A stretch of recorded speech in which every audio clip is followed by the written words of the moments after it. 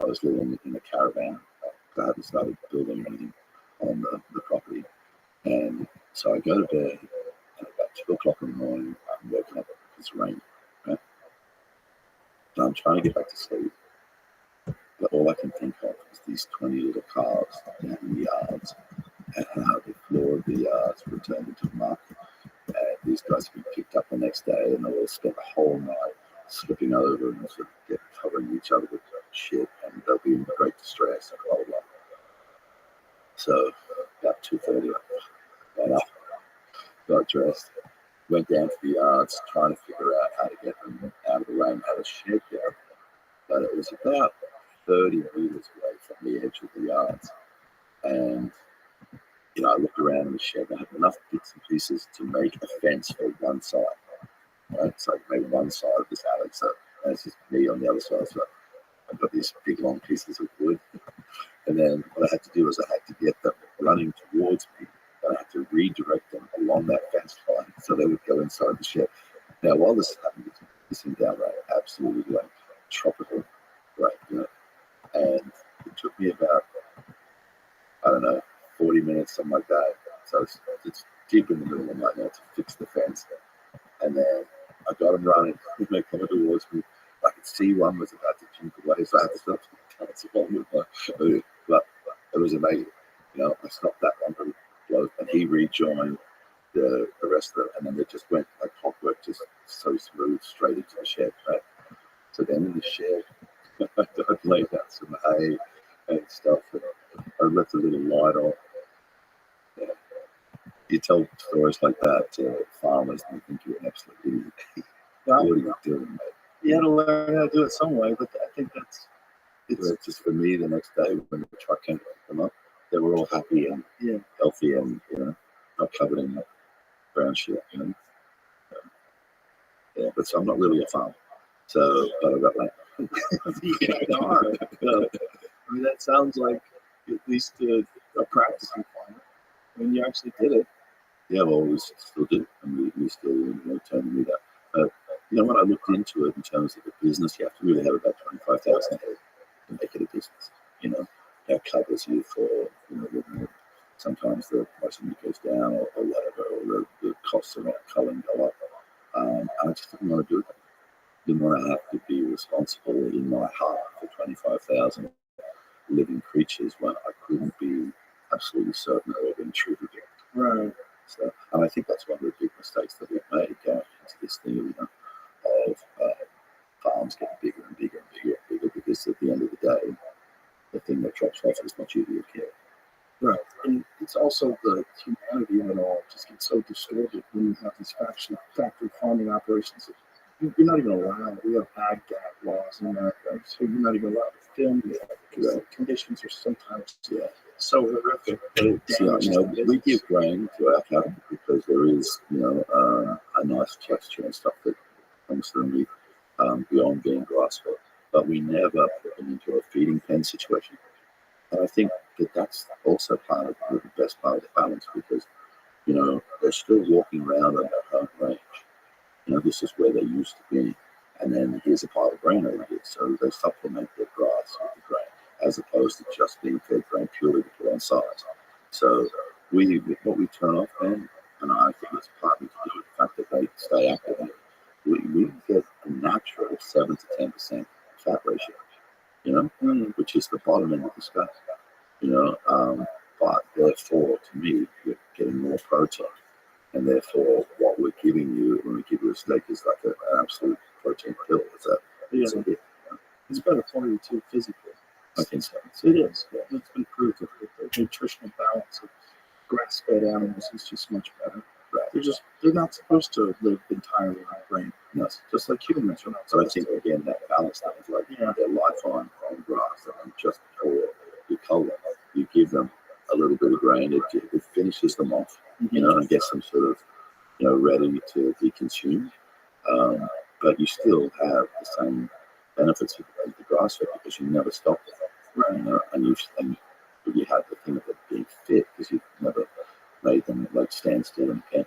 Right. It's going to be a cool feeling to consume only the animals at your place. You you've absolutely, so you know every step of the way. We used to, occasionally I'll have a fresh guest that's never been there before. And we'll do things like, oh, you're going to love Buttercup. She was such just Australian sense of humor. Just, put somebody off their meal just because they're about to eat. Yeah. But I did used to name her, but I stopped now because that was an extra level of game. Yeah. And plus, when you're at 20, they can all have a name. When you're at 220, it's a bit difficult. Well, you don't want something that it's just too weird. It's weird enough when people are so disconnected from where their food comes from already. Just the concept of killing it themselves seems abhorrent, but the concept of living without meat seems terrible too. Just we're completely disconnected from the act of how it is. Yeah, we just go and see it wrapped up nicely at the butcher shop, and we pick it up. But 69 says thank you, bye, and that's your entire involvement in the death of a living creature. Yeah, I definitely think people need to, have an awareness of it. Yeah. Because we're sharing the planet, and they're helping us survive. So the very least that we to respect is new. Yeah, and that's what we don't get from factory farming. We get the opposite. We get the worst elements of human nature that kind of put into this very bizarre food supply system where, at every corner, in almost every city, there's a place where you can get a quick piece of meat. Quick cooked piece of meat of unknown origin. Who knows how they raised it? Who knows where they got it? And we just trust in the fact that it's still consumed. And it's just bizarre. You get a cheeseburger for $1.39. How much work was involved in this? Absolutely. Yeah. And that's what I mean. It's like, I know the dollar it costs me to produce the steak at that level. And there's just no way on the normal chain of how the business works that it's acceptable to have spent that much to produce it. Right. Do you cook yourself? Oh, yeah. And my mum was there. So I love it. Absolutely. How do you prepare steak? With farm steak, I use black pepper and I use Lowry's garlic salt. There's lots of garlic salts around, but that one's good. And it used to be available when I was a kid, and they stopped selling it in Australia for years. So we'd have to, the friend was coming out of the woods, so I'd grab some garlic salt, but you can buy it again there now. But yeah, it's really simple, just salt and pepper. I don't do anything extreme. I open the flame and I make it as hot as possible. And I actually put oil onto the flame to make it go crazy for a while because I like our color on the steak. I like this. Is someone teaching this method, or is it something you devised over time? Over time, yeah. I did for a while there. I was a short order cook and I cooked steaks. That's what I did every Monday night. This was like when I was working in clubs, and my name was in the paper every week, and my photographs in the paper and stuff. But my mother said you still have to make a contribution to your family. So if you're in town on a Monday night, you have to cook in the restaurant. So I do like 150 steaks on a Monday night if I was in town. And it just over time, I cook it from my own taste. So, you use charcoal, hardwood, or do you use? I use gas most of the time. You use oil or gas? Yeah. What kind of oil? Olive oil. Because I just want that absolute heat so it sears the steak. Particularly when you first put it on the grill. So it hits the grill and it's actually surrounded in flame. That's your method. Yeah, well, that only lasts for a few seconds, but that's going to give you the color that you want. Because when I put it down on the grill, I want the color on that side. Because generally, I'm only going to turn it once. So I want that first hit to sear the outside of the steak, and that's the side that gets presented to the person's. Are you cooking a thin steak, a thick steak? Doesn't matter. But normally we only cook, sort of restaurant cuts. So our fillet, I think, is your tenderloin.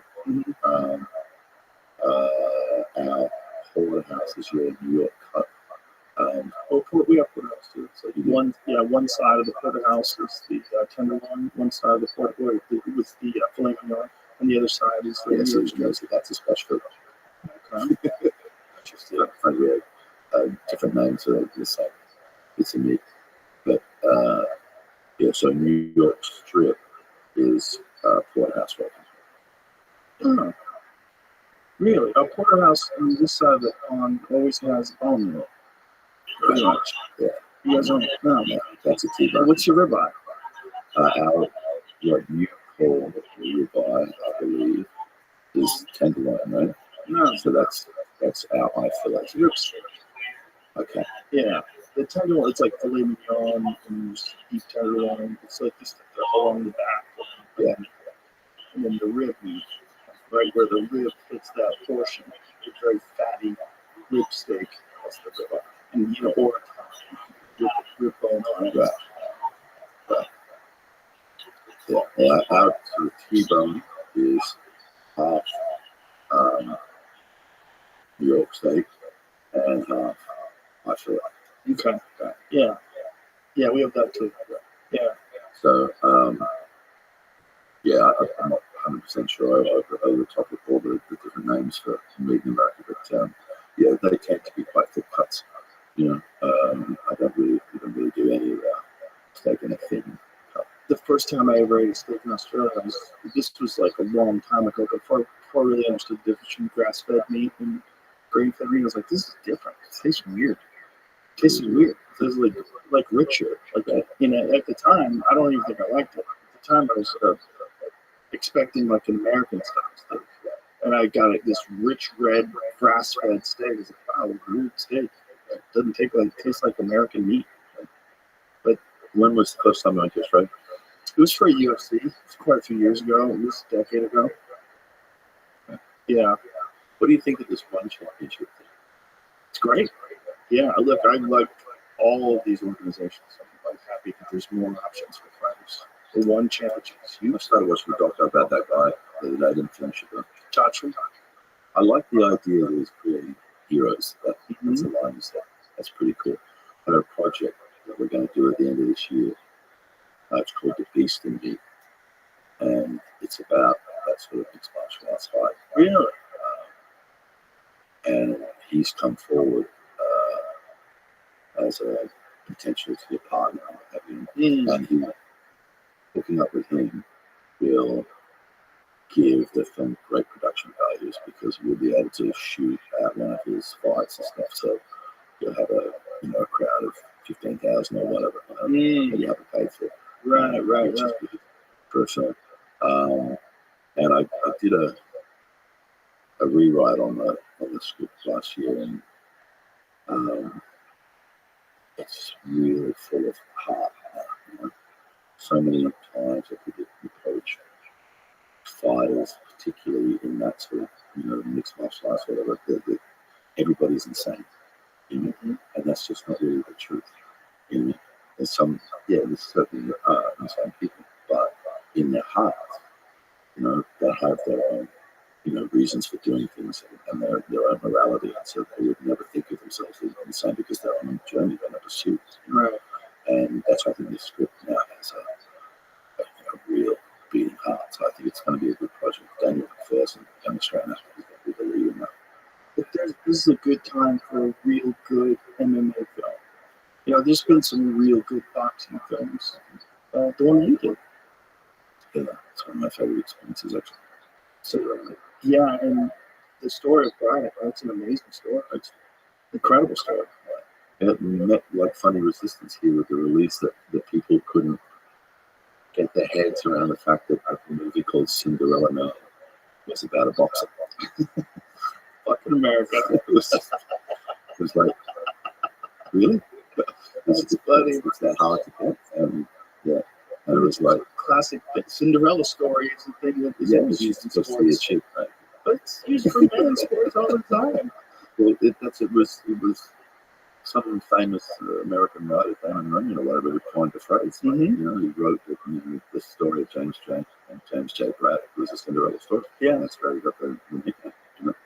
But I just sometimes you're playing characters that you don't rate as a person or whatever. Sometimes playing very negative characters. Earlier this year I did Nuremberg, where I played Goering. So that's going to be coming out soon. Looking forward to people seeing that. But Braddock was such an experience, man, because everything that I've read about and the stories I've read about, I just like them, which can be a bit of a dangerous thing. As an actor, I try not to fall in love with the character. What I say is I'm in love with the job, So my job is to show you who that person is, whether it's positive or negative, because it's kind of weird. You can't fall in love with Hitler. This is actually playing that role. So it's like, so that's how I sort of keep that objectivity. But I met Brad's family and stuff like that, and they telling me stories that just made me like him more and more. So it was, it was an honor to be able to play that role and bring him back to a consciousness, because people had forgotten that. Yeah. What was the physical training like? It was Angela. It was Angela Kane. Okay, yeah. Angela Dundee. Yeah, there's one role around here. That is you listen to me. That's how we do it, right? I talk and you listen. And that I'm going to teach you to open anybody up like a can of tomatoes. That's what we're going to do, kid. Open them up like a can of tomatoes. Let's go. Wow, it was a great one. What an incredible privilege to be given that beautiful hand in my life, with all his experience and his stories and, and his attitude to things, man. He was like, occasionally, if you ask that somebody that he had a negative experience with, he would sort of like, he was around or whatever, and he would just tell you the pure truth. But for the most part, anybody you asked him about, he was like, my granddad, And I asked him about it one day, and he was like, life's too short for the negatives, man. It's too short to have grudges or, opinions, negative stuff. Like, just let all that go, So, but, then in reality, he would have an opinion. But the public part of that was to just, like, be positive, And he'd worked with so many fighters and so many different pursuits and under different pressures, maybe Ali, Stuart Ray, 15 world champions he coached. Wow, it's incredible. And the beautiful thing happens, you can see it. You see the development. There's a moment towards the end of the movie, right, where Braddock's won the world championship. And I'm standing there and I'm walking towards my corner, right? And this little girl, man, walks towards me, right? And this shot, I start laughing. I bend forward and I kiss him on his head, right? He's walking towards me with a ring, and he was going, number 16, baby, number 16. And that's what he called me for the rest of his life. Whenever I thought he would introduce me to people, this is my friend Russell, number 16. Wow. Cool, right? But, a normal day, training for that film, you wake up in the morning, you go for a walk, probably about 5K. Right? Then we'd go and do yoga. Then we'd go and do the first boxing session, which would take us to lunch, or a little bit of lunch. Then we'd do the second boxing session. After the second boxing session, we'd do weights. Then you'd have about 90 minutes off. Then we'd have dinner. And then you go for a walk. And the next day was all over again. It was full on. Whose idea was the yoga? His. Really? Yeah. Yeah. That was the thing about Angelo. He had all the old stuff, but he was aware of all the new stuff as well. All this stuff. Just sitting, well, for boxing, we did yoga, but he on front of the stretch. But it was yoga. It was like he said, the schedule and pace and everything for that film. Wow. I had him in my working life for 6 months. That's incredible. Did you think about having a fight? Oh, we had a few. Real ones? Like in the gym? There's real ones in the movie. Really? You get to a certain point, 5,500, 6,000 choreographed moves, right? You get to a certain point, how do you accelerate this? How do you change the rhythm? So, fight with Troy, which I think is the last fight before a championship. That's 100% the two of us in the ring beating the piss out of each other. Really? James, see if you can find that. And he's What would really be the scene? What would be the scene? It'll be right towards the end of the film, and it's just sort of like little sharp cuts. That's marked some of those scenes. No, not that one. That's the end fight. So just prior to this, he goes through a series of fights. Currently forgetting the man's name. His first name's Troy. I can't remember his surname. He went on to become light heavyweight champion of Canada. And a couple of these guys were Olympians and stuff that were in the fight. But the hardest hit I've ever received is in that fight with Troy, because he was a southpaw and we both went in the same direction. We clashed heads. And we just had to keep going with the scene. Right? But literally 6 stars. It was like somebody had put a piece of metal through my temple. We just we both moved to get out of the way and we just smacked heads. Yeah, this fight. That's all real. There's no choreography. Wow. And he was good, man. He was fast and he was on me all the time. Dude, you were fit as fuck back then. A little bit, I was 40. Man. I was 40 at the time. So I weighed the same in the opening sequence of Cinderella Man. I weighed the same as when I left high school. Wow. It was a great movie, man. You did it justice. Well, that's the thing. When you're playing somebody that's real, you've got to respect them, and you've got to put that effort in to honor that. Yes. Yeah. Especially someone as legendary as Brad. Yeah, and then the thing is, you have to dial into his body. His body language. He used to do this with flick thing, to get himself around. Where he always he would move his front foot first. He wouldn't cross his feet over at all. So he's just grabbing up on something and going back. Learning that, getting that drilled into my head because it felt so unnatural. But it's there. And, after a while, you get it. You can move quite faster. But that natural instinct is to sort of cross your feet over, but that leads to all sorts of problems. Yeah. It was a very interesting experience doing that movie. And Ron Howard, as the director, I'd worked with him the year before on Beautiful Mind, and he's a very exacting guy, and he likes to do things over and over again. So when we first started that shoot, I don't know if you know this, but subluxated my left shoulder. I was doing a little fight with a guy called Wayne Gordon, another Canadian Olympian, and just caught me on the point of my elbow and just put my shoulder out. But because I was so fit and so strong, it went out and back in. But it came back in with such force that it broke the bone. So I had to go and have an operation. Tore the lateral tissue and broke the bone. So I had an op, and the normal recovery is 3.5 months or something. Right? But I was making a movie. I couldn't do that. So and they were going to cancel the film. They were going to just shut it down and all that. And I was like, no, I've waited for years to do this film. And I've already done the training. So we've got to finish this. Just give me, X amount of weeks. And you were ready to cruise. Yeah, which was, really problematic on that situation. But 20 days on the 21st day of rehab, I stepped in the ring with 10 3-minute rounds. On the 21st day after the operation. So, but that has led to ongoing problems, which the doctor did say at the time.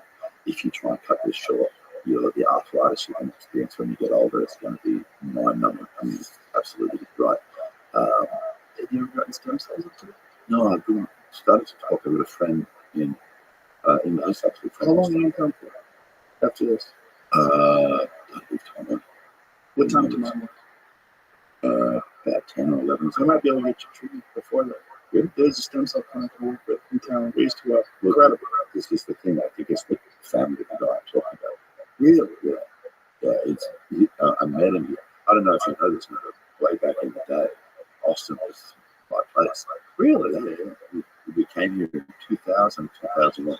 August 14 or 15 was 30 Oxford Gronstadt as Governor Rick Perry at the time.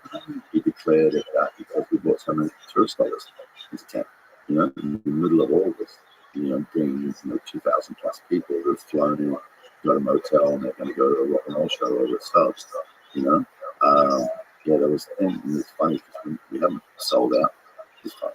We're here, we play tonight, but we haven't. Where are you at tonight? Stubbs. I love Stubbs. Yeah. We did shows there at Dave Chappelle night during the pandemic. Okay. Yeah, when everything was shut down, we tested the entire crowd. We did outside shows. It was awesome. Yeah, I went there first just to have some barbecue and having a conversation with Rodriguez, the director, who lived here.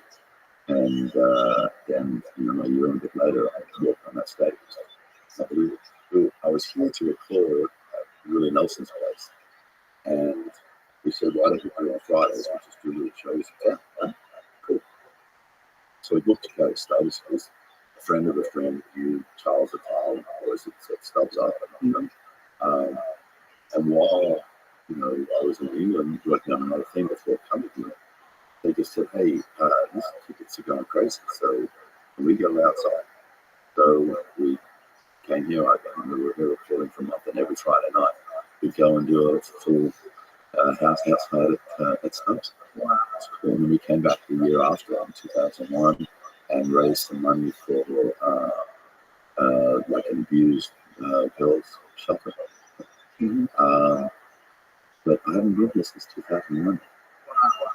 What's changed? It's exploded. There's 250,000 people. Yeah. It's really a million. It's 1 million in the city and another 1 million in the surrounding areas. They're coming in from the airport. Yeah. I was like, I can't even, I don't know where I am. Yeah. The viewpoint on landmarks and everything just completely changed. And, before arriving just yesterday, I had an absolute picture in my mind of what I was about to experience. Right. Because I came here so often in a 2 or 3 year period that, I would tell you that I know this like back in my house. I tried you from the airport. I was like, it's just gone. Right. Not the place that I know. Well, it's changed a lot in the 4 years that I've been talking about. It's exploded. The cranes downtown. It's crazy. It's still going. Yeah, it's bizarre. I think that's a mistake. I think they kind of fucked. I think they kind of overestimated. Because the real estate market's cooled down considerably. Yeah, because whoever was going to move, they're going to move. Right. And it's like everyone was expecting that the booze would keep going, but it hasn't. It hasn't kept going at all. It's gotten to a million is good size for a city. It's about perfect. Yeah, you can get everything you need. You get at the speed that you want. There's competition in all areas. So but you can still get around as long as you have transport systems. You can still get around. Yeah, the traffic is so easy. People complain about them like, you guys are adorable. This traffic is cute. This is cute traffic.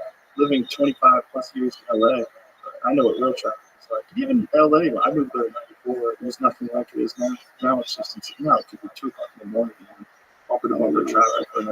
It's bananas. Yeah, but I mean, look at New York now. It's shooting beautiful mornings, but late night, 2:30, 3 o'clock in the morning. I'm in the tunnel coming back from Jersey. And we're there for in the tunnel. Yeah. What's going on? That freaks me out, by the way. Something about that fucking river being right above your head. Like, I know they know how to fix it. I know they know how to build it. It's been there forever. I know. It's going to be that day, right? It's going to be one day.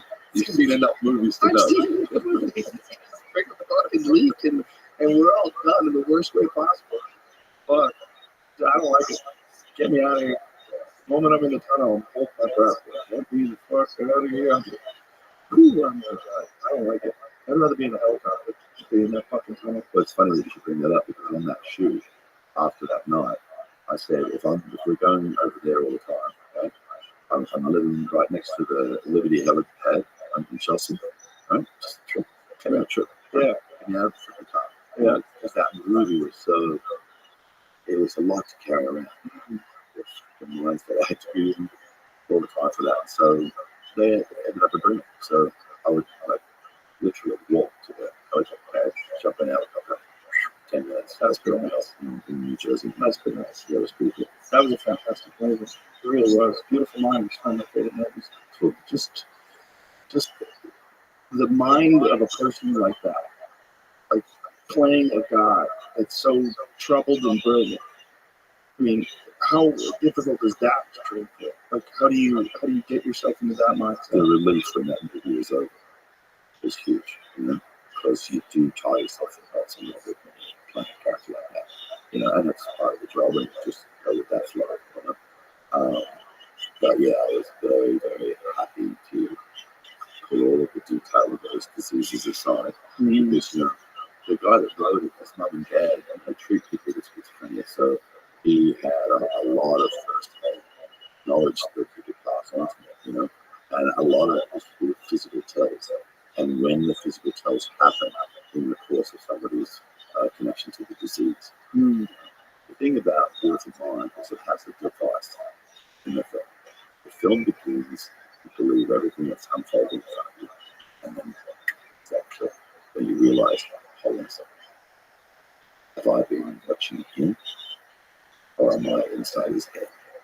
And that's the thing that, like, worldwide, that trick works. I saw that movie a few premieres around the world, and there's this gasp that comes out of the audience. And it's only 15, 20 minutes in, and they go, and they realize that they've been inside the head of a sick man, as opposed to watching some, spy drama unfold.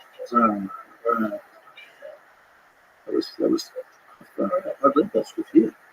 Really? Yes. I was doing the shows in 2000 ourselves. I rented a beautiful house on the other side of the river. I don't know why that way. I don't even know where the river is from here. But yeah, and Jeffrey Katzenberg busted my nuts about reading it. I was like, man, I'm doing the band shows. I'm recording with the band. I just want to be in this space because I need you to read it now. And he'd been part of the Gladiator, so I read it, and I remained that the experience of reading the script was just fantastic.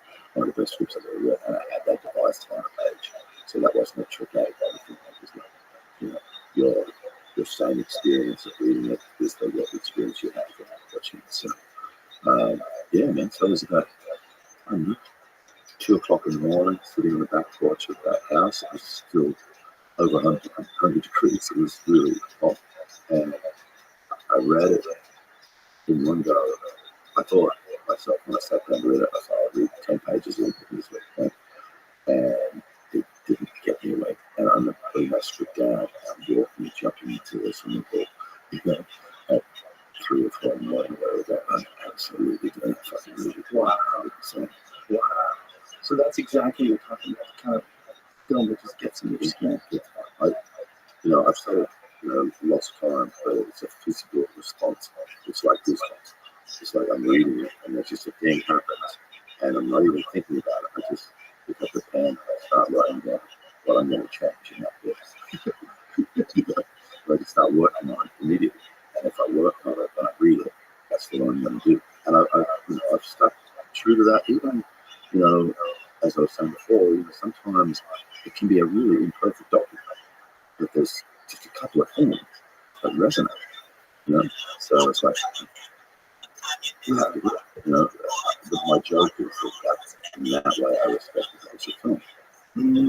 It's like, I know you're there. It's reasons I need to be there, and so, in that way now, it doesn't always work out, but you can do the greatest pedigree movie and it tanks. You can have, A-lister number 1, A-lister number 2, A-list director, great subject matter, and nobody doesn't see it. This is sort of a type of art, And, I came out of an independent film world, and then suddenly a couple of those independent films got successful, and it led me to another place, But I still like to work in an independent world because, if one hits, that's the one that's going to be fun, important, whatever, if it comes out of nowhere. You know? So Yeah. I don't, the studio films, great, if it's the right situation. I'm not sort of saying that there's a negative in doing that. If you know what I've done, all sorts of big studio budget films. I'm Superman's dad in DC. I'm Zeus, the god of gods in um, Disney Marvel, and I'm Craven the Hunter's Russian father in Sony. So you know, yeah, it's the experience of doing those films is the same for me as other things I go to work. I have a particular character thing in mind. This is what I'm trying to do. The thing about my job is, in reality, most film directors you work with are juniors. They're genius people. Male, film, or whatever. It's the person that has worked to the point of getting to helm a feature film where you have to cover all of the aspects, from the production design to the sound to how you're shooting, what lenses you're using, the people that you work with, where you shoot it. All of those responsibilities come on the film director. So the joke I often make about working with Ridley, it's like I get to hold the paint palette for Titian. While Titian's doing his shit, and he turns to me and goes, "Russell, I need more blue." Actually, I'll give you some blue. It's a good gig, being able to work with super smart people. That's incredible. Super creative people. I love the thought of like appeasing the film guys. That absolutely the right attitude. It's I know I say it as a sort of a witticism, it's a joke, but it's actually what I fundamentally believe. Yeah, I think it's real. I think there's something to it. But if you approach everything like that, yeah. And I don't know if they're gods or I don't know what it is. But there's something real. Something. And I've been talking to whatever that is all the way through my life. Yeah. All the way through. I actually say this on stage because I was saying with Michelangelo's God, which relates to an experience I had recently. I decided that I heard that they were making another gladiator, and I'm going to take my sons to Rome so they get to experience what I've experienced since that movie came out with the people of Italy and the people in the city of Rome. In terms of the privileges that they get and the experiences that they get and the regard. And I thought, before there's another one and that water's muddy, I'm going to take my kids over so they can really experience it. So I was talking to my mum and my father, who just recently passed away, and I said, "Why don't you come with us?" And initially she said that because she'd only ever been to Rome with my dad, she didn't want to come because she thought it would just make her sad, because that city connected, her to him. And I said to her, "Mum, listen, this is the place that connects you to my father. You have to come." So she came along, we were, doing all the normal family stuff together, touristy stuff, Spanish Steps, and Trevi. I took the kids to see the old office, the Coliseum. Just normal family stuff. And I got this call from a guy at the bank, and this is all based on, that movie. Right? Heard you're in town with your family. Would you like to come and walk through the Vatican Museum and the Sistine Chapel by yourselves without any tourists? Wow. Now, I've done the tourist thing, 1,000 more special friends of you in the Sistine Chapel, natural light, and so the idea that we could walk in there by ourselves, absolutely. So, and I've taken my mum, because it was such a big walk, she's in a wheelchair, right? So I'm pushing her around. But every corner we get to is something of immense beauty. I can see her remembering when she was there with my dad and what he said, or a friendship he made, or whatever. He was a bit of he was a chatty fellow. I don't know. He used to make friends very easily. So we went through that, and I could see it affecting her. And then I took us into the Sistine Chapel. It's unbelievable. I'll do it exactly the way I do it on stage for you, because it's a funny thing. This guy comes up and just asks it. for you today. I will turn on the lights of the bulb. So, wait the bulb likes to come to check you. And to meditate, he likes to see all the beautiful colors. So, look within some lights. And he turns on those lights. I mean, that ceiling is amazing, natural. When it's got like 16 spotlights on it, and you can see the real color of the light blue of the sky and the reds, and you can almost, with that much light on it, you feel like you can see the paint strokes. You see it there, and then Michelangelo's genius in the light. And I said to the guy, that was amazing. You know, why did you do that? And he goes, well, I said, please, my son, you are the eighth king of Rome. But so later in that same visit, we took us to this little balcony. To get onto this balcony, another one on TV, it's another meditation balcony right on top of the museum. To get there, we have to go on this very small elevator, you know. So I'm there, just being amazing, enjoying it. And she just sat, floods of tears, making me cry. She goes, I can't explain, I just feel your father so close to me. We get up on that balcony, and in the distance, I can hear some music. So I asked that man, what's the music? And he says, well, it's a Wednesday, the Swiss Guards band, that's one of those things. They only play ecclesiastical music. But I can hear what they're playing. It's hoping they're playing. And it's that old Irish folk song, Danny. The reason that comes into the conversation we're just having is we played that at my father's funeral. So here it is. This moment. How does that time work? What's the coincidence factor of that? What's the odds of that? You know, they never play anything other than ecclesiastical music, but on the day that we're in a place where we can hear a private rehearsal of the Swiss Guards band, they just happen to be playing a song played at my father's funeral. When I've gone through this whole process of convincing my mum to come with us, and she says she can feel my dad all day, you know, she was saying that. Shedding tears from there, we had that moment together. Wow. So I don't know how it works. I don't know really, you know, what I do feel is that all religions are simply a human way of trying to explain the inexplicable. There is definitely, because I have examples of it in my life. If you offer, and we can call it prayer, we could call it just an introspective conversation. You know, if you focus on using your imagination and your personal energy to change things around you, they will change. You know, you can do a lot of things with simply the power of your beautiful mind. Yeah. So that's kind of where I sit with it. I don't know what it is, but I know it's valuable, so I use it. That is as close to a miracle. It's a thing that happens occasionally in a person's life, and that moment will touch them forever. That you almost go, oh, too many things lined up. Too many things lined up so perfectly. How is this even? How's it possible? Did you talk to the band? I would want to talk to them. To the Swiss Guards band? Yeah. Did you know that phrase before? Did you get some wild thought? I did actually. Because they wanted me to go and see their armor. Again, another experience that we would never have, right? So I get taken down and use the history of the Swiss Guards, you know, and their connection to the Pope.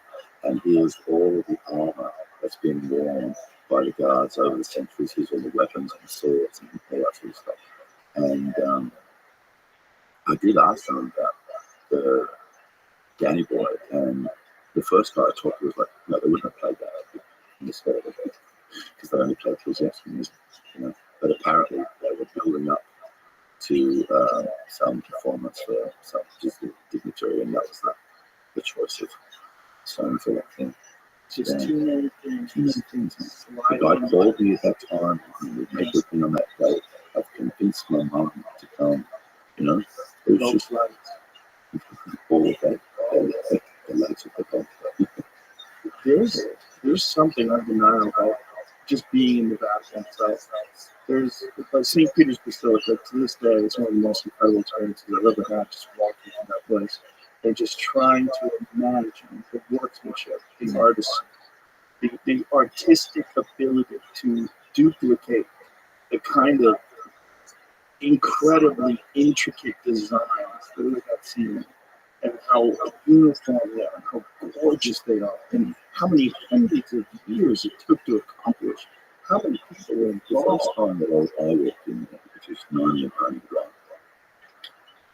and it probably sounds a bit weird, but I got sort of like offended or something. It was so over the top and so incredible. And I thought about it from the perspective of this is a group of men trying to build a mountain to show you their Westminster God or something like that. Mm. So I was probably a little more idealistic or whatever at that age. But I remember being like, it was so overwhelming, it shocked me. And I got kind of pissed about it. Like, man, that would trick a lot of people. It would trick a lot of people if they walked in there and I saw that beauty, like, oh, these guys must have a direct connection to whatever's going on. These two guys I should hang with, you know. But they probably do, which is how they made it. It is the trick of being a person who walks into it and is, a devout religious person. You experience something that seems like a representation of the divine, right? Because that's what the art looks like. It's so incredible. You know that there's that I forget the name of it, there's a statue there. It's carved from marble, and it's like for Mary holding the body of Christ.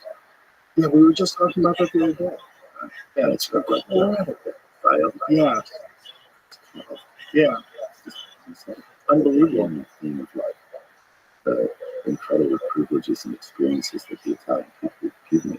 You know, that's behind glass, and you're 20 feet from it. You know, I walk into the chapel, this guy taps me on the shoulder, says, "Come," and I could stand next to it. Took me inside the room. Wow. And it's just when you think, how old is this? What year was this? 1498, 1499. Unbelievable. And just the level of detail of the anatomy. Like, look at the ankle. Well, that's a larger photo of the John. Look at that ankle.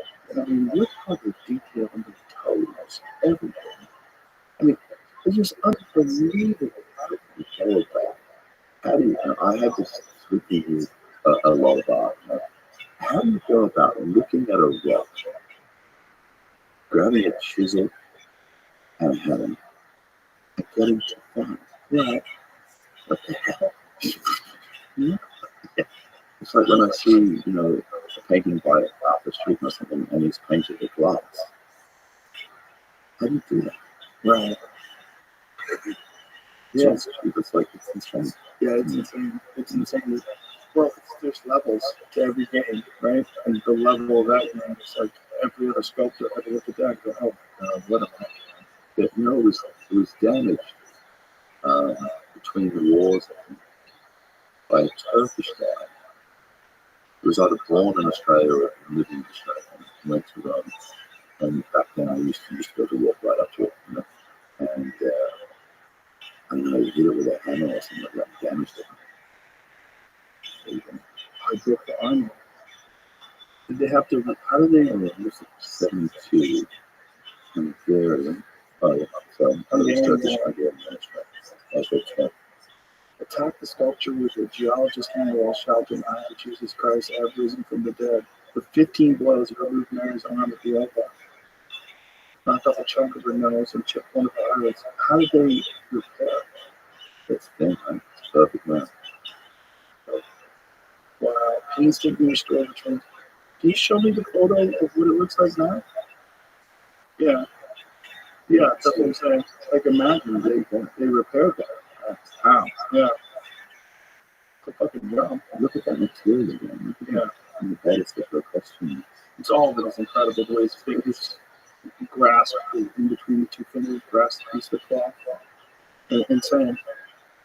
Yeah, so I was able to just walk right up to it, walk around it, and at one point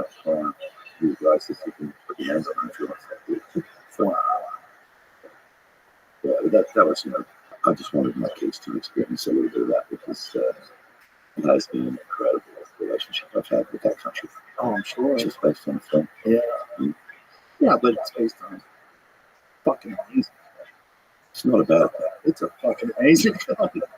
How much training did you have to do physically for that? Oh man, I had to start so it was heavy because I'd done the film called The Inside of Michael Mann. Yeah, I was going to ask you that too. Whether you started smoking cigarettes before or after that? Oh, right before. And I know all about the negative diseases involved in the process and others stuff. And so it just goes to show how open it is as a drug. Yeah, so I basically just stopped all exercise to try and sort of get into the shape of the guy that I was playing, you know. And I met Jeffrey Zaga, that I was playing. And it was a funny thing because Michael Mann was convinced that Jeffrey was an expert golfer. And so I've been doing these golf sessions and stuff, you know. And I met him at a golf course and took him to the driving range. And he was not an expert golfer. And I asked Michael, where did you get that impression from? He said, well, the way he talks about it. So I used that too as part of that personality of the guy. The guy thought his golf game was way better than it really was. It's just an interesting little, details of this one conversation where golf comes up. You can see there's like a little colour comes up in his cheek because he wants to defend himself or big himself up. It's just absolute minor details. No concern to anybody else except me, but it could use me. But in that conversation, and I'm asked him some pretty tough questions. And, probably, at my age now, questions I would never ask someone in that situation. But, was, younger and had that kind of confidence. And I kind of crossed him with some territory that wasn't comfortable for him. I made him cry. And he didn't want to cry. He was sitting like opposite me. He was sort of like emotionally recognized. I have to honor this man. I have to really effort into making sure I tell his story the right way out. So then I met Rabbi. I was coming off that film, and I made a decision at the beginning because we kept like cutting my hair and dyeing, and we bleached it 7 times, but it wouldn't behave like it doesn't. We could comb it into place, and the next day, we took the hairline back, shaved the hair back, and I was so fucking weird. I was so, I just said to Michael, man, just give me a week. It's just crazy, I'll shave my hair, just get me a week because then my hair is going to be exactly right, Mm-hmm. And that's what we did. So when I met Rudy, I was maybe 35 or 40 pounds heavier than I'd been on LA Confidential, which is the last movie he'd seen. I was bald, and I had really weird sort of suntan because of wearing a wig. So my face had something, my head was white on there. And I don't know how it was possible to ever see me as the character. But yeah, that first conversation I had with him, I said, when you started, and he's like, Jay, it was about 3 months. It was 35 pounds. Yeah, and fine muscles. So the first thing I did was I went back home and I went on a motorcycle ride for about 10 days. And I started riding in a van with a pickup. So wherever I decided I was going to stop that night, I could only eat this food. And it was just really, really basic, just sort of selling something and stuff like that. It's changed so much over time. The knowledge we have in nutrition, back then, you pretty much, you're working off some really dodgy information. At one point in my life, everybody was told, the Mediterranean diet is the key. So eat pasta every day, just like the Italians do. Cut to a whole bunch of big people. The thing being is the food production process is not the same necessarily in other countries outside of Italy or France, wherever. The food production methods that are like regardless of methods that have been used for a long, long time. And pretty much most of the places you go, that food hasn't necessarily been affected in the same way as it might in more westernized countries like Australia. We borrow your food production methods. So we've got corn syrup, apple jacks in there, as well. So, but yeah, so I had 3 months to get ready, and that's. I don't think when we started it, I was ready by the time we were halfway through the film, and I sure it's kind of off and all that stuff like that. I had enough time and enough focus on it to get it to a certain place. So did you have to train while filming? Yeah, constantly. Because it was, I mean, training in that, at the top step of the third tier of the Colosseum, there's got gym gear in it, or you're in the middle of the desert and there's an extra tent, and that tent is a gymnasium. And I have to sort of share the space. There's a whole bunch of gladiators, a whole bunch of guys that are desperate to work out. So I just let everybody use the space as well, just on the proviso that if I'm coming in, I've got 15 minutes between things and I need to be on the bench, just get off the fucking bench. Right. And then so it was quite a good collaboration actually with all those guys. Wow. So, had you ever wielded a sword before? Did you have to learn how to do all those moves? Yeah, I took it upon myself because I didn't get to go to the drums. I just had work. I was working as a certain club and stuff like that when I started moving into doing more acting stuff. I was born in New Zealand. I moved to Australia when I was 4. Moved back to New Zealand with my parents when I was 14. Then at 21, I moved back to Australia by myself because I considered Australia to be my home. I'd lived there between 4 and 14. It's your formative years, I never felt like New Zealand, even though it was the land of my birth, it was really home. So I went back to where I felt comfortable. And I went back with the idea that, I've been doing all these clubs, and bands and stuff like that, but I'm going to sort of change the priority and focus more on acting, put the music, underneath it. And one of the things that I planned on doing was working enough, saving money to then go to the National Institute of Dramatic Art and get a piece of paper that says I know how to do my job. Right? So the year was 88, I think. I've been in Australia for a couple of years by then. I had an agent, things were going really, really well. Solid work, paper statement. And I was doing a show at this theatre, and a guy called Bruce Appleball, who had been my brother's biology teacher in high school, but who had become a friend of mine, one of my uncles, and he came to see the show. And he came backstage, and at that point, he was the technical director for the National Institute of Dramatic Art. So he said, "So what's your plan?" And I said, "Well, I've got the money in the bank. I'm auditioning for an either in October or whatever it was, and it was just, you're going to go to drama school." I said, "Yeah, I went alone."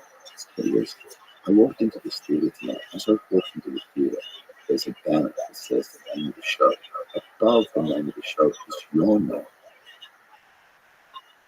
It's too late for you to go to drama school. You already do what you're supposed to learn at drama school. The only thing you need to have is bad habits. So in that one conversation, this dream I harbored for about 4 or 5 years just disappeared. But it was absolutely the right advice for me to receive at that time.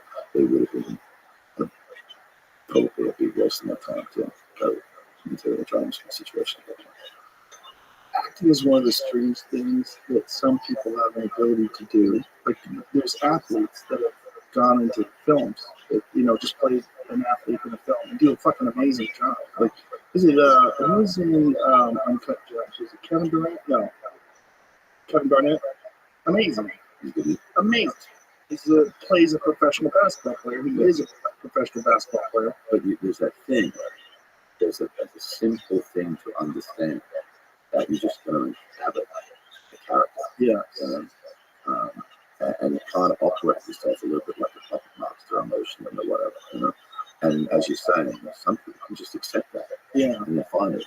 Other people find it very hard, and they sort of like they sort of they put a performance on which does not being driven from inside.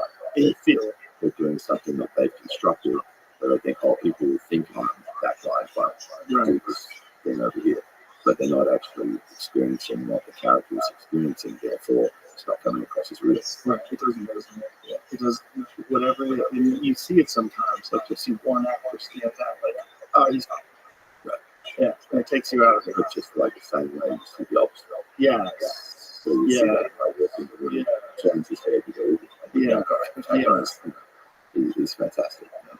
Like when you're doing a character, whether it's Braddock or the gentleman from the inside, or you're playing an actual human being, that must come with it's another level of responsibility, right? Because you have, especially the inside. Because that was the first film where I saw that kind of changed my perspective of things and made me openly consider the idea that a corporation would have someone assassinated if they were going to affect their business. And I saw that movie. I remember seeing that movie, and it took me down a rabbit hole of reading about the history of the tobacco industry and lobbyists and what they had done to try to obscure the fact that it was causing cancer and addicting people and all the chemicals they put into those things. You're playing a guy who risked his life to tell us, to let everybody else know, hey, there's some nefarious forces involved in this business. It's not as simple as they're just selling cigarettes. They're doing some shit. Yeah, like responsibility is the right word. You know, that experience was sharing with you where I sat in front of him and asked him some tough questions. I could pushed it like emotional. What was the about he was still affected by it. And it was about his family and the question went. Yeah. So, it was about the effect of the situation on his family. And that took him to a place, and I could see him just get, emotional. I realized he's still, all these years later, he was carrying this around. It was a big thing for him to do. As you say, he risked everything in his life, risked his professional reputation, the health and safety of his family, to put that information in front of us. The weird thing for me about all of that is that there's this loophole kind of situation you get into where if you admit something is unsafe, then you're liable for the fact that you admit something is unsafe.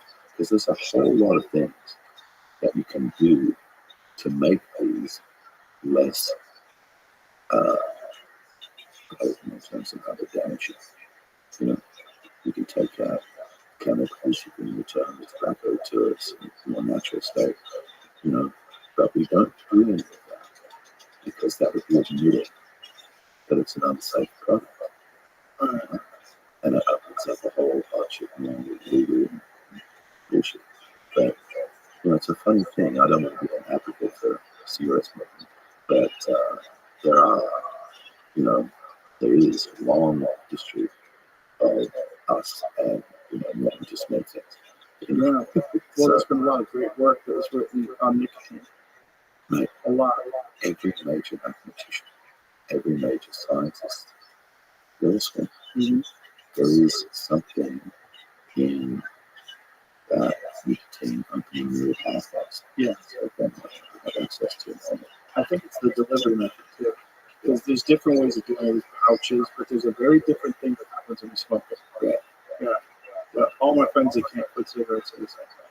Yeah. Like it's a different thing. I can eat noogie. I use Red Man Pot on a long haul flight. Yeah.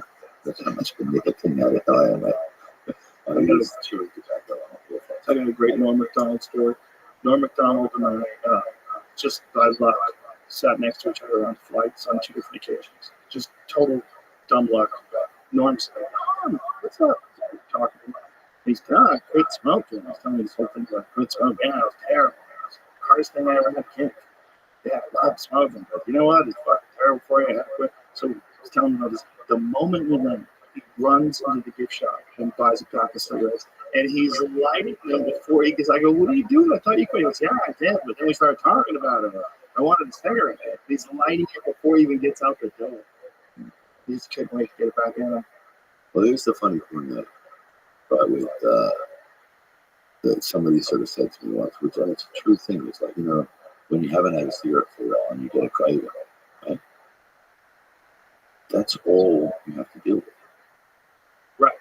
That's it. Right. At that moment. Yeah, it's not like other things that might get deeper and harder and more difficult or whatever. It's only ever going to be that craving. So you just have to sort of walk past it, and but also to satisfy that craving. When you do satisfy that craving, it's an immediate release of one of the most pressing physical things that's bothering you. Most pressing physical things bothering you is you want a cigarette. When I've tried to give up, what I've found is that my brain doesn't work the way I want it to work. Right. I find it quite hard to make decisions. And so it's sort of like I've had experiences where, for an extended period of time, I've been this bad enough trying to completely get rid of it out of my life. But all of these other things have been negatively affected because I'm not making decisions. My businesses are starting to wobble, my bank account's not looking good, And so I just go, fuck it. Get back in line. Well, it's a significant nootropic. It really is. It does affect in a very positive way cognitive performance. Yeah. And it's undeniable. Yeah, well, as we said in that film, it breaks through that blood-brain barrier. That's why it's so addictive and so hard. Yeah. And why it's so effective, too. It's just too bad it's terrible for you. And I'm feeling it at the age of 60, having smoked since I was a kid. 100%. No, it's like it's a short horse. When you were playing Braddock, did you smoke after your training? I smoked in my room. Right? There's photographs. I had a guy because you can't take your gloves off. And so I used to just go over the corner and stick it on Wow. But then we developed a set of gloves that were Velcro. So they had the laces on the outside, but they're actually Velcro. I get them out so I could have a cigarette. Yeah, not constantly, but you'd be, you're doing a shooting game, right? And you're in the ring all the time. So you're going to be in the ring doing boxing stuff for 12 hours. But when we started that, Ron Howard's idea was to do the first 35 days boxing and then do the scenes afterwards. But after we did the first 5, 7 days, I said, you've got to rethink that. I'm rehabbing from the shoulder. 35 days in a row. It's like, it's got to break down. So we redid the schedule and we started back into the boxing. So I boxed Mondays and Tuesdays. And then basically Wednesday would be off physically. And then I would start the prep gearing up for the next boxing day. And what was good about it is that it kept me in shape through the whole shoot. If we'd done 35 days of boxing, I'd stop and then done another 30 shooting days where I didn't have to box. James Jack Brady would have changed shape during the course of the film. But it was because I was cycling back into the boxing that I stayed in shape. I kept improving, because we had gaps in between, so I'd learn a little bit more from Angela and whatever, and be able to adjust something. So it was a really good choice to me because it made, and it was because of it that Ron was able to clearly see we need another gear change between now and the championship, and that's when we came up with the idea. The only way we can have a gear change is if we just do it for real. But when I did the real fight, I did it with the fellow Troy. He was still real lovely, great boxer, great athlete, incredible on the ropes, just superior. I did it with him because I wanted a challenge of doing it. If you're going to do it for real, I'm not doing it with him.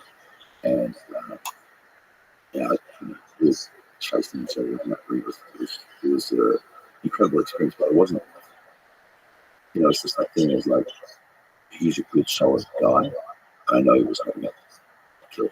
Right. There's a couple of blokes in that cast. Yeah. If he gets the opportunity, he's too feral. He'll just take my head up. He's like doing half a freaking crack. Yeah. Did you have any experience boxing when you were young? A little bit. I did martial arts when I was a kid.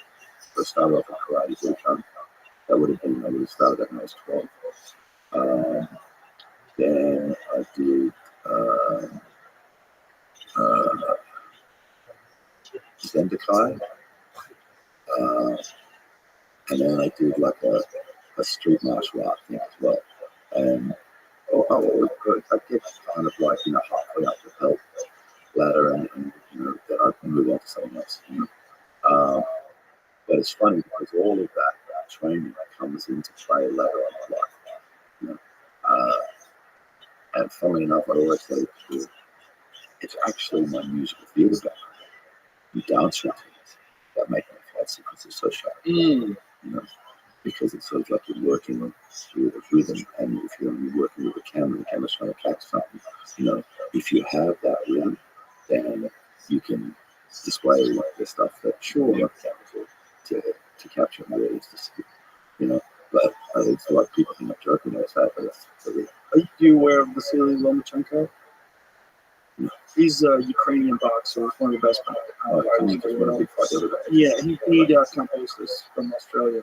He's also an elite fighter, but he was trained by his father from the time he was very young. His father made him take 2 years off of boxing to learn Ukrainian dance to help his footwork. And he has the greatest footwork of all time. His footwork is impeccable. You have to see him pull up just a highlight reel of the way this guy moves, because it's so bizarre. He moves differently than any other boxer on the planet. And he's by far he has the best footwork and the most elusive. He cuts angles and does movement and misdirects in a way that no one else does. Like the Budokan to start with, and I did Surdo, which is a kung fu. And then I did which is more of a street fight. Just hope that's such a. Oh, okay. Yeah. It's like it's a like a Krav Maga type deal. Yeah. It's like let's make this short and sweet. Yeah. Just, get it done. Yeah.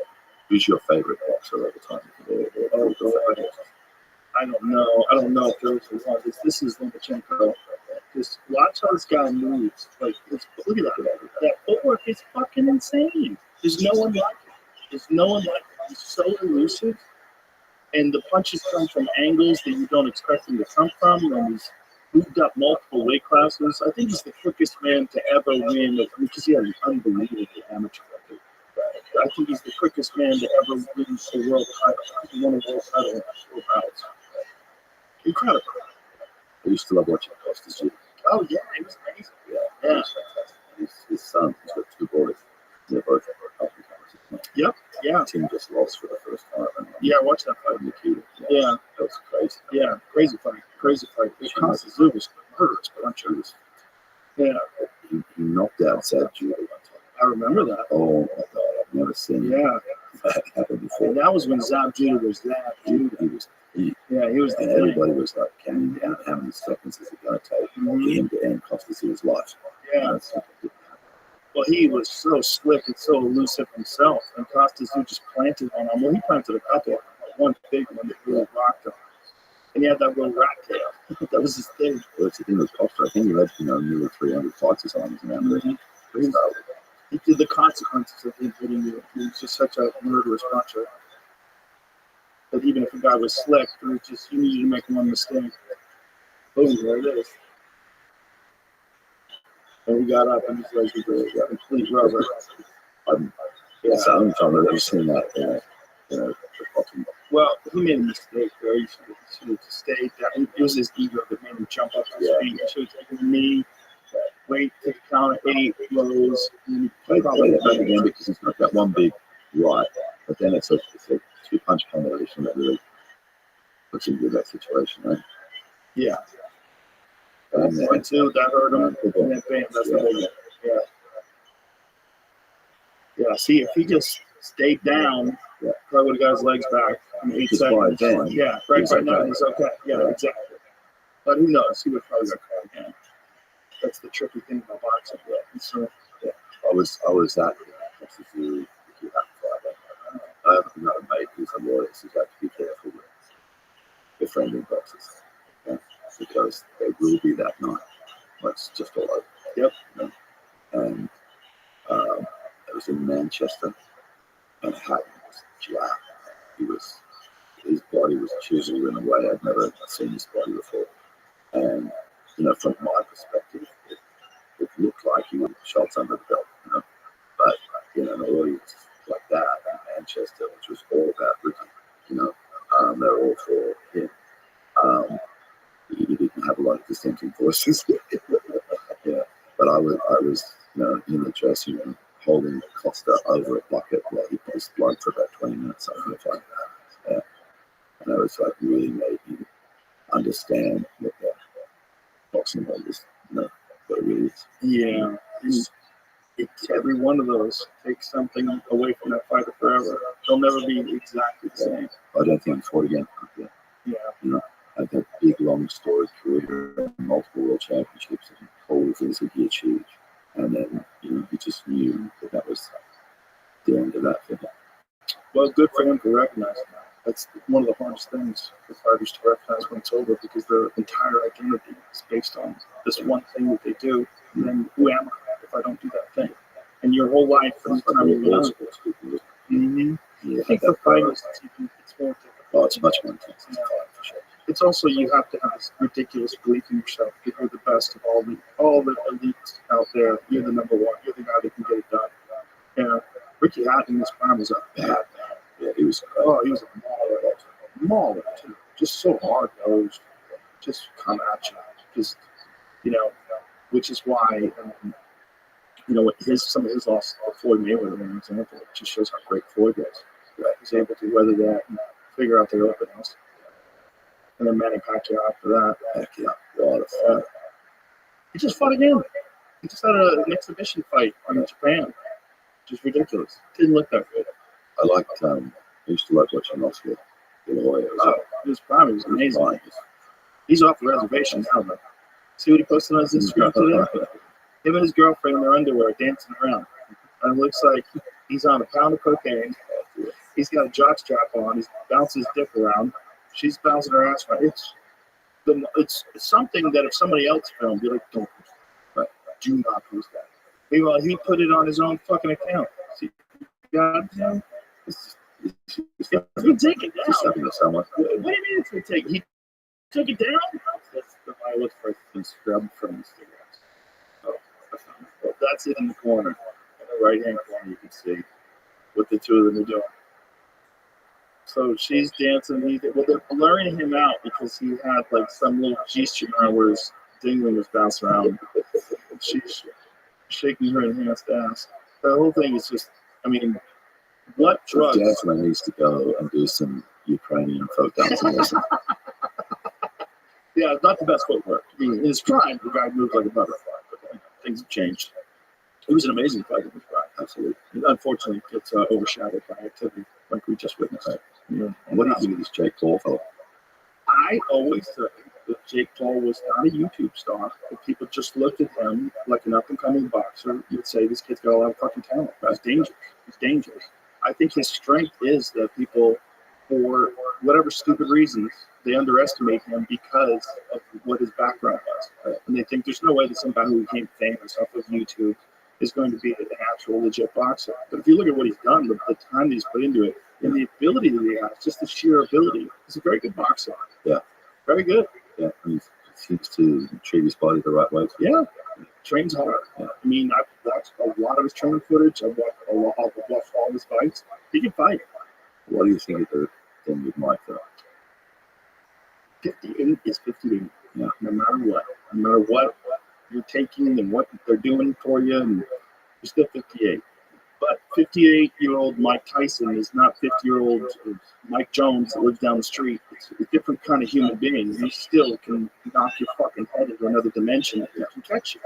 The thing is, can he catch a 28-year-old guy who's at the top of his career, who's winning legitimate boxing matches? He's beating former UFC world champions like Tyron Woodley. You know, he had that very good fight with Tommy Fury, who's a legitimate boxer, you know, which was a very good fight. You know, he just beat up Mike Perry, who's a bare knuckle champion. He's a real fighter. He can fight. And if Mike Tyson and him are fighting, and Mike can't catch him, and Mike is bad, his back's bad. I don't know what's going on with him physically. It's hard to tell from a guy just hitting shots. when he's hitting those pads, it looks great. Like, yeah, if he can do that, if he can actually do that for 8 rounds or 10 rounds, or how this fight is, So that's got to be the key. yeah. Can he do that? I don't know if he can do it. I mean, he had to pull out the first fight because he had an ulcer. So it's, The thing is, I was quite enjoying the second phase of Mike's life. mm-hmm. He was terrifying as a boxer. Yeah. Terrifying. Even when I met him at one point backstage at the stadium at a fight, and I was like, I'm still terrified of you from watching you, But then that guy he started becoming, where he became more explorative, and he was looking into what the meaning of life, and having a smoke every now and then and stuff like that. I was like, I'm enjoying this one. Yeah. I'm liking the evolution. What bothers me with this whole thing is that he's got to kind of slide back to that warrior, Mm-hmm. and I'm just not sure he needs to do it. Yeah. He's the reason why his table's so long. That's not. Because I was going to make the table more narrow and be closer to the guests. I had him on once when he was retired, and he was much heavier, and he was smoking a lot of weed, and he was contemplative and interesting and philosophical and just a fun guy to hang out with. And then I had him on again when he was about to fight Roy Jones Jr., and he had lost about 60 pounds. He looked shredded. He had muscles bulging in his arms, and he was very intense. It was like a completely different human being. He was terrifying. Just being in the room, he was fucking terrifying. And I said, this table needs to be a little wider. I'm glad it wasn't on you, really. Yeah, I just don't want to be that close to him. He fucking scares me. Like, I felt his energy. It was and even Jamie said it after we left, too. He was like, that's a totally different person. Because Jamie was here for the first one, the second one. He was so fired up. He had reignited that thing inside of him that existed when he was the best in the world. And that force that caused him to try to achieve greatness was back. And he was fit. He was, he was in the middle of training. And he was all in on his Roy Jones Jr. fight. And I just hope for the both of them that it transcends the sort of circus type atmosphere that's around it. Yeah, it's a legit fight, and they both do well, and nobody gets hurt. That would be nice, but it's probably not going to happen. It's probably going to be one of two things. It's either going to be Jake Paul's going to find out that 58-year-old Mike Tyson is still a motherfucker, or we're going to find out that 58-year-old man is a 58-year-old man, no matter what they look like. And Jake Paul is a 28-year-old athlete in the prime of his life. If you just do it to yourself, right? Yeah. Me at 60 versus me at 28. Right. Yeah, it's different things. Yeah, and also there's the accumulation of injuries that everyone has. Just no avoiding. But I do want to get in. I guarantee stem cells will help that. I've had tremendous success with stem cells. In shoulder joint? Yeah. I was told by a doctor that I was going to have to have shoulder surgery. He said, well, you did all of these exercises, you pushed down on it, we did an MRI. I was like, it's so torn. He goes, you could try to rehabilitate it. No, it was a little bit of labrum, but it was, I had a full length rotate. And he's like, it's going to have to be surgery. So I had another guy in Vegas, this guy, Dr. Roddy McKee, and he's like, let's try stem cells. And he was doing them for UFC. And, they could do some pretty potent stuff. This is before some of the new regulations come into place. They're constantly trying to regulate this stuff because it's very effective.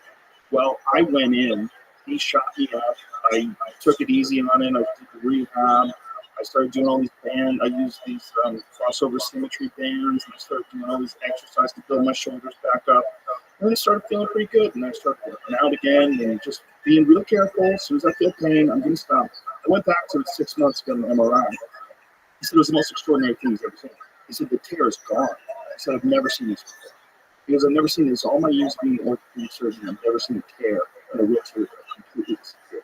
But what's happening with mine now is that it's full of uprights. Mm-hmm. So if they were going to repair it now, right, they've got to cut it, they've got to pop the bone up, shape the top, operate the head off, cut it off, put, some plastic bit. Yeah. Don't do that yet. 11 months rehab.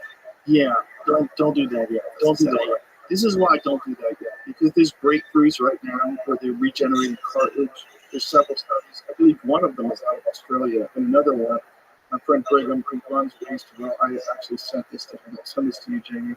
But it is it was a new study that came out that's showing that they're able to regenerate cartilage tissue, and this is very, very promising. So when they're able to do this kind of stuff now, if you just hang in there, if you can just hang in there for just a year or so, I guarantee you they're going to be implementing this stuff. See, I've got no cartilage in my big toes, no cartilage left, because of all the sports I used to do, lateral movement sports, and but also, sometimes the shit goes wrong in a stunt, and you got to stop or you die. Right. So this is it. Insulin like growth factor in articular cartilage repair for osteoarthritis treatment. So they're able to do this signaling pathways that indicate articular cartilage repair. IGF-1 is a member of the family of growth factors, structurally closely related to pro-insulin chondrocyte proliferation, enhance matrix production, and inhibit catabolism. Moreover, we discussed the potential role of IGF-1 in OA treatment. Of note, we summarized the recent progress on IGF delivery systems. Optimization of IGF delivery systems can facilitate treatment application for cartilage repair and improve OA treatment efficacy. So there's this, and there's another one that's in Australia where they're using it on sheep right now, and they're able to regrow cartilage on sheep, and they're about to begin human trials on that as well. They're discovering animal models, considering to new human therapies. So this is the next stage, right? Because right now there's nothing they can do about cartilage. What stem cells have been really effective at is soft tissue injuries, tendon repair, things along those lines, and a lot of neurological disorders that people have, especially IV versions. I've done a lot with Dr. Neil Reardon in Panama, so had some great results with that. And great results. Mel Gibson came in and talked about his experiences with that, and his father. His father was in a wheelchair when he was 80. 10 years later, at 90, was father. And this is after stem cell. So they can do some pretty extraordinary stuff, especially outside of the country, because outside of America has the FDA, and the FDA is very strict on this stuff. But if you go to Tijuana, there's a place called the Cellular Performance Institute. They send a lot of UFC fighters down there. They have amazing things. Amazing. They're shooting them into people's discs and growing disc tissue on people that have disc generation issues. It's just, we're real close. We're real close to being able to regenerate all kinds of stuff. So just got to hang in there. Hang in. But I guarantee you what the stem cells can do is help heal what can heal in that area, reduce inflammation, give you more range of motion, and give you a much more pain-free experience. Because I've got that situation with toes, right? I've got grade 4 tears in both Achilles. I've got shin splints. I've got bone marrow edemas under both knees. Jesus. I've got lung disintegrating hip. Oh boy. And I know exactly what fall that was from. Later. Of course. And then you go on my back. I've got ribs that pop off. I've got, both shoulders are shit with the left one's particularly shit. And it's like, even on this tour, we can be traveling at 35,000 kilometers or something on this tour. And, sometimes it's in a plane, but other times it's in hopefully a bus, but most of the time just a car or a one-wheel wheel traveling around in a pet transport van. You do it old school. Yeah, well, the thing is that the van doesn't generate cash like my day job. Right. So I've got to work to have what the van does. Right. So definitely makes it a little more difficult for sure. But it's also real. You're doing it like a real touring band. Yeah. Lining up in uncovered airports and and most of the flights have been, once the tour has begun, have been economy flights and probably so. Well, I'm going to try to get you in the morning before you take your flight out. Okay. I bet I can. Yeah, I'm 99%. They can just go bing bang. Yeah, they'll just start injecting you in the morning. They'll give you an IV, stem cells. They'll inject them into the areas that are hurt. Yeah, it'll help. Guaranteed it'll help. It sounds like your shoulder's pretty fucked, but yeah, like I said, hang in there. This shit's coming. Yeah, I'm kind of probably doesn't look like it to you, but I'm actually in the process. I've had 10 years of allowing myself to be in a certain shape and playing all sorts of roles for that. But I finished Nuremberg in April or so, I just said, okay, that decade's over. I'm going to go back the other way. So I was 126 kilos when I came off music. Currently 112 and a half. Nice. Just slowly. That's the right way to do it. But what I'm looking forward to is that all of the guys that are 10 years like junior, who go, mate, you fucking yourself. No, I don't know. Okay, whatever. I'm going to just be passing that on that escalator as I go down. I go, enjoying yourself. Yeah. I feel, even if I start working less, which is something that's also in the back of my mind, if I'm going to spend more time for myself and I'm working when I want to be in a particular place, so I can enjoy it a little bit. Sure. Yeah. Just physically, you feel a lot better. Just moving around. But it has been a very interesting thing, and it's funny in my business how much it can affect your friendship with the place. Really? Yeah, sure. Absolutely, sure. In what way? Just to stop scoring and stuff. They stop calling you to gain weight? Sure. Really? Oh, those aren't real friends. Well, that's exactly right. Yeah. So it's been a lovely process of Elimination. Just cleaning a few things out. How bizarre. I don't know where I'll get to, but in my mind, I'm aiming for about 104, 105. Nice. Yeah. You'll get there. Come on, man. That should be relatively easy. Yeah. But for me, fighting was 80 kilos. That's, Can you get there? I don't think so. I bet you can. No, it's just the thing is, I can't, because of all the damage. What I used to do is just outrun my, Right. Go through a period of, abusing yourself and then just outrun it. Uh-huh. And I said, I can't do that anymore. I just can't outrun the years of, abuse. Can you use an air dye? An air dye bike? Yeah, Yeah, those are the shit. Yeah.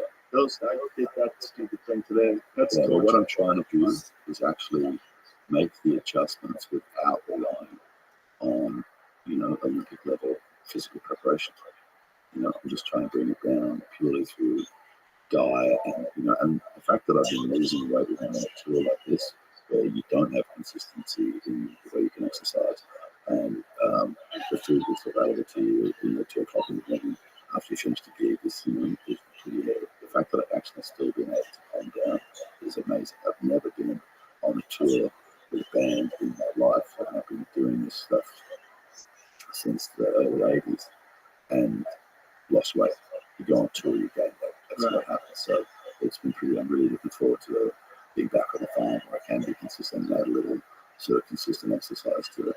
I don't know what the rules in Australia are for peptides. Do you know what kind of regulations they got there? I'm pretty sure that they're available, but you can't use them in a professional sense, which doesn't affect my job. But sports people can't use them. Right, sports people can't use them here either, unfortunately. All they do is help you heal, especially things like BPC 157. They just help heal injuries. And they've recently banned them out here for some fucking stupid reason. None of it makes any sense. What you can get versus what has not shown any adverse side effects. But then you have to go through this insane process to get it legalized that takes forever and costs insane amounts of money. And that's what they're in right now. But peptides can help you tremendously. It helps you heal, helps your body regenerate tissue, helps you lose weight, helps you in a lot of ways. Yeah, there's a lot of different things you do. They're all connected with these ways to help people. They can help you a lot. And also, just eat nothing but steaks. Eat only your steaks. Get on a carnivore diet. High protein, low carbs. You just lose weight quick like that anyway. So your body's easily satisfied. If you're only eating meat and protein, you only eat so much and then you're done. Your body knows how to regulate exactly what you have. And also then you'd be in a state of ketosis. A lot of times. Now that I've made the decision, it's quite interesting what's happening to my just the food intake. Yesterday I was eating a steak. I was really enjoying it. I didn't finish it. I got to a certain point and actually I'm good. Yeah. So it's just a funny thing, we talked before about the power of imagination or whatever. I've now made the decision that I'm going that way. Yeah. And, as long as I'm clear about that decision. And the things just, you just start to fold in under what the decision you've made. Right. Yeah, you move into that direction. Yeah. Yeah. And I'm just sort of taking the attitude. I'm not slavishly running myself every day. I'm not, there's nothing. It's not schedule specific, which has been so much of my life. I'm prepping for a thing that happens on a certain date. You've got X amount of time to get to that place. Here's I'm really taking it on board as a decision I purely made for my own reasons, and that is, when it's summertime, I like taking my shirt off by the pool. Right. So it's like 10 years without doing that.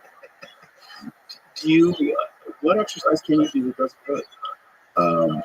Oddly enough, and I would never have thought this, I know it doesn't seem logical, but when it got to a point with my Achilles that was affecting everything that I was doing, and they set me up, I did, blood injections, paper injections, did all of that stuff, and then you bang yourself with painkillers because it's such a heavy hit when you do that sort of thing, particularly with the Achilles, moon groove and all that, and it just wasn't working, man. And I was doing rehab exercises, and I could feel with the rehab exercises that they were re-damaging it. They weren't making it better, So I kind of said to the guy that I was working with, it's just like, I gotta stop. Because every time I see you, then I limp the next day, Even if I don't do the exercises, after a certain amount of time, the limp gets less, So I have to come up with some other way to do it. And you said I was crazy at the time, but then I started going out with a girl who loves playing tennis. I used to like playing tennis because I was younger, so cool. Let's play tennis, Our romance is based on the fact that the first time I played tennis, I couldn't beat it. Okay. They keep you around. I hear enough times till I work out how to grind you into the dirt, young lady. But here's the thing: with tennis, for short bursts of running, and it's sort of like it's not constant, like 10 Ks on a treadmill or an hour on a road. It's just a short burst, right? And then you've got a minute where you sort of get yourself together. You have a break between games or whatever, and then another burst run, another burst run. I seem to have rehabbed my Achilles by playing tennis. Wow. That would be the last thing I would suggest. I would think that springing would be the recipe for disaster. Yes, but because it's like a momentary movement. But, the tennis, if you're getting to the ball, you've got to use 100% of yourself. You're going for that ball and it's all in. But it's 3 or 4 steps. Right. And then you have a sort of like a little bit of a break or maybe the next shot. You don't have to put so much effort into it. And it just seems to, I had years and years now. I'm talking about from 98 onwards, right? So that's through all those movies we were talking about, like Gladiator, like Martial Commander, like Cinderella Man, Noah, whatever. The problem with my Achilles is always present, but since in the last 5 years, it's gone away. I don't think about it every day, and I walk without a limp. Wow. It's just tense. I wonder how much of that is the same thing, the direction. You've made this direction, beat this woman at tennis. You get tennis in your mind is saying to your body, all right, you got to fix this fucking problem with Achilles. I'm going to need those. Yeah, we're going to need those. We're going to need to fire up all the resources. It could be also too that those platelet-rich injections and stuff that they were doing in the timeline that they were considering to be the right timeline is incorrect. The timeline is in fact a lot longer, perhaps. Yeah. I think if you look at the tennis thing, it actually recreates the rehab exercises. Sure, you're not doing 5 sets of 10. Right. You're doing a little bit, and then the next day you might do that same move again or whatever, but it's not wearing it down at the same time. And that's what I found with the rehab exercises. That I felt to be, as I said, I think that I was re-injuring. That it stretch to a certain point, and that's good. Then you do that one set of them too many, and you feel that little click again, and you know that it's retorn. Yeah, that makes sense. It's like limited plyometrics. That's what it's like. It does make sense. But it's funny that that's the thing that got you healthy. Crazy, right? Yeah, so opposite of what I think anybody would recommend. It doesn't seem bare logical. Here it is, sort of. I've started riding bicycles again now and everything because it got to the point and with the pain. If you went on a mountain bike for 15 or 20 k's, just white hot pain in the back of my heels. Yeah. But now I'm enjoying it and having fun with it. So, it's cool. That's beautiful thing. Yeah. So, love. Yeah, love, and the ability to decide that you want to beat this person. Yeah. I did. I ended up there. There was one time in Melbourne we played indoors on the practice course that I had for the Open. 6 love, and I never let her forget it. She still beat me quite regularly, but I do have that one pure moment of victory that I recall for that. That's hilarious. The motivation. It's interesting how motivation is such a massive factor in success. Like, what are you actually enthusiastic about? It's just that the direction that your mind will put your body through is when you made a decision. Have you got kids? Yes. What are their ages? I have a 28-year-old, I have a 16-year-old, and a 14-year-old. Okay. Yeah. And that you dig being your dad? I mean, that's I love it. Yeah, I love it. It's bizarre. It's a bizarre education of who you are as a human being, the reflection you have. That possibly that greatest human privilege. Yeah. I used to think differently about it. I used to think that everybody should. When I first started having kids, I felt like everybody should have kids. I don't think that now anymore, but I think that for me, it's been one of the most impactful and powerful things ever in my life. It's changed me as a human being in so many different ways. Dave Chappelle has a great phrase about it that I always repeat. He said, not only did it increase the amount of love I have, it increased my capacity for love. And for me, it also made me change the way I think about people. Right? Because I used to think if I met a guy who's 50 years old, that's a 50-year-old guy. Now I mean, I used to be a kid. I used to be a little kid. I think of the whole path of that person becoming an adult now. I never used to do that before. Well, I'm at that place now where my eldest is in university. My youngest is about to finish high school. And we've, it's just, it's amazing. We had a funky life on that, there was divorce involved and things like that. So having all those being together, but I can honestly say that my two favorite people to spend time with in the world, and the things that we can do now, with this little head that was nothing but just a bundle of blankets. I can now have these incredible discussions with my eldest went into university to do an arts degree. Didn't find it challenging. So without any discussion, he just flipped his degree. He's now doing Latin and ancient Greek. Oh, yeah. And I'm like, that's a change. And he's like, well, I just worked out how to make the education system work for me. And I'm like, this God, wow, so impressive, And it's like, I remember the first time he said a word, and now he has the intellectual capacity to realize that, this is a moment in his life that he grabs what he can in terms of his education. And he's looked at Latin and Greek and gone, if I can nail Latin and Greek, every language is available to him. So it's like, it's just, to sit back and be impressed with your kids. It's amazing. Yeah. And look, I think that they're both really creative, but the navigation aspect, how you help your children navigate. Don't know too much. Yeah, but how do you explain some of the bullshit that goes on politically and stuff? Because I remember being extremely idealistic when I was like, my teen years and very politically focused. And I just got to a point where I was like, everyone's a bullshit artist. Yeah. There's not one of these guys that can really say that, I followed about it. So I just stopped writing about politics and go into something else, But you see the same processes going on, and then they're trying to reach out to believe in, and somebody that they believe in, that has a policy or whatever that, is completely abhorrent or the way of the thinking, so you can see them having come to grips with, it's very hard to find a hero. Yeah, Particularly in that world. it's particularly in that world. That world is set up for fools. It's set up for people that can just become a figurehead. I don't know who said it first, but it was used in Andrew Lloyd Webber, Tim Rice musical review that politics is the art of the possible. So it's not really connected to anything. It's like, what can we get away with? Right, what can we tell you that we're going to do and then never do it? It's the art of the possible. Well, you're seeing that now in American politics more than ever, because the person that's actually in office is saying what she's going to do if she gets into office.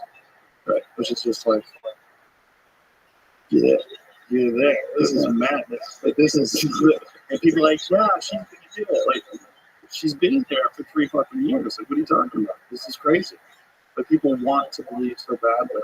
We want someone to be the person that rescues us from whatever situation we're in, and that's always been the case. And the unfortunate thing is, it affects Australia as much as it affects here. We have such an aggressive media situation, and the media's need for new information, new stories, whatever that that timeline. You're just not going to get people of quality stepping into that world. No. No, who'd want to put themselves through that? There's probably hundreds of potentially incredible presidents in this country, but they're too smart to work that way. Yeah, it's a real problem. It's a real problem that's only going to get worse. And our desire, our hunger for bullshit, and to focus on what did he do when he was in high school? Right. What did she say when she was on Twitter when she was 22? Like, what? The fuck are you talking about? Like, we have to put that shit aside. Recognize people are just human beings. Stop dragging out old shit just to make your party win, because it ruins the entire system. Yeah, that is the thing, isn't it? It's just like picking a color, and no matter what happens under the banner of that color, you just stick it with the color. Yeah. It's like, that's not really going to help any of us. Yeah. It's not the way. I don't know what your political system's like, but we're completely trapped in this two-party system. Yeah, we have something. But we have a very interesting thing that's happening in Australia at the moment, which is the rise of independence. And it's happened federally, also at a state level too, but also in city government as well. The non-party affiliated people are standing. And so now you have a situation where in the parliament you have a group of, as I can't remember the exact numbers, 10 or 15 or something independent. So, the main party has to deal with the fact that those independents are going to bring a non-party line series of points to the argument. And it's working well. It's working for us in that it's making both of the main parties re-examine who they are and what they stand for. We can use that here, for sure. People are just so sick of that, color choice. Yeah. They're reaching for something else. Well, it's also people recognize that a lot of us that claim to be on one side or the other really are somewhere in the middle. Most people have opinions that are a little bit of a conglomeration of both conservative and liberal perspectives, especially like liberal, socially, fiscally conservative. There's a lot of people like that. They're not represented. No, in this country, it's the worst that's ever been in terms of the polarization of the two sides. You think of the other side as an idiot, no matter what. No matter what, that person's got to be a moron. They think differently than I do, or they support this side, I support that side. I'm all in on my team, and they're all in. It's a tribal thing. As tribal as any other thing that we have in the world. And in this country, it just doesn't work. We just get captivated by corporations. And it's also the money in politics, sort of destroyed, which is something that should never go on. Yeah, the old, those campaign fundraising situations, and the amount of money they just pour into, but also the rules around the engagement, the rules of, what you can say in an ad that's negative about the other person. It's like, come on, it's ridiculous. It's like these apocalyptic 2-minute blasts that come out of your television. It's just all bullshit. But if you're leaning that way, then it helps your outrage, and it helps you confirm that yes, well, that's I'm against that, but when it's just a series of exaggeration and lie, it just doesn't help anyone. Well, in this country, Kamala Harris recently got caught because the campaign was using articles, and they changed the article. They changed like the titles of the article. They put out like fake positive articles. Right. And the fact that you can do something like that, you can persuade people to think that people are writing about something and you're actually putting it out there, which is just bananas. It's just a complete manipulation of the zeitgeist. We've got a situation in Australia at the moment where politicians are suing people for what they say is the loss of their reputation or whatever, because that person might have commented somewhere on social media something and said, X person is X, and so now, they think that certain politicians have worked it out to make money out of this. To be using their privileged position to then go and destroy somebody's life who might have called them a name on social media.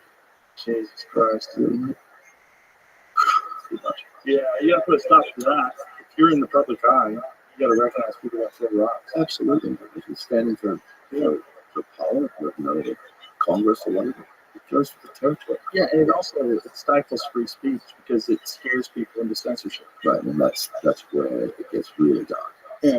So now you're saying that you can't make a negative comment about somebody who's in power because they will now take your house away. Yeah. That's crazy. That's dark. Yeah. Well, in the UK, there's a lot of people that are getting in jail too. It's a very bizarre time for free speech, but we should have the most. We have the most access to information that's ever been available, and because of that, people weaponize that access. Right? Instead of it's not like there's someone in the pub listening to you say something negative about a politician, but when you say something on Twitter or on Facebook to your group of friends, you think of it the same as you saying something in the pub. Like, this is my opinion, fuck that guy. And all of a sudden, you got a lawsuit with that guy? And you don't have any money? You're like, oh, Jesus. Do you use Twitter and things like that? Occasionally. Yeah, I do what I call post and ghost. I post it and I don't read nothing about what I said. Just get out of there. I don't want to be involved in anybody else's opinions. I used to like it a lot. I was probably a relatively early adopter, of it. But for a while there, it was like, oh, this is the thing that we've been looking for. Mm-hmm. Is that I can put a post up here saying that I'm going to do a show in Germany, and I don't have to spend $1 on advertising, right? Or do the interviews and stuff.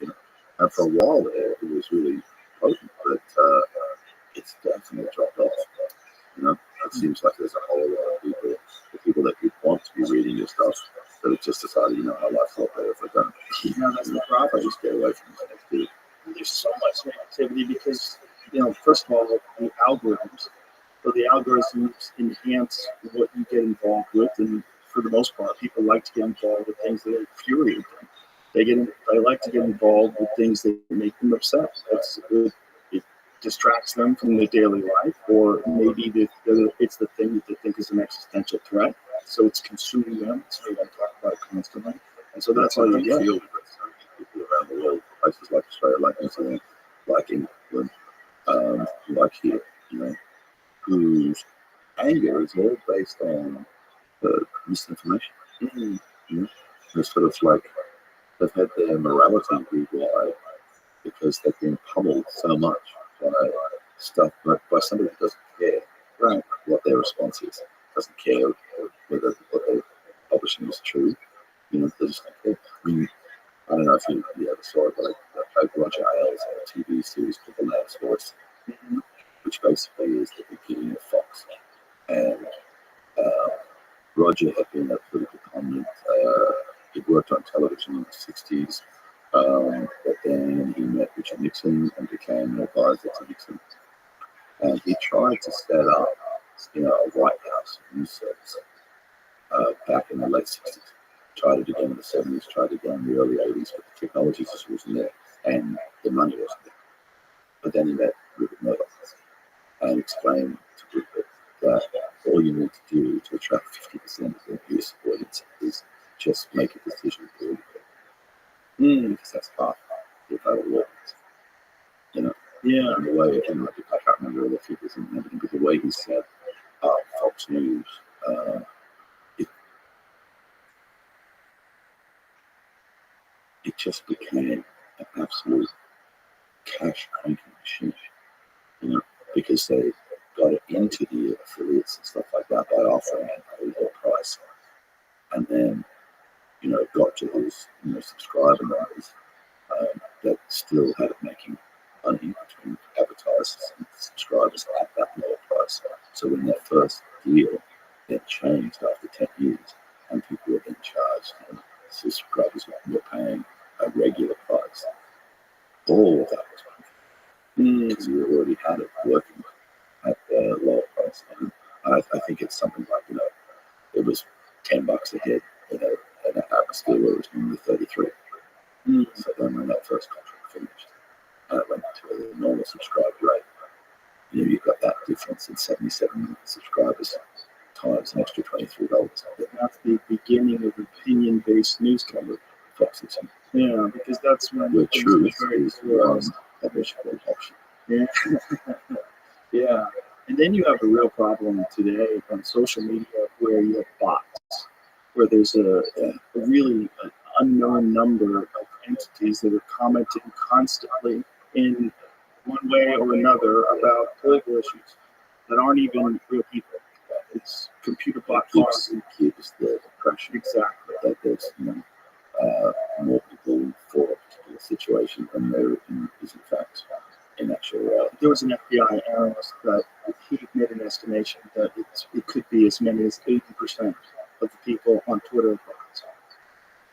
This makes the whole thing useless, then, doesn't it? It kind of does, in a way, but also there are real people. You just got to find those real people, and there's plenty of interesting people to find. And anything that's free and open is going to be messy, and that's what I used to do. Is just that anybody got on my time and chucked in some negative shit, I just blocked them. Yeah, just get them out.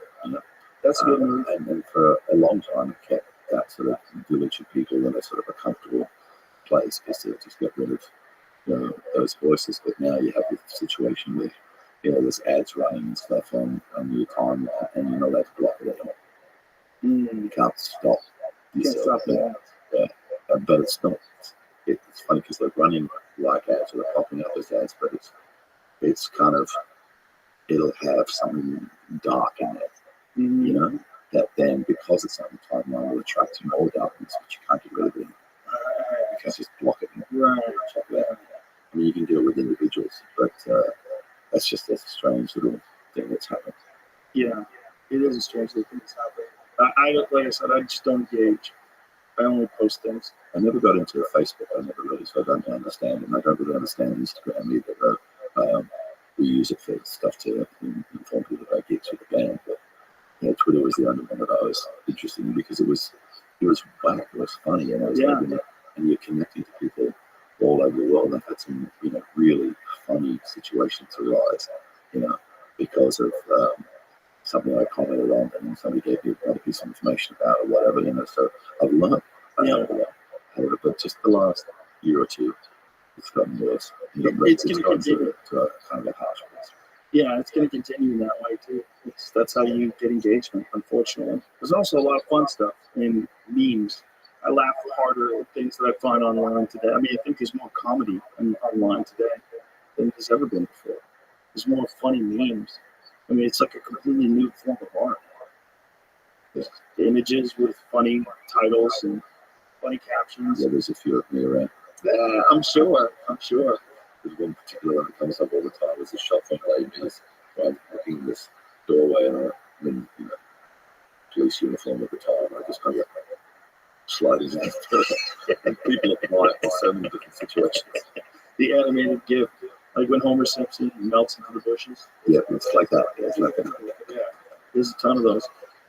I mean, I think it's fascinating because it's a new thing. I think all this information that's being exchanged online, even though it's messy, even though it's kind of negative, I'm very hopeful because I think we're going to figure all that stuff out eventually if we don't kill ourselves.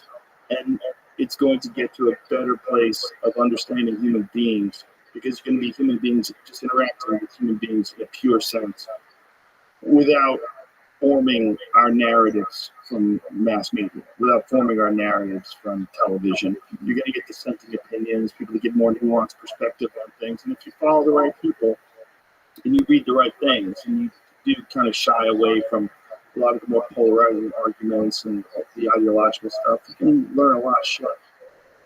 I think I'm very hopeful about it. But well, I always I try not to see us at our worst. You know, there's always sort of something that I can find that gives me a little bit of hope. Yeah. Yeah, but it's just funny because to me it felt like the beginning of the future. You know, that we're now connected and information exchange was open, and I thought this is going to lead to great changes, and it has led to changes.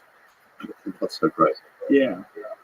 It's like, you know, even with a little operation like my band, you know, somebody just pops up, they start telling them selling fake tickets, fake meet and greet experiences. You know, they take money and orders for merchandise that they're never going to produce.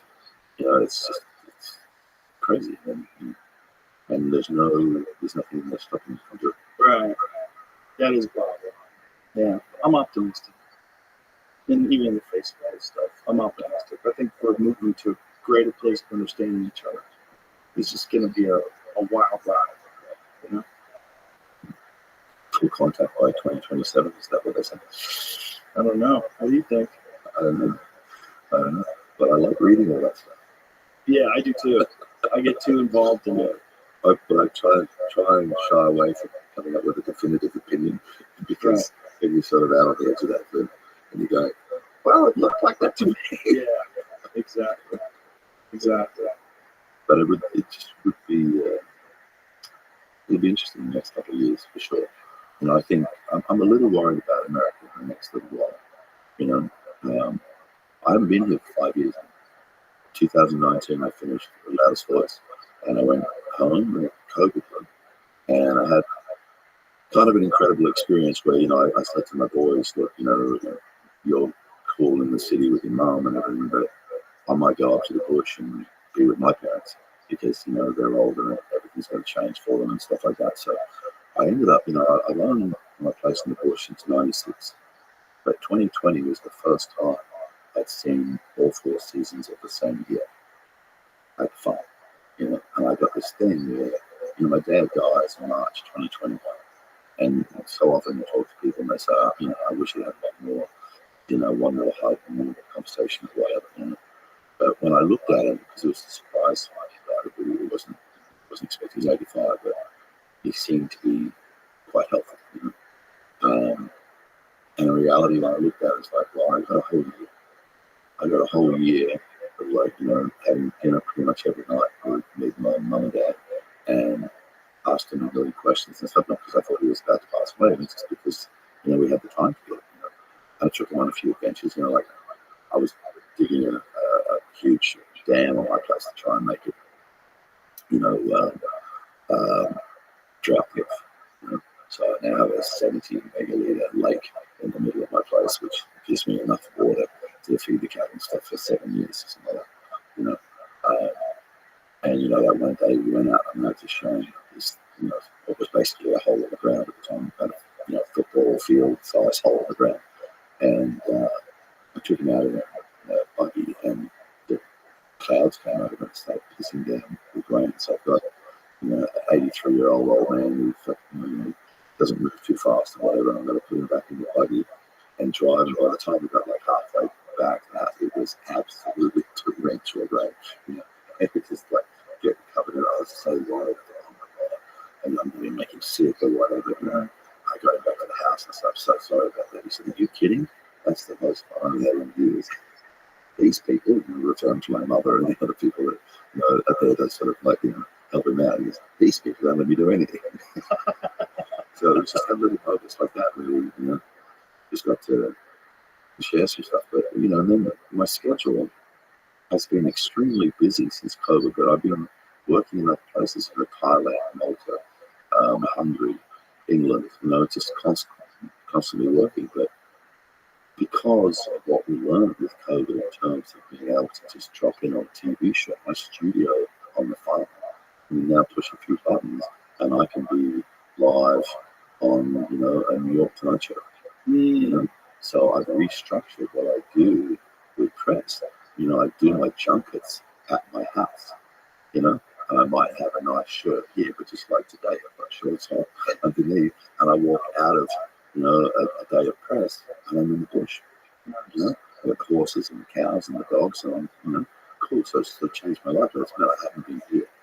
So it's been a 5-year gap, to flying to New York the other day, and it's a palpable difference in the way, people regard each other and the way they talk and the fears they express. Surprisingly, New York felt friendlier. Really? Yeah. It might have something to do with the weed shops. Everybody's just a little more chilly, But there's a fear in everybody at the moment here, and I'm just not sure where that's going to go. It doesn't feel healthy. Yeah, it doesn't feel healthy to me. Listen, man, Here's the thing with America, right? You've got to remember that it is the beacon of freedom for everybody in the world. It's a huge responsibility, And if people are looking for something to change in their life or something positive, the vast majority of people will look towards America and say, "Oh, that's the beacon." I want to live like that, where people can say what's on their mind. People can have different opinions. People can be of all different, races, religions, and whatever, and still be in the same community. It's so important that America remains healthy into the future for everybody, not just for Americans. Agreed. Thank you very much, man. Thanks for being here. I really enjoyed our conversation. It was beautiful. Thank you. My son, Emerson, is going to be so happy that when he sees my name come up on the list of things, he's going to be very happy. And I want to just thank you on his behalf, for being a voice that accepts different opinions, and doesn't push a particular agenda. You definitely helped his brain expand and helped him become curious. And so I really thanks for that. Beautiful. Thank you. Thanks for everything. Just say hi to your son. Bye, everybody. Thank you.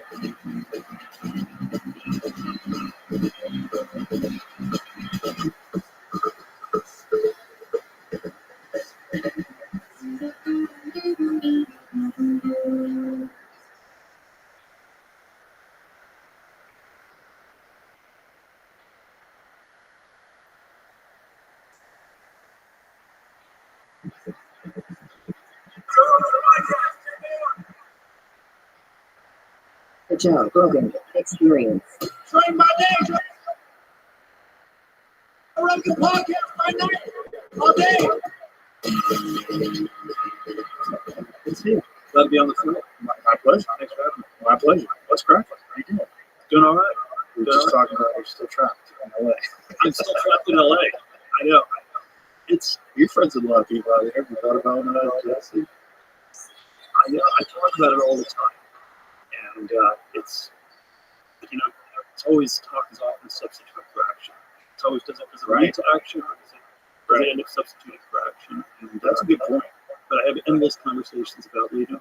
I moved from San Francisco to LA back in 2018. I felt about as big a move away as possible.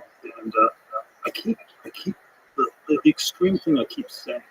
And again, if you mind talks as a substitute for action, the extreme thing I keep saying is I can't decide whether to move the state or the country. Oh boy! And you went out of the country where you man, it's tough to find places because there are a lot of problems in the U.S. Most places are doing so much worse. Yeah, so it's not a good move to leave. But this place is. But I keep thinking I shouldn't move twice. So I can't decide whether I should move to Florida or should move to New Zealand or Costa Rica or something like that. Yeah. We go full John McAfee. And so I can't decide between those two, so I'm stuck in California. Well, Australia is our guy. very porous when it comes to the rule of law and what they decide we can do, and the way they're cracking down on people now for online speech. It's very sketchy. It's somehow the relative outperformance of the U.S. and the absolute stagnation of the U.S. They're actually related things. Because the way the conversations move, every time I tell somebody, I'm thinking about leaving the country, they'll do what you say, and they'll say, well, every place is worse, and then that somehow distracts us from all the problems in this country. And we can't talk about this. What's gone wrong with the U.S. because everything's so much worse.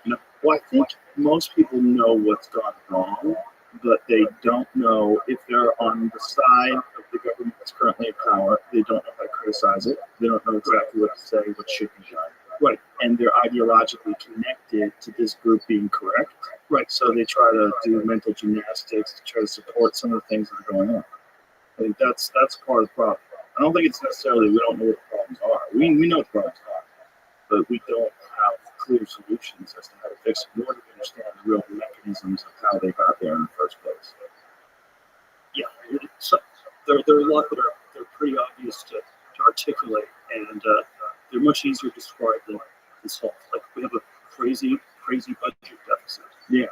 And presumably, you have to do one of three things. You have to raise taxes a lot, you have to cut spending a lot, or you're just going to keep borrowing money. Isn't there like some enormous amount of our taxes that just go to the deficit? It's not that high, but it's gone up a lot. What is it? I thought it was like It peaked at 3.1% of GDP, which is maybe 15 to 20% of the budget. It peaked at 3.1% of GDP in 1991, and then it went all the way down to something like 1.5% in the mid 2010s, and now it's crept back up to 3.2%, and so we are at all-time highs as a percentage of GDP. And the way to understand the basic math is the debt went up a crazy amount, but the interest rates went down. And from 2008 to 2021, for 13 years, we basically had zero interest rates.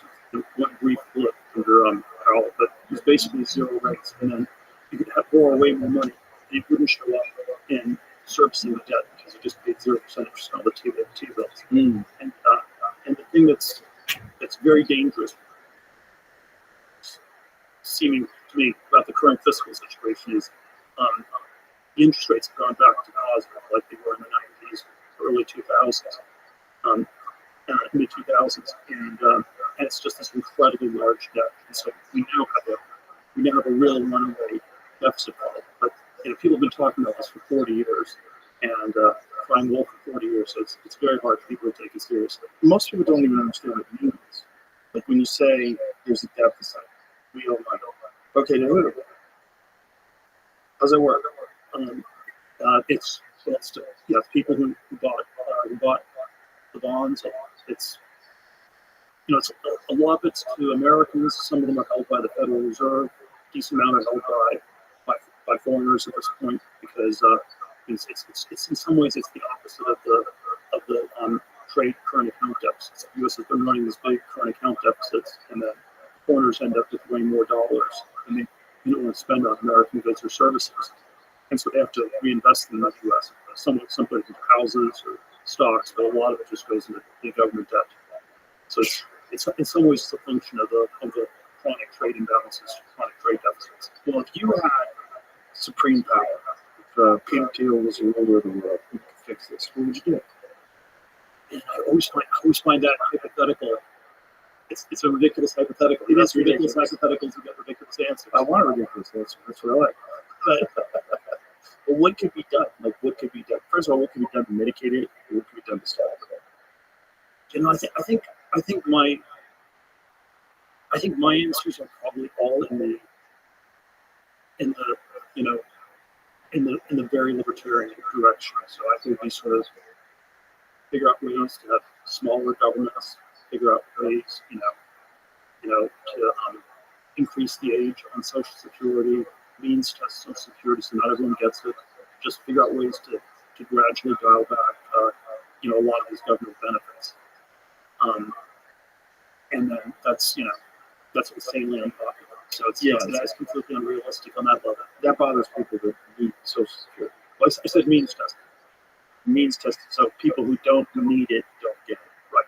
So Social Security, like you, if you're very wealthy, I don't even know how it works. Do you still get it? Yeah, basically pretty much everyone gets it because it was originally rationalized as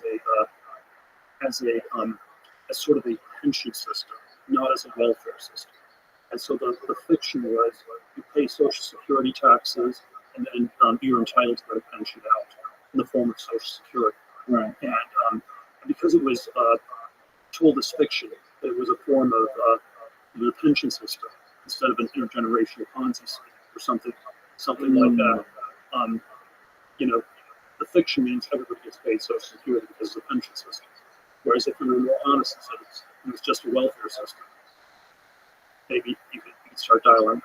You could probably rationalize in a lot of ways. And it's not related to how much you put into it, right? Like, how does Social Security work? It's partially related. So I think there is. I'm not a total expert on this stuff, but I think there's some guaranteed minimum you get, and then if you put more in, you get somewhat more, and it's capped at a certain amount. And even that's why Social Security taxes are capped at something like $150,000 a year. And then this is one of the really big tax increase proposals that's out there is to uncap it, which would effectively be a 12.4% income tax hike. On all your income, on just Social Security. Sure, because the argument is the sort of progressive left Democratic argument is that it's why should you have an aggressive Social Security tax? Why should you pay 12.4% whatever Social Security tax is? Half it's paid by you, half it's paid by your employer, but then it's capped at like 140, 150K, so some level like that. And why should be regressive? Or if you make 500K or $1 million a year, you pay zero tax on your marginal income. And that makes no sense if it's a welfare program. If it's a retirement savings program and your payouts capped, then if you don't need to put in more than you get out. Well, that's logical, but there's not a lot of logic going on with the way people are talking about taxes today. Like California just jacked their taxes up to 14. What is it? 14.4? Something like that. Yeah, 14.3, I think. Which is maybe more. Yeah, 49, something. Yeah. And you want more money if you're doing a terrible job, and having more people leave for the first time ever in the history of the state. Yeah, but it gets away with it. I know. And so people are forced with no choice. What are you going to do? It is. I mean, there are people at the margins who leave, but the state government still collects more and more in revenue. So it's you get 10% more revenues, and 5% of people leave. You still increase the amount of revenues you're getting. It's inelastic enough that you're actually able to increase the revenues. Now, this is sort of the crazy thing about California is there's always sort of a right-wing or libertarian critique of California that it's such a ridiculous place. It should just collapse under its own ridiculousness, and it doesn't quite happen. The macroeconomics are pretty good. There are 40 million people, GDP's around $4 trillion. It's about the same as Germany with 80 million, or Japan with 125 million. Japan has 3 times the population of California. Same GDP means 1/3 of the per capita GDP. So there's some level in which California as a whole is working, even though it doesn't work from a government's point of view, it doesn't work for a lot of people who live there. And the rough model I have for how to think of California is that it's kind of like Saudi Arabia. And you have a crazy religion, wokeism, California, Wahhabism, and Saudi Arabia. Not that many people believe it, but it distorts everything. And then you have oil fields in Saudi Arabia, and you have big tech companies in California, and the oil pays for everything. And then you have a completely bloated, inefficient government sector, and and you have sort of all sorts of distortions in the real estate market, where people also make lots of money. So the government and real estate are ways you redistribute the oil wealth for the big tech money in California, and it's not the way you might want to design a system from scratch, but it's pretty stable. I'm saying Saudi Arabia is ridiculous. It's going to collapse in a year now. They've been saying that for 40 or 50 years, but if you have a giant oil field, you can pay for a lot of ridiculousness. I think that's the way you have to think of California. Well, the other thing is, you're also things about it that are ridiculous, but there's something about it that it doesn't naturally self-destruct overnight. well, there's a lot of kick-ass people there, and there's a lot of people that are still generating enormous amounts of wealth there, and it's too difficult to just pack up and leave. I think it's something like 4 of the 8 or 9 companies with market capitalizations over $1 trillion are based in California. So That's amazing. it's Google, Apple, NVIDIA, Meta. I think Broadcom's close to that. And there's no ideal place to live either. It's not like California sucks, so there's a place that's got it totally dialed in, also that has an enormous GDP, also has an enormous population. Well, there's not like one big city that's really dialed up. Well, there are things that work. So I looked at all the zero tax states in the U.S. and it's always the way you ask the question gets at it, which is you don't live in in theory a lot of stuff happens on a state level, but you don't live in a state, you live in a city. And so if you're somewhat biased towards living in at least a moderately sized city, I think there are 4 states where there are no cities: Alaska, Wyoming, South Dakota, New Hampshire. There's zero tax, but no cities to speak of. And then you have Washington State with Seattle, where the weather is the worst in the country. You have Nevada with Las Vegas, which I'm not that big a fan of. And then it leaves three zero tax states. You have Texas, which I like as a state, but I'm not that big a fan of Austin, Dallas, or Houston. But, it's a sort of Houston is just sort of an oil town, which is good if you're in that business, but otherwise not. Dallas has sort of an inferiority complex to LA and New York. Not the healthiest attitude.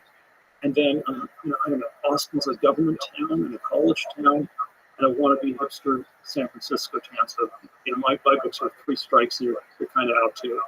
And then that leaves Nashville, Tennessee, and then or Miami, South Florida. Those would be my 2 top choices. Miami's fun, but I wouldn't want to live there. But it's a fun place to visit. It's a little too crazy, a little too chaotic, a little too cocaine fueled, a little too party. I think it's pretty segmented from the tourist strip and everything else. It probably is. There probably is something a little bit paradoxical about any place that gets lots of tourists, where it's in some sense of the cake. There's some things that are great about it because so many tourists go, but then in some sense, it creates a weird aesthetic because the day-to-day vibe is that you don't work and you're just having fun or something like that. Right, because so many people are going there just to do that. And that's probably a little bit off with the South Florida thing. But I think it's and then I think Nashville is also sort of its own real place. Nashville's great. Yeah. So those are the top 2. I could live in Nashville, no problem. Yeah. I'm always too like 5th grade onwards. 77. I lived in California, and so I'm just a sucker for the weather. And I think there is no place besides coastal California where we have really good weather year round in the U.S. Maybe Hawaii's pretty. Coastal California is tough to beat, and you're 2 hours from the mountains. Man, it's like it's mid-August here in Austin. It's just brutal. Is it? I think so. Really? That was too hot for you? It was too hot today. It's mild. What is it out there? 80? All right. 85? 96? You're I proving do my point. so much sauna that I literally don't even notice it. I'm outside for hours every day shooting arrows, and I don't even notice it. Oh, that's I don't know if you're a representative of the average I Austrian. don't know, but I think you get accustomed to it. To me, it's so much better than too cold. Too cold, you can die. I know you can die from it, but you probably won't. Especially if you have water. You'll be okay. But you could die from that cold. Cold's real. So really cold places, there's 5 months out of the year where your life's in danger. Where you could do something wrong. You live in Wyoming, and you break down somewhere, and there's no one on the road. You could die from that. That's real. You could die from exposure. But there's probably some very deep reason there's been a net migration of Oh, people yeah. to the west and the south in the U.S. over. California Last can do no time, wrong. As long as the earth doesn't move, you're good. As long as there's no tsunamis, you're good. It is a perfect environment, virtually year round. It gets a little hot in the summer, but again, coastal, not at all. If you get an 80-degree day in Malibu, it's unusual. You know, it's wonderful. You have a beautiful breeze coming off the ocean, sun's out, everybody's pretty. And then it's correlated with confiscatory taxation. It's all sort of a package deal. Well, it's a scam. You know, they know you don't want to leave. I don't want to leave California. It's fucking great. I appreciate you left. I always have the fantasy that if enough people like you leave, it will put pressure on you. But it's never quite enough. Never quite enough. It's not going to be. It's too difficult for most people. It was very difficult for me. And I had a bunch of people working for me that were willing to pack up with me. We've done Jimmy. But we, you know, it was tricky. You're taking your whole business. My business is talking to people. That's part of my business. My other business is stand-up comedy. So you left during COVID, or I left at the very beginning. As soon as they started locking things down, I'm like, oh, these motherfuckers are April, March, April, May. In May, I started looking at houses. Cool. That's when I came to Austin first. I got a place in Miami in September of 2020, and spent the last 4 winters there. So I'm sort of always on the cusp of moving to Florida. Hard to get out of California. But the thing that's gotten a lot harder about moving relative to 4 years ago, and I'd say my real estate purchases have generally not been great over the years. It's been okay, but certainly not the way I've been able to make money at all. But with the one exception is my bought it in September 2020, and probably fast forward 4 years, it's up like 100%. Wow. Something like that. But then paradoxically, this also means it's gotten much harder to move there or Austin or any of these places. And if you if I relocate my office in LA, people own houses. Okay, you have to buy a place in Florida. It costs twice as much as it did 4 years ago. And then the interest rates have also doubled. So you get a 30-year mortgage, you could lock that in for 3% in 2020. Now it's maybe 6.5%, 7%. So the prices have doubled, the mortgage have doubled. It costs 4 times as much to buy a house. And so, so there was a moment where people could move during COVID, and it's gotten dramatically harder than it was 4 years ago. Well, the Austin real estate market went crazy, and then it came back down a little bit. It's down a little bit spot right now, where there's a lot of properties that are still for sale. They can't move. It's different. There's not a lot of people moving now like there was in the room because everything's moving. Well, I somehow think Austin was linked to California, and Miami was linked a little bit more to New York. And it was a little bit, all these differences, but Austin was kind of, a big part of the move were people from tech, from California that moved to Austin. There's a part of the Miami, South Florida thing, which was people from finance in New York City that moved to Florida. And the finance industry is less networked on New York City. So I think it is possible for people to run a private equity fund, or if you work at a bank, it's possible for some of those functions to easily be moved to a different state. The tech industry is crazily networked on California. Like there's probably some way to do it. It's it's not that easy. Mm.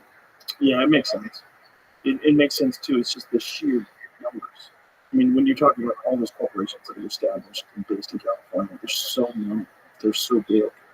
It's the sheer numbers of human beings that live there and work there that are involved in tech. Sure, if it wasn't as networked, you could probably just move. And maybe these things are networked till they're not. Detroit was very networked. The car industry was super networked on Detroit for decades and decades, and Michigan got more and more mismanaged. And people thought the network sort of protected them because the big three car companies were in Detroit. Then you had all the supply chains were also in Detroit. And then eventually it was just so ridiculous. People moved, started moving to factories outside of that area, and it's sort of unraveled. So that's, it can also happen with California. It'll just take a lot. That would be insane if they just abandoned all the tech companies in California. I mean, just look at what happened in Flint, Michigan, when all the auto factories pulled out.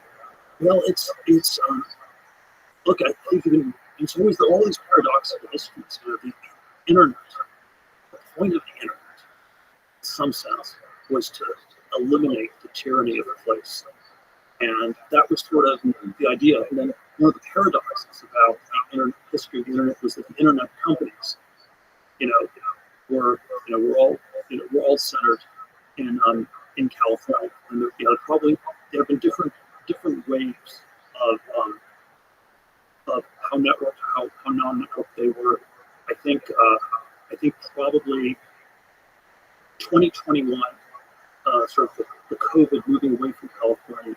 The big thing in tech was crypto, and crypto had this conceit of alternate currency, decentralized, away from the central banks, but also the crypto companies, the crypto protocols. You could do those from anywhere. You could do them outside the U.S. You could do them from Miami, and so crypto was something where the tech naturally move out of California, and today probably the core tech narrative is completely flipped to AI.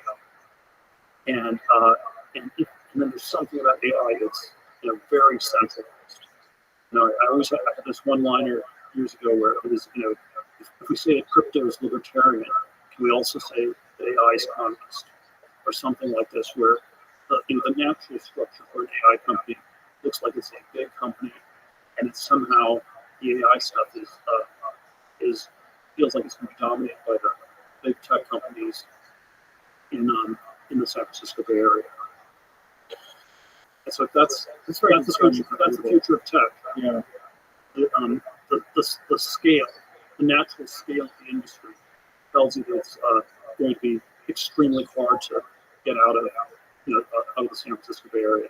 When you look to the future and you try to just make just a guess as to how all this is going to turn out with AI, what do you think we're looking at over the next 5 years? And I think I should start by being modest in answering that question and saying that nobody has a clue. Right, which is true. It's pretty much all the experts say. I would say, let me do sort of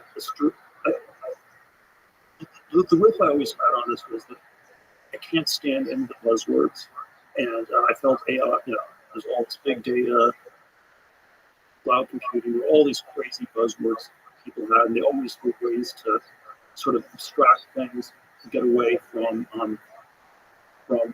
reality somehow. And we're not good ways of talking about things. And I thought AI was this incredible abstraction because it can mean the next generation of computers, it can mean the last generation of computers, it can mean anything in between. And if you think about the AI discussion in the 2010s, pre-OpenAI, ChatGPT, and the revolution of the last 2 years, but the 2010s AI discussion, maybe it was, I'll start with the history before I get to the future, but the history of it was maybe anchored on two visions of what AI meant. One was Nick Bostrom, Oxford prof, who wrote this book, Super Intelligence, 2014. And it was basically AI was going to be this super duper intelligent thing, way godlike intelligence, way smarter than any human being. And And then there was sort of the I don't know, the CCP, Chinese Communist rebuttal, the Kai-Fu Lee book from 2018, AI Superpowers. It's subtitled was something like The Race for AI Between Silicon Valley and China or something like this. And it was sort of, it defined AI as, it was fairly low tech, it was just surveillance. Facial recognition technology. We would just have this sort of totalitarian, Stalinist monitoring. It didn't require very much innovation, it just required that you apply things. And basically the subtext was China is going to win because we have no ethical qualms in China about applying this sort of basic machine learning to sort of measuring or controlling the population. And those were sort of like the two extreme competing visions of what AI would mean in the 2010s, and sort of maybe were sort of the anchors of the AI debate. And then what happened in some sense with ChatGPT in late 22, early 23 was that the achievement you got, you did not get super intelligence. It was not just surveillance tech, but it was you actually got to the holy grail of what people would have defined AI as from 1950 to 2010, for the previous 60 years, before the 2010s. People have always said AI, the definition of AI is passing the Turing test. And the Turing test, it basically means that the computer can fool you into thinking that it's a human being. And it's a somewhat fuzzy test because obviously you have an expert on the computer, a non-expert. Does it fool you all the time, or some of the time? How good is it? But the first approximation, the Turing test, we weren't even close to passing it in 2021. And then, ChatGPT basically passes the Turing test, at least for like, let's say, an IQ 100 average person. It's passed the Turing test. And that was the holy grail. That was the holy grail of AI research for the previous 60 years. And so there's probably some psychological or sociological history. We can say that this weak debate between Boston about superintelligence and Kai-Fu Lee about surveillance tech was like this almost like psychological suppression people had, where they were not thinking, they lost track of the Turing test, of the holy grail, because it was about to happen. And it was such a significant, such an important thing that you didn't even want to think about. So I'm tempted to give this a psychological repression theory of the 2010 debates. But be that as it may, the Turing test gets passed, and that's an extraordinary achievement. And then, maybe, and then where does it go from here? The probably are ways you can refine these. It's still going to be a long time to apply it. There's a question. There's this AGI discussion. We'll get artificial general intelligence, which is a hopelessly vague concept. Which general intelligence could be just a generally smart human being. So is that just a person with an IQ of 130, or is it super intelligence? Is it godlike intelligence? So it's sort of an ambiguous thing. But I keep thinking that maybe the AGI question is less important than passing the Turing test. If we got AGI, if we got, let's say, super intelligence, that would be interesting to Mr. God, because you have competition for being God. But surely the Turing test is more important for us humans, because it's either a complement or a substitute to humans, and so it's going to rearrange the economic, cultural, political structure of our society in extremely dramatic ways. And I think maybe what's already happened is much more important than anything else that's going to be done. And again, it's just going to be a long race to applying. One last thought. The analogy I'm always tempted to go to is, these things are never, historical analogies are never perfect, but it's that maybe AI in 2023, 24 is like the internet in 1999, where on one level, it's clear the internet's going to be big, a lot bigger, it's going to dominate the economy, it's going to rearrange the society in the 21st century. And then at the same time, it was a complete bubble, and people had no idea how the business models worked. You know, almost everything blew up. It took, you know, it didn't take that long in the scheme of things. It took, you know, 15, 20 years for it to become super dominant, but it didn't happen sort of in 18 months as people fantasized in 1999. And maybe what we have in AI is something like this. It's figuring out how to actually apply it, you know, in sort of all these different ways is going to take something like 2 decades. But that doesn't distract from it being a really big deal. It is a really big deal. I think you're right about the Turing test.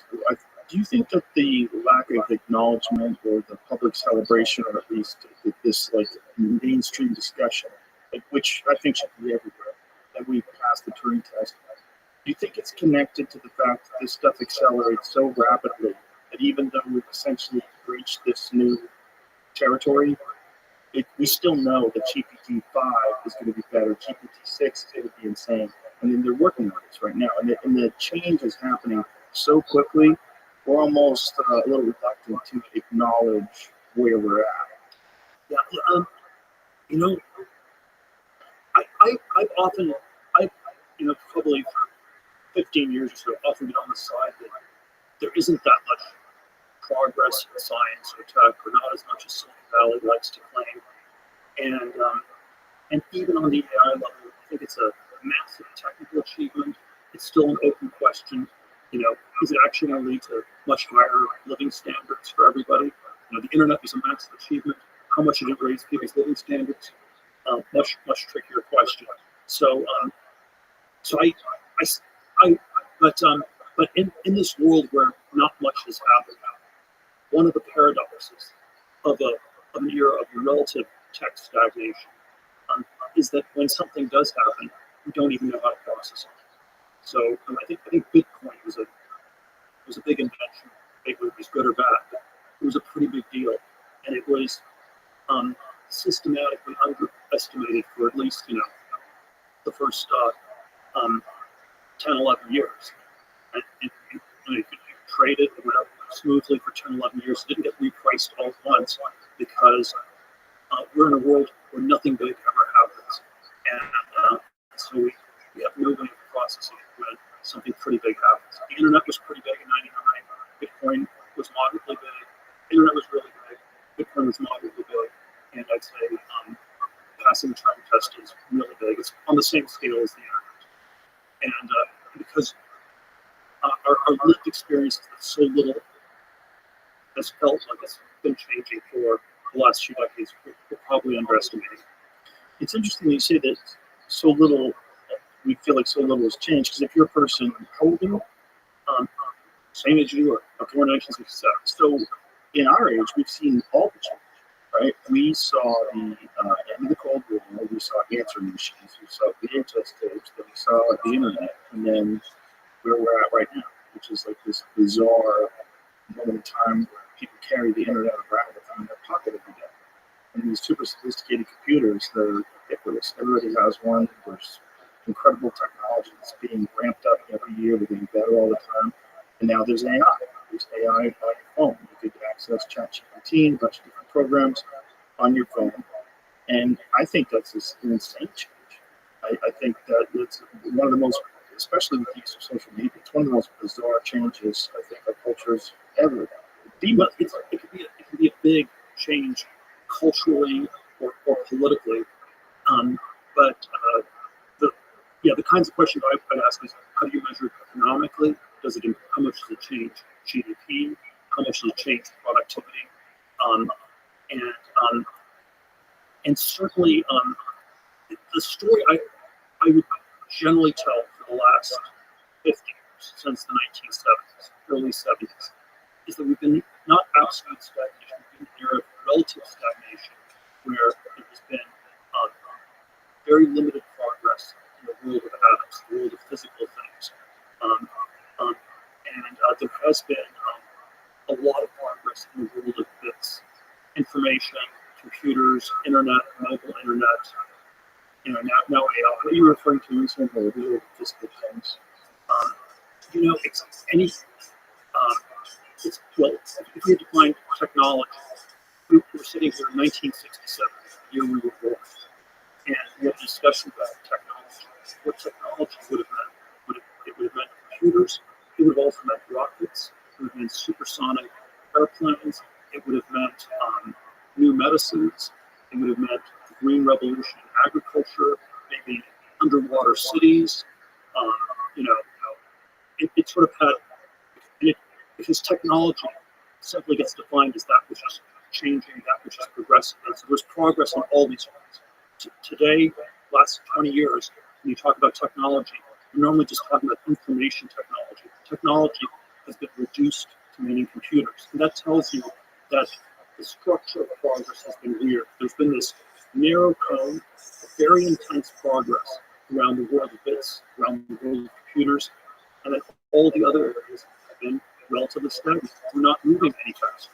The Concorde got decommissioned in 2003 or whatever. And then with all the low-tech airport security measures, it takes even longer to fly and through all the from one city to the next. The highways have gone backwards because there's more traffic jams. Figure out ways around those. So we're literally moving slower than we were 40 or 50 years ago. And then and that's sort of the and then of course there's also a sense in which the screens, the devices, have this effect of distracting us from this. So when you're riding a 100-year-old subway in New York City and you're looking at your iPhone, you look, wow, this is this cool new gadget, but you're also being distracted from the fact that your lived environment hasn't changed, in 100 years. And so there's a question: how important is this world of bits versus the world of atoms? I would say, as human beings, we're physically embodied in a material world. So I would always say this world of atoms is pretty important. And when that's pretty stagnant, there's a lot of stuff that doesn't make sense. I was an undergraduate at Stanford, late 80s. And at the time, in retrospect, every engineering would have been a bad thing to go into. Mechanical engineering, chemical engineering, all these engineering fields where you're tinkering, trying to do new things because these things turned out to be stuck, they were regulated, and come up with new things to do. Nuclear engineering, aeroastro engineering, people already knew those were really bad ones to go into. They were outlawed. They weren't going to make any progress in nuclear reactor designs or stuff like that. Electrical engineering, which was the one that's sort of adjacent to making semiconductors, that one was still okay. And then the only field that was actually going to progress a lot was computer science.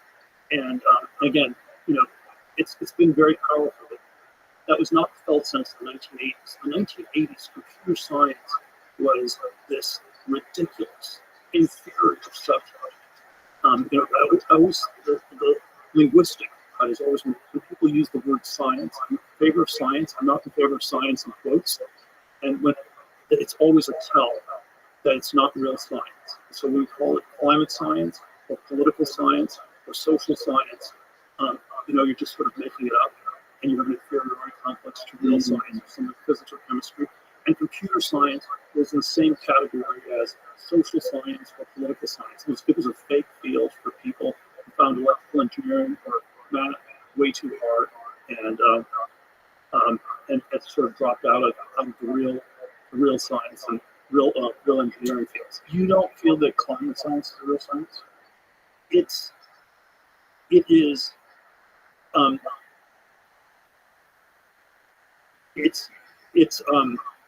Well,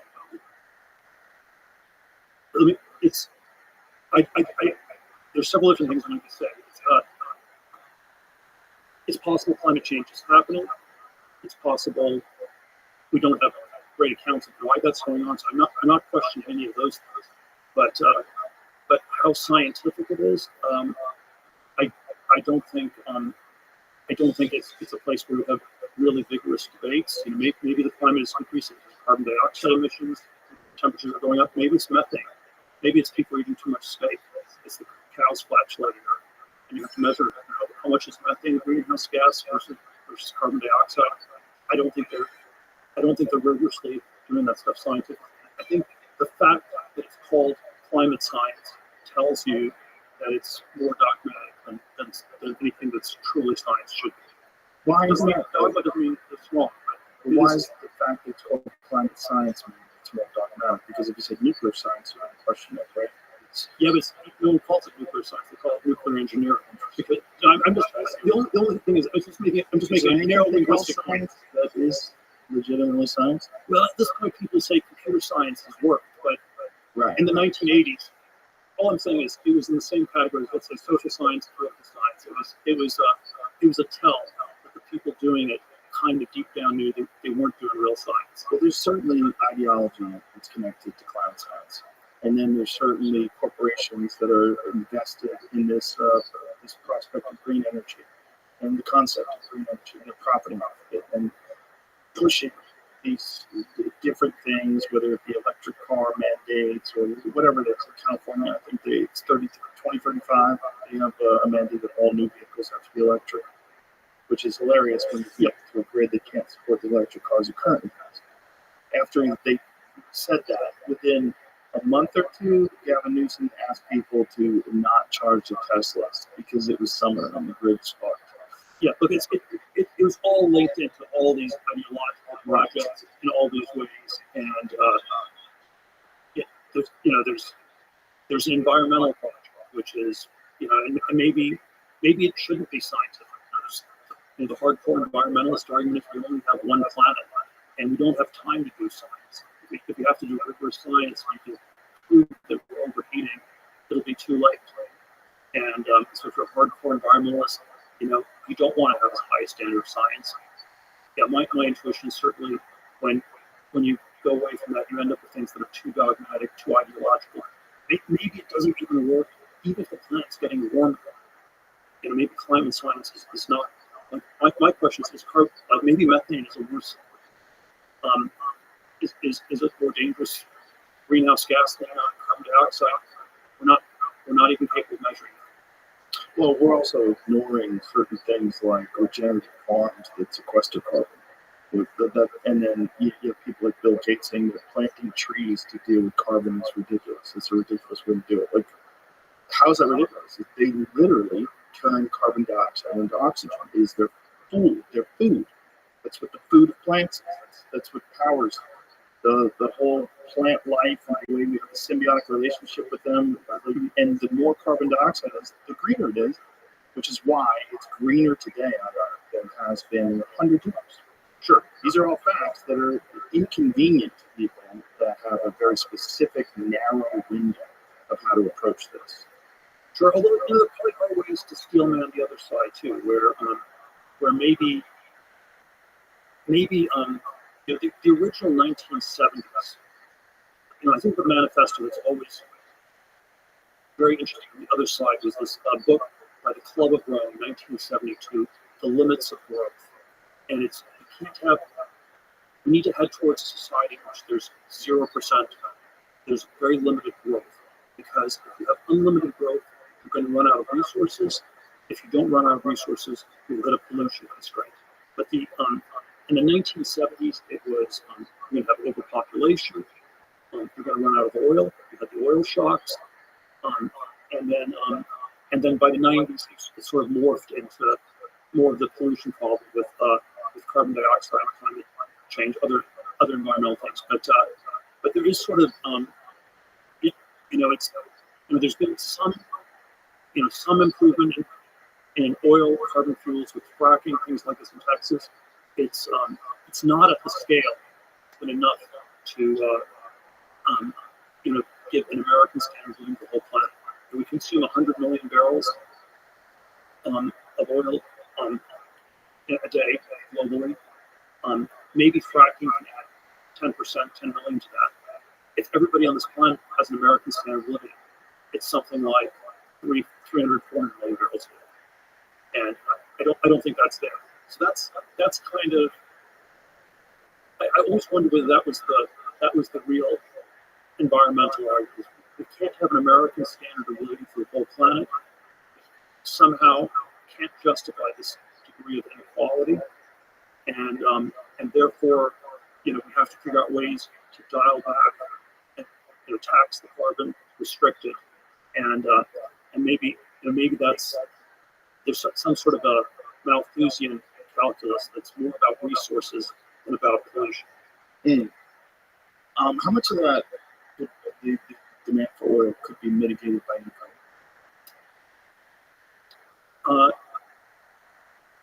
You probably could mitigate it a lot. There's a question why the nuclear thing has gone so long. It's, especially if you have electric vehicles, right? Right. It's combustion engines probably hard to get nuclear to work, but if you shift to electric vehicles, you charge them, your Tesla cars at night, and that would seemingly work. And there's definitely a history of energy where it was always in the direction of more intense use. Went from wood, coal, oil, which is a more compact form of energy, and in a way it takes up less of the environment. And then if we move from oil to uranium, that's even it's even smaller. And so in a sense, the smaller, more dense the energy is, the less the environment takes up. And when we go from oil to natural gas, which takes up more space, and from natural gas to solar or wind, we have to pollute the whole environment by putting windmills everywhere, or you have to you have to cover the whole desert with solar panels. And that is a good way to look at it. And so there was a way that nuclear was supposed to be the energy mode of the 21st century. And then there are these historical questions. Why did it stop? Why did we not go down that route?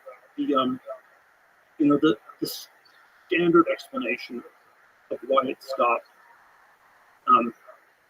was that there were all these dangers with 3 Mile on 1979, Chernobyl in 1986, and the Fukushima one in Japan, I think, 2011, and you had these various accidents.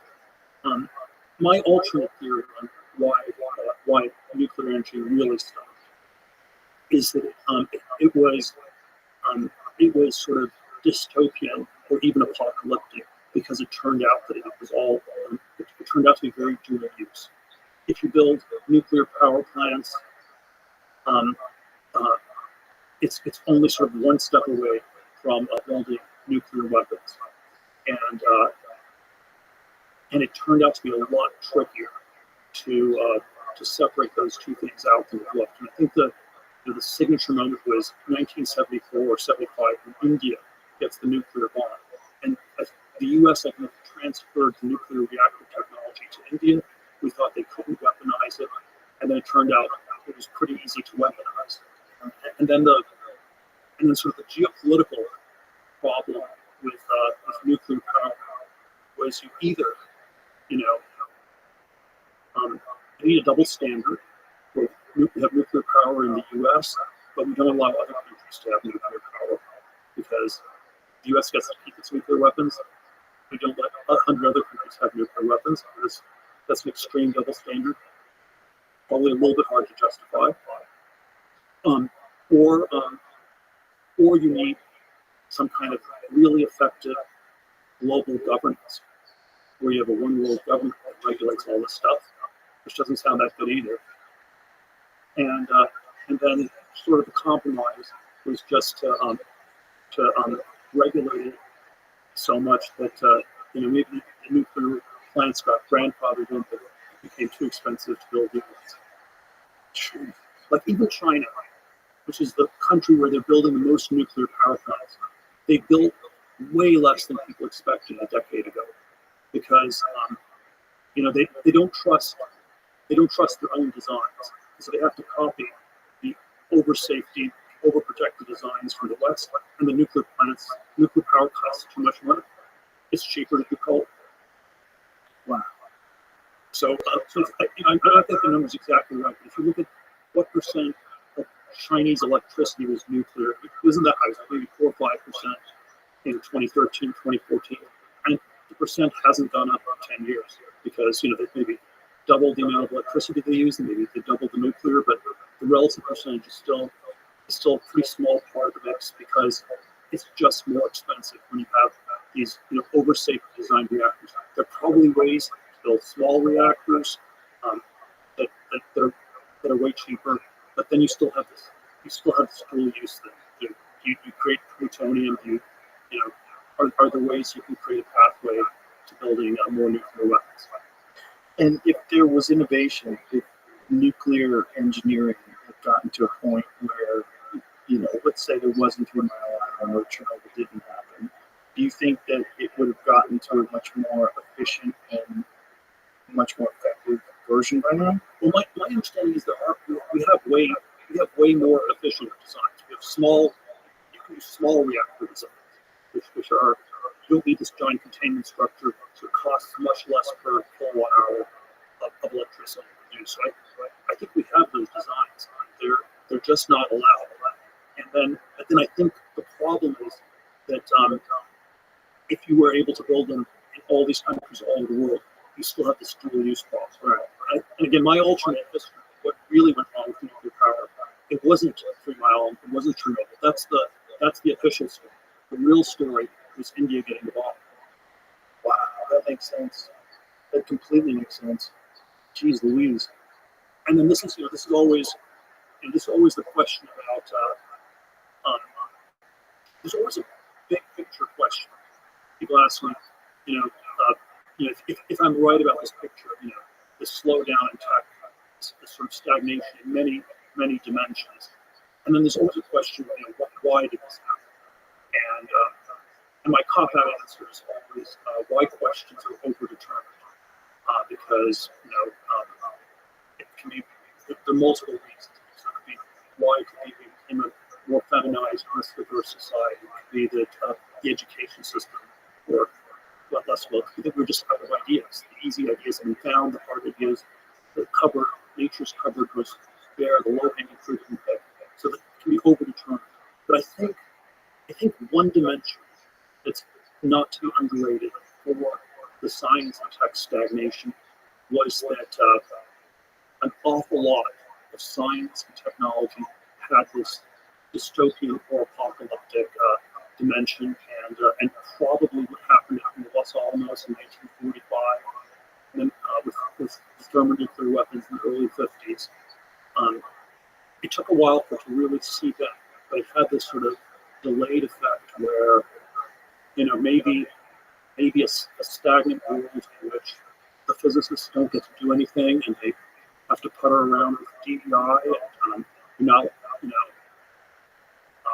but you don't build weapons that blow up the world anymore. Is that a feature of art? And so the stagnation was sort of like this response. So it sucks that we've lived in this world for 50 years where a lot of stuff has been inert.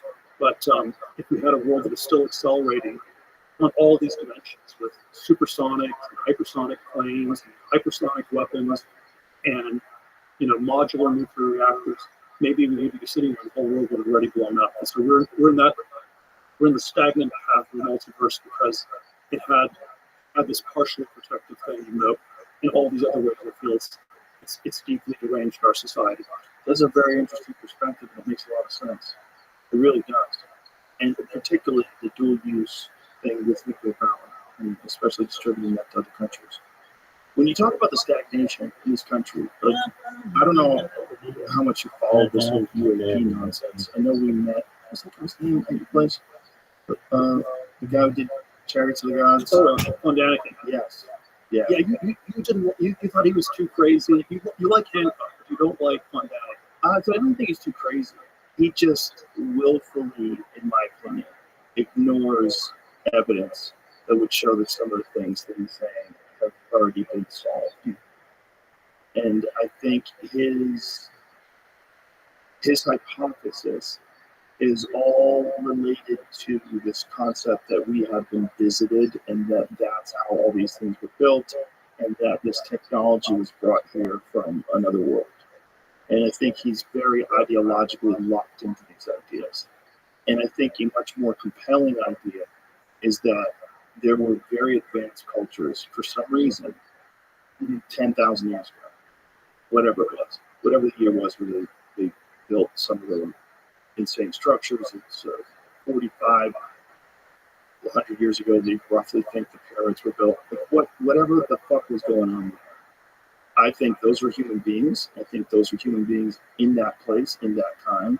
And I think they had some sort of very sophisticated technology that was lost. And things can get lost. Things can get lost in cataclysms. Things can get lost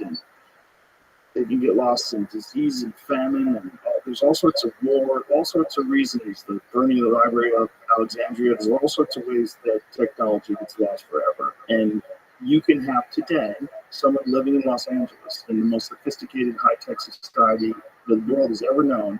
Well, you still have people that live in the Amazon that live in the same way that they've lived for thousands of years. So those things can happen in the same planet at the same time. And I think while the rest of the world was essentially operating at a much lower vibration, there were people in Egypt who were doing some extraordinary things. I don't know how they got the information. Maybe they did get it from visitors. Maybe they did, but there's no real compelling evidence that they did. I think there's much more compelling evidence that a cataclysm happened. When you look at the Younger Dryas impact theory, it's all entirely based on science. It's entirely based on core samples, iridium content, and also massive changes in the environment over a very short period of time, particularly the melting of the ice caps in North America and just impact craters all around the world that we know something roughly 11,000 years ago, and probably again 10,000 years ago. I think it's a regular occurrence on this planet that things go sideways and there's massive natural disasters, and I think that it's very likely that there's the Bronze Age civilization collapse in the mid 12th century BC, and probably the in some ways the one in which we have the best history is the fall of the Roman Empire, which was obviously a culmination of the classical world, and it's somehow extremely unraveled. So I think my view on it is probably somewhere between yours and the Von Daniken. No, not Von Daniken. I'm more on the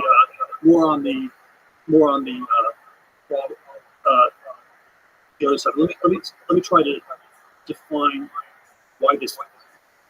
Let me agree on why this is so important today. It's not just an antiquarian interest. And the reason it matters today is because the alternative. If you say civilization has seen great rises and falls, it's gone through these great cycles. Maybe the Bronze Age civilizations were very advanced. Someone came up with iron weapons. There was just one dimension where they progressed, but then everything else they could destroy.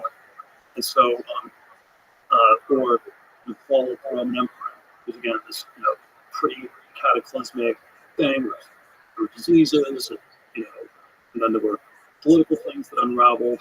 But somehow, it was a massive regression for 400, 500, 600 years into the Dark Ages, and the sort of naive, the progressive, these things always just got monotonic and better, and there's sort of this revisionist, purely progressive history where even the Roman Empire didn't decline, and even this one sort of stupid way to quantify this stuff is with pure demographics. So it's the question of how many people lived in the past, and the rises and falls of civilization story is there were more people who lived in the Roman Empire because it was more advanced and could support a larger population, and the population declined. The city of Rome had 1 million people at its peak, and then by 650 AD, it's down to 10,000 people or less. You have this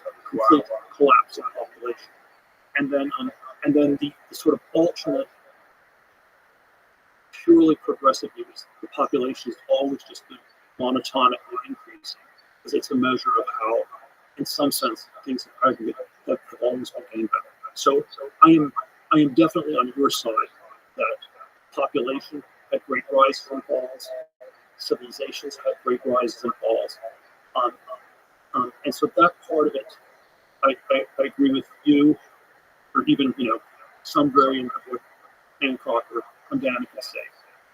Uh, the, the place where I would say I think things are different is I don't think, um, and therefore it seems possible something would happen to our civilization. That's always the upshot. If it monotonically always progressing, then there's nothing we should worry about. Nothing can possibly go wrong. And then certainly the thing, the sort of alternate Hancock, Von Daniken, Joe Rogan history of the world tells us is that we shouldn't take our civilization for granted. There are things that can go really far. I agree with that. The one place where I differ is I do think our civilization today is, on some dimensions, way more advanced than any of these past civilizations. I don't think any of them had nuclear weapons. I don't think any of them had, spaceships or anything like that. And so the failure mode is likely to be somewhat different from these past. Yeah, that makes sense. I think technology progressed in a different direction. That's what I think. I think structural technology, building technology, had somehow or another achieved levels of competence that's not available today. When you look at the construction of the Great Pyramid of Giza, there's 2,300,000 stones in it. The whole thing points to due north, south, east, and west. It's an incredible achievement. The stones, some of them are moved from a quarry that was 500 miles away through the mountains. They have no idea how many. Massive stones. The ones inside the king's chamber, the biggest ones are 80 tons. It's crazy. The whole thing's crazy. Like, how did they do that? Like, whatever they did without machines, supposedly. They did without the use of combustion engine. They didn't have electricity. And yet they were able to do something that stands the test of time, not just so you could look at it. Like, you can go to the Acropolis. You can see the Parthenon. It's gorgeous. It's amazing. It's incredible. I can understand how people could have built it. The pyramids is one of those things you just look at and go, what the fuck was going on here? What was going on here? And none of these people are still around. You have this strange culture now that's entirely based around, you have Cairo and an enormous population of visitors, right? Which is a lot. People just going to stare at these ancient relics. What was going on that those people were so much more advanced than anywhere else in the world? Yeah, I'm not sure I'm anchored on the technological part, but I think the piece that is very hard for us to comprehend is what motivated them culturally. Well, how did they do it physically? Why did they do it? Why were you motivated? So why, but also how? How is a big one? Because it's really difficult to solve. If there's no traditional, conventional explanations for the construction or movement of the stones, the amount of time that it would take. If you move 10 stones a day, I believe it takes 664 years to make one of those pyramids. So how many people were involved? How long did it take? How did they get through there? How did they figure out how to do it? How come the shittier pyramids seem to be dated later? Like, what was going on in that particular period of time where they figured out how to do something so extraordinary that even today, 4,100 years later, we stare at it and go, I don't know. I don't know what the fuck they did. I haven't studied carefully enough. I'll trust you that it's very hard. I would say the real mystery is, why were they motivated? Because you can't live in a pyramid. It's just it was just the afterlife of the pharaoh. There's some debate about that. Of course, ever done as an engineer believes that it was some sort of a power plant. You have this very bizarre theory that there was a chamber that exists. You see the structure of the pyramid inside of it. There's a chamber that's subterranean, and he believes the subterranean chamber was pounding on the surface of the earth and of the walls of the thing, creating this very specific vibration. They had shafts that came down into the queen's chamber. These shafts, they would pour chemicals into these shafts, and then there was limestone at the end of it as well. The end of it, there was this limestone, which is permeable, right? So the limestone, which is porous, these gases come through and creates this hydrogen that's inside of this chamber. Then there are these shafts inside the king's chamber that are they're getting energy from space, gamma rays and all the shit from space. And it's going through these chambers, which are very specifically designed to target these gases and put them into this chamber where they interact with this energy. And he believes it's enough to create electricity. Man, it's a crazy theory. But I'm always too fast to debunk all these things. But just coming back to our earlier conversation, it must have been a crazy power plant to have containment structure much bigger than a nuclear reactor. Yeah, well, it's ridiculous. But it's also a different kind of technology, right? If nuclear technology was completely not on the table, they didn't understand atoms at all, but they did understand that there's rays that come from space and that you could somehow harness the energy of these things with specific gases and through some method convert that into some form of electricity. But if it takes so much power to put all these rocks on the pyramid, you have to always look at how efficient the power plant is. So it can't just be it has to be like the craziest reaction ever to justify such a big containment structure. Because even nuclear power plants don't work economically. Well, they didn't do a lot of them. They only did this one in Giza. And then there was other pyramids that he thinks had different functions that were smaller. But the whole purpose of it is, or the whole point of it is, we don't know what the fuck it is. We don't know why they did it. We have a group of new archaeologists that are looking at it from a completely different theory. They're not looking at it like it's a tomb. The established archaeologists insisted that this is a tomb for the pharaoh. The newer archaeologists, established archaeologists, are looking at it and considering whether or not there are some other uses for this thing. And one of them is the concept of the pharaoh plaque. I don't know if this is an alternate history theory, but I'm always into the James Frazier, Golden Vow, Rene Girard, violence, sacred history, where you have always this question about the origins of monarchy and kingship. And all the Bond James Bond. The sort of Girard Frazier intuition is that it's something like if every king is a kind of god, then we have to also believe the opposite, that maybe every god is the dead or murdered king, and that somehow societies were organized around scapegoats. The scapegoats were there was a crisis for the archaic community, blamed on a scapegoat. The scapegoat was attributed all these powers, and then at some point, the scapegoat, before he gets executed, figures out a way to expel his execution and turn the power into something real. So there's sort of this very weird adjacency between the monarch and the scapegoat, and then I don't know, the sort of riff on would be that the first pyramid did not need to be invented. It was just the stones that were thrown on a victim, and that it somehow, and that's the original. The original Stones that were thrown on a victim. A community stones a victim to death. Tribe runs after a victim, you stone them to death. Throw stones on the victim. That's how you create the first tomb. And then as it gets more complicated, you create a tomb that's 2 million stones, and you get a pharaoh. You get a pharaoh who figures out a way to postpone his own execution or something like this. I think there's. I'm going to blank on the name of this ritual. I believe in the old Egyptian kingdoms, which were sort of around the time of the Great Pyramids or even before.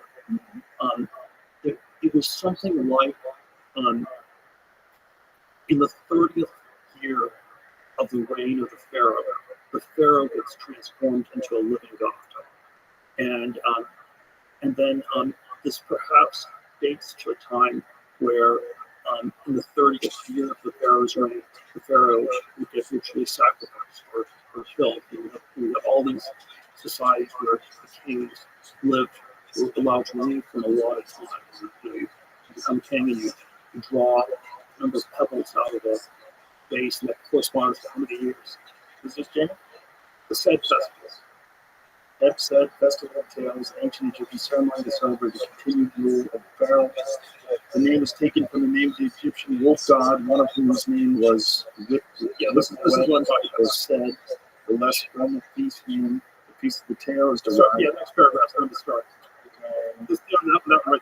The ancient festival might perhaps have been instituted to replace the ritual of murdering a pharaoh who was unable to commute the rule effectively because of age or condition. Interesting.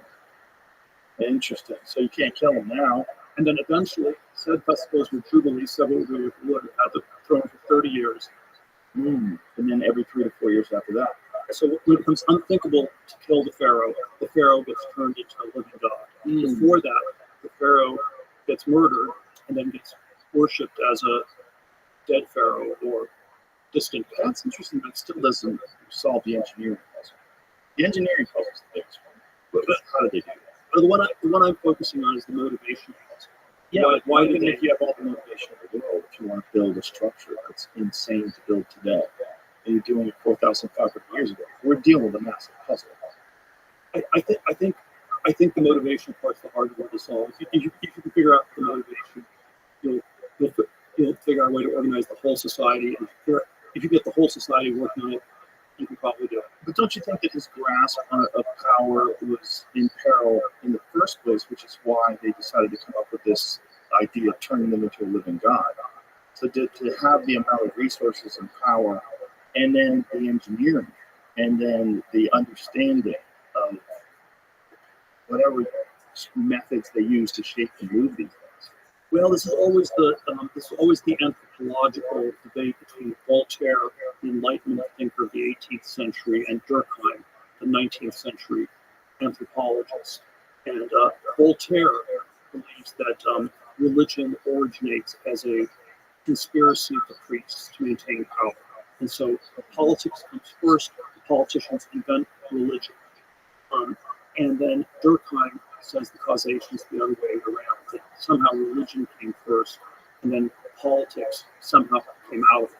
Of course, once the politics comes out of it, the priests, the religious authorities have political power, they figure out ways to manipulate it, things like this. But I find the Durkheim story far more plausible than the Voltaire one. I think the religious categories are primary, and the political categories are secondary. So you think the religion came first? Well, what about if we emanate from tribal societies? Tribal societies have always had leaders.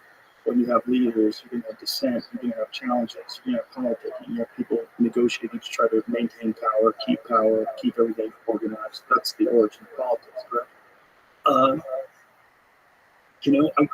I think that's a whitewashed Enlightenment rationalist description of the origin of politics. What do you think the origin of politics? I think it's far more violent.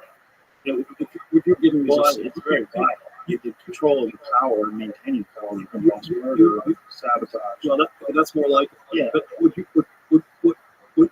you gave me a minute ago sounds more like a social contract theory, in which people sit down, negotiate, and have a nice little chit chat to draw up the social contract. That is a complete fiction.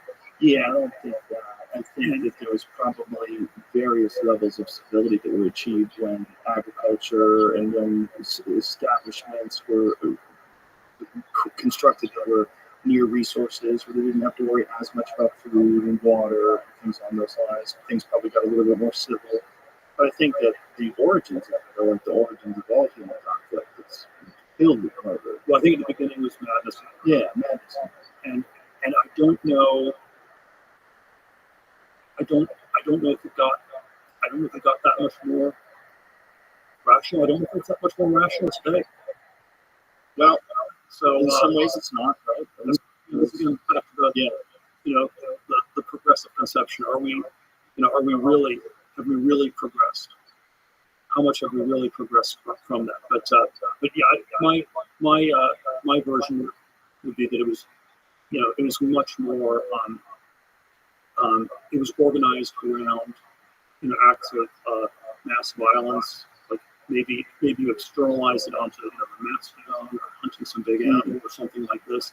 But the real problem of violence wasn't external. It was mostly internal. It was violence with people who were near you, proximate to you. It wasn't even natural cataclysms or other tribes. It was sort of much more internal stuff, and it's very different. I think that the human situation is somehow very, very different from something like, I don't know, an ape primate hierarchy. Where in an ape context, you have an alpha male, and he's the strongest, and there's some sort of natural dominance where you don't need to have a fight to the death typically, because you know who's the strongest, and you don't need to push it all the way. In a human context, it's always possible for two or three guys to gang up on the alpha male. So it's somehow culture is more important. That if they can talk to each other and you get language for that, they can coordinate and they can gang up on the leader, and then you have to stop them from getting up on the leader. How do you do that? And so there's some sort of radical difference between a human and let's say a pre-human world. Have you seen Chimp Empire? No. Chimp Empire is a fascinating documentary series on Netflix where these scientists have been embedded with this tribe of chimpanzees for decades. And so because they were embedded, they have very specific rules. You have to maintain these 20 yards from you and any of the chimps. No food. You can never have food, and don't look them in the eyes. And as long as you do that, they don't feel you're a threat, and they think of you as a natural part of their environment, almost like you don't exist. And they behave completely natural. Well, it shows in that sometimes it's not the largest, strongest one, and that some chimps form bonds with other chimps, and they form coalitions, and they do have some sort of power to them, and they do help each other. They groom each other. They do specific things for each other. And then one of the things that happens also, they get invaded by other chimps, and then chimps leave and they go on patrol, and other chimps gang up on them and kill them, and they try to fight and battle over resources. But it's not nearly as cut and dry as the strongest chimp prevails, because one of the chimps that was dominant was an older chimp, and he was smaller than some of the other chimps, but he had formed a coalition with all these other chimps, and they all respected him, and they all knew that they would be treated fairly. But being treated fairly is a very important thing with chimpanzees. They get very jealous if they think that things are not fair, which is why that guy was attacked. And if you know that guy who had that chimpanzee brought a birthday cake, the other chimps weren't getting a piece of the cake, and someone fucked up and left the door open. They got out and mauled this guy because he didn't give them some of the cake. Yes, I find all of that quite plausible, but I think both of us can be correct. So there's the true story of colonization, of how we became humans. There's a way to tell it where it's continuous with our animal past, where it's just there's things like this with the chimpanzees or the baboons or other primates, and then there's a part of the story that I think is also more discontinuous. In my judgment is we probably in a Darwinian context we always stress the continuity. I'm always a little bit the contrarian, and so I believe in Darwin's theory.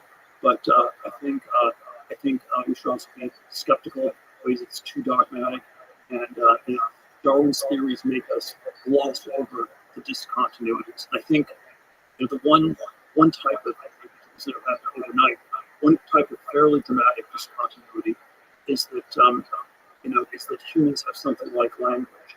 And even though chimpanzees probably have an IQ of 80, they're pretty smart, but when you don't have a rich symbolic system, that leads to sort of a very, very different kind of structure. And there's something about language and the kind of coordination that allows ways that it forces you to be able to coordinate on violence, and then it encourages you to channel violence in certain sacred religious directions.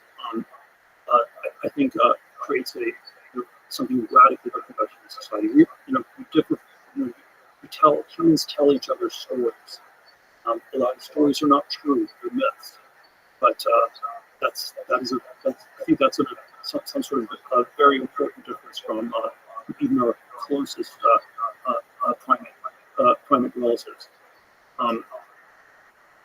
But this is again sort of like another way of getting at what's so crazy about ChatGPT. and passing the Turing test. Because if we had sat here 2 years ago, you asked me, what is the distinctive feature of a human being? What makes someone a human, and how in a way that differs from everybody else? It's not perfect, but my go-to answer would be language. You're 80-year-old, 80-year-old.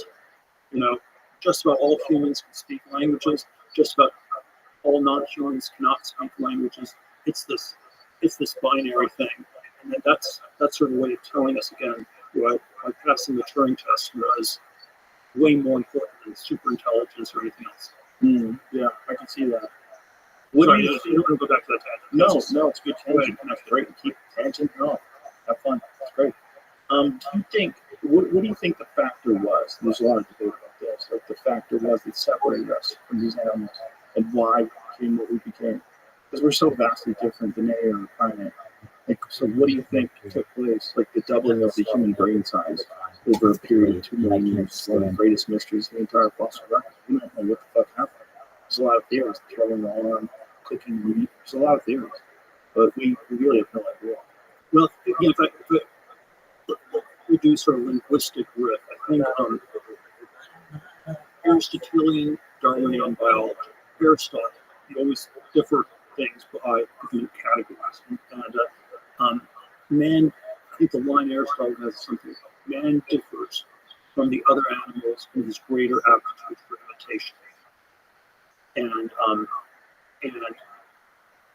I would say that we are giant imitating machines. And of course, the Darwinian work on this is to imitate the stay. And so we differ from the ape. We're more ape-like than the apes. We are far better at aping each other than the apes are. So the first cut, I would say, our brains are giant imitation machines. That's how you learn language as a kid. You imitate your parents, and that's how culture gets transmitted. But then there are a lot of dimensions of imitation that are also very dangerous, because imitation doesn't just happen on this symbolic, linguistic level. It's also, you imitate things you want.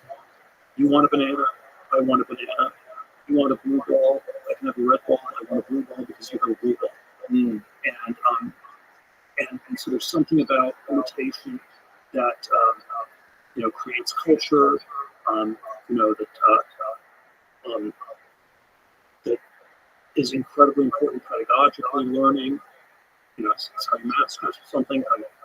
In all these different ways, and then a lot of it has this incredibly conflictual dimension as well, and then there's so I think that was sort of core to the things that are both great and troubled about humanity, and that was in some ways the problem that needed to solve. So you think that the motivation of imitation is the essential first steps that led us to become human? There's some story like, again, this is a one-dimensional, one explanation fits all, but the explanation I would go with is that it was something like, our brains got bigger as we were more powerful imitation machines, and there were things about that were, that made us a lot more powerful, and we could learn things, and we could remember things, and there was cultural transmission that happened, but then it also built better weapons, and we became more violent, and it also had a very, very destructive element, and then somehow the imitation, had to be channeled in these sort of ritualized, religious kinds of ways, and that's why I think all these things sort of somehow came up together in parallel. What about the physical adaptation? Like, what would be the motivation of the animal to change form and to have its brain grow so large and to lose all its hair and to become soft and fleshy like we are, as opposed to like rough and durable like almost every other primate is? Well, you can always tell these retrospective, just so stories of how it's all worked out. it would seem that the naive retrospective story would be that there are a lot of ways that humans are, I don't know, less strong than the other apes, or there are all these ways where we're in some sense weaker physically, but maybe it was just this basic trade-off. More of your energy went to your mind and into your brain, and then your fist wasn't as strong, but you could build a better axe, and that made you stronger than me. And that's we're a brain with less energy we spend on growing a hair to keep it warm in the winter, and then you use your brain to build an axe and skin a bear and get some fur for the winter, or something like that. Yeah, I guess it's just such a leap. It's such a leap and different than any other animal. Like what was the primary motivating factor? What was the thing? McKenna believes it was hillside. I'm sure you probably heard of that theory, McKenna's stone date theory, which is a fascinating one. But there's a lot of different theories about what took place. But the one I would go on was that there was this dimension of increased imitation. There was some kind of cultural linguistic dimension that was incredibly important. It was probably also somehow linked to dealing with all the violence that came with it, all the conflicts that came with it. I'd be more open to the stoned ape theory. People, I had this conversation with the other guy, Rescue, the immortality key guy, and I always feel they whitewash it too much. It's like if you have these crazy Dionysian rituals in which people, there's probably lots of crazy sex, there's probably lots of crazy violence that was tied to it, and so maybe you'd be out of your mind to be hunting a woolly mammoth, and maybe you can't be completely, But they weren't hunting woolly mammoths during the Crusader mysteries. No, but you went to war to fight the neighboring tribes, more dangerous than hunting. Right, but they also did absolutely have these rituals. They have absolutely found trace elements of. I don't question that. I don't question that at all. I just think they probably part of it was also was a way to channel violence. Probably whenever, I don't know, is there some degree to which whenever you went to war, you were on drugs. Oh yes. Well, we know about the Vikings. The Vikings most certainly took mushrooms before they went into battle. And it makes you less coordinated or something. But no, if you're less scared, it doesn't make it less coordinated. If you're just a little bit less scared, that's probably super important. It increases visual acuity. There's a lot of benefits that would happen physically, especially if you got the dose right. It increases visual acuity, edge detection's better. It makes people more sensitive, probably more aware, probably a better hunter. And but I'm sympathetic to all these mushrooms, psychedelic drug, historical usage theories. I suspect was very widespread. I just think a lot of it was in these contexts that were pretty transgressive. Yeah, I think they're not mutually exclusive. I think just giving the way the world was back then, for sure, violence was everywhere. Violence was a part of daily life. Violence was a part of how society was kept together. Violence was entertainment in Rome, right? For sure, violence was everything. It was a big part of it. And I think releasing the anxiety of that violence also led people to want to be intoxicated and do different things that separated them from a normal state of consciousness. But I do think it's also probably where democracy came. I think having those Eleusinian mystery rituals where they would get together and do psychedelics and under this very controlled set and setting, I think that's the birthplace of a lot of very interesting and innovative ideas. I think a lot of interesting and innovative ideas currently are being at least dreamt up, thought of. They have their roots in some sort of altered conscious experience. Well, it's I don't know. I think this stuff is very powerful.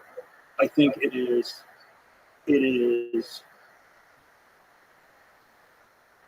I definitely think it shouldn't be outlawed. Pretty hardcore libertarian on all the drug legalization stuff. And then I do wonder. I do wonder exactly how these things work. It probably the classically ruled version of it was that it was something that you did in a fairly controlled setting.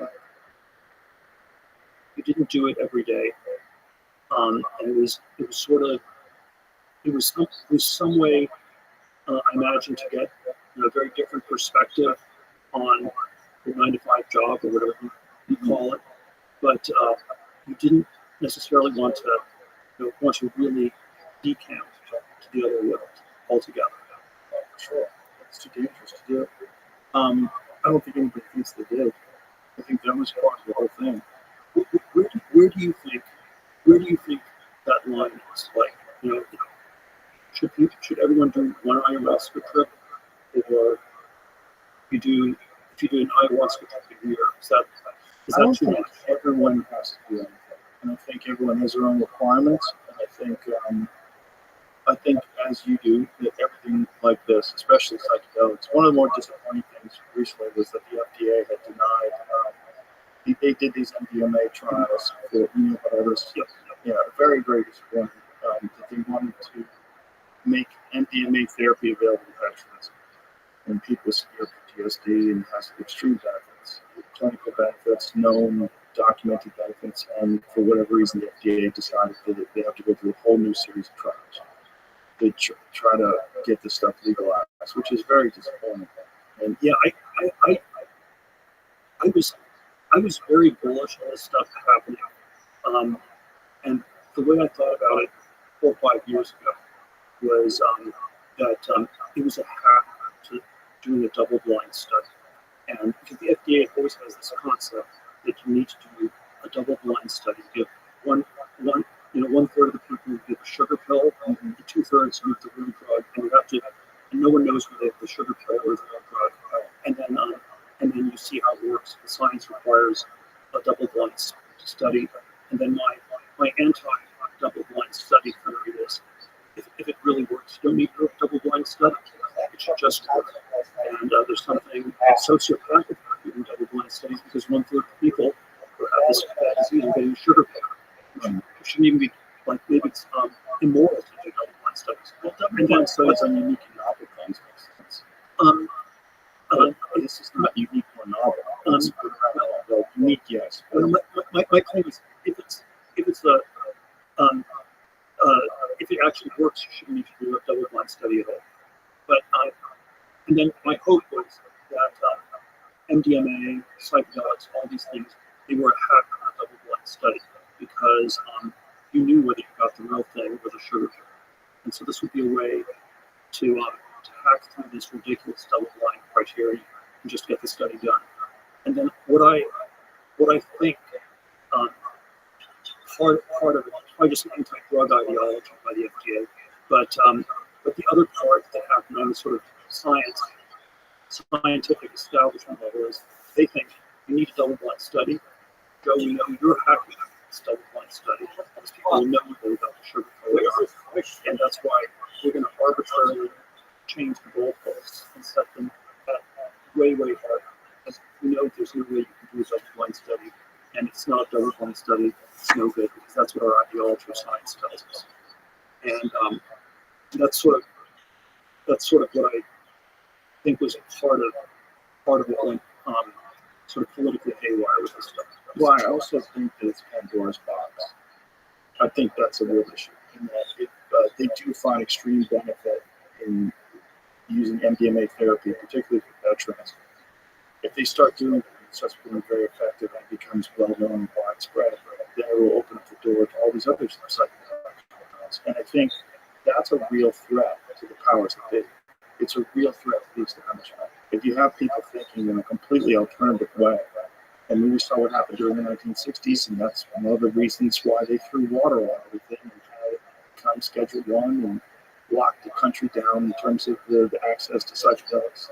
All that stuff happened out of reaction to the way society and culture was changing in the 1960s. If that happened today, it would throw a giant monkey wrench in our political system, in our cultural system, the way we govern, the way we, just the way allocation of resources, all of that will change. If I just to articulate the alternate version of this, there's always a, there's a part. I don't know if you how to get this.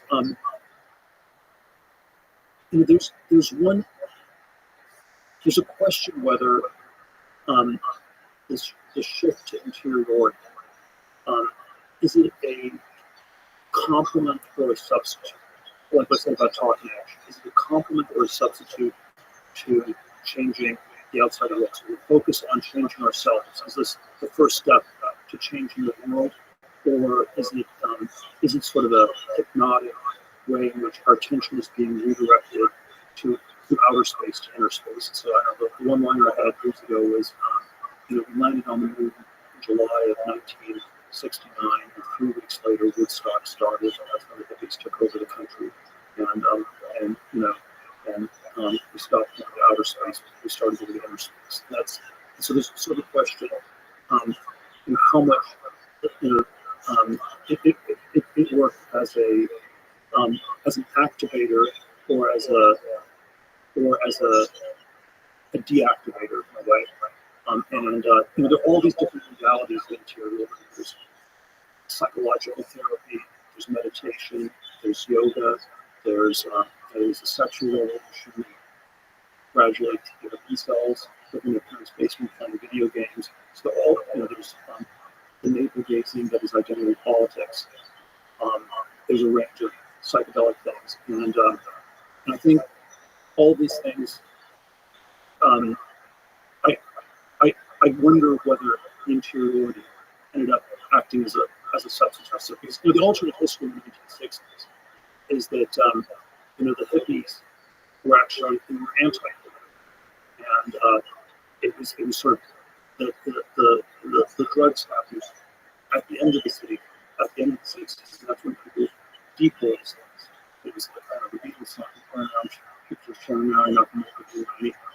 It's like because we're activating LSD, and it's just the sort of insane politics no longer matters. So you have the civil rights, Vietnam War, and then with the drugs, the thing that motivated it is that the thing where it actually those things started yesterday. I think they were happening at the same time, and I think the Vietnam War coinciding with the psychedelic drug movement in the 1960s, it was one of the reasons why it was so dangerous to the establishment.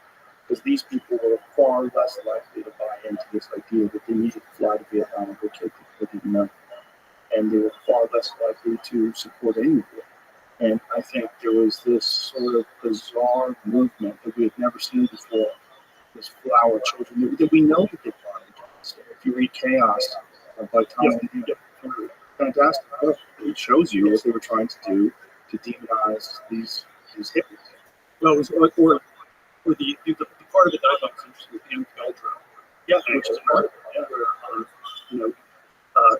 there was a predecessor where we thought of there was we think of it as an arms race with the fascists, the communists, and they were very good at brainwashing people. The Goebbels propaganda, North Koreans brainwashing our soldiers in the Korean War, our POWs, and we needed to have an arms race to program, to reprogram, to deprogram people. And LSD was sort of the MK Ultra shortcut So I think there was, and then it's so hard to reconstruct it, but my suspicion is the Ultra thing was a lot bigger than we realized, and that it was the LSD movement both in the Harvard form and the Stanford form. It started as an Ultra project, Timothy Leary at Harvard, Ken Kesey at Stanford, Tom Wolfe, the American novelist. I still think his greatest novel was the Electric Kool-Aid Acid Test, which sort of this history of the LSD counterculture. It starts at Stanford, moves to the after in San Francisco. And it starts with Ken Kesey's grad student at Stanford, circa 1958. And you get an extra $75 a day to go to the Menlo Park Veterans Hospital. And they give you some random drug. And I got extra $75 a grad student in English doing LSD. And Tom Wolfe writes this, iconic, fictionalized novel, very realistic, 1968, about this. And Wolfe could not have imagined that the whole thing started as some CIA mind control function. Right. Menlo Park Veterans Hospital, that was deep state adjacent. Sure. Well, Haight-Ashbury Free Clinic, run by the CIA. So that's even crazy. The whole thing's crazy. The whole thing's Jolly West. Yeah, the whole thing's crazy. Which leads me to, what do you think they're doing today? If they were doing that then, I do not believe that they abandoned this idea of programming. I do not believe that. I don't think they would, because I know it's effective. But people join cults every day. We're well aware that people can be ideologically captured. We're well aware. We're well aware people will buy into crazy ideas as long as it's supported by whatever community they associate with. That's just a natural aspect of being a human being. Maybe it's part of what you're saying, this imitation thing. It leads us to do this. If they have that knowledge and that understanding, for sure, they're probably doing things similar today, which is one of the things I think about a lot when I think about this guy that tried to shoot Trump. I want to know what happened. And I don't think we're getting a very detailed explanation at all as to how this person achieved how they got on the roof, how they got to that position, how they trained, who were they in contact with, who was teaching them, why did they do it, what was going on.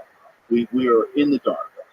And I wonder, there was always the Manchurian candidate out there. Yeah, this idea that we trained assassins. Was the RFA that assassinated in the 60s, where maybe shouldn't believe him, but he claimed that he didn't even know what he was doing, was in some hypnotic trance or whatever. And it was like the assassin of Manchurian candidate. Yeah. I mean, that is possible. I don't know if he's telling the truth. He could have just had a psychotic break. Obviously, it's a convenient. Yeah, very convenient. But it's a possibility that should be considered. I mean, this Crooks kid that did this, that shot at the president. What happened? I want to know what happened.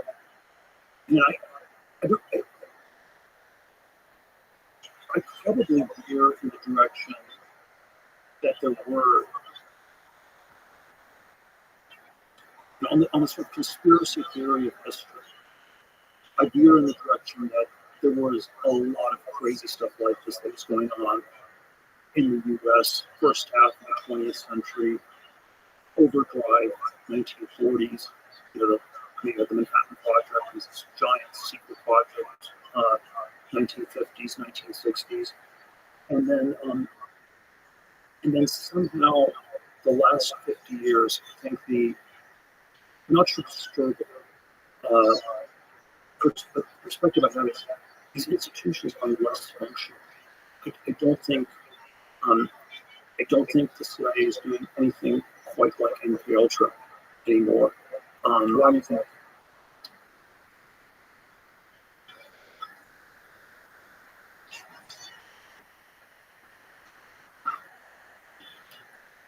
I think you have the Church Commission hearings in the late 70s, and somehow things got exposed, and then when when bureaucracy is forced to be formalized, it probably becomes a lot less functional. There was or like the 2000s version. It was a lot of crazy stuff that we did, black sites, torturing people, the CIA ran, war on terror, waterboarding, all sorts of batshit crazy stuff that happened. But then once John Yoo, in the Bush 43 administration, writes the torture memos, sort of formalizes that's how many times we water dunk someone without being tortured, et cetera, et cetera. Once you realize it, people somehow know that it's on its way out because it doesn't quite work anymore. So by 2007, at Guantanamo, I think the inmates were running the asylum. The inmates and the defense lawyers were running it. You were way safer as a Muslim terrorist in Guantanamo than as a, let's say, suspected cop killer in Manhattan. We're still in informal process in Manhattan. You were a suspected cop killer. They figure out some way to deal with you outside the formal judicial process. But I think something was a sort of formalization that happened. There was the post J. Edgar Hoover FBI, where Hoover was kind of a law unto himself. It was completely out of control. CIA even more so. And then once it all gets exposed, and it probably is a lot harder to do. The NSA, NSA probably held up longer as a deep state entity, where it at least has a virtue. In the 1980s, was still referred to as no such agency, but it was still far more obscure. So the necessary condition is that if some part of the deep state's doing it, we can barely know what's going on with them. And then I don't know, the 2000s, 2010s history on I think the Patriot Act empowered us FISA courts, and I think there probably were ways the NSA FISA court process was weaponized in a really, really crazy way. And culminated in 2016 with all the the crazy Russia conspiracy theories against Trump. But I think even that, I'm not sure if they can do anymore because it got exposed. Can't do that anymore. But a small program that is top secret, that is designed under the auspices of protecting American lives, extracting information from people. Well, I'm agreeing with you. The NSA FISA court process is one where you had a pre-out-of-control process from, let's say, circa 2003 to 2017, 2018. So that's relatively recent. Mm-hmm.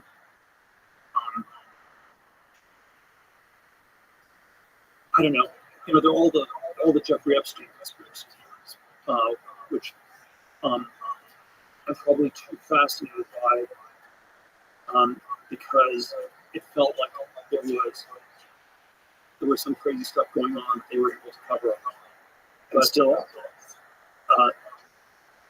but then doesn't the fact that we're still talking about Jeffrey Epstein tell us how hard it is to come up with anything else? No, because there's no answers for the Jeffrey Epstein thing. There's been no consequences other than Ghislaine Maxwell going to jail and Jeffrey Epstein allegedly committing suicide. Other than that, what are the consequences? They were able to pull off this thing. This some sort of operation. Who knows who was behind it? Who knows what was the motivation? But it clearly has something to do with compromising people, which is an age-old strategy for getting people to do what you want them to do. You have things on them, you use those things as leverage, and then next thing you know, you've got people saying things that you want them to say, and it'll motivate people's policy, change things, and get things done. They did that, yes. And we know they did that, and yet no one is asking for the tapes, no one's asking for the client list. We're in the dark still. And probably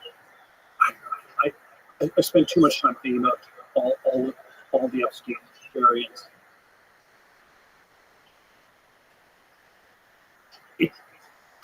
probably the sex stuff is overdone. Everything else is underdone.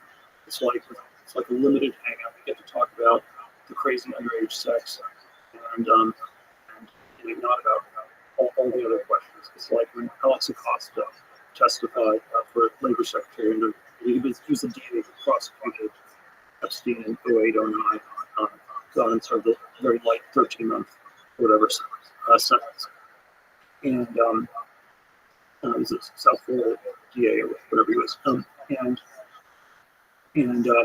Acosta was asked, why did he get off so easily? And the congressional testimony for Labor Secretary 2017 is he belonged to intelligence. That's and then and so the question isn't about the sex with underage women. The question is really about why was he so protected? And then I went down all these rabbit holes, working for the Israelis or Mossad or all this sort of stuff, and I've come to think that was very secondary. Obviously, it was just the U.S. If you're working for Israel, you don't get protected. You had Jonathan Pollard, he went to jail for 25 years. But unrelated, right? Understood, but this is one. But it was if it was an intelligence operation, the question we should be asking is what part of the U.S. intelligence system was he working for? Was he working for But don't you think that's an effective strategy for controlling politicians? Getting them involved in sex scandals. I mean, that's always been one of the worst things that can happen to a politician. Look at Monica Lewinsky. Very simple one. Consensual, inappropriate sexual relationship between president and a staffer. And it almost takes down the presidency. It causes him to get impeached. Powerful motivators. The shame of it all, also the illegal activity, the fact that it's one of the most disgusting things that we think of, people having sex with underage people. I'm sure that was part of it. I suspect there are a lot of other questions that one should also. No, most certainly. But I would think that is one of the best motivators that we have, is having dirt on people like that, especially something that could ruin your career, especially people that are deeply embedded in this system of people knowing things about people, using those at their advantage. I mean, that's an age-old strategy in politics. That was J. Edgar Hoover's entire modus operandi. My riff on it was always that it's a little bit different from the J. Edgar Hoover thing. The question is always whether the people doing it knew they were getting compromised, and so it's the vibe. It's not that you somehow got compromised. It was more you were joining this secret club. Right. You got to be made. Yeah. A made man in the mafia. And you get to do crazy things. So it's only if we have compromise on you gonna have it. Right. That's why it's like I don't know. It's one of these Closet of Vatican. The claim is 80% of the cardinals in the Catholic Church are gay. Not sure if that's true, but directionally, it's probably correct. And the basic thesis is you don't get promoted for cardinal, you're straight, because we need to have, and so we need to be compromised, and then you're under control, but you also get that. completely makes sense. Completely makes sense in the way you do that, especially all these politicians who are essentially like bad actors. A lot of them, they're just people that want power, and people that want control. A lot of them, and those kind of guys, they want to party. I mean, that has been. You've got two types of leaders that are presidents. You've got pussy hounds and women. And sometimes they're both, but generally you don't. And guys like Clinton and JFK were anti-war, and then you have guys like Bush, who you don't think of at all as a pussy hound, but most certainly you think of as a woman. Do you? What do you have a theory on what was Bill Gates' complicity with Epstein? I think he likes pussy. I think he's a man. I think he likes power. He likes monopoly. I mean, he's incredibly effective at Microsoft. And for the longest time, he was thought of as a villain. right? He was this antitrust villain. He was this guy who was monopolizing this operating system and in controlling just this incredible empire. And he had a real bad rap. And then I think he wisely turned towards philanthropy. And Do you think that he needed Epstein? I think it's very difficult. You're a very famous, very high-profile person to fuck around. I think it's very difficult. I think you have to worry about people telling people. You worry about it taking you down if you're having affairs. If you're running some philanthropy organization, you're supposed to be thought of as this guy who's like this wonderful person who's trying to really fix all the problems in the world, but really he was flying around and banging all these different chicks. You have to figure out a way to pull that off. And this is what Eric Weinstein and I, we've had discussions about this. And Eric's position is that there are people in this world that can provide experiences for you and safely for people that are in that kind of a group. And that makes sense. It makes sense that if you pay people enough, you have people motivated in order to like establish these relationships and make sure that these things happen. When you get very high profile, you can't just be on a fucking dating app. If you're a guy that likes to get chicks, what are you going to do? All of that might be true, but I wonder if there are more straightforward alternate conspiracy theories in Epstein that we're missing. So let me do an alternate one, sure. Bill Gates, where the things just looking at what's hiding in plain sight. Mm-hmm. He supposedly talked to Epstein early on about how his marriage wasn't doing that. And then Epstein suggested that he should get a divorce, circa 2010, 2011. And Gates told him something like, that doesn't quite work. Presumably because he didn't have a prenup. So there's one part of Epstein as a marriage counselor, which is sort of disturbing. But then the second thing that we know that Gates talked to Epstein about was all this sort of collaborating and funding, setting up this philanthropy, all this sort of this somewhat corrupt left-wing philanthropy structure. And so there's a question, and then my sort of straightforward alternate conspiracy theory is should we combine those two? And was there and I don't have all the details it's figured out, but it would be something like, Bill and Melinda get married in 1984, they don't sign a prenup, and something's going wrong with the marriage, and maybe Melinda can get half the money in a divorce. He doesn't want her to get half the money. What do you do? And then the alternate plan is something like you commit the marital assets to this nonprofit, and then it sort of locks Melinda into not complaining about the marriage for a long, long time. And it's some kind of and so there's something about the left-wing philanthropy world that was it was sort of some sort of boomer way to control their crazy wives or something like this. And that's like your past, right? Sure, there are all these. And you talk to Epstein about. You got Epstein to meet with the head of the Nobel Prize Foundation. So it was Bill Gates wanted to get a Nobel Prize. Wow. Right. So this is all straightforward. This is all no. Yeah. And I'm not saying what you're saying about. Do you know the history of the Nobel Prize? That's the ultimate whitewash. Sure, it was for remaining dynamite. Yeah, that's well, Peter Berg told me the story. I was blown away. He originally, someone said that he died. I mean, it was printed that he died, but he didn't die. And in the stories, they were calling him the Merchant of Death, because he was the guy that invented dynamite. He realized that, oh my God, this is my reputation. This is something people think about me. I have to do something to turn this around. So he invented the Nobel Prize, and he started. Then now the name Nobel is automatically connected in most people's eyes to the greatest people amongst us, the people that have contributed the most to society and science and art and peace and all these different things. Nobel Prize for medicine.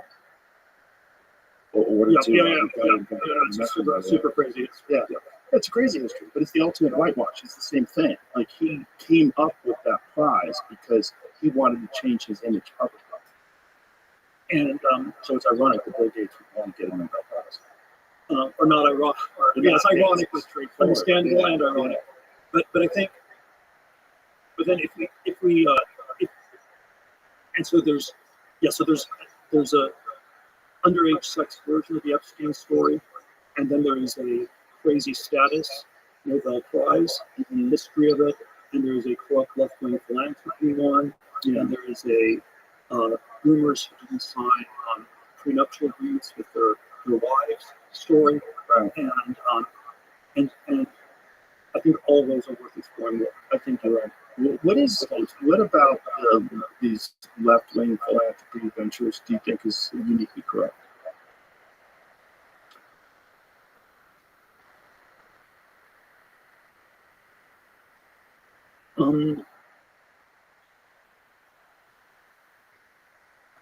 Sorry, which one do I think is most corrupt? Or what about them? These, when you said corrupt. Yeah. Well,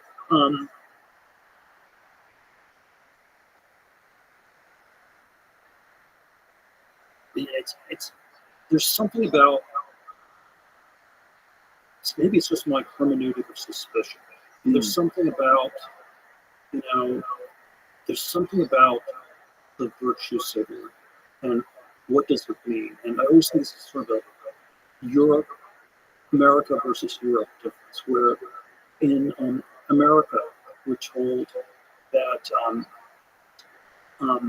that philanthropy is something a good person does, and if you're a Rockefeller and you start giving away all your money, this is just what a good person does, and it shows how good you are. And then I think sort of the European intuition on it is something like, wow, this is only something a very evil person does. And if you start giving away all of your money in Europe, it's like, Joe, you must have murdered someone.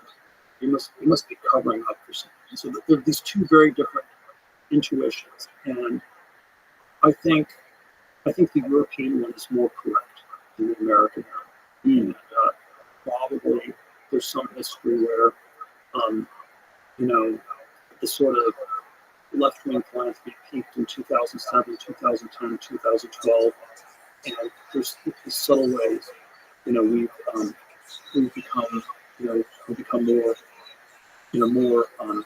European in our sensibilities as a society, and so it has this very different balance from what it did 12 or 14 years ago. Yeah, it's all, we ask all these questions like we're asking right now about Bill Gates, where it's like it was like all the testimony in the Microsoft antitrust trial, and it's like it's cutting off the air supply, to strangle people, and he's like, no, he's not a sociopathic guy, it seems.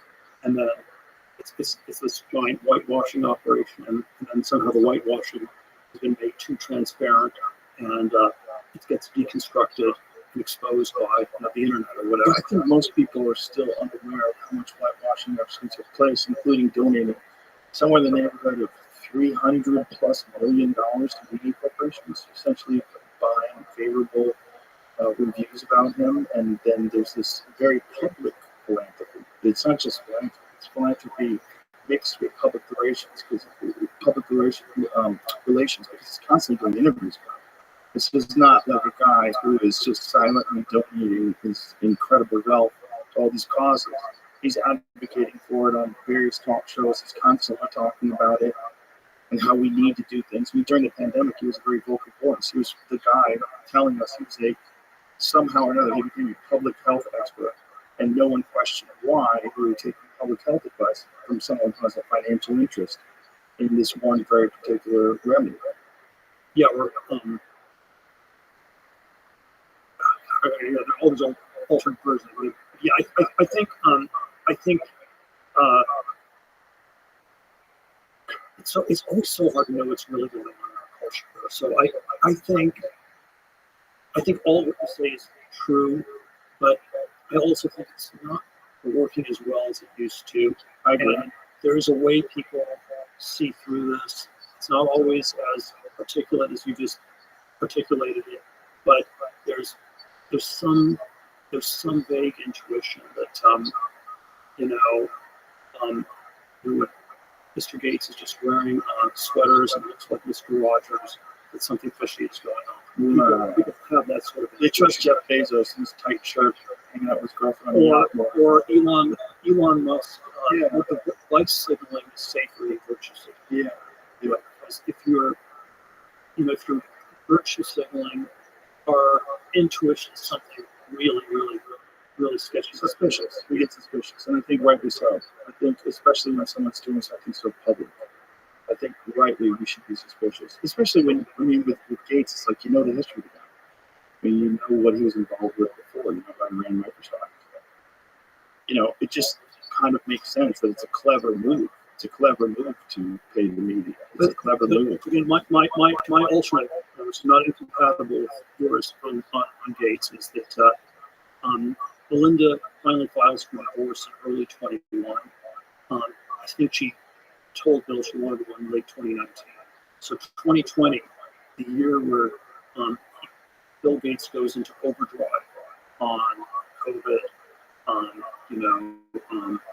all this stuff. Part of it, maybe it's self-dealing. He's trying to make money from the drug company or something like this. But isn't the other really big thing?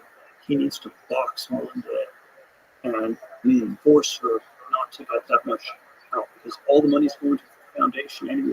Melinda has to say, why do you want half the money? It's all going to the Gates Foundation anyway. We're not leaving our kids anything. And then when you lean into COVID, how does that work? And it's somehow, in theory, Melinda is a really strong woman. She could get half. That's what you get me. Divorce with prenuptial. But then if they could go overdrive on COVID, Melinda, are you like some crazy anti-science person? Right. And so I don't know.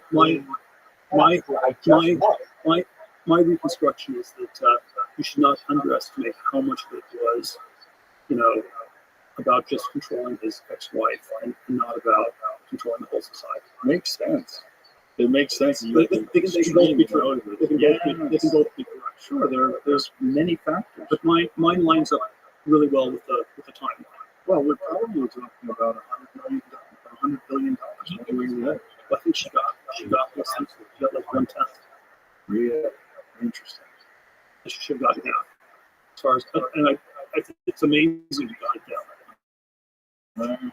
Interesting. But it was just, I think she was just boxed in. Every time you went on TV talking about COVID, she was boxed in with all of her left-wing friends. That is an interesting philosophy. That's an interesting way to approach a problem if you're him. Very wise, very clever. I mean, if you're just looking at just for personal benefit, the genius move. And the guy's a genius, clearly a brilliant guy. That makes sense. It makes sense he would do that. I don't know. I would do that. I should have a prenup, but yeah. Yeah, well, that's kind of crazy. That's interesting. But yeah, I didn't consider that. But it makes sense. And she's she's pretty open, unfortunately for him, about his ties to Epstein being one of the primary reasons why she wanted out. But again, it's was he having extramarital affairs through Epstein? Or maybe Epstein was, from Melinda's point of view, would it be worse for Epstein to facilitate an extramarital affair?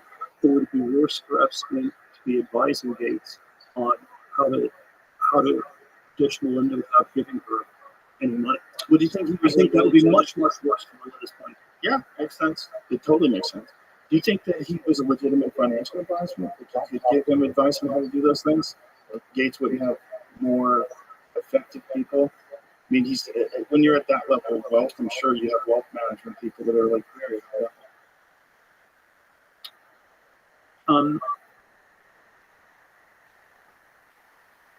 Because that's one of the things that Eric said about him. So when he met him, it's like, this guy's a fraud. Like, he doesn't know enough about what he's talking about. And, Eric is, I met Epstein a few times as well, and I think how'd you get introduced? it was Rude Hop in the Silicon Valley who introduced us in 2014. But it was basically, and I didn't check, didn't ask him enough questions about it. But I think there were sort of a lot of things where it was fraudulent.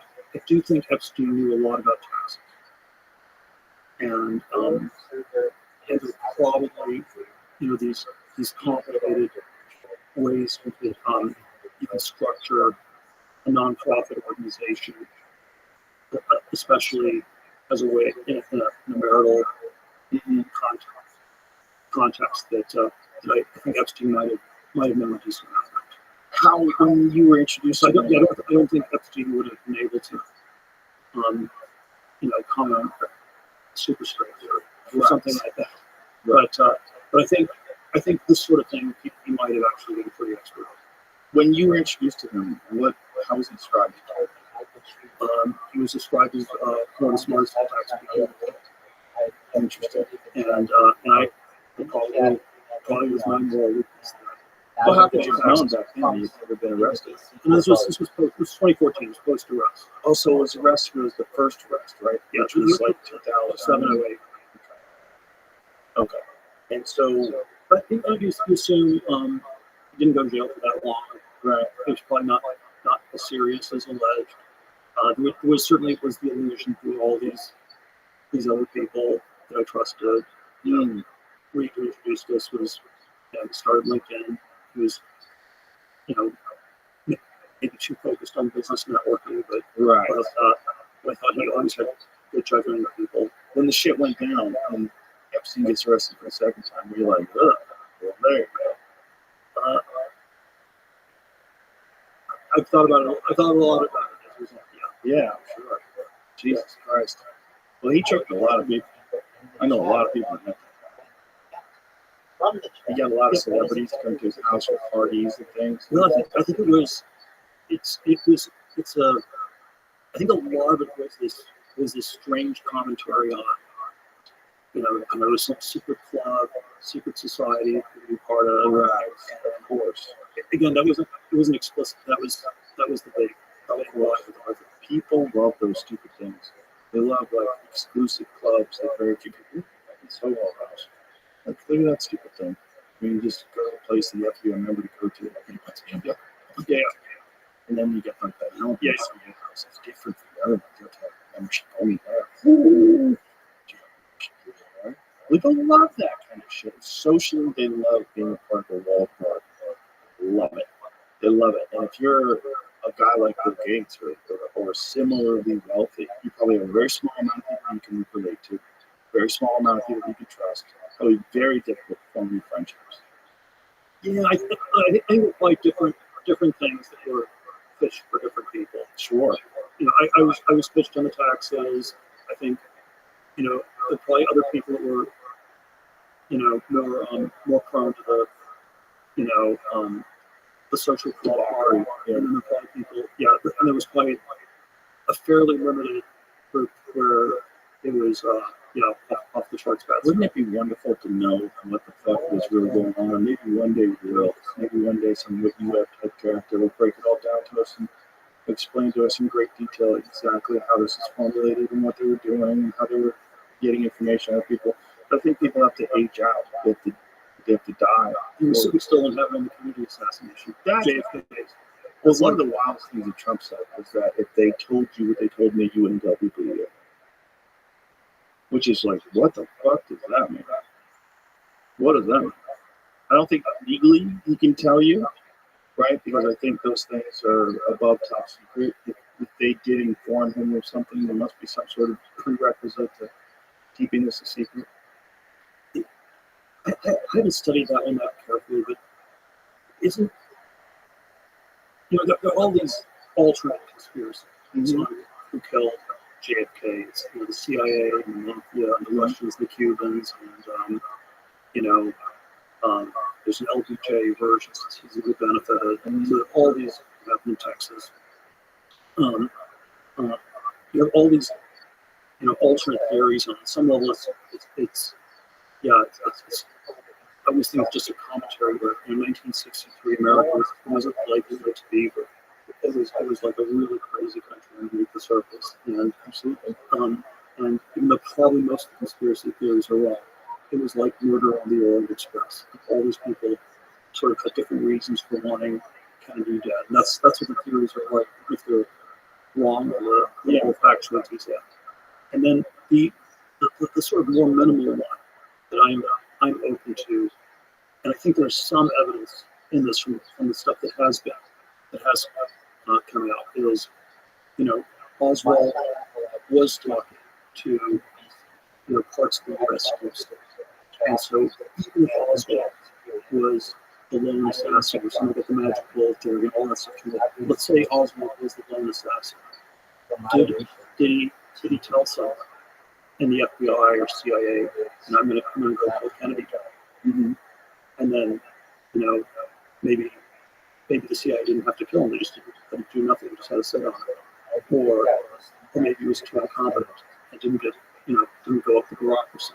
And so, it's I think we sort of know that they talked to Oswald, a fair amount before it happened, and so there's at least something that was grossly incompetent. I think people have a problem with two stories being mutually exclusive. The two stories being a lone gunman or the CIA type, and that they're not connected. I think Lee Harvey Oswald was a part of it. I think he probably did shoot that cop. There's some evidence that when he was on the run, when he was confronted, there was a cop that got shot, and they were allegedly he might have done it. He might have taken a shot at Kennedy. He might have even hit it. I don't think he was the only one shooting. I think there's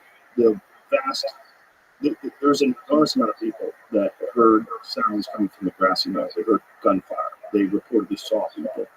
The amount of people that were witnesses to the Kennedy assassination that died mysterious deaths is pretty shocking. Jack Ruby. Well, Jack Ruby that's a weird one, right? Oswald. Yeah, Jack Ruby walks up to Oswald, shoots him, and then Jack Ruby, with no previous history with mental illness, becomes completely insane after getting visited by Charlie West, which is nuts. Like, why is the guy who's the head of MK Ultra visiting the guy who shot the assassin of the president, and why is he left alone with them? What happens? What does he give him that this guy is screaming out, they're burning Jews alive, and just crazy shit he's yelling out? It went nuts. Like some amount of LSD is probably that's dangerous for you. Enormous amount. Some amount of dangerous for you. Glass of it. They probably gave him a glass of it and told him it was water. Drink this, and who fucking knows? But the point is, I think it's very possible that Oswald was part of it, and the way they did it, and the way they just shot Oswald, and then they write the Warren Commission. We don't even see the Zapruder film until 12 years later, when Geraldo Rivera, when they played on television, when Dick Gregory brought it to Geraldo Rivera, which is how a comedian brings the video, the actual film level of the assassination from a different angle. When you actually see the video of him getting shot, his head snaps back and to the left, and everybody's like, what the fuck is going on? When you look at all that stuff, this mirrors what happened with this Crooks kid. This Crooks kid, somehow or another, gets to the top of the roof, is spotted by these people. They know he's there. They know he has a rifle. They see him walking around the crime scene half an hour before with a rangefinder. The whole thing is bananas. And then they go to his house after he's killed. It's completely scrubbed. There's no silverware there. They know that there's ad data that shows that a phone coming from the FBI offices in D.C. had visited him on multiple occasions because they tracked ad data. And if he shot Trump and Trump got murdered and then they shot him, it would be the Kennedy assassination all over again. Everybody would go, what the fuck happened?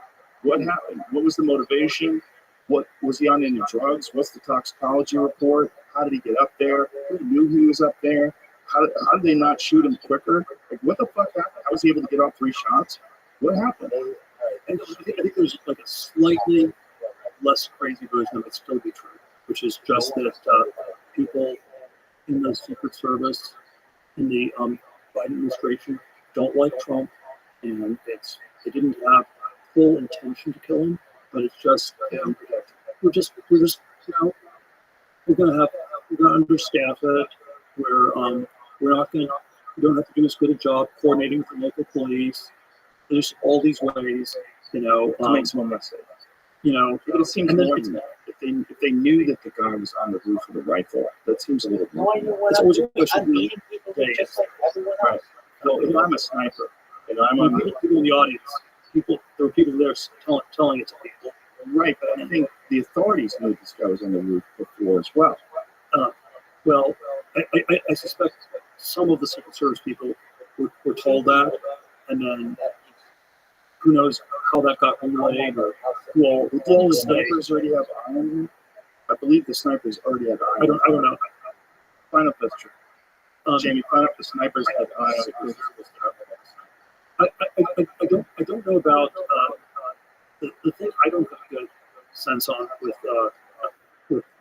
shooting, and maybe you have a better feel for this. Is my sense of it was a pretty straightforward shot for the guy in the Trump assassin.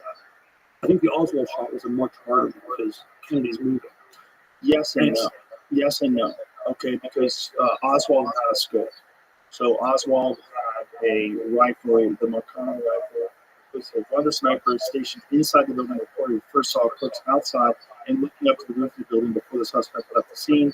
Crooks later came back and sat down and looking his phone into the building. CBS News reported the sniper took a photo of the suspect with a return, but I think they saw him on the roof though. Crooks then took out a rangefinder, like right then. Arrest that guy. You got a fucking rangefinder?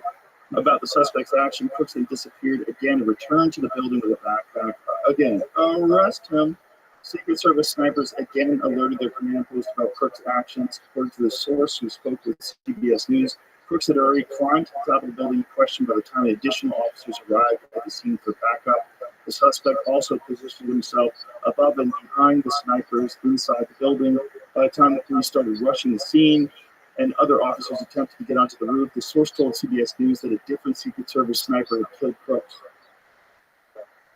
So it seems like they fucking fumbled on every step of the way. If they knew that guy was there, if they knew he had a rangefinder, he returns to the backpack, he gets onto the roof. All that's insane. That is at the very least horrific incompetence. At the very least. Let's bring it back a little bit. Back to Mike. I thought it was a much easier shot. It's not easy. He's shooting on his head. But why was he shooting at the head of the right? You shouldn't be shooting it. Well, you don't know if he's wearing a vest, right? He could be wearing a vest, which you have to have plates. You'd have to have ceramic plates in order to stop a rifle round. So was it a 308? What did he have? What kind of rifle did he have? I think he had an AR-15. So And are the scopes a lot better today? he didn't have a scope. We're pretty sure he How had good a was scope. it? How good was Oswald's scope? It was good. They said it was off. This was one of the conspiracy theories. The scope was off. But that doesn't mean anything. The scopes can get off when you pick it up. If you knock it against the wall, or when he drops it. If he makes the shot and he drops the scope, if the scope hits the windowsill and then bounces off, that's excuse me, that scope's off. Anytime Was there you knock anything about the high angle from Oswald who made it harder? No, not a difficult shot. It's very difficult to get off 3 shots very quickly. So that was the thing, that they had attributed 3 shots to Oswald. The reason why they had attributed 3 shots is because one of them had hit a ricochet. One of them had gone into the underpass, ricocheted off the curb, and hit a man who was treated in the hospital. They found out where the bullet had hit. So they knew that one bullet missed Kennedy, hit that curb, which would have indicated that someone shot from a similar position as Lee Harvey Oswald. So then they had the one wound that Kennedy had to the head, of course, and then they had another wound that Kennedy had through his neck. That's the magic bullet. Yeah. This is why they had to come up with the magic bullet theory, because they had to attribute all these wounds to one bullet. When they find this pristine bullet, they find it in the gurney when they're bringing Governor Connolly in. Nonsense. It's total nonsense. The bullet is undeformed. A bullet that goes through two people and leaves more fragments of the bullet in Connolly's wrist that are missing from the bullet itself. And then the bullet's not deformed after shattering bone. All that's crazy. All that defies logic. It doesn't make any sense. If you know anything about bullets, if you shoot bullets into things, they distort. It's just one of the things that happen. That bullet looks like someone shot it into a swimming pool. That's what it looks like. When they do ballistics on bullets and they try to figure out, like, if it was this guy's gun or that guy's gun, and by the rifling of the round, they can get similar markings on bullets. When they do that, that's how they do it. They do it so the bullet doesn't distort. So they shoot that bullet into water or something. Now, that bullet was metal jacketed, right? If you look at the bullet, the top of it is fucked up, but the shape of the bullet looks pretty perfect. It doesn't look like something that shattered bones. And then you have to account for the amount of, there's little fragments of the bullet that you could see that they found in Connolly's wrist. The whole thing's nuts. The whole thing's nuts that you're only saying that this one guy did it because that's convenient. And the Warren Commission's report, the Warren Commission whitewashed. It's everything. nuts. So the whole thing's nuts. It's much more likely that there were people in the grassy knoll, and then with the Oswald was also umbrellas shooting. as the pointers or whatever. I mean, I don't know. I don't know about what.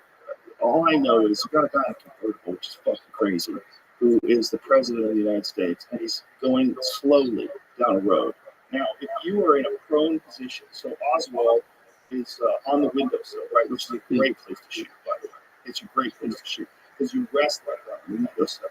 And if you rest on the windowsill, there's no movement, right? So you wrap your arm around the side, you get out of sight, I'm sure you did. So you get a nice tight grip, shove it up against your shoulder. You rest it on the windowsill, and all you have to do is, you have a round already racked, and you have a scope, and so the scope's magnified. All you have to do is wait until you beat them just a little bit and squeeze them out. And then, boom, boom. You could do that pretty quick. It's not outside of the realm of possibility that he did get off 3 shots. What doesn't make sense is the back and to the left. It doesn't make sense that all these other people saw people shooting from the grassy knoll. There's all these people that saw people running away. They saw smoke. There's smoke in some photographs of it. It looks like there was more than one shooter, and it looks like they tried to hide that. They tried to hide that in the Warren Commission report. The shot to Kennedy's neck initially was when they brought him in Dallas, before they shipped him to Bethesda. They said that was an entry wound. When he got to Bethesda, then it became a tracheotomy. Why do you give a tracheotomy to a guy who doesn't have a head? You don't. I mean, none of it makes any sense. They altered the autopsy. This is the part of David Lifton's book, Best Evidence. Kennedy's brain wasn't even in his body when they buried him. Like the whole thing is very strange. But then, do you get anything more concrete than my Murder on the Orient Express, where just, it could have been a lot of people. Could have been Russians, the Cubans, Well, no the one even got mafia. suspicious for 12 years. I think people were suspicious. There were a lot of people who were suspicious. Kind of, but what do you have to go on? You have to go on anything, like this Crooks kid. We don't have anything to go on. We're just going to be left out here, just like we're left out here with the Epstein information. No one knows. The people that whoever organized it, if anyone did, you're never going to hear about it. It's just going to go away. The news cycle is just going to keep flooded with more nonsense. And I think there's probably a bunch of people that want Kennedy dead. I think there's more than one group of people that want Kennedy dead. I think there's probably collusion between groups that want Kennedy dead. And I think there's a lot of people that have vested interest in ending his presidency. And I think he was dangerous. He was dangerous to a lot of powers that be. He was dangerous. His famous speech about secret societies, a crazy speech. The guy has this speech and he gets murdered right afterwards. Kind of nuts. Like, the whole thing's nuts. He wanted to get rid of the CIA. He wanted to. I mean, there's so many things that Kennedy did. There's a lot of crazy things Kennedy was doing. Yes. The Cuba version of the assassination theory was, we had the Cuban Missile Crisis in '62, about a year earlier, and then the deal that we struck with the Soviets was, they take the missiles out of Cuba, and we promised we wouldn't try to overthrow the government of Cuba. And I guess we no longer did we no longer get it's type covert stuff like that. But I think there was still something like 4 or 5 assassination plots on Fidel. Yeah, attempts, actual attempts. And then I think there was, I don't know, I think, again, I'm going to get this garbled. I think a month or 2 before the JFK assassination, Castro said something like, there might be repercussions if you keep doing this. Yeah, well, listen, I'm sure there's a lot of people that wanted that guy dead, and I'm sure they would coordinate. I mean, if you knew that Cuba wanted Kennedy dead, and you knew that Cuba could get you assassins, or that they could help in any way, I'm sure they want as many people that knew for a fact they wanted him dead, and had communicated that. Then they were doing shit, man. I mean, this is when they were doing Operation Northwoods. This again, where I think it is. I don't think we're in a world where zero stuff is happening. I still, the place where I directionally have a different feel for it is I think so much less of this stuff is going on. It's so much harder in this internet world for people to hide, and there are legacy programs, and there are internal records that are being kept, and I don't know this for sure, but I think even the NSA FISA code stuff was out of control deep state thing was going on through about 2016, 2017. I suspect even that at this point, can't quite work because people know they're being watched, they know they're being recorded, and it's just, and then you can't do waterboarding in Guantanamo if you have lawyers running all over the place. I hope you're correct. I hope you're correct, but it brings me back to this whole idea of getting dirt. But then I think there's, and then on the other hand, it was also, a degree to which our government, our deep state, across the board is shockingly less competent, less functional, and it's less capable. This is where I'm not even sure whether this is an improvement. Right? So it's sort of like maybe the 1963 U.S., where let's go with the craziest version where our deep state is capable of knocking off the president. Maybe that's actually a higher functioning society than the crazy version where they're incapable of doing it. Right, and they're bogged down with TPI. They can't get the gunman even to have a scope on his rifle or whatever. Yeah, I don't. I mean, it's like it's like much bigger loser. Can you find someone who's competent as Oswald, right, or something like that? So it's a good point. And so I agree more to the explanation that it's gross incompetence. Go back to but junior high. You're messing Might with make the that best, stop. bitch. they weren't as competent, right? Because they only had one guy doing it, and he wasn't effective. If you had the same, if you had much better organization, you wouldn't have just one guy. I mean, there's people out there that I know that can kill someone from a mile away. But it's very effective. You can do things as a solo actor. It's hard to organize because everything gets recorded. Everything does get recorded. That is a fact. But it brings me back to that thing about having dirt on people that you were talking about with why the Epstein information doesn't get released and why they probably did it in the first place. They did it in the first place. You have dirt on people, then those people are not going to tell on you. That is still a strange counterpoint to my thesis. Why has the dirt not come out? And so somehow there's some way the container is still kind of working. Yeah, it's kind of working. It's just everyone is aware they told it, and they're frustrated that nothing happens. Like Julian Assange being arrested and spending so much time locked up in the embassy, like finally recently released, but didn't he have to delete like a bunch of emails in order to be released? Again, just to take the other side of this, in the Assange show stuff. It showed an out of control deep state. It was just hoovering up all the data in the world. And then it didn't show like James Bond times 100. There weren't like exploding cigar assassination. There was none of that. We're doing so little of this. Or at least that's the But I think there's so much less agency in the CIA, in the Central Intelligence Agency, so much less authentic. I hope you're right. Again, I don't know if that's incorrect with how they do it overseas stuff. I hope they're really good at that. That brings me to this whole UAP thing, because one of my primary theories about the UAP thing is it's stuff that we have. I think that's a lot of it. I think there's secret programs that are beyond congressional oversight that have done some things with propulsion that's outside of our understanding. Our current, the conventional understanding that most people have about rockets and those different things being the only way to propel things in the sky. I think they figured out some other stuff. I think they're drones. I think they have drones that can use some sort of, whether it's anti-gravity propulsion system or some, So that's your placeholder theory, or that's what you think more than space aliens, or do you think both space aliens and that? Or which version is the latter? I think both. Yeah, I don't think we have to think I think if life exists elsewhere, it most certainly should. It just makes sense. But do you think the UFO sightings from the 50s and 60s were already growing programs?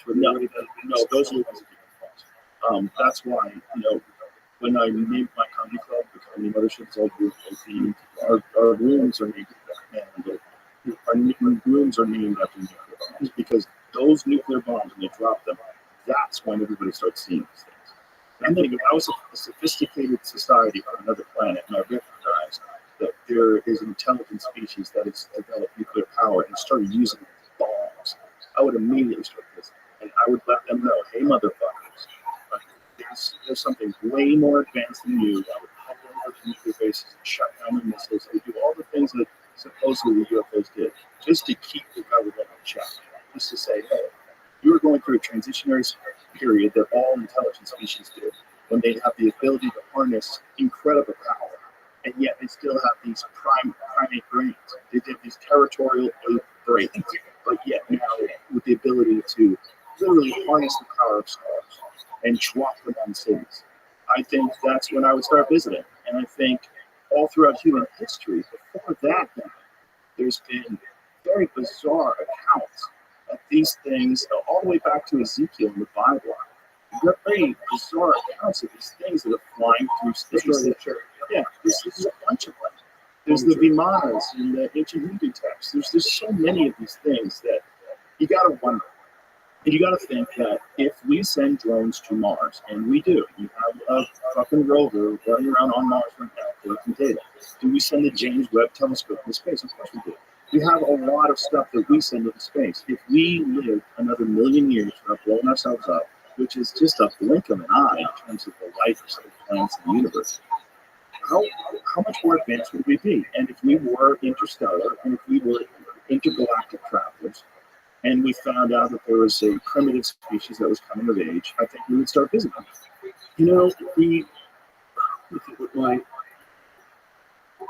hear everything you're saying. I'm strangely undermotivated by it. Me too. It's plausible. Me too. I guess on the space aliens, which is the wild, more interesting one in a way. Roswell was 77 years ago, 1947, and if the phenomenon is real and it's from another world, it's space aliens, space robots, whatever, probably one of the key features is its ephemerality, or its cloak, and they're really good at hiding it, at cloaking it, at scrambling people's brains after you see them, or stuff like this. Right. And then, if you're a researcher, you have to pick fields where you can make progress. And so, this is it's not a promising field. Academia is messed up. But even if academia were not messed up, this would not be a good field in which to try to make a career. Because there's been so little progress in 77 years. So, if you think from the point of view of Jacques Vallée, some of these people have been working on this for 50 years. And it feels like there's something there, and but then it's just as soon as you feel like you have something almost that's graspable, TikTok videos, whatever, it's just always at the margin of recognition. It's the ephemerality is a key feature, and then maybe then you have to have some theory of why is this about to change, and then it's always I don't know, the abstract mathematical calculations be something doesn't happen for time interval 0 to t and time interval t plus 1 next minute, next year, how likely is it? And maybe there's a chance something will happen. You're waiting at the airport, your luggage hasn't shown up, it's more and more likely it shows up in the next minute. But after an hour, at some point the luggage is lost. And if you're still waiting at the airport a year later, that's a dumb idea. At some point the luggage is lost. Right. And it's, I don't know, 77 years, it's like 77 minutes at the airport. That's at 77 minutes you should start, I could start getting very demotivated waiting for my luggage. Perhaps. Let me also give you an alternative theory. Now, if you were a highly sophisticated society that understood the progression of technology and understood the biological evolution that these animals were going through, and you realized they had reached a level of intelligence that required them to be monitored, or maybe you even helped them along the way. This is some of Diana Pasolka's work, who works with Gary Nolan and these things. They claim that they have recovered these crashed vehicles that defy any conventional understanding of how to construct things, propulsion systems, and they believe that these things are donations. That's literally how they describe them, as donations. If you knew that this is a long road, you can't just show up and give people time machines. It's a long road for these people to develop the sophistication, cultural advancement, the intellectual capacity to understand their place in the universe. But they're not there yet, and they're still engaging in lies and manipulation and propaganda. Their entire society is built on a ship of fools. If you looked at that, you would say they're not ready. This is what we do. We slowly introduce ourselves, slowly over time, make it more and more common, and that's what you're seeing. What you're seeing is when you have things like the TikTok, the Commander David Fravor incident off the coast of San Diego in 2004, and you have the stuff that they found on the East Coast. Where they were seeing these cubes within a circle that were hovering motionless in 120 knot winds and taking off in the same rate of speed. But they only discovered them in 2014 when they started upgrading the systems on these jets. Like, what is all that? Like, what are those things? And if you wanted to slowly integrate yourself into the consciousness, much like we're doing with, well, AI is quicker, right? But it's also a thing that's become commonplace. We think of it now, it's normal. ChatGPT is a normal thing. Even though it's passed the Turing test, we're not freaking out.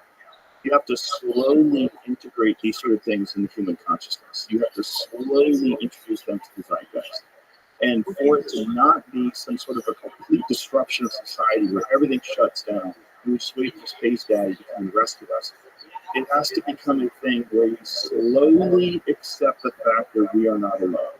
And I would think psychologically that would be the very best tactic to play on human beings, as I know and understand it, from being there.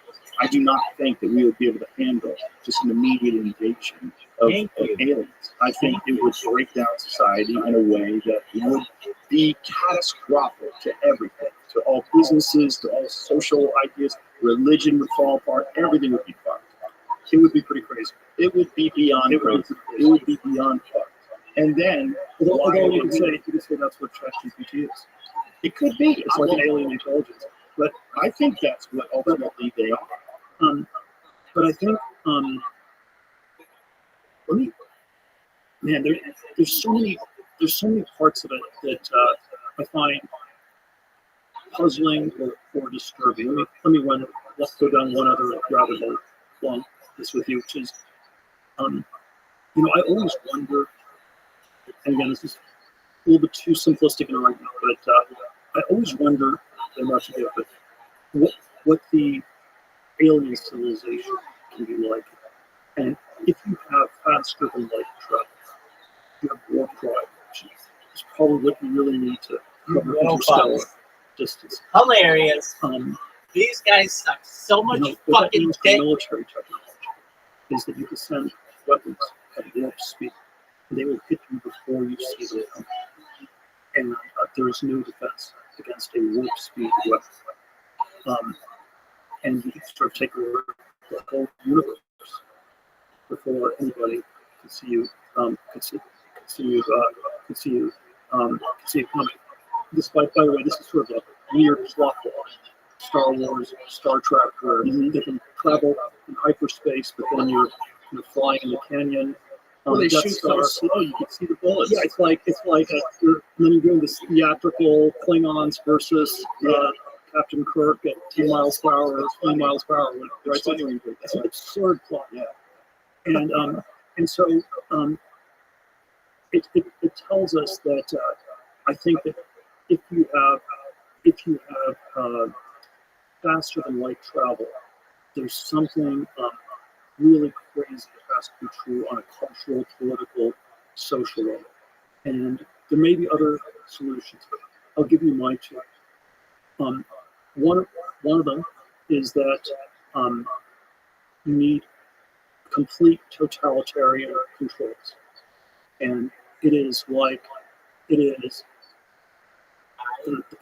the individuals, they might not be perfect, they might be demons, doesn't matter, but you have a demonic totalitarian control of your society where it's like you have like parapsychological mind meld with everybody. And no one can act independently of anybody else. No one can ever launch a warp drive weapon. And everybody who has that ability is in like a mind meld link with everybody else, or something like that. You can't have libertarian, individualistic free agents. Right. And then I think the other version, socially and culturally, is they have to be like perfect, altruistic, non-self-interest. They have to be angels. And so the Zolka literal thing I come to is the aliens. It's not that they might be demons or angels. They must be demons or angels if you have faster than light travel. And both of those seem pretty crazy to me. Well, they're definitely pretty crazy, but so are human beings. Well, they're crazy in a very different way. Yeah, but crazy in a different way. You compare us to a mouse. Compare us to a mouse and what we're capable of, and then from us to them. There's not much of a leap. And here's my question. It is a very big leap on if you say that something like evolution says that there's no such thing as a purely altruistic being. Right. If you were purely altruistic, you only cared about other people, you don't survive. Well, yeah, but why would you necessarily think that they think that? Because then beings that are not perfectly altruistic are somewhat dangerous. And then the danger level gets correlated to the level of technology. If you have faster than light travel, it is infinitely dangerous. Let me address that. The probabilities are very low. Here's my thing. I think that what human beings are, the fatal flaw that we have, is that we're still animals, and that we still have all these biological limitations and needs. So this is what leads to violence. This is what leads to jealousy, imitation. This is what leads to war. This is what leads to all these things. As AI becomes more and more powerful, we will integrate. Once we integrate with AI, if we do it like now, and then we look at 1,000, we scale it up exponentially 1,000 years from now, whatever it's going to be, we will have no need for any of these biological features that have motivated us to get to the point where we're creating AI. All the things that are wrong in society, whether it's inequity, theft, violence, pollution, all these things are essentially poor allocation of resources combined with human instincts that are ancient. We have ancient tribal primate instincts, and all of these things lead us to believe this is the only way to achieve dominance and control, allocation of resources, the creation of technology, new technology eventually reaches a point where it becomes far more intelligent than us, and we have two choices. Either we integrate or it becomes independent and it has no need for us anymore, and then that becomes a superior life form in the universe. And then that life form seeks out other life forms to do the same process and create it, just like it exists and it can travel. Biological life might not be what we're experiencing. These things might be a form of intelligence that is artificial, that has progressed to an infinite point where things that are unimaginable to us today in terms of propulsion and travel, and to them it's commonplace and normal. And you're trying to be reassuring, but I find that monologue super non-reassuring. It's not reassuring. There's so many steps in it, and every single step has to work just the way you described. Not necessarily. It just has to work. One, sentient artificial intelligence. That's it. And we're on the track to that 100%. But it has to be almost otherworldly in its non-selfishness, in its non-humanness. But what is all that stuff? But all that stuff is attached to us. It's all attached to biological limitations. Yeah, but I don't think it's fundamentally about scarcity. Scarcity is what exists in nature. It's fundamentally about cultural position goods in society. It's a scarcity that's created culture. Are you familiar with this 90s spoof movie on Star Trek called Galaxy Quest? Yeah. So this is sort of a silly PayPal digression story from 1999. And we had sort of this business model I gave it was we use Palm Pilots to gain money. Go to one of the 10 worst business ideas of 99. We go to sort of infrared port, giving people money. And we had this idea on December 99 as a media promotional thing to hire James Stewart played Scotty in the original Star Trek. He was going to do this media promo event for us. And he was like an 80-something older Scotty character who was horrifically overweight. And so it's like this terrible spokesperson. Our tagline was, used to be people, and I was giving something much more important as being money. And it was this complete flop of media that December 99 that we did. Some reporters couldn't get there because the traffic was too bad in San Francisco. So the tech wasn't working pretty much the other time. I'm watching.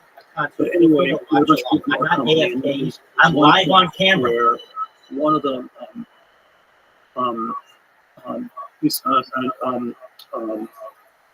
William Shatner played James T. Kirk, the captain of the original Star Trek, was already doing price commercials, making a lot of money off the pricing and doing commercials for that.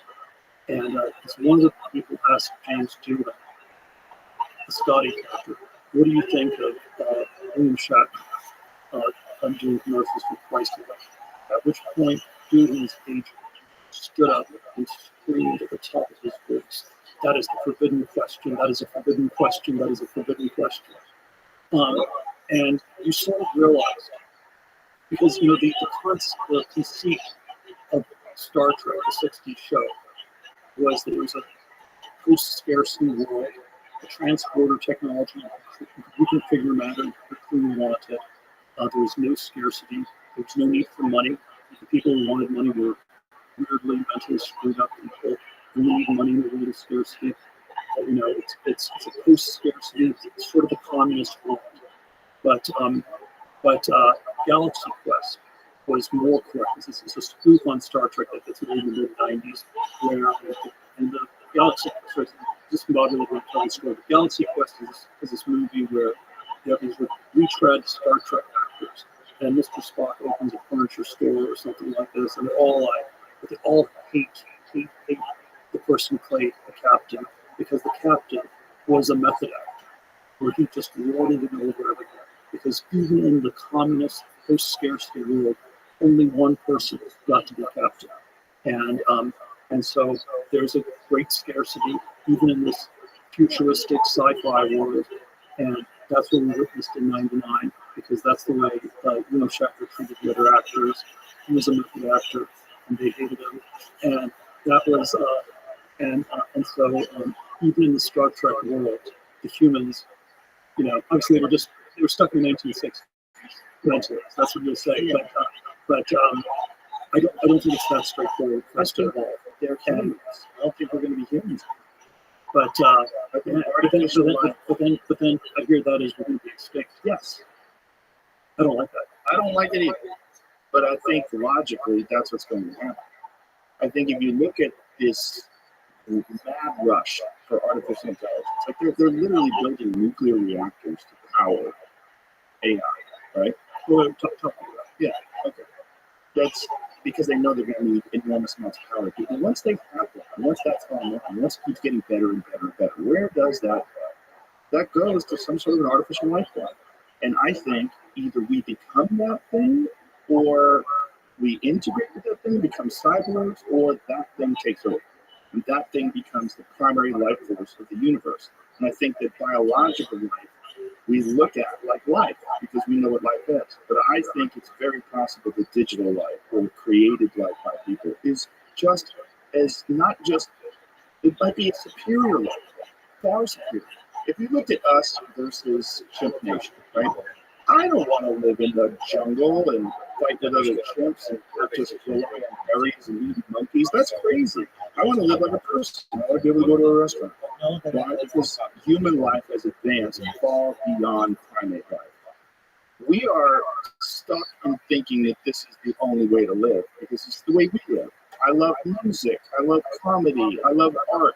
I love the things that people create. I love people that make great clothes and cars and businesses. I love people. I think people are awesome. I'm a fan of people.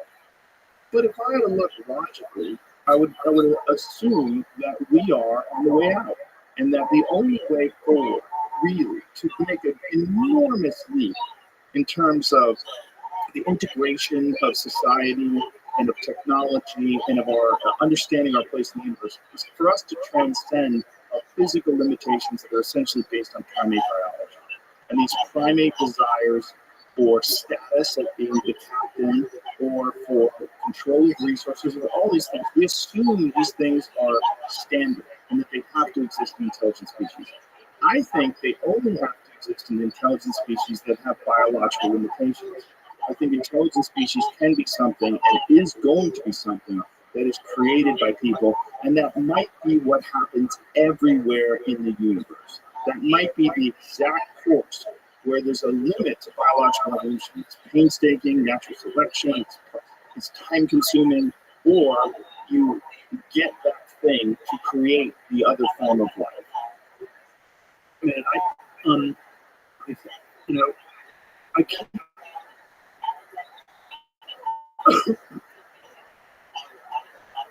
I keep thinking there are two alternate histories that are alternate stories in the future that are more plausible than the one you just told.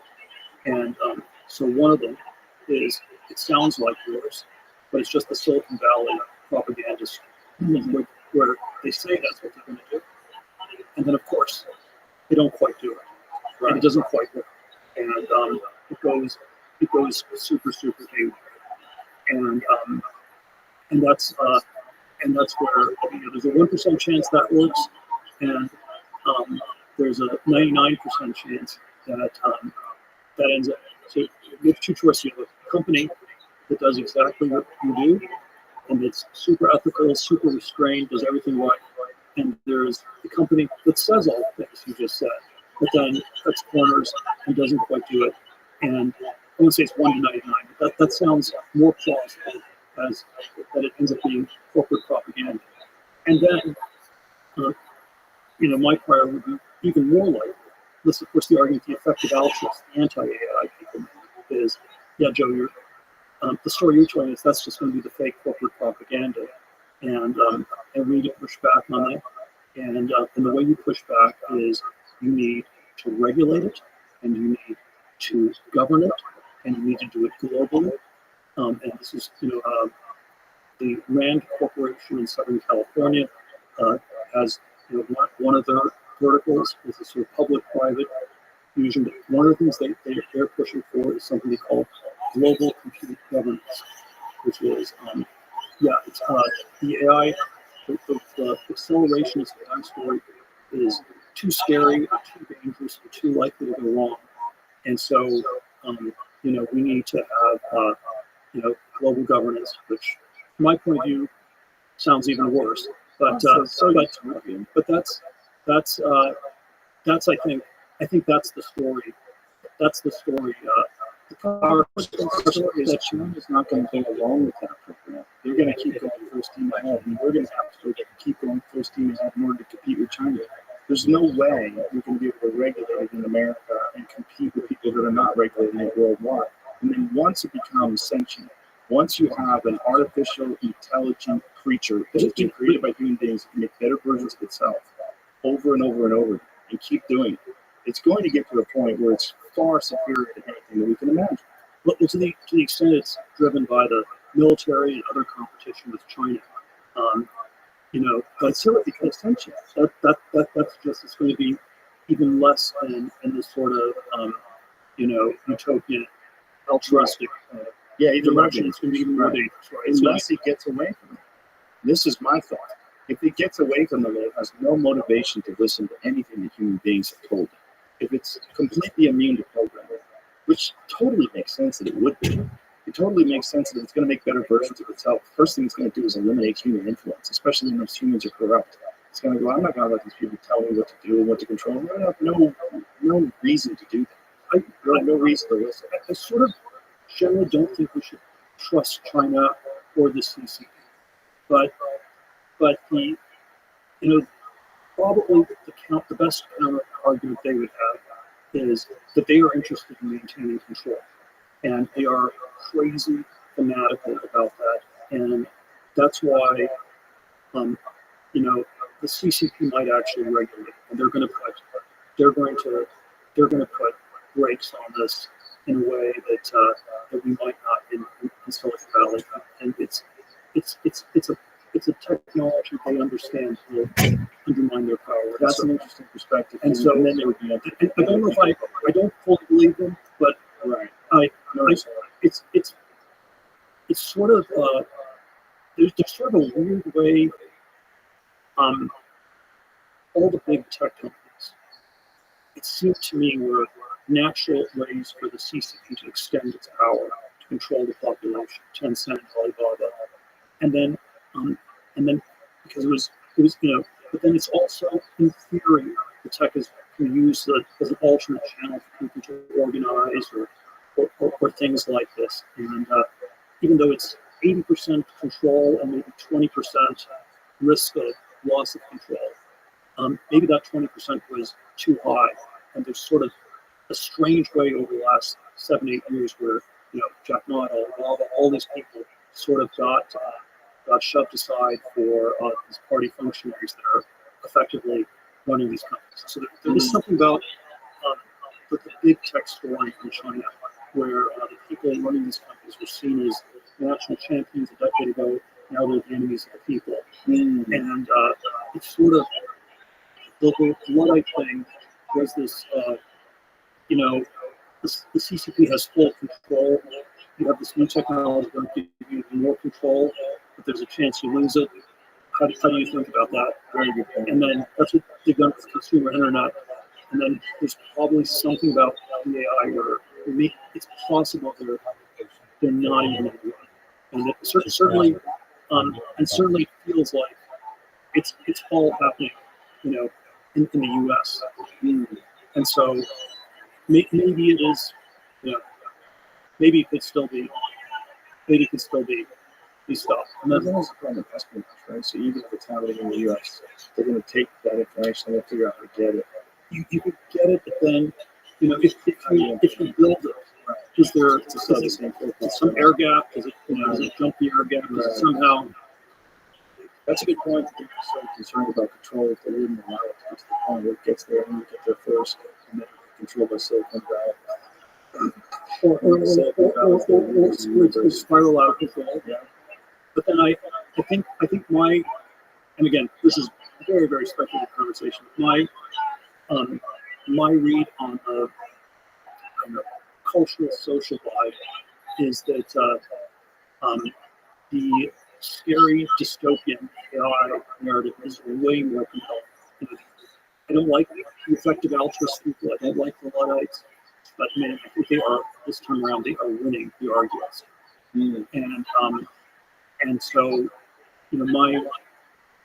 I don't know, it's mixing metaphors. If you want to be worried about Dr. Strangelove, who wants to blow up the world with bigger bombs, or do you want to worry about Greta, who wants to, make everyone drive a bicycle so the world doesn't get destroyed? And we're in a world where people are worried about Dr. Strangelove, they're not worried about Greta, and it's the Greta equivalent in AI that my model is going to be surprisingly powerful. It's going to be outlawed, it's going to be regulated, as we have outlawed, so many other vectors of innovation. You can do that. Why was there progress in computers over the last 50 years and not other stuff? Because the computers were mostly inert. It was mostly this virtual reality. It was air gapped from the real. It was, yes, it's there's all this crazy stuff that happens on the internet. Most of the time, what happens on the internet stays on the internet. It's actually pretty. It's pretty deep, and then and that's why we've had a relatively light regulatory touch on that stuff versus so many other things. And then but there's no reason, if you had I don't know, if you had the FDA regulating video games or regulating AI. I think progress is still going to be 100%. That would be a fucking disaster. Yeah, that would be a disaster. But again, they get to regulate, the pharmaceuticals. They're not doing potential. I know, but the thalidomide or whatever, all these things are really haywire. They did a good job. People are scared. Yeah, they're not scared of video games. They're scared of dangerous pharmaceuticals. And if you think of AI is it's not just a video game. It's about not just about this world effects, but it's going to prepare a gap. It's going to affect you, your physical world, in a real way. Maybe you cross the air gap with the FDA or some other. Well, the problem is they're not good at regulating. There's no one government agency that you said that you can see that does a stellar job. I think it's, but I think they have been pretty good at slowing things down and stopping them. Right. We've made a lot less progress on, extending human life. No progress on curing dementia in 40 or 50 years. There's all the stuff where, it's been regulated to death, which I think is very bad from the point of view of progress. But it is pretty effective as a regulation to stop stuff. They've been effectively Luddites. Been very effective at being Luddites. Interesting. Well, I'm really considering your perspective on China and AI. It's very. But again, these stories are all like very speculative, and it's like maybe the counter argument might be something like that's what China thinks it will be doing, but it will somehow go rogue on them, or they're too arrogant about how much power they think the CCP has, and it will go rogue. So there are sort of not at all sure this is right, but I think the U.S. one, I would say, is that I think the pro-AI people at Silicon Valley are doing a pretty bad job on, let's say, convincing people that it's going to be good for them. That it's going to be good for the average person. It's going to be good for our society, and if it all ends up being, some version, humans are headed towards the food factory like a horse. That sort of probably makes me want to become a lot of too. Well, it sucks for us. It's true, but if that's the most positive story you can tell, then my I don't think that necessarily means we're going to go to the glue factory. I think it means, the glue factory's getting shut down. Maybe. I don't know who fucking runs the glue factory. That's the problem. I don't know. I mean, I'm just speculating too, but I'm trying to be objective when I speculate, and I just don't think that this is going to last. I don't think that our position as the apex predator, number one animal on the planet is going to last. I think we're going to create something that surpasses us. I think that's probably what happens, and that's probably what these things are that visit us. I think that's what they are. I don't think they're I think that probably what comes after a society develops the kind of technology that we're currently in the middle of. And the part there are all these places where there are parts of the story you don't know. So it's like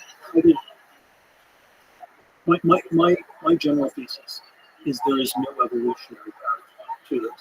Maybe there's a guided outside alien superintelligence path for us to become superhuman, fundamentally benevolent, and fundamentally radically different beings.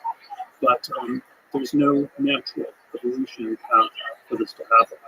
And then I don't know how this would happen for the alien civilization. Certainly there was some. But isn't that evolutionary path the invention of superior technology that's a leadership form of life? No, but the story you're telling is we can't just move the humans to the natural evolution because we're still like animals. We're still into status, all these crazy. But those are the things that motivate us to innovate. And if we keep innovating, at some point we will destroy ourselves with that. Or we have no. But the story you were telling earlier was you need to have directed evolution. It's like intelligent design.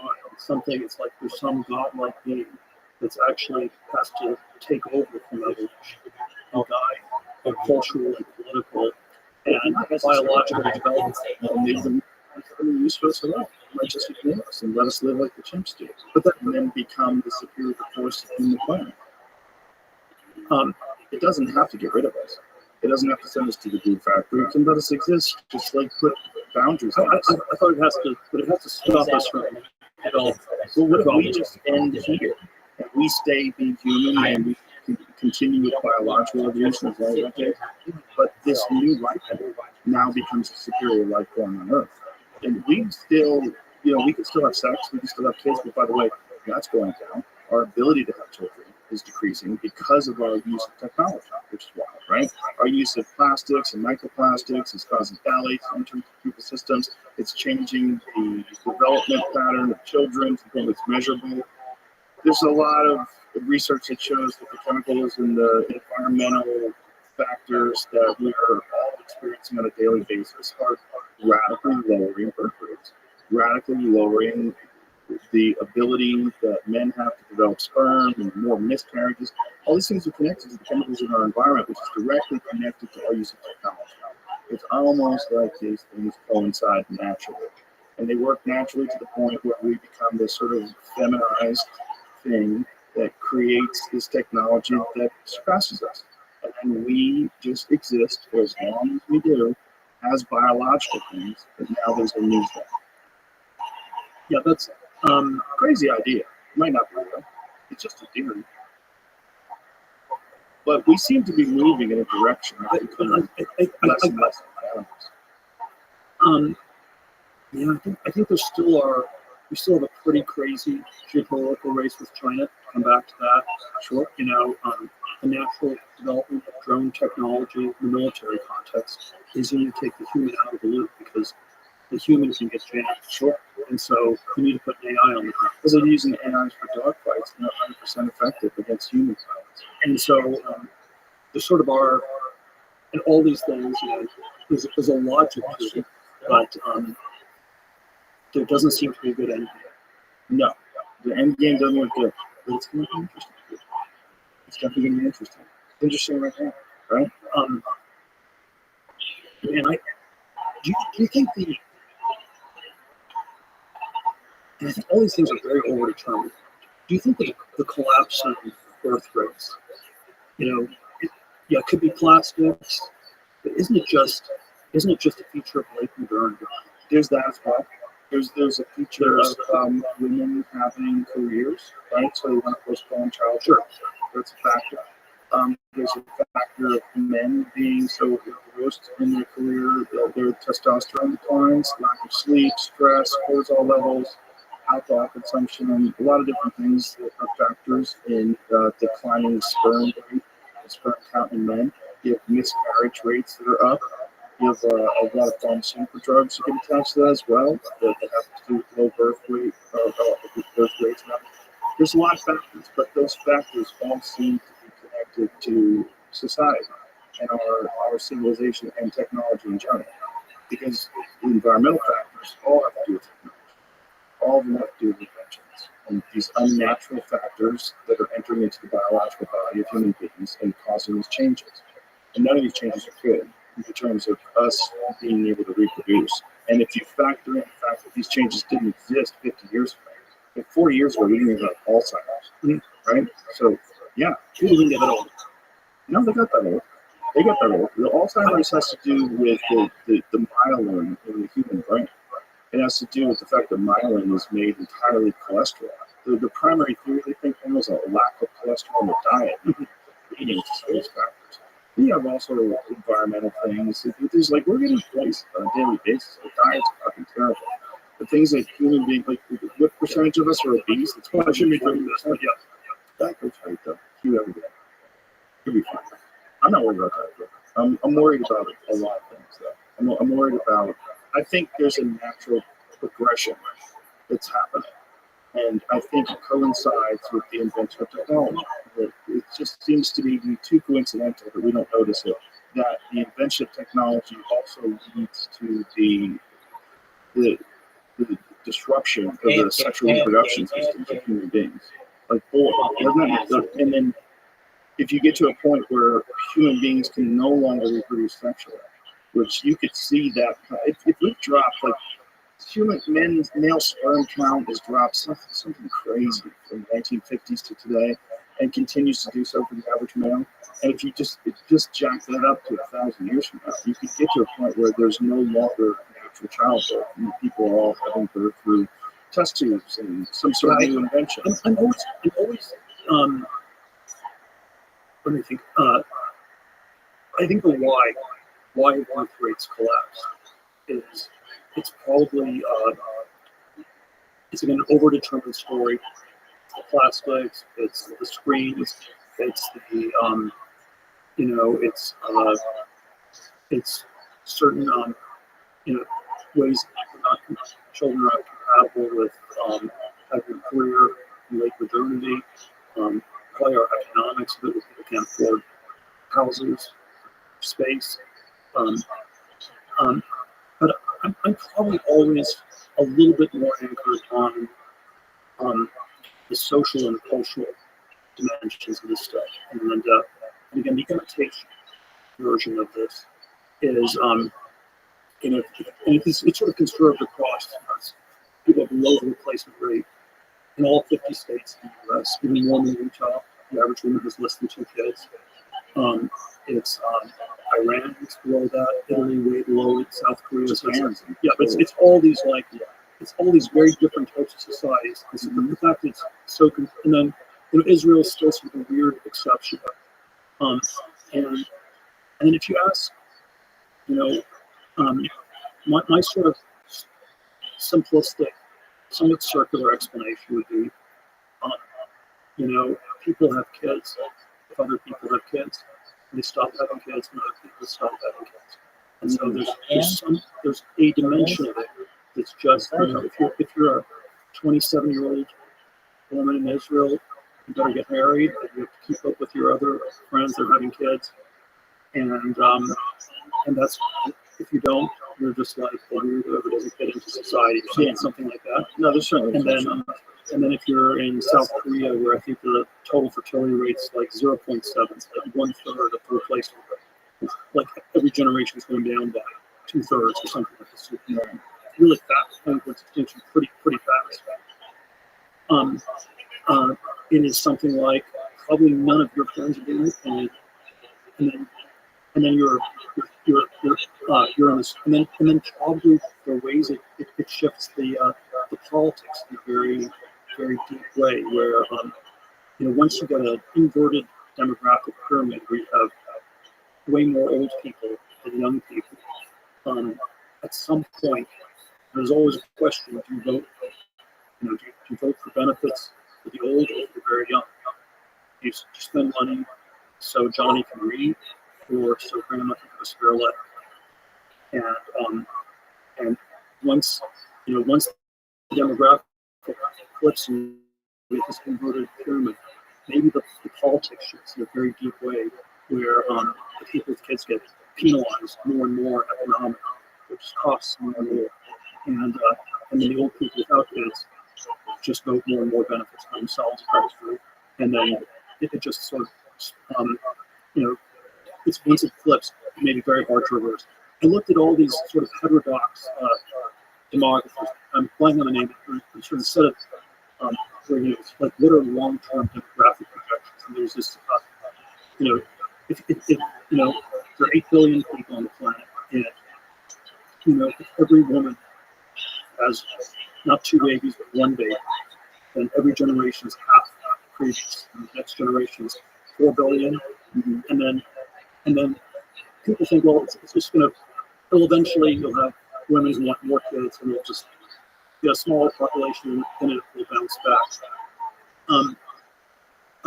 One of the Japanese demographers I was looking at on this a few years ago, his thesis was once it flips, it doesn't flip back because you've changed all the politics to where people get disincentivized, and then you should just extrapolate this as the permanent birth rate. If it's an average of 1 baby per woman, and you have a habit, and then it's in 33 generations. 2 to the 33rd is about 8 billion. And every generation is 30 years. 30 times 33 is 990 years. 990 years, you predict there'll be 1 person left on the planet. And then we go extinct. There's only 1 person left. That doesn't work. And again, it's a very long-term extrapolation. But the claim is that just once you flip it, it kicks in all these social and political dimensions that are then maybe it got flipped by the screens or the plastics or the drugs or other stuff. But once it's flipped, you change the whole society, and it actually stays flipped, and it's very very hard to undo. That makes sense, and it's more terrifying than mine. But then always the weird history of this was it was 50 years ago or whatever, 1968, Paul Ehrlich writes the population bomb. It's just the population is just going to exponentially grow, and in theory you can have exponential growth where it doubles. You can have exponential decay where it halves every generation, and then in theory there's some stable equilibrium where everybody has exactly 2 kids, and it's completely stable. But it turns out that solution is very, very hard to get calibrated. And we shifted from exponential growth to exponential decay, and it's probably going to be quite Herculean to get back to something like stasis. Well, let's end this one happy. I don't know. No, it's, that's a terrifying thought. It may be true. It may be what happens. But we don't know. We haven't gone through it before. But I think there's a lot of factors that you're saying. I think that one's very compelling. And it's scary. Especially the South Korea thing. That's nuts. Yeah, it's always sort of idiosyncratic. There's always things that are idiosyncratic to the society. So it's extremely polarized on the gender thing. If you get married with kids, you're pushed into this super traditional structure. The women don't want to be in that structure. They opt out. And then, and so there are sort of idiosyncratic things you can say about East Asia and Confucian societies and the way they're not interacting well with modernity. But then, there's a part of it where I wonder it's just an extreme extreme version of it. And then I don't know, my somewhat facile answer is always, on the subs. I don't know what to do about these things, but my facile answer is always the first step is to talk about them. And if you can't even talk about them, you're never going to solve them. And then maybe that's only the small first step, but that's always sort of my facile answer. I was in South Korea a year and a half ago, 2 years ago now, and I met one of the CEOs around the table, one of the giant conglomerates, and I sort of thought this would be an interesting topic to talk about, and then probably all sorts of cultural things I was offending, just saying, I'm saying this, what are you going to do about this catastrophic birth rate? So that's my opening question, and then the way the way he dealt with it was. This turned to me and said, "You're totally right. It's a total disaster." And then, as soon as you acknowledge it, you felt you didn't need to talk about it anymore. You can move on. So, you have to try to do a little better than that. Wow. Because I think there's always this strange thing where there's so many of these things where we can, where somehow talking about things is the first step, but then it also becomes the excuse for not doing more, not really solving them.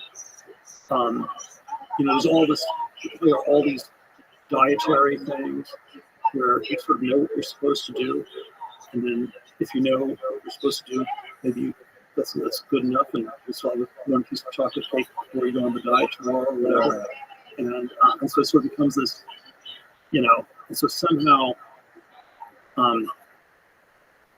figuring out a way to turn this knowledge into something actionable is always it's tricky. It's sort of where I always find myself very skeptical of all these modalities of therapy, where the theory is that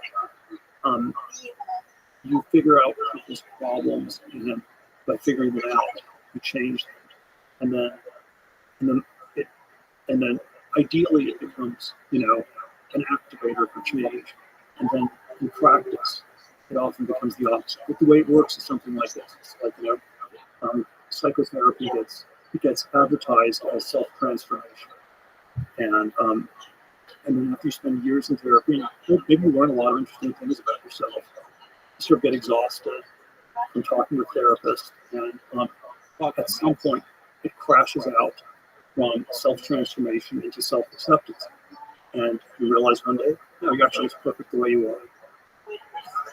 And so it's there are these things that make me very powerful on the level of insight and telling us things about ourselves, but then do they actually get us to change? Well, that is an interesting thing about talking about this, because I think you're correct that when we talk about things, oftentimes you are at least in some way avoiding doing those things. It's a question. Yeah, in some ways, but also you have to talk about them to understand that you need to do something. Yeah, that's always my excuse. You have to do that, and I also realize that it's often on top of that. It can be both ends. The problem is taking action. What action to take, and the paralysis by analysis. They're just trying to figure out what to do and how to do it. Yeah, but I think talking about it is the most important thing. Strategy is often euphemism for procrastination. Yes, it is. Something like that. There's a lot of that. Yeah. It's very hard for people to just take steps. But they talk about it a lot. Yeah. Listen, man, I really enjoyed talking. Awesome. It was really fun. It was a great conversation. A lot of great insight and a lot of things that I didn't think about. So thank you very much. Awesome. All right.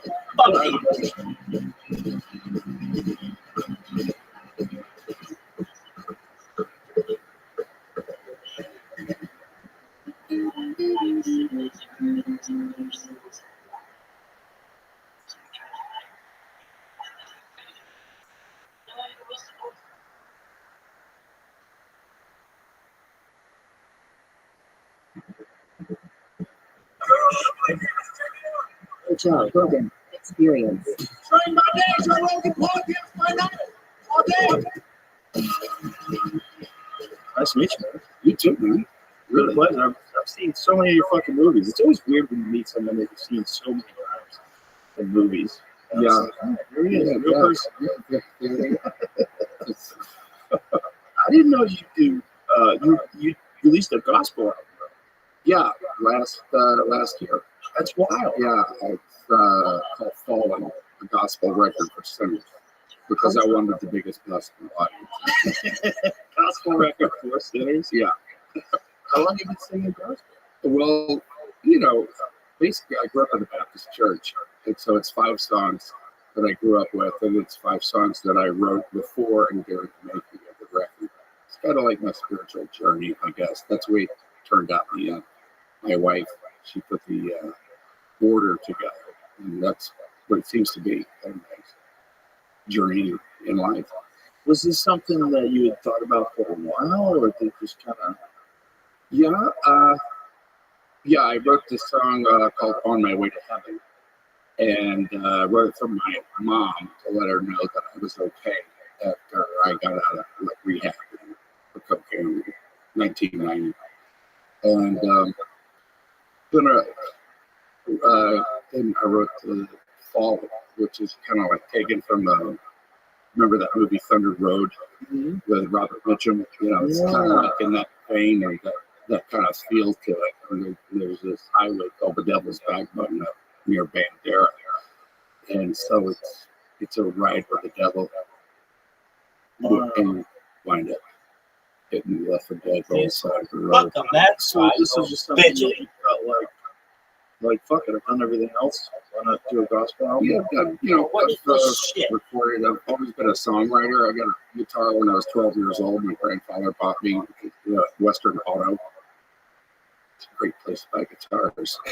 And I realized I was never going to shred a guitar, so the songwriting became like a defense, something you could bring to a band. Right. And so I've always done it. And but I got this offer from Gaither. I think Bill Gaither heard the song On My Way to Heaven. Asked me to do a gospel. So it's like, yeah. Wow. Yeah, it was a great experience. Really, and On My Way to Heaven, in fact, Tanya Tucker heard it, and she called me up out of the blue. I hadn't seen her in 30 years, and said she wanted to do it. Rabbi's home, I said, you okay. fucks. And then she called me 15 minutes later, and she said, Chris Christopherson. Oh, what is this for? And, and Brandon Carlisle's doing backup singing. And it's and myself, and we're going to put that out this year. It's a single. Wow, that's awesome. Yeah. Chris is just the greatest. I love that guy. I love it. Well, I would. Yeah? Oh. Yeah. Okay. Wow. So you're telling me that you got to Hollywood in the 70s? Yeah, I went there. I was born in Houston, and grew up there. And I was in acting class. Mr. Pickett, we always bring him up because so many people actually started working. My brother was, a student as well, and my brother was already out there in California. He had been nominated for the last lieutenant and stuff. So I kind of realized, hey, you can actually do this stuff, and get paid for it. And I went out there in '75 and just driven and got an agent after about a year. Wow. Did you have any previous acting experience? Or yeah, I drove in college. I wasn't serious about it in high school. I was going to be a veterinarian. That's what I wanted to do. Really? Yeah. I was a vet's assistant up in East Texas. Spent summers up in East Texas, Jacksonville, Frankston. And I worked for a vet when I was 14, 15, and that's what I was going to do until one day we did like a house call out to this guy's farm to castrate his horse. And the farmer didn't want to sit out there in the field wait for him to wake up from the full anesthetic. So they only gave him half of it. and Oh, cinched excellent. Hold on a his second. legs up Let me like this. turn out these grade A assholes. Edward stood up on two legs. And he was Yes, just, man, it absolute was grade A assholes. I mean, if the United States Department of Agriculture could rate assholes, these motherfuckers would be grade fucking A. I'm telling you, it's like a fucking fist fight in a junior high hallway. All right, so here's what we're doing. These assholes are in a street or in a Discord, and they keep kicking me out. But the owner of the Discord doesn't really have a good reason to throw me out. And so what I've done is essentially create a robot whenever they kick me out. It has me. It does a whole bunch of shit. It has me rejoin. Well, hold on. Before I say this, here's all the excuses why they didn't want me in there. One, because I'm AFK, away from keyboard. Dog, I'm on my fucking phone talking to you. Okay, fine. They don't like that. Whatever. So the next thing that I do to them is they're like, "You're promoting." I'm like, "Dog, I'm the king of knowing when to hold it, when to fold it. I don't fucking promote. You can ask them. I'm not gonna fucking promote." So then, did they lock me? Hold on a second. That's fine. They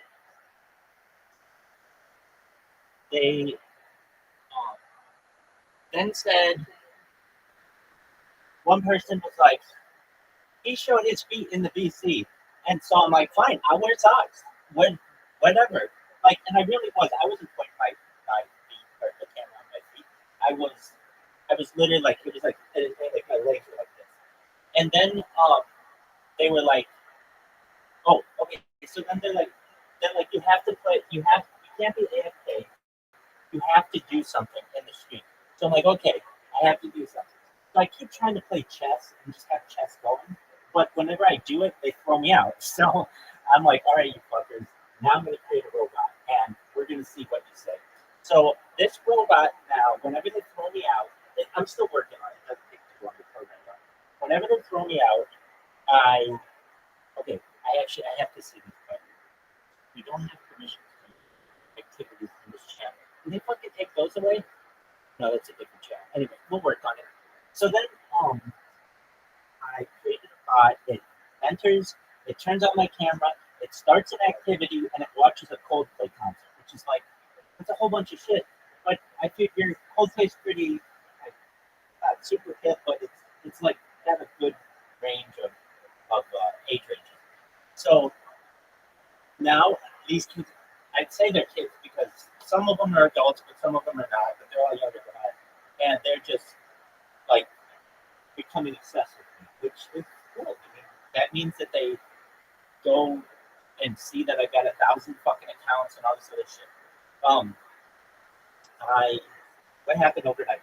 Dog, I sang the best concert I've done thus far. It was a Billy Joel concert, and it fucking cool. What else? We had, so that's on YouTube at Rabbi Rothschild. I've got,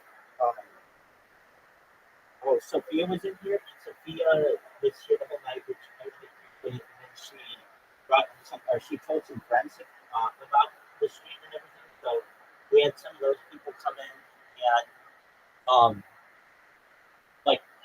then we had a fucking bunch of people come in. Then we had some people who came in who were just like being douches, and I don't consider it a raid. I don't really know what that is. When a bunch of people will come in, and one of them turned on their camera, and it's just dogs hunting. So I banned that motherfucker. Like, exactly. And then it came back with an alt. It's more dogs hunting.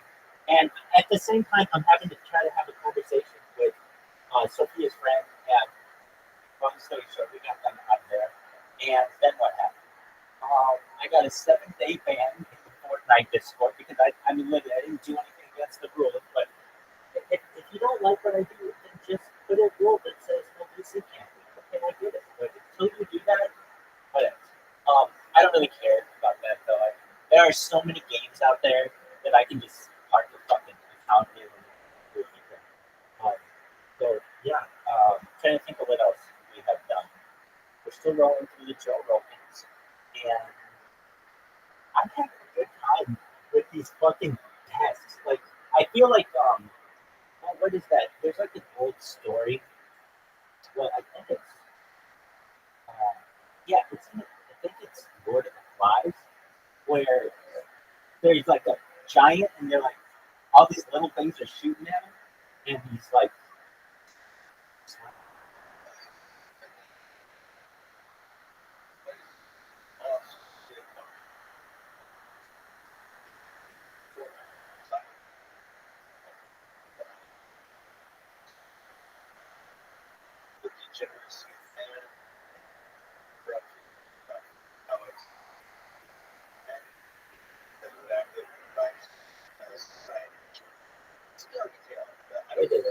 No, that's not the one.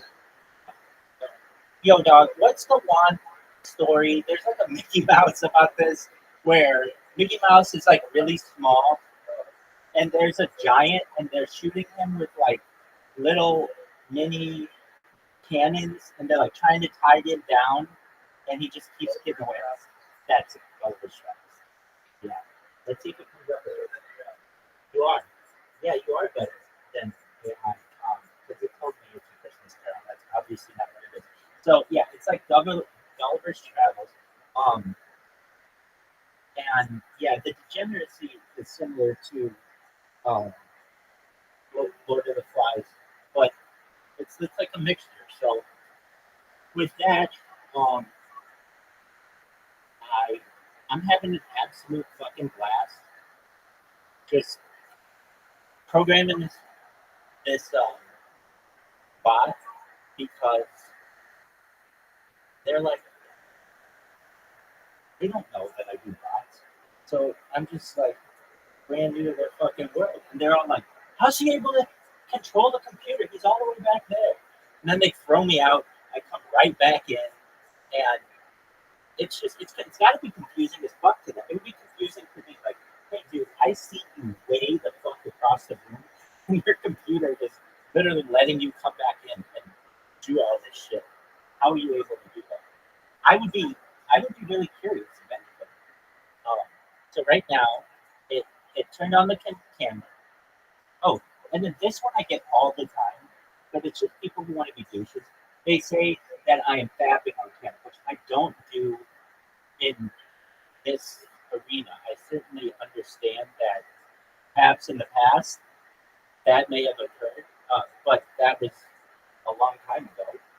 I wouldn't do that in front of children. I would not do that in front of people, even if I knew children were like able to see what I was doing. So I know I don't do that. But yet kids will say people who fucking complain about me will say that. And that's an unfair one. And whenever that one comes up, I say to whatever moderator, show me your proof. And if they're lying, you should kick that person out. Because they're basically saying that I'm doing something that's like really, really illegal. I don't do that. And so anyway, it's a lot like Gulliver's Travels, where you got the giant and he's like being tied down, and I'm just slapping at these motherfuckers, and they just keep coming at me, and it's fucking hilarious. Yeah. So how are things in your life?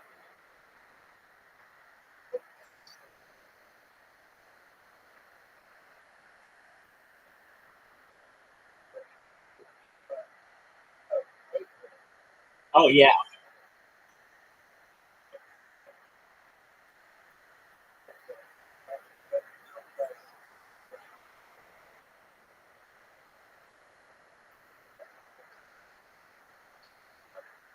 Absolutely. I get that. Um, I oh yeah, it's fucking on. I mean, I don't know if you can see, you you can see at least this camera from here. You can't see really well what's going on, but you can hear these fuckers.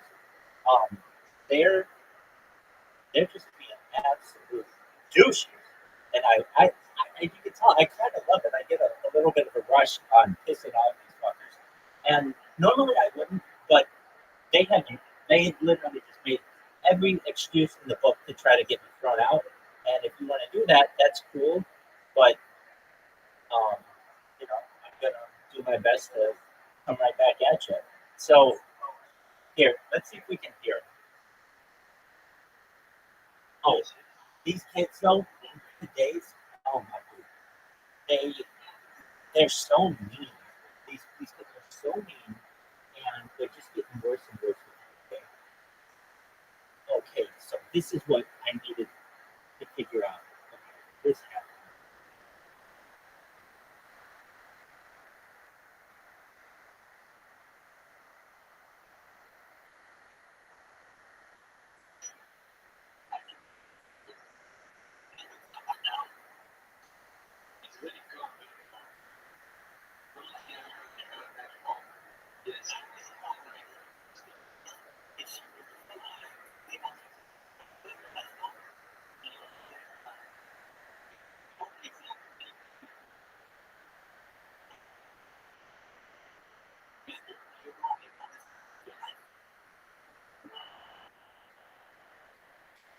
Um, Dude, this concert that I did last night, I fucking like Billy Joel, but I did not realize Billy Joel has 25 fucking hits that I can just sing. I know them really pretty well. Not all of them, but I sang some that I've never heard before. But I did a really good job. Did anyone watch? Well, so when I know somebody will watch, I'll do it. But I know she falls asleep, and that's absolutely fine. I want her to. I honestly like it, like knowing that no one's in here, so I can basically do whatever I want. I don't feel too self too what is the word? I don't feel too self self what is the word? Okay, when you are like embarrassed, I guess I can just say. I mean, I know I don't get every lyric right, and I know that I don't have the best voice, but it's it gets me it gets a few views on YouTube, but I know in the future those will be really, really popular because it's like, oh, Rabbi does something. Okay, so he sings on camera, that means he'll take my place and do all kinds of things like that. So I find that to be positive. Oh, these kids are fucking so confused on how I'm able to keep coming in the fucking thing while talking to you. Yeah. Oh, dude, there's a big fight tonight, by the way.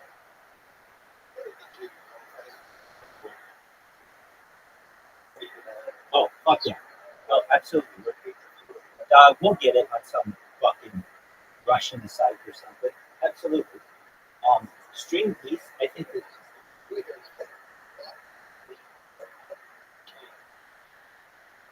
is that what you think's gonna happen?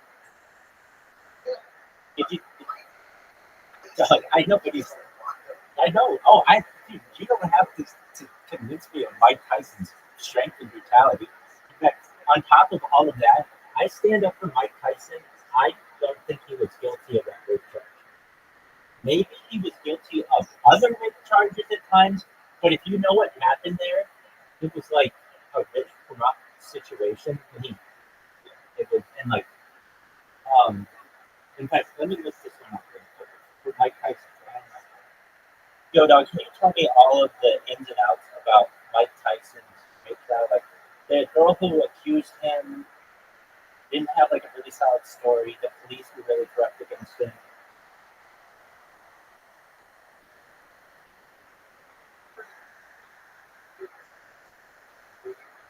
With yeah, with Arnold Schwarzenegger, and they have Will Chamberlain. And oh, okay, apologies. Excellent. Okay, are very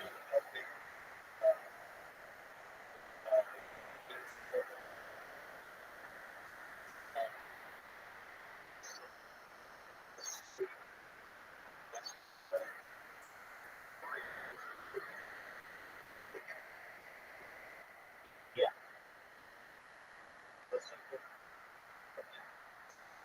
Right.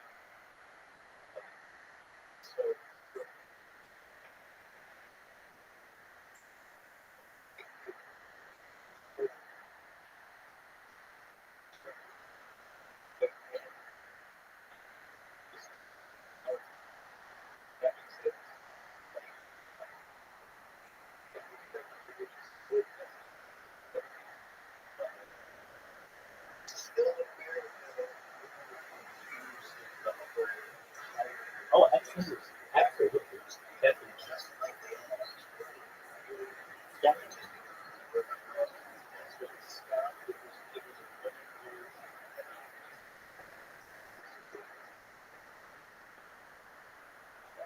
Right. Um, so this is a different kind of rape too. Like they've changed the definition of rape so many times. This is the one that I don't understand. Nor will I. If she has one drink, it's a rape. Okay, what if he has one drink and she has one drink? Then neither of them can consent, right? And it's like, well, hold on a second here. It's like, hey, it's good for the goose, it's good for the gander, but it never works out. I just feel like Tyson did not get the opportunity of that he should have, perhaps, and I think that the police and the prosecution were against him from the start. And I think that he probably has not been a good guy. I'm not saying that, but in this case, I well, I want to believe the lady. I get that, but that doesn't mean that the prosecution and the police couldn't have been corrupted. So maybe it did take place or whatever, but that doesn't mean that he necessarily didn't get his opportunity at a fair trial. And this was in the prime of his career, and then for him to lose that, he never recovered from it.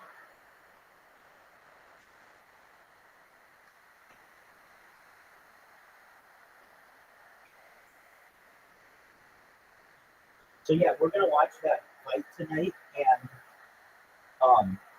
if I can't get it, let's say on Stream East or some kind of website, we'll just get it from someone on TikTok. That's the best place to get shit.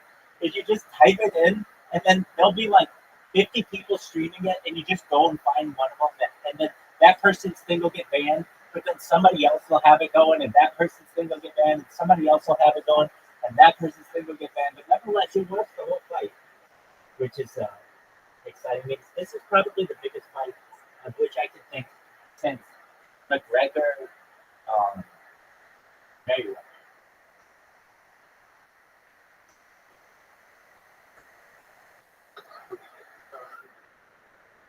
No, Evander Holyfield.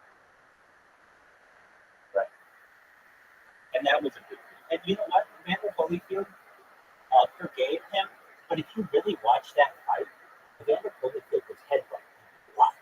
And he kept telling him, stop doing it, stop doing it. And, you headbutt Mike Tyson, what the fuck do you think's going to happen?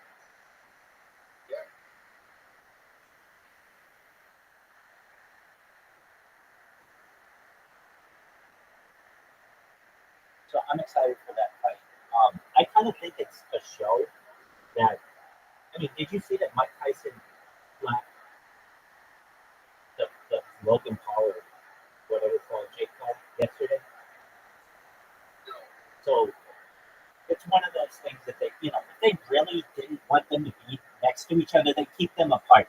But it's this thing where Mike Tyson standing up, Jake Paul jumps up on the stage, and then Mike Tyson open hand slaps him. I'm like, Jake Paul has a fucking beard, and he didn't get it really good. So you can tell it's kind of just kayfabe for big ratings.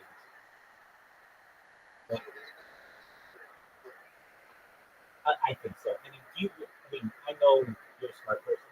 You know that they would not let those two even near each other if they thought they would really.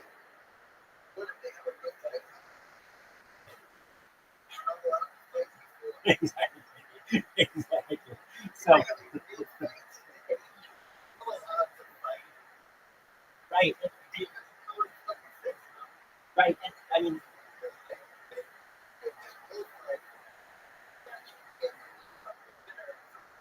exactly. And if you say that, exactly.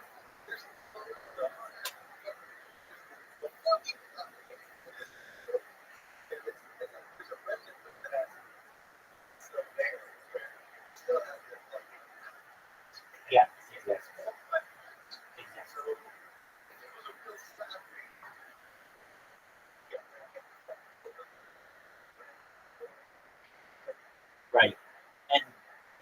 it would essentially be like what you said. It should have been an automatic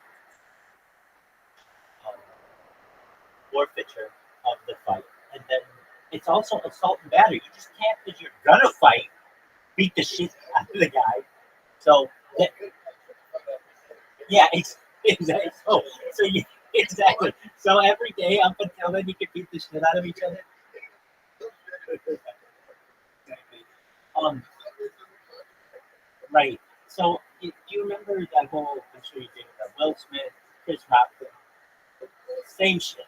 Absolutely. Nobody got into trouble. That if that were a real thing, that's assault and battery. If not, a lot more. And so this would have been the same. And because of that, yeah, that's how it is. So you you do whatever you need to do. I gotta fucking hear what these people are saying. Just one more. Just one more. Yeah. Dude, the language these kids use.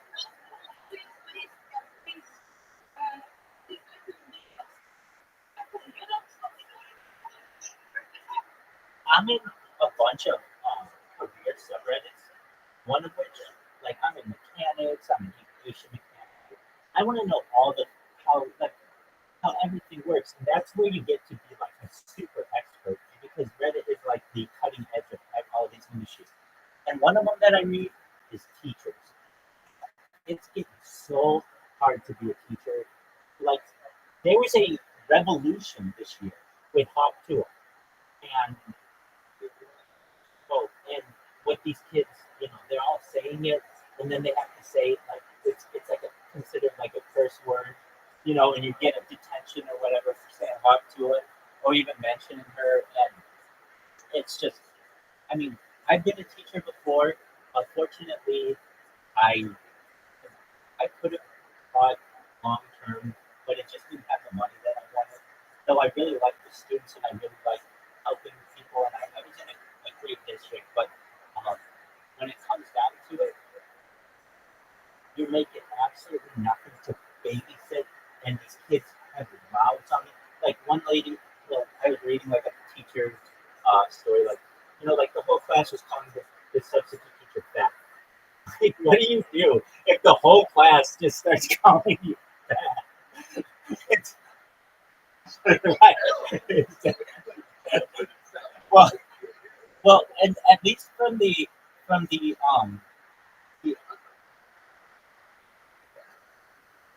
well, I think perhaps it may have been like high school. I'm not exactly sure. It's just like a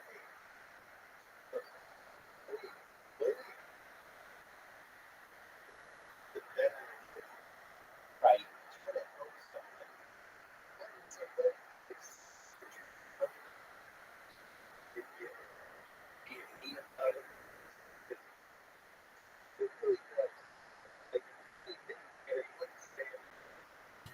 Right. Well, at least I mean that's got to be tough. Like, um, imagine if you weren't fat and they just were picking on you or whatever. And that's how it seemed. That's how it seemed. It did not seem like at least in the discussion, that this person had a weight issue. It was just like these kids were being mean, and what.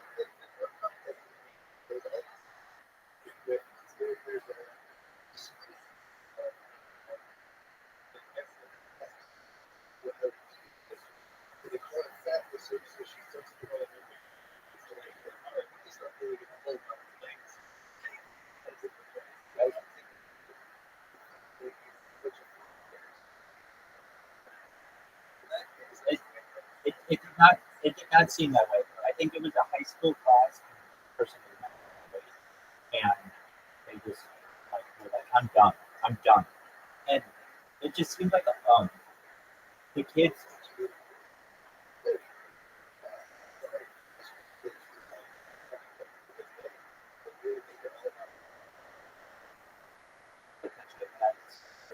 Nevertheless, I think they um, suspended a bunch of those kids, which is pretty, I thought, pretty strict. Like, you call someone fat, okay, I get it, but you get suspension for that? Okay. Yeah, exactly. Um, I, but all of this just reminds me of these these people, and who did I have? Oh, I had somebody in another stream. I was like really happy.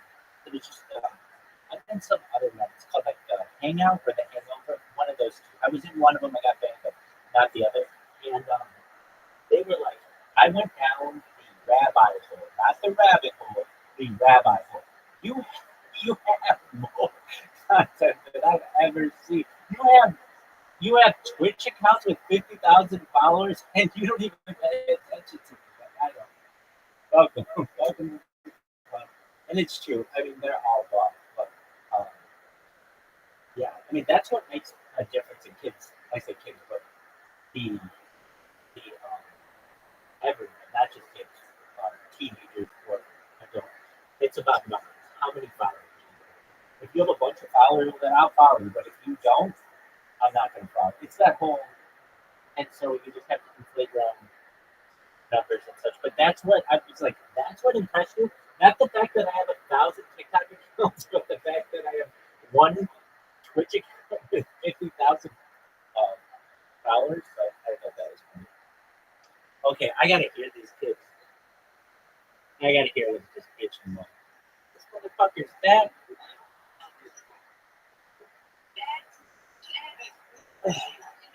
Actually, even hearing them just bothers me. And then these people, I don't understand it.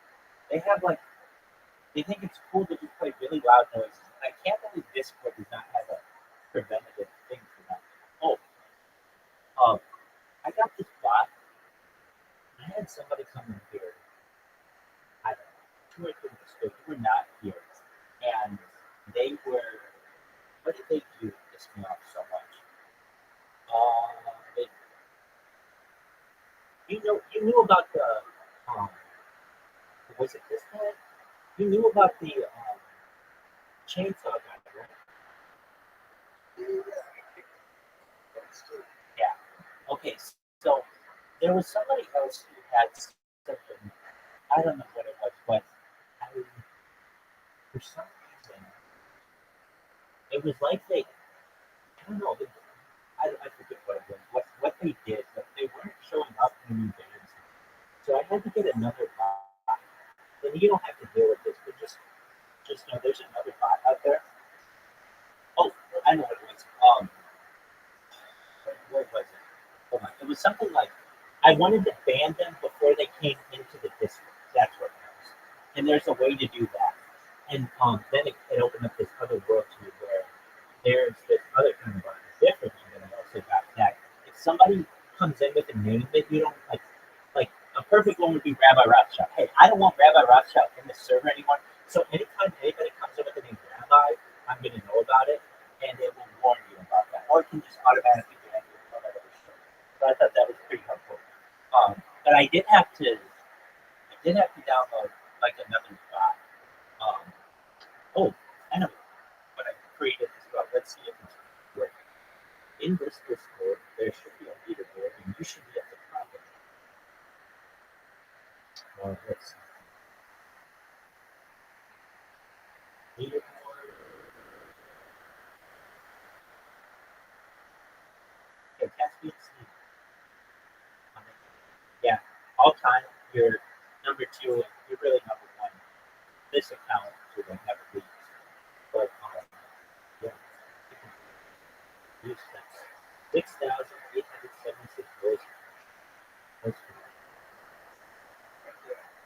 That's good. You're going to be like that. This leaderboard is going to be really fucking important in the future.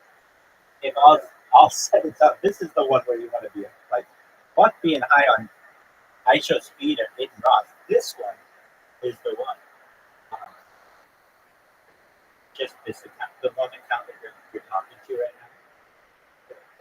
It's a rabbi account. So you're really number 1, but it doesn't know that that's right.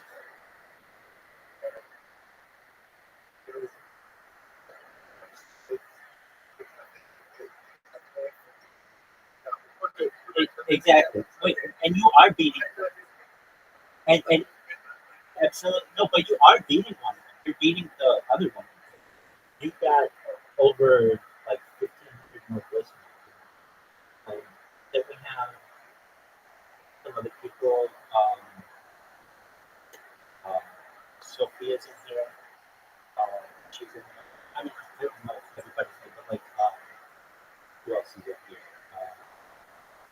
Zoot. Um, yeah, these guys, I am really digging the fact that welcome. How you doing, Tanaka? There you go. Okay, hold on one second. I have to check this out.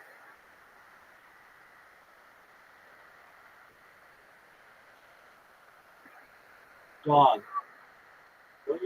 Well, now they gave me my own VC, and I don't know what I want their VC.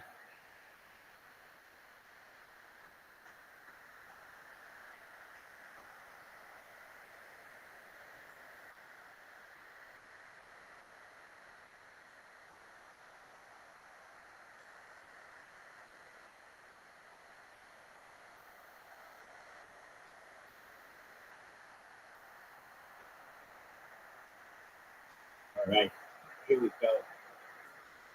Invite people. Copy link.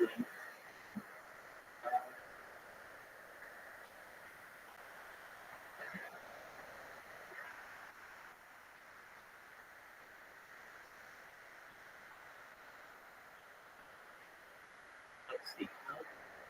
Ooh. There you go. There you go, Big Daddy. All right. Oh, did they just kick me out? No. No, here we go. All right, you fucks. I got you now. Oh, yeah. It's on like Donkey Kong. I love it. Okay, perfect. Okay, they're going to kick me out? Are you going to kick me out, you little bitches? I love it. This is now a game. Like, you're messing with me now. I love it. Kick me out again, you little bitch.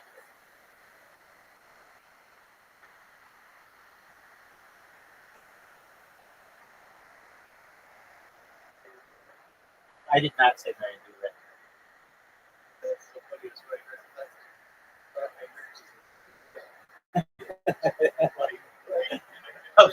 Of all the names. Dog, you know Mary Lou Retton is phenomenal gifted individual with your memory. Oh, dude, you don't know about this? She's one of like less than 100 people with perfect memory. Hold on. Yo, dog, please tell me all that you know about Mary Lou Retton's memory. From Taxi, right? Yeah. Okay. This is so fucking phenomenal. All right. If you're talking about Mary Lou Retton's memory in the context of her health, there's some notable recent news. Wait. Hold on. Never mind. Mary Lou Retton is the lady who is a gymnast. Who am I thinking? The lady from. Yeah, Mary Lou Retton. Yeah, no. Okay, so Mary Lou Retton's the lady with that hair, that bob haircut from the 1980s Olympic team. There's another one. Hold on. Who's that lady from Taxi, that redheaded girl? A lady who has perfect memory.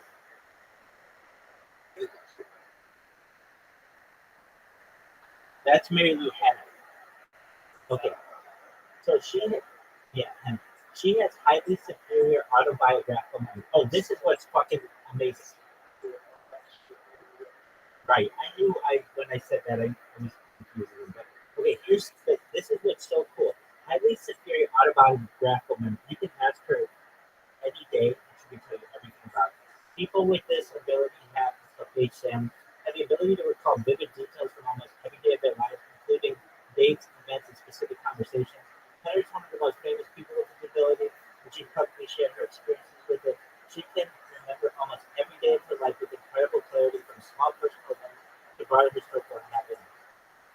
And then we spoke about the condition. Um, it's not a photographic memory, which involves memorizing or remembering visual detail, but rather the ability to recall personal experiences and great apologies. It's not photographable, but it's like any day of the year she just can tell you all of it. But rather an ability to recall personal experiences and great detail. For example, she could remember exactly what she was doing on a specific day, down to the weather and the details of the conversation. And let me see this. How many people on Earth have this gift?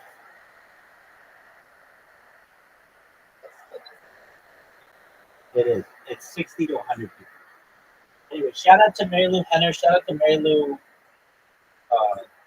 Mary Lou. Mary Lou Henner. Mary Lou. That's right. So Mary Lou Retton had a thing where she couldn't afford insurance, and they had to like crowdfund for her insurance. And if you're seeing this in the future, we need to have some kind of like thing for American athletes that they're just taking care. Once you win a gold medal or any medal, you just don't have to worry about. I think if you were just an Olympic, you shouldn't have to worry about health insurance anymore. Because I agree with that. Of course. In fact, I've done it. Absolutely, should have.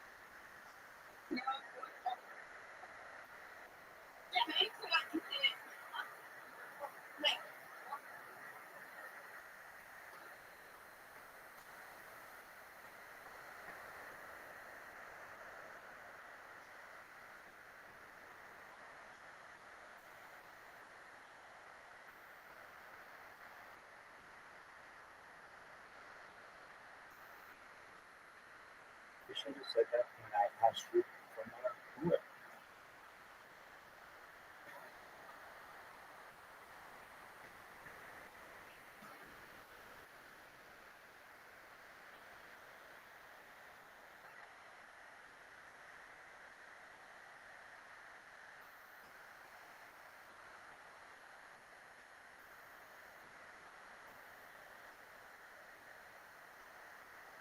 We're done here.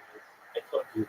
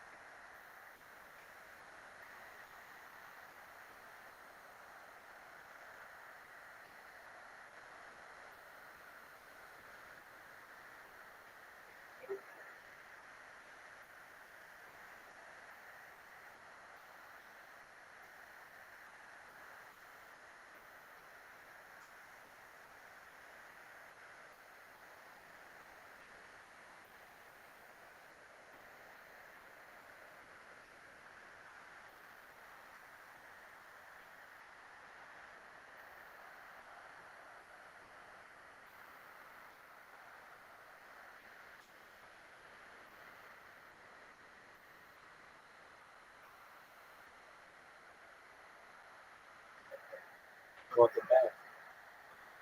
So all I have to do is look at my phone, and it's like just a litany of fucking people who sent me friend requests. So whatever it is, gets enough attention.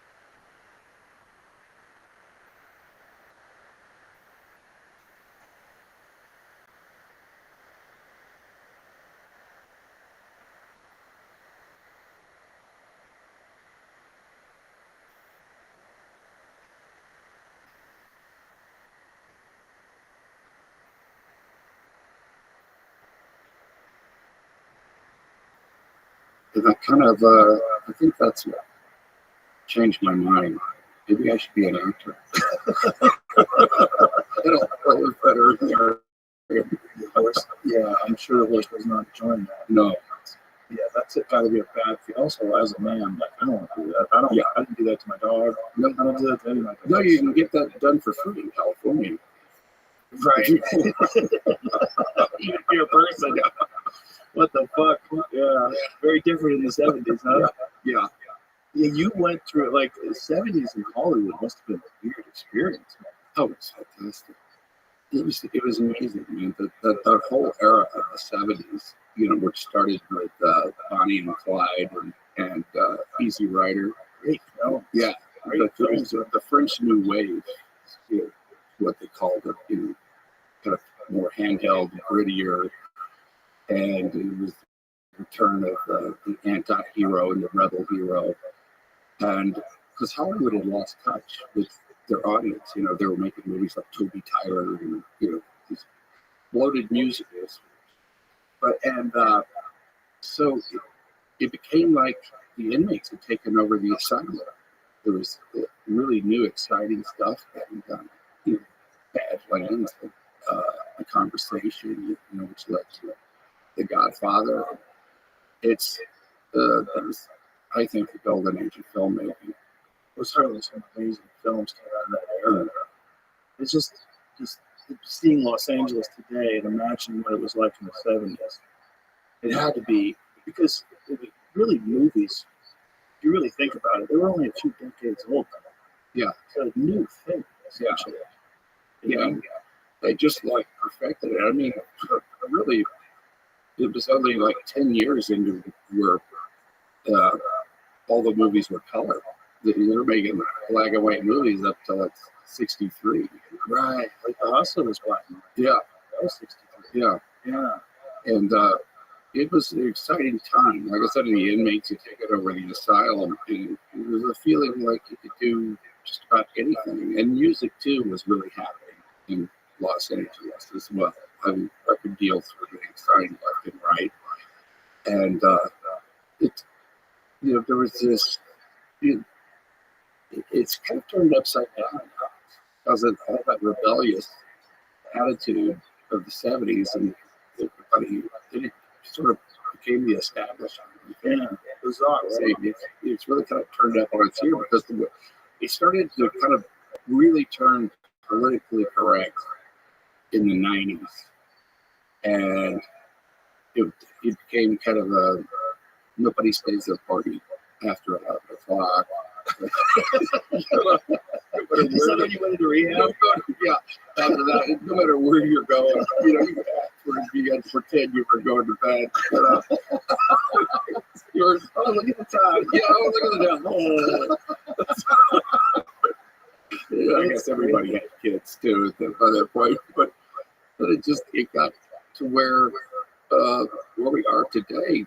You're getting warned to keep your mouth shut because of it turned upside down. Well, it's also one ideology dominates, especially in Hollywood, dominates the entire process. One of the things I said that drove me crazy about Hollywood was there's people that had differing opinions about things, but they would never speak out because it could damage their career. Right. And it's really going on now. They will fucking blackball you. They will. I mean, they tried. There were a couple of attempts to cancel me while we were making Reagan. In fact, kind of half-hearted, I guess. But it has become that, and that ain't right. I mean, back then, few people really were, I guess, conservative. Let's throw out parties and just call it conservative. I mean, yeah, John Wayne. Yeah. But you didn't know if John Boyd was conservative back then. He wasn't vocal about it? Not back in the 70s, no.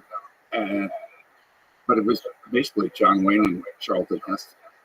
And that's pretty much about it. Or anybody wearing a tie. But how did the rebels become, what the fuck happened? How did the rebels become the establishment? We went through an era where remember, it was tolerance. That was what we were trying to do, like back in the teens, I think, and the teens, we tolerate other groups and all that. And that didn't last very long. And it seems like one had it over the other.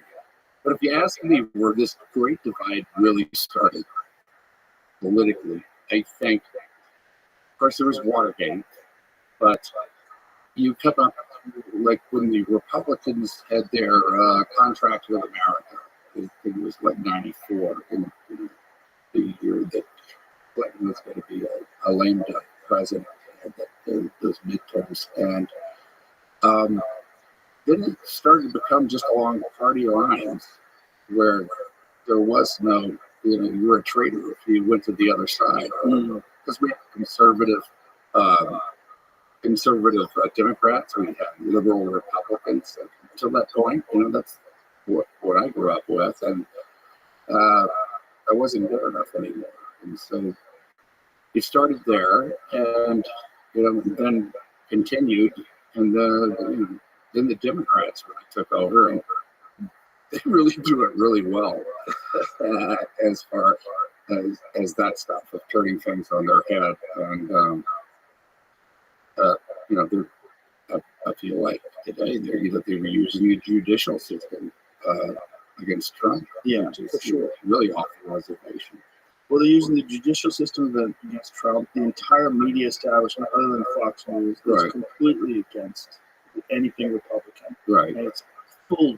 Did you see on Colbert the other day? Kristen Collins. I mean, Yeah, I saw like that. she said, like Colbert says, Fox just reports, or CNN just reports the facts. The whole audience starts laughing. Yeah, I guess, was that a laugh, right? Yeah, he goes, well, I guess it is. Yeah, which is hilarious. People get it. How they do get it. That's what, you know, Well, the the pandemic. bolsters me is that people do get it. Sometimes I think everybody just swallowing this. There's a lot of people that are still swallowing. A lot of boomers, a lot of older folks that are just swallowing whatever's in the newspaper and whatever's on television. And a lot of people aren't news junkies like you and I. Yeah. You know, they just get the sound bites, and that's what they do it for. And well, it's disheartening. The more you do a deep dive on the actual facts about a thing, you know, like I've heard people repeat. I've had conversations with people. They go, "Well, you know, Trump's a felon. He's convicted of 34 felonies." I go, "Okay, do you know what those things are? Do you know that they are misdemeanors? Misdemeanors. You know the statute of limitations that had brought out on this little misdemeanor. Yeah, the whole thing it wasn't is a campaign contribution. You just did all kind of gymnastics to make it happen, and then the third person in line in the Justice Department comes back to New York to oversee this case, and you know, It's just incredibly dangerous. It's incredibly dangerous because it can also be turned around. Yes. You know, and there has to come a point where we go, stop. Yeah. You know, we have to stop this, or we're losing our country. Yeah, I think they're more concerned with being empowered than they are with preserving the idea of democracy. I totally agree with that. And I think some of that was certainly they were emboldened by the fact they're essentially running the country without a president for the last 3 years. Yes, Because he's not there. Not there, really. And since he's decided that he's not going to run again, he's gone. He's vanished. It makes who's running it now? Exactly. You know, And then the crazy thing is Kamala Harris. Who'll be running then, because really can't see her like being in charge. No, it's a figurehead. That's all it is. And what's really wild is the Babylon Bee had a hilarious little caption. They said, when I get in office, I'm going to change things, says the woman who's in office right now. She's in office. Yeah. She's talking about fixing all these things. Like, hey, From day one, I'm going to really do something about the border. Because the borders are essentially the president right now. Yeah. This is so fucking crazy. You'll be the president for 5 more months. Yeah. This is so nuts. Yeah. She's flipped on everything except for plastic straws. She still wants to get rid of those. Did you see the thing where Trump came out and said that he was going to stop taxes for tips of hospitality workers, and you wouldn't tax them on tips anymore? Yeah, that was like a month and a half ago. Yeah, and then she came out and said she's going to do it. Right. She's going to stop tips. And everybody cheered as if it was her idea. But here's the problem. In 2022, she was one of the deciding votes to go after people that were not reporting their tips. Was that on the Inflation Reduction Act or the Green New Deal? Well, I think it was one of the same.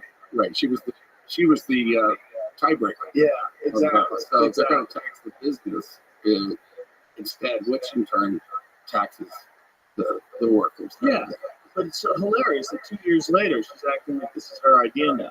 Yeah. Like, you had a chance. You could have swung it the other way 2 years ago. Yeah, could have been right in there. It's just or that she was.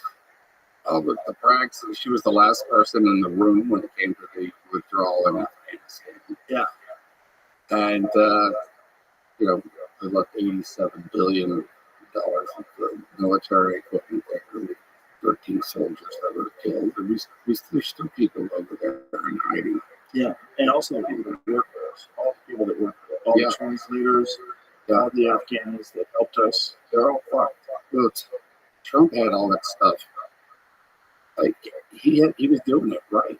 Yeah, he had that the meeting that he had with the Taliban leadership, and where he went, we're going to leave, but if one soldier's head is touched, we're going to be back. And just to show you how we can do it, here's your address. So he had a photograph of his house. Yeah. They gave them to him, and that's when they went, okay. Really, the only thing I liked about Trump was everything that he did. I would cringe at so much stuff that he said. Right. But I think his heart was really in the right place. And not only that, we need a really strong leader like that to deal with these assholes that run the third one or the other one. You know, there's some bad actors out there. Yeah, unquestionable. And the wildest thing is that people are pretending that if he gets into office, he's going to become a dictator, as if he wasn't in office for 4 years and was never a dictator. Right. Like, the whole thing is like, we're just being gaslit and lied to on a scale that I've never seen in my life. To the point where CNN on television saying that they support the news becomes a huge laugh. Right. Or that they just speak the news objectively. Yeah, and it's incredible. Like I said, the Democrats are really good at doing it because they say it so bold-faced. Yeah. Well, they have so much money. The thing, have you ever seen the difference between Democrat donors versus Republican donors? Like, there was a chart that someone made about the amount of people that donate to the Democratic Party versus the amount of people that donate to the Republican Party. It's shocking. Big donors? The big donors, that's where it's completely turned upside down. Because it used to be Republicans who were known as the fat cats, and big oil and big business and all that would be the big supporters and donors of the Republicans, and it was like those $5 and $10 donations of the Democratic Party because it was a coalition of groups. But then I think starting with Obama, especially, it started with social media. It really started to get into more of a corporate type of tech oligarchy. Tech oligarchy. That's a great way to put it. That's really what it is, right? It's tech oligarchy. The tech thing's nuts because nobody anticipated that these corporations were going to have this insane amount of influence and power over people. You know, I've had this guy, Robert Epstein, on my podcast before.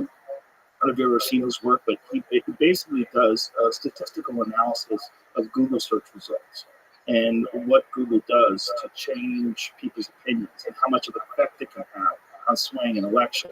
Because if you go look for a Trump rally, you'll see a bunch of Kamala Harris stuff. If you go try to find something negative about Kamala, you'll find all these positive things about Kamala. So these quick searches, which most people do. Most people aren't doing deep dives for hours, where they're going, reading and finding other alternative sources of information. They get their information from a Google search. And that Google search, if you can curate it and make sure that all the positive stuff about the people that you want is up front, and all the negative stuff about the people you don't want is up front, you can shift people's opinions by 20, 30%. Of course you can. And with the algorithms that they have, they already know your preferences and basically who you are to begin with. Yes. And they can maneuver that. It's not just the Russians. We should have search results. Search results should be completely unbiased. Like, that should be a law. Because if you can curate searches, if you can curate people's access to information and hide things, that should be illegal. There should be nothing that has anything to do with political ideology when it comes to searching for information. It should just be whatever the information is. I completely agree with it. Because, well, for one thing, as Ronald Reagan said, democracy can handle it. Yeah. He testified before the House subcommittee back in the day, House of Un-American Activities. It said basically just let the communists go ahead and state their cause. It's okay to have a communist party in this country because it's the exchange of ideas and everything will play out and democracy can handle it. We're going to go through with Reagan right now, the movie going through it. We're being censorship is happening to us through Facebook.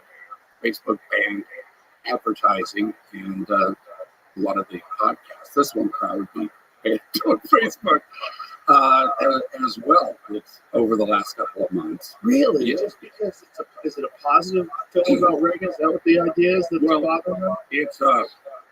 I see it as it's a it's a it's a biopic is really what it is. Yeah. It follows him from when he was a boy in Dixon all the way through when he said goodbye to the American people when he was diagnosed for Alzheimer's, after he was president.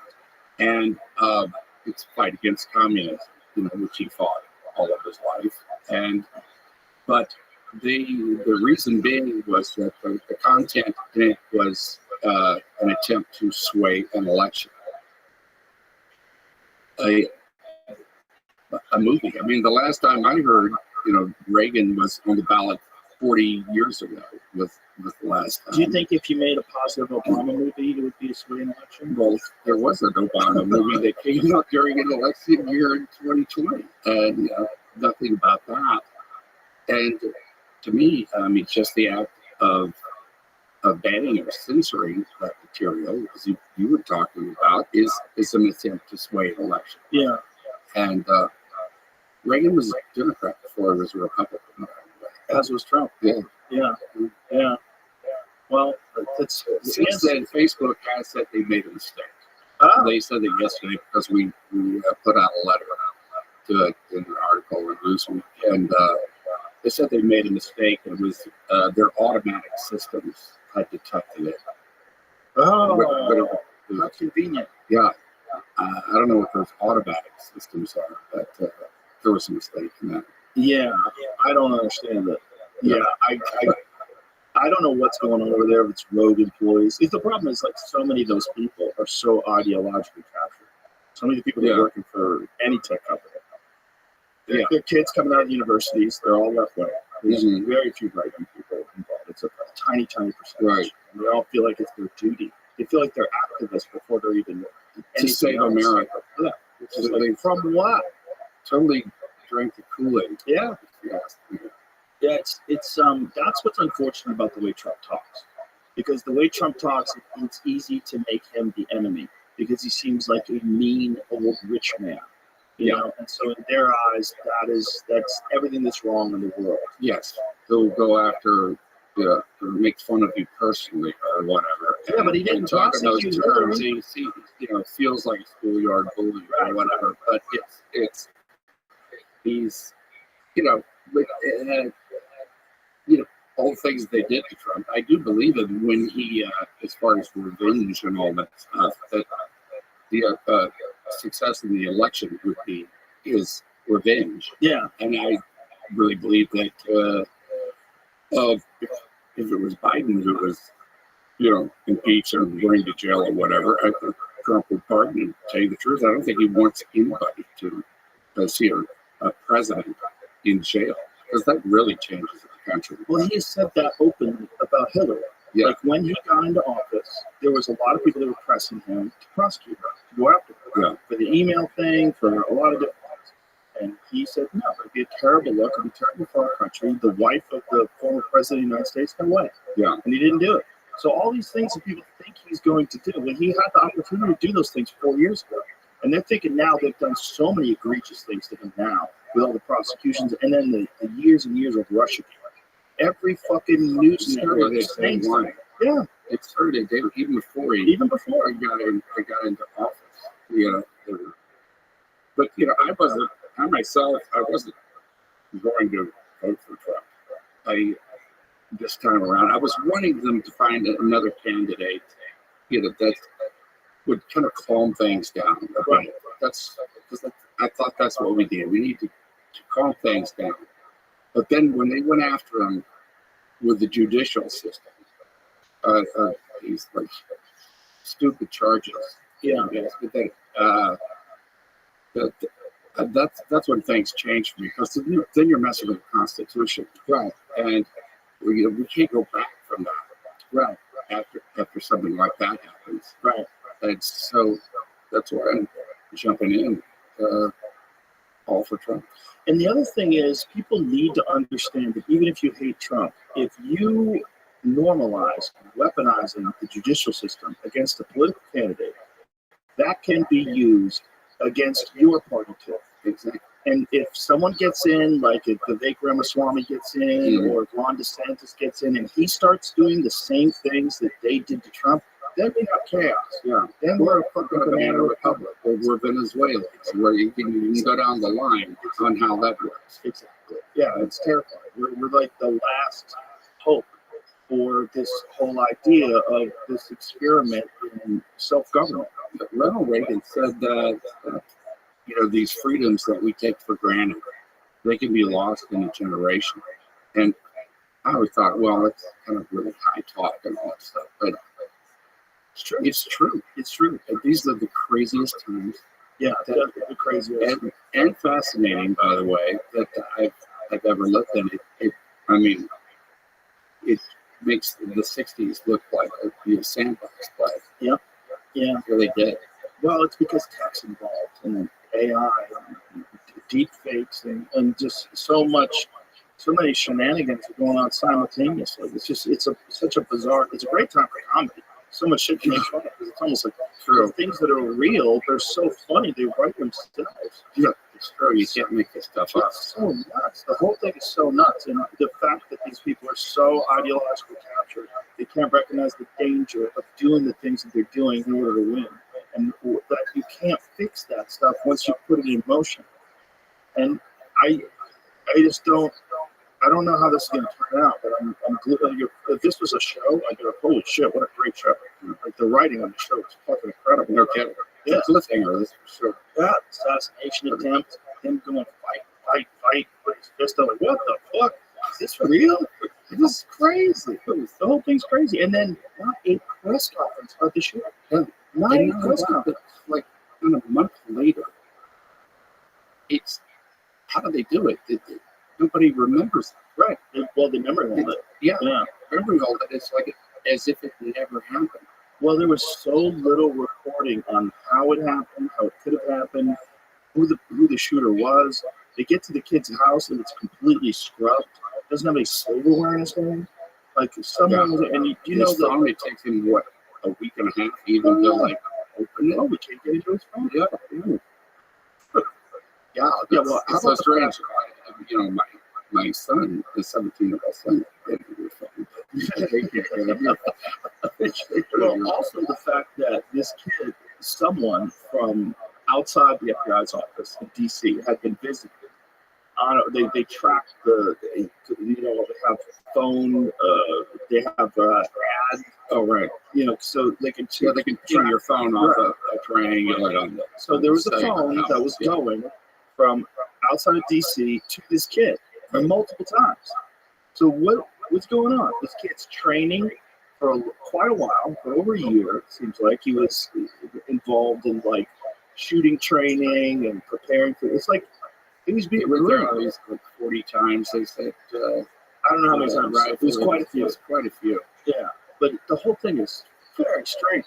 It's like how is this not like a deep investigation that's on the front page of every newspaper where people are trying to figure out was this a government conspiracy to kill the presidential candidate? What happened? Right. Was it? Right. And I go back to the Kennedy. No, go ahead. I thought the moment he got shot in Lincoln was fight, like, it's over. Yeah. He's gonna win this. He's gonna win this. Put up his fist like that, and he's like. And then next thing you know, Kamala Harris says one good speech and everybody's cheering. You're like, wow. It's just completely flip-flop. All the talk shows, everyone's with her. The person who just a month prior was being hidden because she would say so many dumb things, and every time she had to talk openly with no script, she would blunder and fuck things up. Now all of a sudden she's the perfect candidate. Yeah. It's kind of wild. It's super wild. They did have and disenfranchised all those voters who had voted for Biden. Yeah. Talking about democracy. Right. And all of a sudden they have no say about it. No primary. There's no one else gets to choose. And they use the FEC filing for Biden's money. So like she gets to access that war chest. So the whole thing's crazy. And the fact that no one's freaking out about the dangers of this, and the fact that this is the first time ever that someone who nobody voted for in the primaries, had zero delegates, is now being the person who is at the front. There's a 20 Right. Yeah, allegedly. I always say with the polls, like, says who? Here's the thing about polls. Who the fuck are you asking?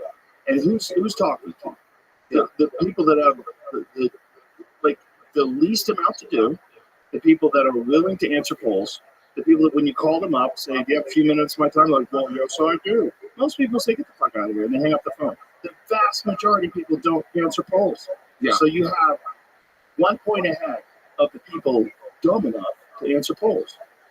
Everybody else, it's like, we don't know. And so that's why the gaslighting continues. Well, let's put it this way, though. They've done a pretty good job because they do have Republicans back on their heels. Oh, yeah, and I didn't think it was going to happen. I didn't think so either. Leading up to it, I thought he was going to steamroll Biden. The administration did a terrible job over the last 3 years. The border's wide open. Everyone's freaking out. There's 2 wars going on simultaneously that could lead us into World War III at any moment. Everybody's freaking out. I'm like, when Trump was in office, there was no wars. There was no new wars. There was nothing new that he was doing that was putting people in jeopardy. And then all of a sudden, it was this fucking complete, total turnaround orchestrated by the media. And it happened right in front of our eyes. And now Kamala is this darling of everybody. It's like, this is wild. Like, the least popular vice president of all time is now one of the most popular presidential candidates of all time, like that.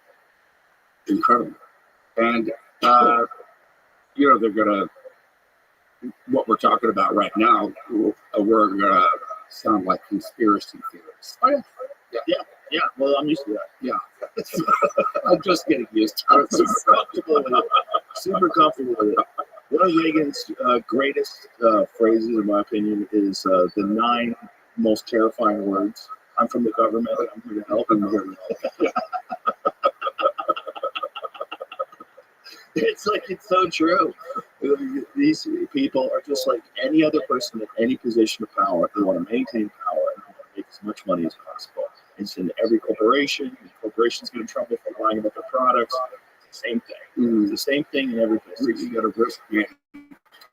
Yeah. That they show up at the door. And it's amazing how the times today are so much like when Reagan was elected. We had inflation, the author, and we had 20% interest rates. So I remember that because I bought a house actually during that time. There was a feeling of malaise in the country that Carter even spoke of.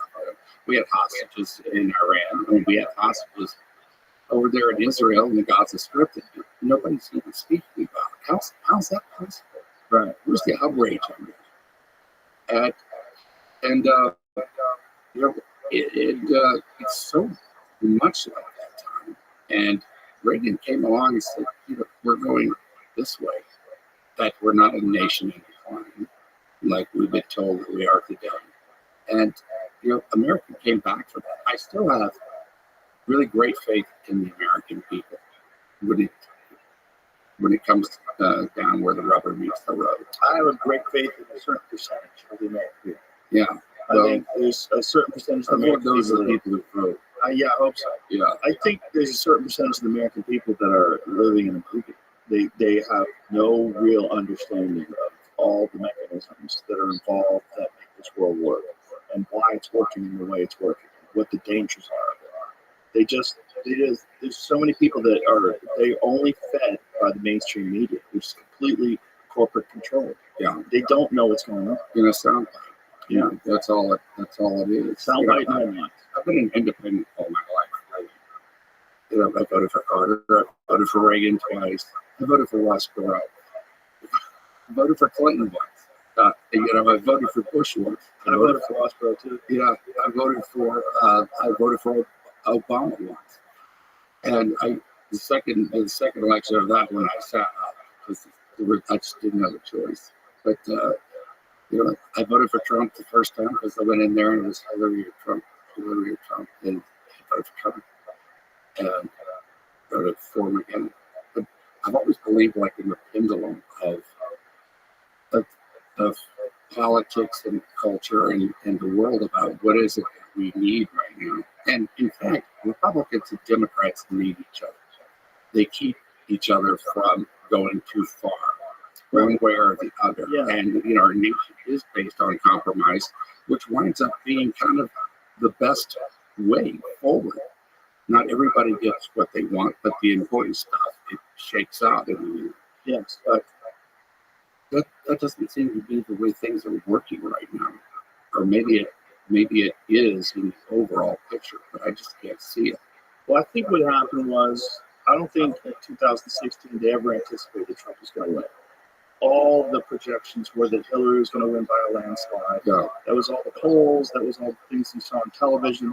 And then when Trump started winning on television, you could see it in the look at the faces of the pundits, the people that were on TV that were calling the election. They were baffled. They couldn't believe it. And then it was over. Is that famous video of the lady with the sock hat and the glasses in the street on her knees going, no. You see that? Like, Yeah. when it's announced. Yeah, the glass ceiling still exists. Has not been broken. Oh, it was crazy times. And then what's really funny is right after that, Jim Brewer had a great joke about this, that there was those those marches, because, Trump had said that grab him by the pussy thing, like he's anti-women, so there's these women marches. And Jim Brewer goes, isn't it funny? They knew what a woman was then. Yeah. Which is crazy, because that was only 2016. Yeah. 2016, there was no trans women, this women, that kind of conversation was not on the table at all. The Me Too movement, all of that just completely gone out the window in favor of what 0.0000 point whatever of the population. I know, it's nuts, and it's like now women's sports are there. Yeah. Now you're having biological men with mental disorders competing as women, saying that they're women, winning weightlifting events, winning cycling events. The Italian boxer. The boxing's a complicated. To be really dangerous. I have nothing against trans people. The boxing I was in the drama department. I was a drama mom. Right. And most of the drama department was gay and stuff. It grew up in that way. I used to play golf with Caitlin. When it was Caitlin or Bruce? Back when he was Bruce. It would just be us, because Sherwood, there weren't many people around. Just, a lucky guy. And when he came out like that, I was really happy for him, to tell you the truth, because to have to carry that around with what you feel inside, that's really important. Yeah. But that doesn't mean that the entire nation has to flip over and change to accommodate that. Yes, it could be. I'm all for that, and in fact, our system already accommodates everybody. Yes, it does. Yeah, it does. But just don't like being beat over the head and told what to think and what to feel, and to pretend this and pretend that. No, it's terrible. It's terrible for everybody, and it's just this very loud, vocal minority that's very invested in pushing this agenda. And everybody else is just scratching their heads and going, what the fuck? And if you have a daughter that is to do some sort of a sport and there's trans athletes on that team, Jesus Christ, this is the reason why Title IX was created in the first place, to give women an opportunity to compete with women. Exactly. So you can't say, I feel like a woman, so I'm a woman, and I'm going to compete with women with all the male biological advantages. You want to talk about science tonight? There's your science tonight. Right there. You're denying biological science. Yeah, a man just by his body mass can hit 3 times harder than a woman. In that Olympic match, she's the girl stopped after about 45 seconds. That's a different story. That person has a disease. That male boxer who was allegedly male, who allegedly has XY chromosomes. There's a complicated issue with that. This is like a genetic disorder that this person has, where they have very high testosterone and allegedly have XY chromosomes. They should do chromosome testing. This is one of the things. Do you know what the enhanced games is? I think I know what you're getting at. The enhanced games, they're putting together this new form of athletic competition. It's going to be this enormous event where they're going to let people take performance-enhancing drugs. And so I asked, I had them on the podcast, I said, what are you going to do about trans athletes? They said, I think we're going to go along chromosomes. So if you have XY chromosomes, no matter what, you're competing with other people that have XY chromosomes. Males. People who went through male puberty. That's it. End of discussion. Yeah. Now, socially, I'll call you a woman. I'll call you whatever your name is you want to be called. I don't care at all. But if you want to compete athletically, we're going to pretend that the shape of the hips, the density of the bones, size of the lungs, size of the heart, the ability to react quicker, all these different advantages that we know exist. This is stupid. Right. And this is now you're putting ideology instead of ahead of facts and ahead of science and ahead of the biological reality we know about the advantages that men have. Yeah. Ideology. It's like don't look behind the curtain. Yeah. It's like us, you know. Well, Don't look over there. It's people that don't have religion. That's what it is. They have a new religion, and that religion is this woke ideology. Yeah. That is they're acting that way the same way a religious zealot would. Yeah. I get yeah. Complete with the doctrine and everything that goes with it to spout. And there is no argument. Excommunication, everything. There is no exchange of ideas. Right. Exactly. Well, they can't debate because if you debate about it, then the facts outweigh their ideology. Right. You look at the biological facts of this stuff; it outweighs the ideology. Look at the transitioning children. I mean, have you ever seen these interviews where people go up to people and they say, "Do you think that a child of 12 years old is old enough to get a tattoo?" No. Do you think they just start asking them, do you think they're old enough to know their gender? Yes. Yes. Oh, that. Oh, that. Yeah. Okay. Puberty blockers are fine. Literal chemical castration drugs that were used on pedophiles in the past. Those are fine. Yeah. Those are fine to give to kids without telling confused. Yeah. Yeah. The whole thing's parents bananas. Having no say about it. Yeah. Yeah. I think people, in a way, do know their gender when they're young. In a way, maybe later they look back and realize that they were that way when they were either gay or from a place of hindsight in a way. But to let someone who under at least 18 really, I mean, even at 18, I didn't. How much do we really know ourselves? Well, how much? And then you can't go back. Right. From people are very easily. And if they're taught by the people around them that they get positive reinforcement, if they go in a particular direction, people do that. I mean, how many people in home that have trans kids? And how is that possible? All of a sudden, there's an epidemic. How is that possible? Yeah. How is it possible? Is it just the openness that's always been there? Or is it that this is some sort of a fucking mind virus and these people are being influenced by the positive reaction they get from saying that they're LGBTQ2 plus AI, whatever the fuck it is now. It's like there's a social contagion going on, and there's an aspect of that that's real. Yeah, these are educated people. Yeah, we're talking about. But that's what's nuts, right? The educated people that are not paying attention to this thing called gender dysphoria that has always existed. How do you think we get back? How do you think we get back to being able to have an exchange of ideas and not just try to put the other one in jail or try to dismiss them from society? It sounds ridiculous, but I think the only way is to do what we're doing right now and to continue talking about it as reasonable people and have people listen to it, and it shapes people's opinions of things. They go, yeah, they're making sense. It is reasonable. And to pretend that the psychological conditions, there's a psychological condition called autogynephilia, where men get sexually aroused dressing up as women. But they're usually attracted to women.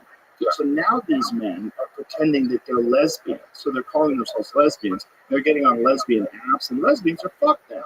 Because now there's these men that are pretending to be lesbian, that are occupying these lesbian apps, and they've absconded their agenda. And if you don't want to date them, then you're transphobic and they'll attack you. And it's like, holy shit. Wow.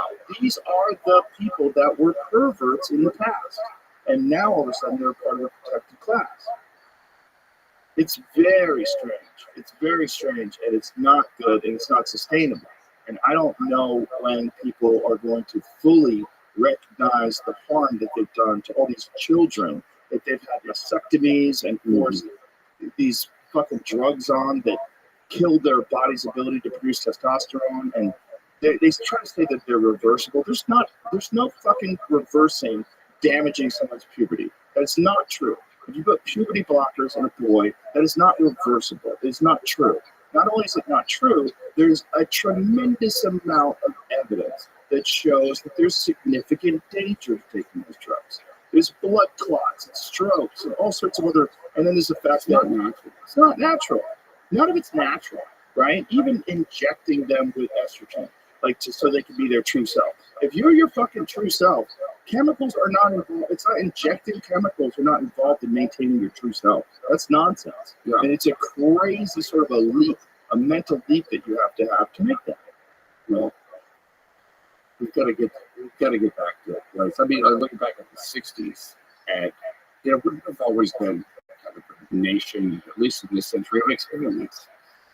That go on as as a society as a whole. You had the flower children back then, and that whole counterculture. Sure, the relationship. underground. Oh, yeah. Back then, you knew who the leaders were.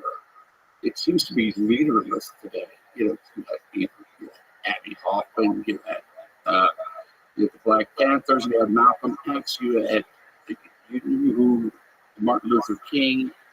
You had leaders of all these movements that you could have this dialogue with or this debate with. And now it's who are the leaders of Black Lives Matter? Who are the leaders and spokesmen for this whole trans movement that's going on? And some of it is political. But where are the leaders for that? Well, I think the leaders of the tech businesses. Yeah. I think that's what it is. I think the tech businesses have become a de facto form of government. Yeah. Yeah.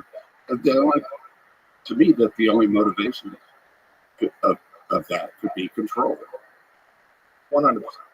First to control the bottom line, and if you have the money, but then the more people that you get have kind of acquiesced control over the thing, the more your bottom line is going to go on, and then it's about power. Yeah. And I think we've been shown in this, getting back to what we were talking about before, that really is what is going on. And what was going on in 2020, if you ask me, with big tech companies deciding to, what we were going to see and what we were going to hear. And it's pretty much exposed. Yeah. And it's dangerous. It is dangerous.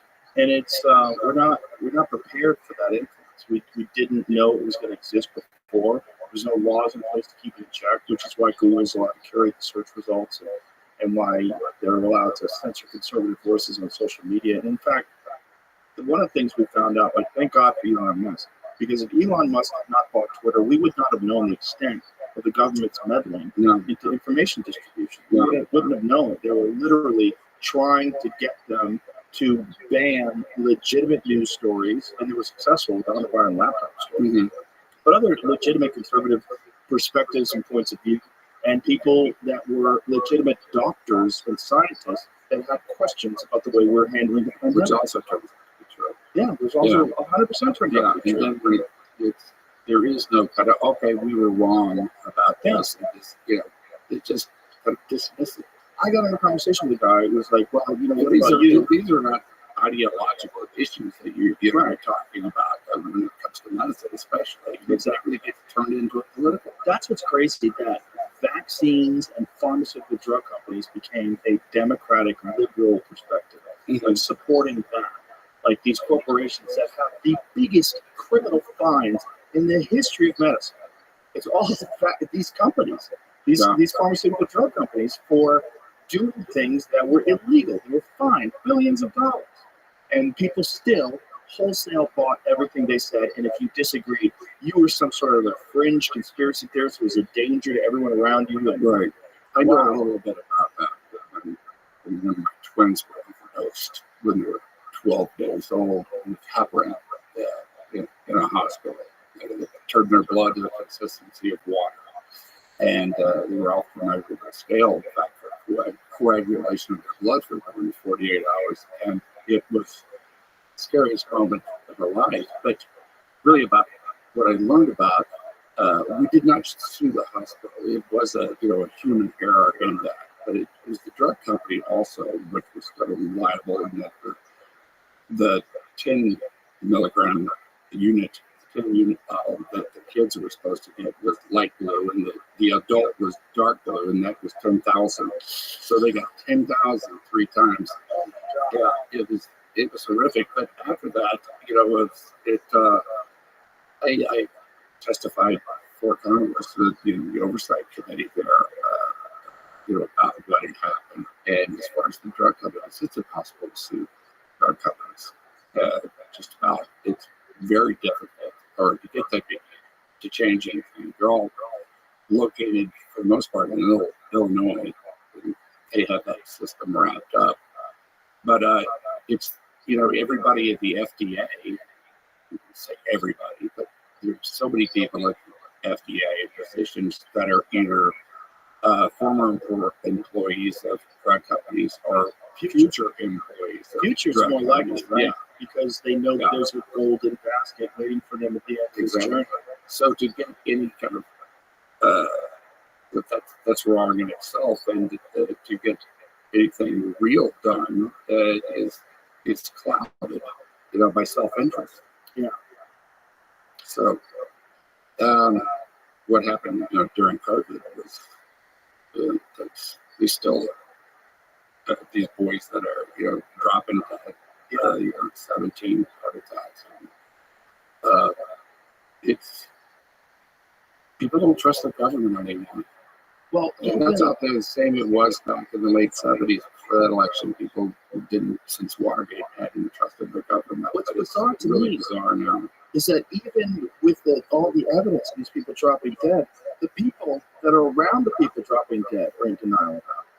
Because they all advocated for a very specific thing, and when that very specific thing may be causing a bunch of deaths, they don't want to take credit for it. They don't want to be in trouble for it. They don't want to be beholden to this idea that they had the pharmaceutical drug companies are telling you the truth, and that this is the only way out of this. And if you didn't do it, we're all going to die. And everybody went into this with this terrible fear, and because they stated that early, now they're committed to it, and they're defending it. This is part of themselves. Their ideas are a part of themselves.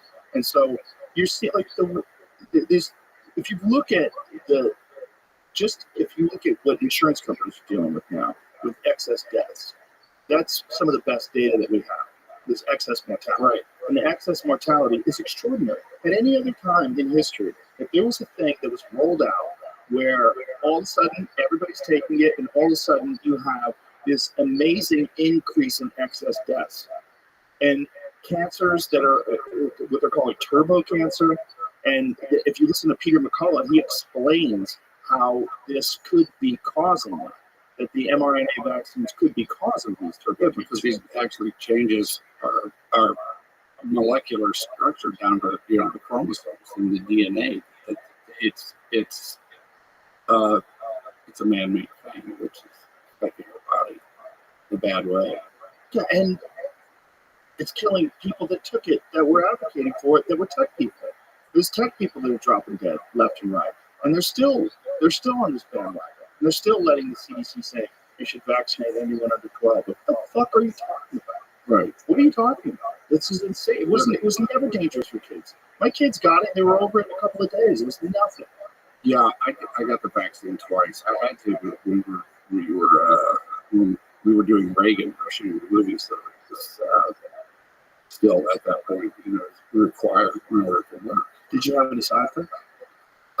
No, but I do know that, and I actually got it when we were shooting Reagan. Doing the assassination. Actually. Oh, really? No. We were working in a basement, and we had like 50 extras, and it was just, of course, just about everybody got it. But I had it bad. I was lucky it hit me in the guts instead of the lungs. And I had 104 temperature for a couple of nights. But, I was over in a couple of weeks. And then, getting the vaccine, I did have kind of a reaction to that, like a little mini version. But I've noticed that when I get a cold now, it's harder to get over. Everything's a little bit harder to get over now. Yeah. And I don't think it's just me. As friends, we talk about it. The same thing is going on.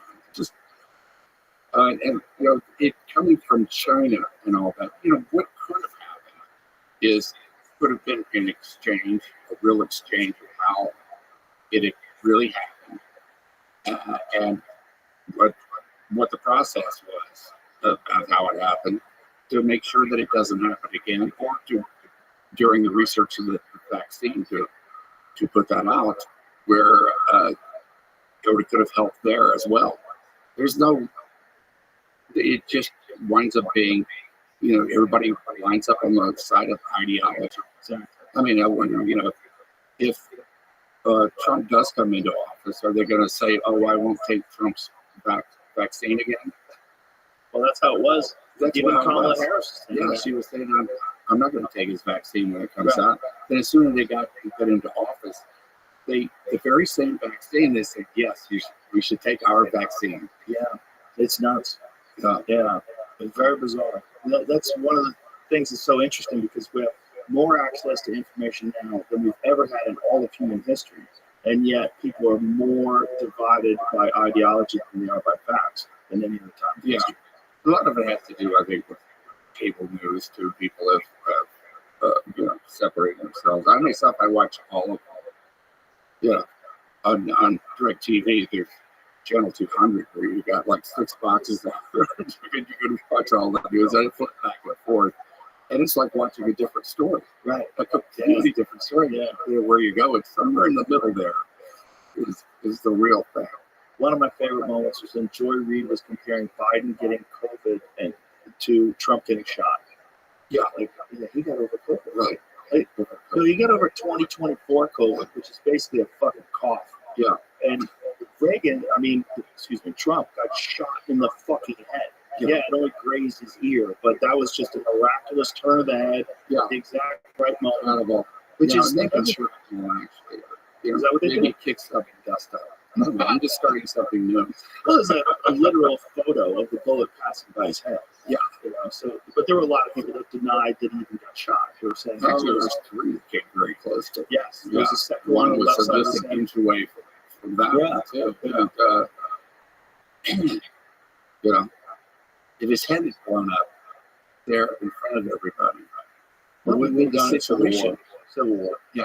Yeah, it could have very, very well been Civil War. I would be afraid it could have been. Yeah, Yeah. those Trump people would have fucking loaded up the pickup Do you think trucks. they would have done a more thorough investigation now? If he No, because listen, this is Lee Harvey Oswald all over again, but less complicated. Or actually more complicated, right? Because this is a very young kid. How did they get to him? We don't know anything about him. Mm-hmm. We don't know why he was willing to do this. We don't know. We also know he's a registered Republican, which is crazy. Well, one could be swayed from that. Sure. Yeah. Especially at 20. Yeah. Who fucking But it knows was what dangerous, happened? and you're going to have to get another Republican in there. Just But I've been reading this Unspoken. I forgot the author's name, but it was endorsed by RFK Jr. About the assassination of his uncle, President John Kennedy, and he takes every piece of information that is known and puts it in a book and tells a story. And it was our government, I think, that came to that killed Kennedy. And through the CIA, the dark forces within our government. And if that can happen, then how about today? How much? Of course. Yeah, sure. Who's running things? Right. The only thing you could draw is conclusion you can draw is it's got to be something like that. I mean, I can't understand why the CIA would want us out of Afghanistan that way, or why all the other stuff is going on. But I guess again, it's for control. Yeah, it's for control, but it's also so multi-layered and it's so hard to figure out what's going on. I mean, we know that they had MK Ultra in the 1960s. They did mind control experiments on people. Yeah. And the idea that they just stopped that is silly. Yeah. That's silly. That's how we got all those other drugs that were turned up at parties. movies, right? That was part of it. There, what was that? This guy, Norman Ohler, he wrote about drugs during the Third Reich and about how they experimented with LSD on concentration camp prisoners. And all the stuff they were giving Hitler, like while he was in the middle, and all the stuff they were giving the Nazis. They were giving the Nazis meth. Yeah, They were all on meth. it was crystal meth. Yeah. They were so fanatical at going up, they were staying up for days. I mean, that was essential to the blitzkrieg. Yes. And you can't stop and take a nap over that. Yeah, 3 People days. roll down the road on like a hurricane. Yep. Wild, out of their fucking minds. And Norman was explaining that they had different levels of meth that they would give to the people at the front lines. Like the guys that ran the tanks had the most meth. And they were just jacked out of their fucking mind, just storming through the night. Yeah. And then the French were drinking wine.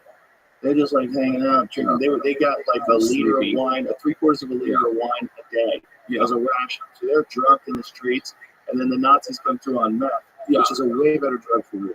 Yeah. They just went right across the lines on the line, like nothing flat. Fucking nuts, Really man. crazy. Nuts. 3 days. The thing is insane. But that they took that knowledge from the Nazis and they started applying it. And then they started using some of those drugs and using these MK Ultra experiments.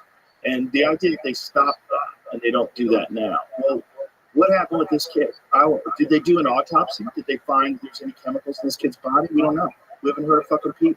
We have not heard a single press conference. The first thing that I would have done, but besides like try to figure out how the fuck this kid was on the roof for 30 minutes without anybody doing anything, how he got a rifle there, how he got a ladder there, how the snipers didn't shoot him, how they didn't go up there and take him out before this happened. Secret Service was supposed to be in those windows. I mean, they would have had a fantastic look at it. Yeah. But they were downstairs drinking coffee or whatever the hell they were Well, doing. not only that, a lot of those people were Department of Homeland Security. They weren't even Secret Service. Right, it was lined up. And who runs the Department of Homeland Security? I don't think it's New York. It's nuts because I would have wanted to know what that kid was on. I guarantee there was some sort of psychotropic medicine involved. There's something involved. I do not think if you're gonna let's assume that someone trained him, told him how to do this. Let's assume this wasn't a young 20-year-old kid with very sophisticated detonators and remote controls and all these different things that we know that he possessed. He had this rifle, brought the rifle onto the roof. So also, why did he have iron sights? That's baffling to me. Who was his gun instructor? There were a lot of federal officers over there went to train. I'm not saying that any of them were like, the ones. They probably had no idea what he was going to do. Anybody in this country, we have the Second Amendment. Anyone can go and learn how to shoot a gun. Yeah. It's there's courses you can take. I've taken them. You can go and learn how to shoot guns. Exactly. But you wind up having kind of a mentor, things like that. It's just there's collaborative. Fight box, you wind up having somebody that kind of becomes your mentor. Yes. Yeah. And that's how you get it kind of Watching Joe indoctrinated. Rogan. Right. What's that about?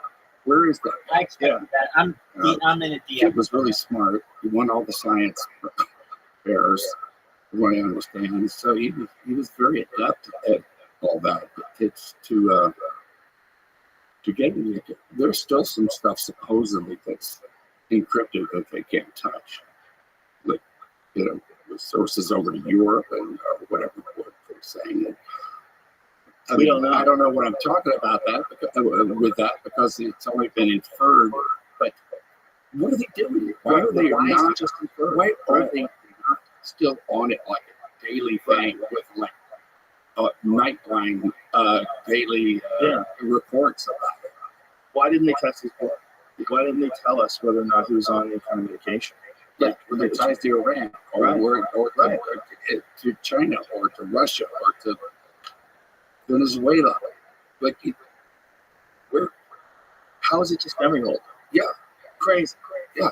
It's crazy. The whole thing's crazy. And then there's like allegations of second gunman, which is always the case with any kind of assassination. The thing that would have been horrific if he had successfully shot Trump, if he killed him and then they killed him, that would have been it. Yeah. We would have no idea what happened, and they probably would have memory hold it all the exact same way they did it now. And then they would have said the country has to heal and move on. Right. And Yeah, our long national nightmares are a language like that. You know, what if the kid just been wounded? right, I don't think he would have made it to jail alive. they weren't going to move. You know, They had a cool shot. yeah. I'm just amazed that they let him get off those shots. That's just the craziest thing to me, that they knew he was Who's there. this him running across the roof while Trump is speaking? He had a fucking rangefinder. Yeah, like using golf. Yeah. Yeah, he's an archer. Yeah. Yeah, he wanted to know what the yardage was so he could hold for a particular height. Right. But I don't understand the iron sights thing. The only thing that makes What are iron sights? Okay, so rifles either have a scope, which is a magnification scope, which is extremely accurate, but you have to adjust it. Or they can have iron sights. And iron sights are like when you have a pistol. They have a pistol with two forks in the back. Exactly. That's iron sights. Iron sights. Yes. He did.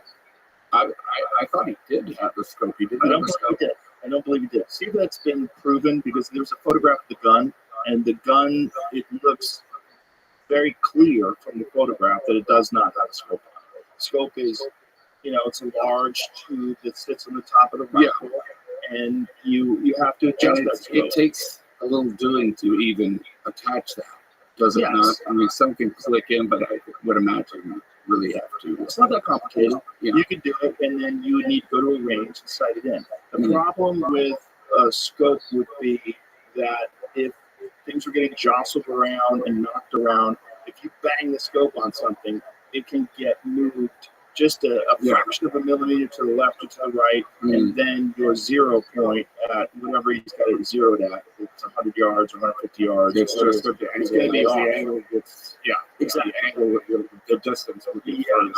Yes. So you have to probably redo it. I've had personal experience with that.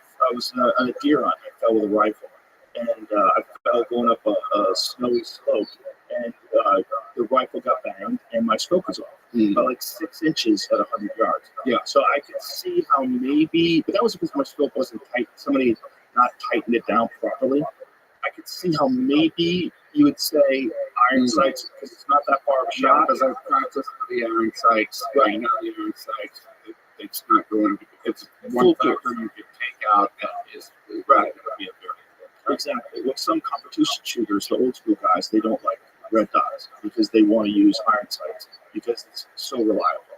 As long as you can line it up correctly, as long as you have proper technique and you're accustomed to it, it's not going to move. It's not going to go left or right. Whereas you can actually see everything around you even better than looking through a scope. yeah, but if you're looking through a scope, you get magnification. So you can put that crossgun right on his face, and then at 150 yards with a magnification and a scope that's on, that's an easy shot. It's very easy, especially in a prone position like he was on top of the roof. Yeah. But there's so many questions. How the fuck did they let him do that? How did they let him get up there? What kind of security breach is involved? And how about the lady who's in charge of Secret Service? She didn't want to step down. Like, they're questioning her. The whole thing is, I mean, she didn't even go to the site. Even a week later, she went to, before Congress to explain some things, and she hadn't even been to the site. Yeah. And the head agent not being fired, it's like he wasn't available for comment because he's still part of the, he's still running the investigation. This is the guy who's responsible for all this happening, and he's the one that's running the investigation. Are you out of your mind? the whole thing's crazy. It's crazy, and it's going to be a footnote in history that people are going to be baffled by.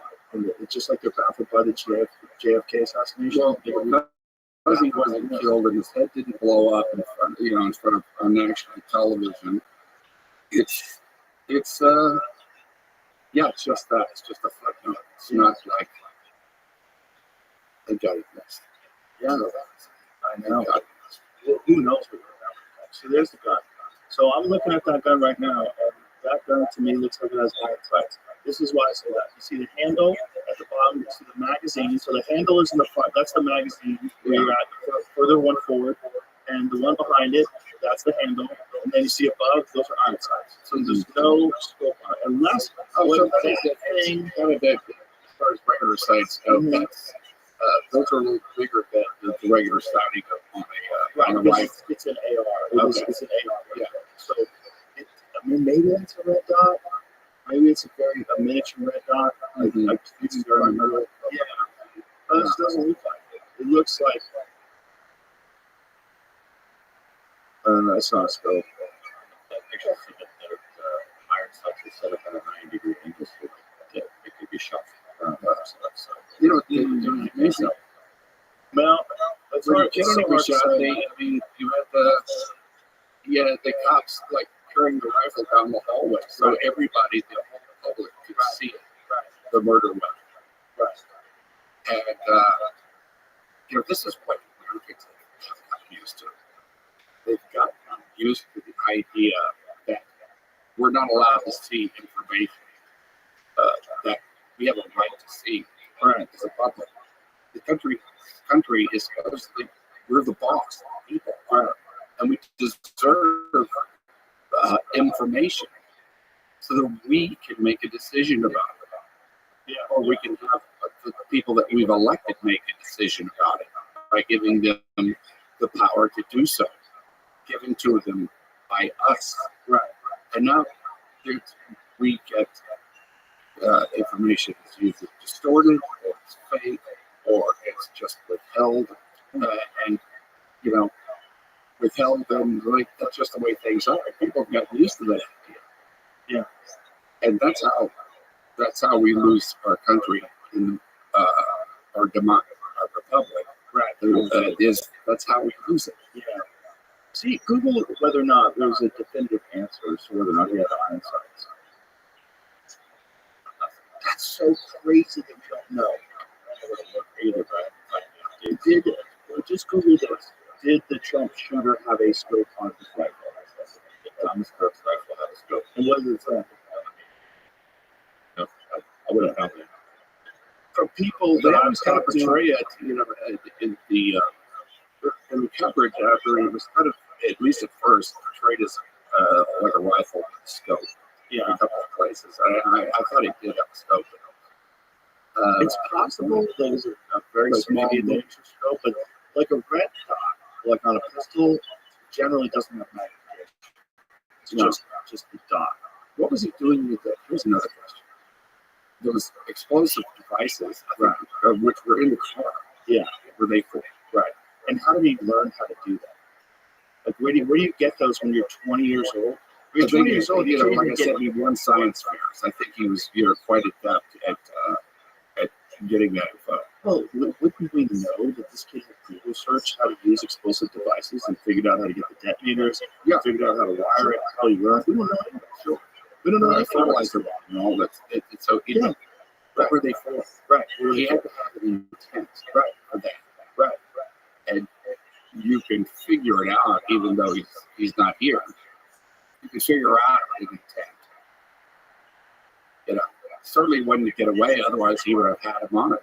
But do you think he thought he was going to survive? I mean, was it a suicide run for this kid? That's why I want to know what drugs was he on. We don't have any toxicology report on this kid. Right. Which is crazy. That is, they have it for every school shooter. Yeah, the people are entitled to go. Yeah, toxicology report. Jim Belushi died. Right. And they told everybody his toxicology report. Right. Within 3 weeks for Let's get the guy of it, right? Yeah, but still, right. I'm talking about the right to privacy versus the public's right to know. Yeah. Well, in this particular situation, the right to know is imperative. Yeah. Like you have to. Is there something that was given to this kid that made him do something that insane? Because there are things that they can give you that will completely distort your understanding of reality, and which is why they gave the Nazis meth. Yeah, you know, this is the whole reason for it, because you would do wild shit when you're popped up on amphetamines. Yeah, you give somebody Klonopin and you start this anxiety. You don't know whether you can make one decision 1 minute and be angst about it the next, right? And be very influenced, right? There's also the idea that we know all the psychotropic drugs that the government is experimenting on, that's ridiculous too. Well, Guarantee I you. experimented with a couple of What would you not think? all of it. Since 1990, they got some stuff coming out right here. Well, you got off the cocaine train at the exact right time. Because now it's Who knows what it is? rolling the dice. Yeah, but it's it hasn't always been like this. The way you and I are talking, and it's been a very, very long time since it seems that common sense prevailed in this country, and I so want for not just, and I'm not even talking about having everything go the way I want it to go. It's to get back to a time when whoever was in the White House and at least we were a people that could at least agree 70% of the time. And I think we are a people that agree 70% of the time as a whole. But it's impossible now. Right, we're being manipulated too much. And most people are just not savvy enough to understand the effect of this manipulation. Which is, I think that's a big factor we're experiencing. There's just a lot of people that aren't even aware of all the things that we're talking about. There's a lot of people out there that think, oh, Harvey Oswald, that's alone. Lone gunman, crazy guy. Well, I had thought that for a very long time myself. Really, after about 12, 15 years, it started to sound like conspiracy theories to me and stuff. And then I researched over it, because the cause of evidence, really, it's coming out. And I really want to see the rest of the files. And why are they not releasing the files? I know Trump released a bunch of them, but I guess there's people living. Yeah. That. Well, there's also the complete erosion of faith in the intelligence agencies. If it turns out that the CIA did kill JFK, or that they were involved in killing of JFK, and it could be proven, which is what Tucker Carlson was saying.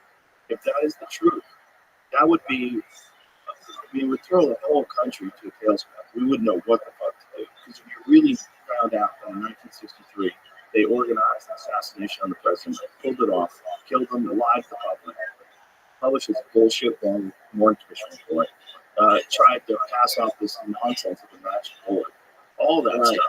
All that stuff. Ran the CIA, they just pulled off one a month before with GM in South Vietnam. He was assassinated, and Kennedy was shot, and then the Warren report. He was the head of the CIA. He was the head of John Foster. Alan Dulles was the head of the Warren Commission, Which is nuts, because Kennedy had fired him. Yeah, and he fired him because he was doing things behind his back. So then that guy becomes the head of the Warren Commission report, and then Gerald Ford, also on the Warren Commission report, then takes over when Nixon gets kicked out of office. Right. And then you find out, Tucker Carlson explained to us that the whole Nixon thing was essentially an FBI, CIA to get Nixon out of office. And Nixon was apparently very interested in finding out who had shot JFK. Yeah, and also the Vietnam War that was going on. CIA was, in fact, that's kind of where it started, along with the Bay of Pigs, which Kennedy inherited. That was the operation going on. But the Cuban Missile Crisis was another one. So Kennedy having actually a secret dialogue with Khrushchev that was going on. That I guess they were collusion. I don't know, but they were making great progress in that. But Vietnam, he had gotten the Russians to agree to make Laos a neutral country in that, and there were we had American GIs, even before it was an actual war, which it never was, but getting killed over there, and Kennedy was wanting to do the same thing with Vietnam, have it be a neutral country, and was making progress with Khrushchev in a way towards that. But the CIA's involvement over there. They, they openly with the Joint Chiefs in meetings. Kennedy had lost control of the Joint Chiefs and decisions that were being made there. We're totally going against them. And I believe too that it was the CIA that took it out because of their agenda and the mood that was in the country. It's crazy. The whole thing's crazy. It's crazy to look back on and think about it. And even the fact that we know now for a fact that the Gulf of Tonkin was a false flag. Yeah.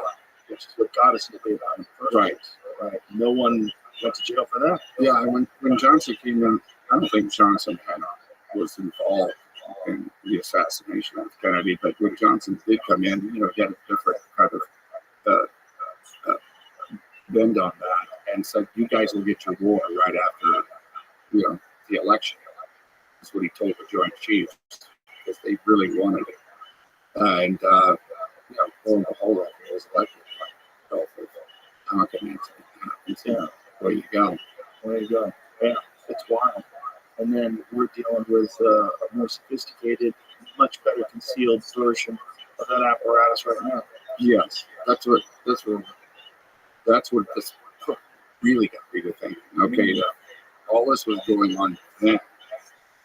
How much more sophisticated is it now? Right. And especially after 9/11, when we just handed them the keys to be able to.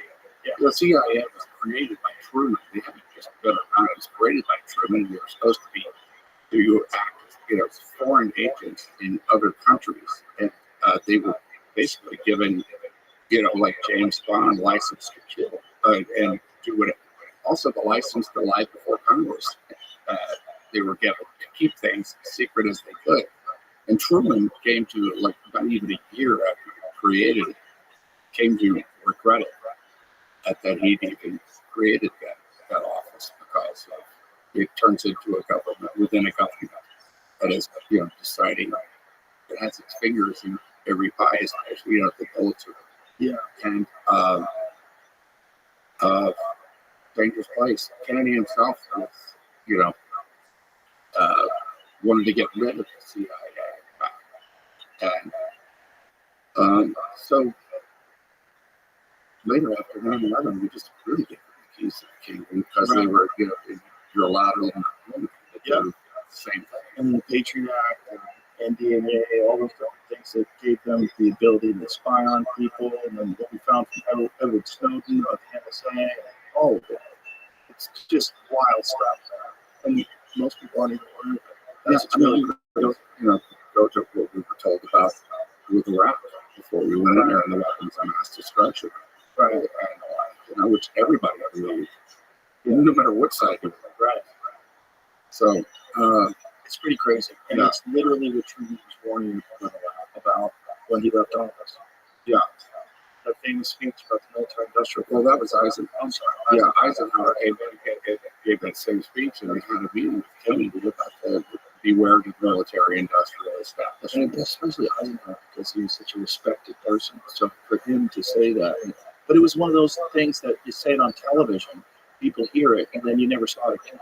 Because it wasn't the time where there was the internet. There was no one watching that clip on YouTube saying, what the fuck is this? Exactly. Yeah, well, Kennedy's speech at the American University, which was about peace and about the Soviet Union and the United States, learning to live together. In fact, the Test Ban Treaty came out of that, which was hardly covered in the news actually back then, because everybody was so pro-war. I mean, I grew up, we were getting under our school desk. Yep. Like at least once every 2 weeks in case of a nuclear war, it was going to happen.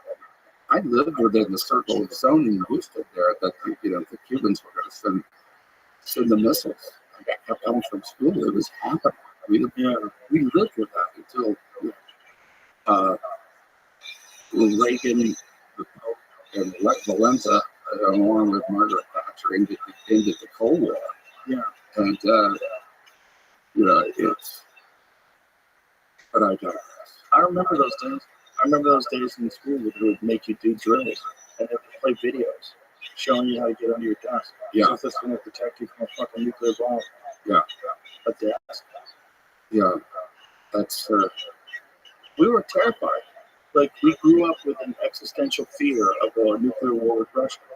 yeah, and it was real. There was about a 90% chance that it was going to happen in the, especially during the 60s, and then again with during the Carter administration and into Reagan, because we'd appeased them and given away so much, and they were building their military up, and it really was a chess game.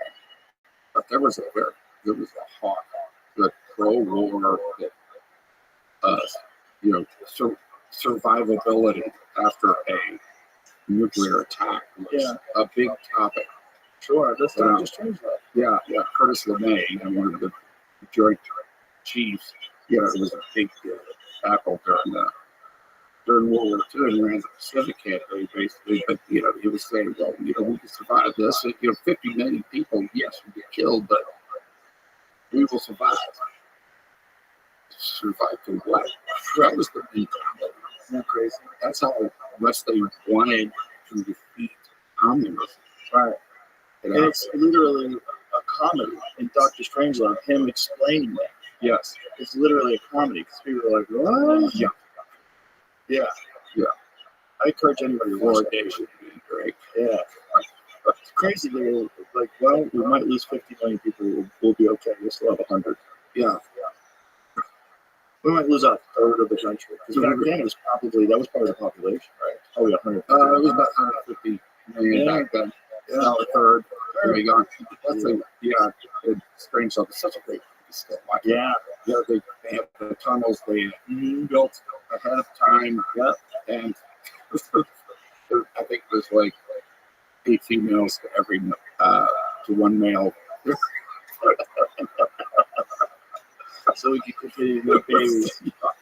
So we can repopulate very quick. Or how about no war, guys? How about that? Is that possible? Yeah. Possible? Just fucking make friends with everybody? Yeah. Jesus Christ, can't we all get along? It's a big ass world. Yeah. Is there a way to do this without killing hundreds of millions of people? You fucking idiots. The Rabbi people who's right. Can't we all just get along? But that's the first thing that comes up in my mind these days. Yeah.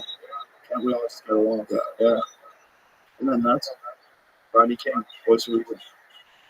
Yeah, voice of reason. And Ronald Reagan. Well, yeah. Ronald Reagan, if you listen to his speeches today, he's incredibly reasonable. I mean, we were told, like, I grew up in a very liberal household, and Reagan was the bad guy. Like, everybody hated Reagan, trickle down economics, he's mad at the country, it's a bunch of greedy people. Let them control the country. You listen to him talk now. One of the great speeches he gave in front of the UN, it really got all the crazy UFO conspiracy theories.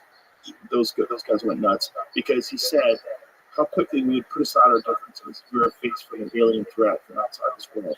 It's a great perspective because it's so true. It's so true. We come together like that. Yeah, and we should be a community on a planet, and it is possible in an alternative universe with different circumstances that we could have evolved into a community. And it's possible, I think, in the future, if big tech and these ideologies don't get a hold of us, if we can communicate as individuals and realize that most of our differences are bullshit. And most of what's going on is the battle of control of the resources. And if instead human beings have the ability to communicate with each other and have real, true access to information, know exactly what's going on, and be able to relay what their concerns and needs are, most people just want to be happy instead of keeping secrets. Yeah. They're keeping the secrets, from them. It's us and them. I mean, Kennedy himself he wanted for the Russians the Soviets to join our space program and do a joint venture to send a man to the moon. That's where he'd come to with this was during the test ban treaty, because it was the rocket secrets and all the rest of that stuff. You imagine their minds, our minds together. Yeah. And doing this as a joint venture, there would have to be relinquishing of secrets because it's military. That's why, of course, they wouldn't allow that to happen. Right. But once you start doing that and having that shared technology without keeping secrets from each other, that's where people and nations do come together. Right. Because we don't mistrust each other because we're armed. We're armed because we mistrust each other. Right. Right. And that's what Reagan said to Gorbachev in Vienna, which got the conversation going. Yeah. And well, now this is the same conversations going on right now with AI, because AI weaponry and the ability to have weapons that don't rely at all on human interaction. yeah, No people making decisions or pressing buttons, completely powered by AI. yeah, If that happens, this is a very, very dangerous situation. against unrestricted. Yeah, no ethics. Yeah, And this mad race is, again, this is the height of tech, right? Because you have tech people that are communicating about things to Congress where the people that are asking the questions really have no understanding of what these guys are doing or what's really possible and what's capable. And Yeah. there's problems because they lose information, like information gets stolen. And they're dealing with that right now. They think that China has access to the top level AI that we're producing right now. And right. there's But a then real concern where about do where do those attacks really come from? Sometimes you concerned about that. Korea, China, or whatever, Right. because you can mask all that. But yeah, AI does scare me. But then it's all progress, and you're not going back through progress. No. So we just got to keep up. Yeah. We really got to keep up. How do you keep up with that? I That's the think question. everything happens so much faster. They had a kind of a running start with nuclear bombs, and that has it took a while to develop over time. Things come along so quickly, and the more we know, the more we can know. And it's a scary world. So is the reluctance that people have to allow, like, the resistance against this Reagan thing?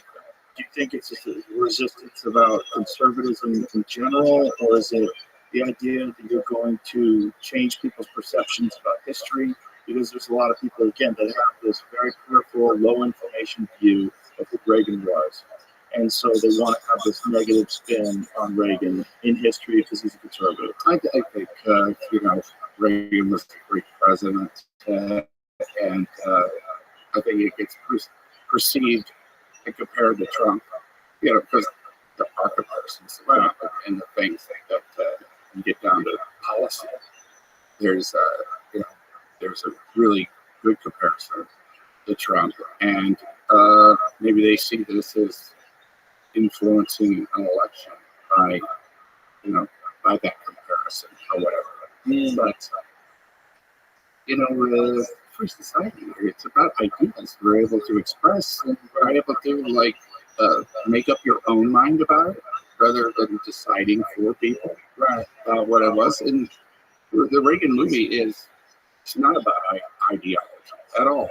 I mean, Reagan was a Democrat for 40 years until the last 40 years of his life, or 35, he was a Republican. And it's about the Cold War and about his fight against communism. And, we won the Cold War under Reagan.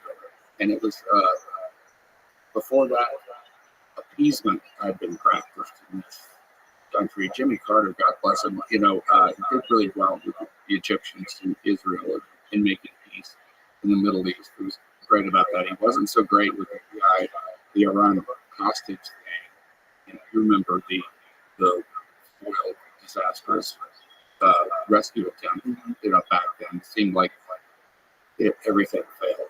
And but for the Soviets, he appeased it like gave away the B-1 bomber. He gave away a lot of things without getting anything in return from the Soviets as far as reducing the threat of war. And they took that, of course, as weakness and started to really build up their military and their missile strength to an unprecedented level. Americans there's a lot about Americans. It's kind of sweet in a way. And, the kumbaya thing, why can't we be friends and just go, the humanity. I mean, that's the good-hearted, fantastic thing about America. But that's not the way the world works. We're all a product of the way that we grew up. We basically grown up in this country with relative safety, and we have, a nation that has type of laws, form of law. You do things the right way and the wrong way, which you consider. But, when you imagine what it was like for Saddam to grow up in Iraq, or Xi, or Putin, and the way they grew up, that makes them the way they are. And the Russian people are grown up the same way. So you start to get a sense of how the rest of the world doesn't operate on the same rules that we are. Right. They actually have a more realistic way of looking at things, the way man has actually been from the tribal stage on. You got the water and we want the water. Right? We don't want to share it, we want it ours, right? Because you'll piss in it and it'll destroy it. So we want it for ourselves. But Reagan came along, and he had the idea to bankrupt them to make the spin. Star Wars. He came out with Star Wars. He really got that name from the movie. The whole Star Wars thing, which is now the Patriot defense system over in Israel. It didn't exist at that time. It was decades away from it. But he made the Russians think at least 10% that it might be real. Reagan even offered to share it, in exchange for let's take our missiles down to zero. And I got mad at him in Iceland when I thought he was acting like an old codger because they came up and said we're offering you this, half the missiles or this or that, and he said no, because they wanted us to get rid of Star Wars, which didn't exist. And he said, well, you have to get rid of Star Wars. But if we'd done that, the Soviets would have just gone on their merry way and been doing what they would have had been doing. But Reagan said no. And the Soviet Union came toppling down. It was great progress that he made. And it took a Cold Warrior, hard-assed Cold Warrior, to be able to negotiate with them. And that's what we talk about. Right. Yeah. Did you, how much research did you have to do on Reagan before you did this film? Did you do a deep dive? Yeah, well, for one thing, I lived through it. I remember every single thing. Even back then, I was a big news wonk, even though we had 3 channels, three news channels. And also, when I was offered the part, he was my favorite president. Okay? And I didn't say yes. I didn't say no. He's like Muhammad Ali. He's known, all over the world. People know what he looks like, sounds like, and the like. And I didn't want to do the impersonation like Saturday Night Live. Because when I play a real person, I want to play it from their point of view. And sometimes that means warts and all. What are not just like what you did, but what are your insecurities? What do you really care about? How did you feel when you got jilted? Whatever that make us up who we are in the end. Yeah, and it took me a long time to say yes, but I got invited to the Reagan Ranch, which was the Western White House back then. And when Reagan died, some friends bought it and left it exactly as it is. He and Nancy's clothes were in the closet. yeah, you expect them to come back. They didn't change the fate. And the only guy that was up there was John Bartlett, who was Reagan's Secret Service guy. He rode horses with him. So we were up 5 miles on the worst road in California. And at the top of the mountain, up through the gate, and I could feel it. I could just feel it in every single inch of that place, you know. And I could feel he was a humble guy. His library, with every book, he's got a big bookcase. With every book going back to like 9 years old. The printer of Udell was there. And they had a king-size bed, but it was 2 single beds set tied together. The house is 1,100 square feet, you know, maybe 2 rooms of this, and very simple. And you know, it's the Western White House. All the the appliances are GE because he was a spokesman for GE back then. He bought that place after he was governor, but either he didn't have much money or it was really cheap. But yeah, he knew how to live. Simply, this person, and I felt it. And then, you know, in the research, he was an actor, and he had a sunny. We both have sunny dispositions too, I think, naturally. But I don't think one of the things about Ray is I don't think he ever got to where he wanted to get as an actor. I think was one of the disappointments for him, and you know, his career was going towards the end when he married Jane Wyman, who won an Academy Award the next year. And I think his self-esteem was actually pretty low at that point because he was looking for a purpose in his life that he never found until he got he ran for and was elected vice president of the Screen Actors Guild, and then president of the Screen Actors Guild.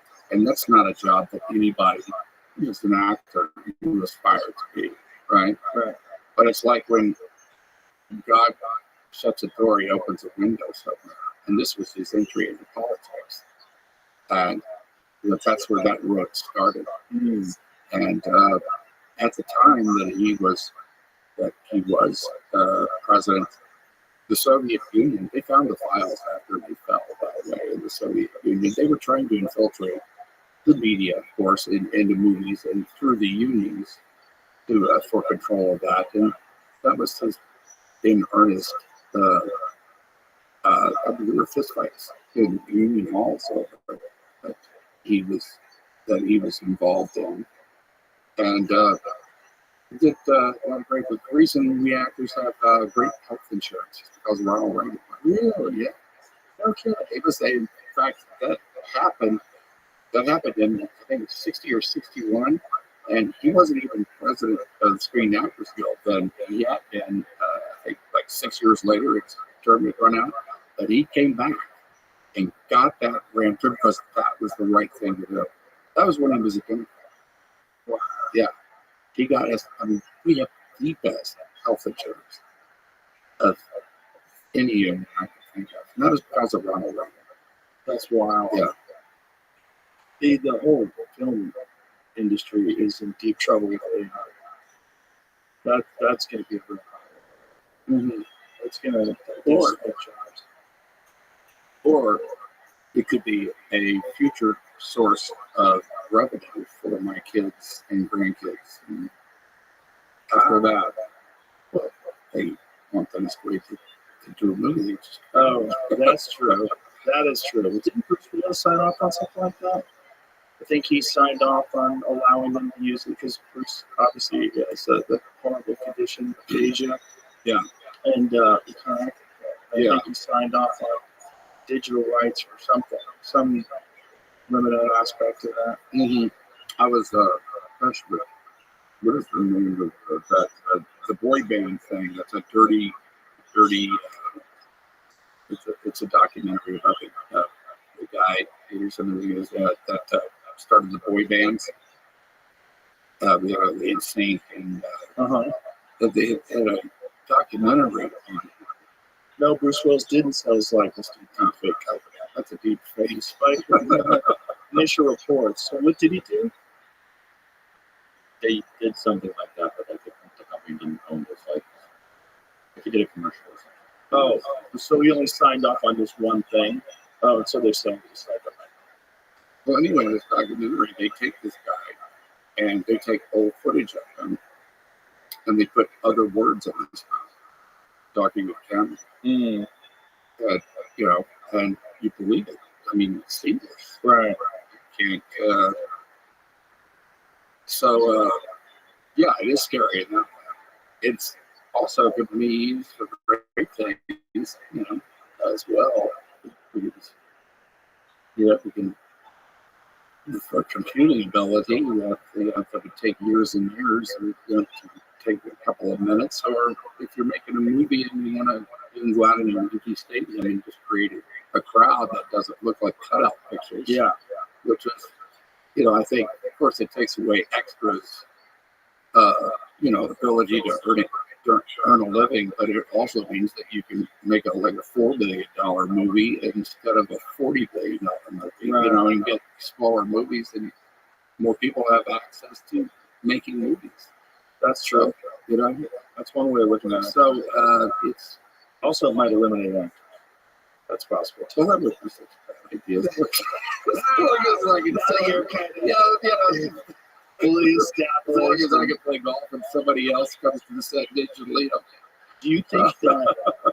Do you think that expressing your conservative viewpoints and doing this film on Reagan, do you think this ultimately has the potential to hurt your career? I don't care. Yeah, it wasn't. There's time that I was kind of concerned to kind of like speak my mind or speak up, but in this, really in the last couple of years, that I feel it's really important that we do, all of us, speak up. In this election, everybody's got to choose a side, and we have to, in order to have this exchange of ideas and dialogue, we have to speak up. And so, like I said, they when I was doing Reagan, there was a story that came out that I was taking money from the CDC, $400,000. You know, the Trump administration had arranged so I could do a commercial for the vaccine that was coming out, but none of which was true. But you know, it's like my son even called me out, freaking out, you know, because it was just like I was going to get canceled with this stuff because I was taking, I guess, taxpayer money from the CDC, you know, making money off this. But none of that was true. And where did it come from? Did they find I really have no idea. It certainly gets circulated in social media, so I really don't know. But that, and I remember when when COVID first started, I think it was Politico that I did a phone conversation with, because I was involved in this podcast company that we were promoting, and it just happened to be COVID, and the guy asked me what I thought about the way Trump was handling the COVID, and I said, well, at least he's there every day, you know, he's there every day trying to do something, and I think when it comes to things like this, we need to get behind our president as a whole, to come together to fight this thing, just like, you know, just like Franklin Roosevelt getting behind, you know, during World War, at the start of World War II, in order to, well, anyway, that became that I was a, you know, right-wing Trumpster, and that, you know, supposedly in danger of getting canceled over that, and then I also gave a speech about Reagan to the group in Florida after we'd made the movie, and I think there were two people that were January 6th. People just happened to be there, and by association, that was going to be, my agents called me like freaking out, or over that. Like it was going to be canceled. It was like being told, just be quiet and let things go by, and no,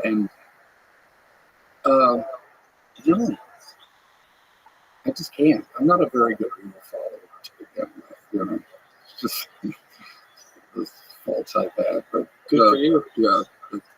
I think that Just kind of not- makes you a good actor too. Well, I just, It's a rebellious nature. yeah, well, maybe it's a lot of rebellious people I know. But, Touche. Yeah, there's a lot of that. Yeah.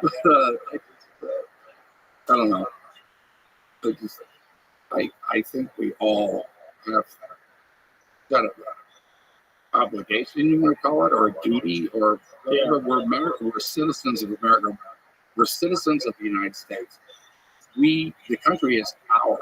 It's the people of the United States who are supposed to run things. Right. And so we have to speak out. I hated when actors spoke out about politics. I remember the days of like Richard Dreyfuss or, whoever, talk shows, and it's always sounded like so stupid because, of course, they didn't know anything. But so what little I know, I do have to speak out about. And I'm sorry, Richard, I first said that about you. But He's very good. yeah, he always has. But I just, if they have the right to go on TV and talk about how, I've seen several actors go on there and talk about how Biden is, hey, I saw him, he was in great shape. I'm like, oh, yeah, but I have the right to go on and talk about that. I'm voting for Trump because, people might call him an asshole, but he's my asshole. Yeah, well, we don't have the best choices today. And it's interesting that we put so much weight on famous people. We put so much weight on their opinion and perspectives on things. We want a guy like George Clooney to be out there endorsing Kamala Harris and talking about the threat to democracy that is Donald Trump and all that. Right. I mean, look Because he does it so well in the movie. You notice Tom Hanks has been very silent. Yeah. Just, I don't blame him.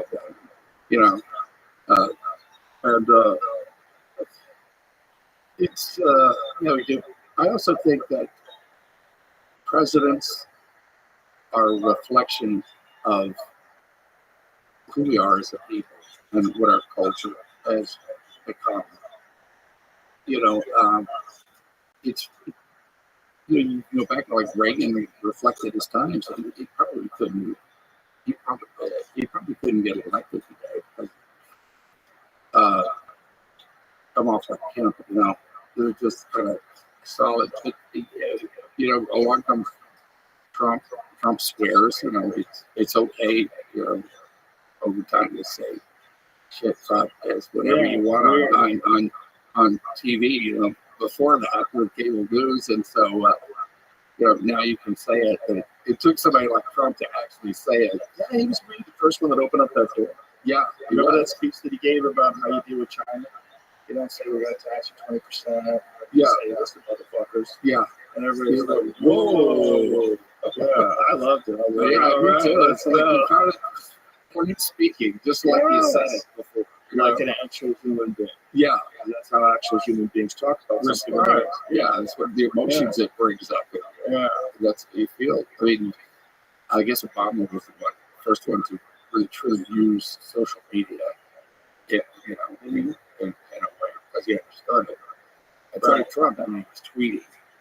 It's probably why the polls didn't really reflect what was going on, because people just read his tweets. Right. Well, the tweets are so ridiculous. He can't help himself. Yeah. He's got to insult people and go after people, and that's how he made his career. And that was him. Yeah. In Starting the with Rosie O'Donnell. Yeah. I remember in that feud that got him. Like so ridiculous. I do cringe sometimes and stuff, but I know where he is at the bottom of it, and he really does care about the American people, and he really loves this country, and he's really smart, and he knows how to deal with foreign policy wise, which is a huge thing that he does. It has an effect on everything else, our culture, our economy, just the way we feel with stuff. Yeah. And I think he's so much. He's best for that. I just hope he like to see him focus more on the issues. Yes. Be very disciplined about doing that. Because when he goes off that, they love that. Yeah. Any chance that he can make it personal, they really love it.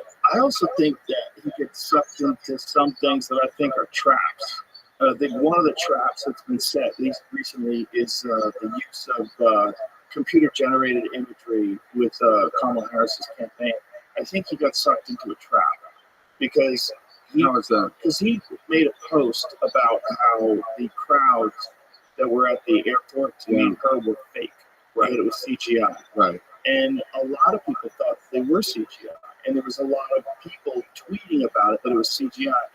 And I was looking at it, I was like, this is interesting because it's so obvious. Why would they do that? Well, one of the ways they would do that is to put out fake images or put out the idea that they're fake images so that he makes this post, he bites on it. Yeah. And then they go, actually, there was video of it, and really, video reporters were there.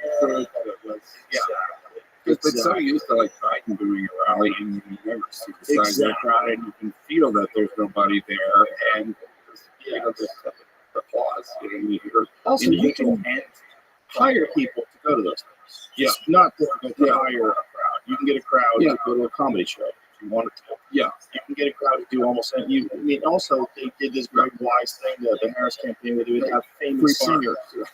They'd have famous singers and entertainers perform there, and then she would be there as well. So people would essentially get a free concert. Exactly.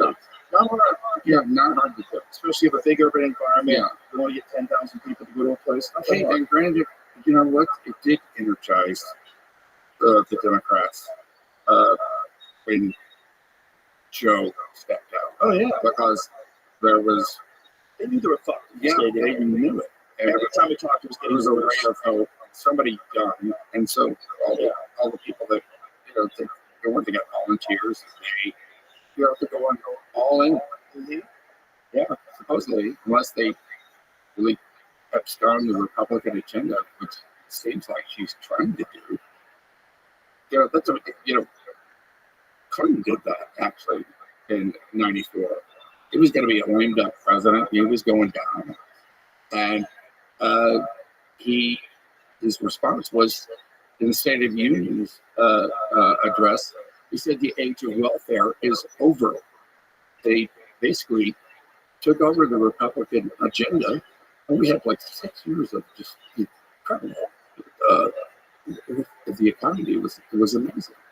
It was a force, and she started with Kamala now is taking over the whole no tax on tips. Yeah, try to take that over. Try to say that she's never was the borders are, and that from day one she's going to do something about it. I think there's like 4 or 5 months left in the administration right now. What to do about something? Also, the denying she was the borders are when there's hundreds of people talking on television calling her the borders are.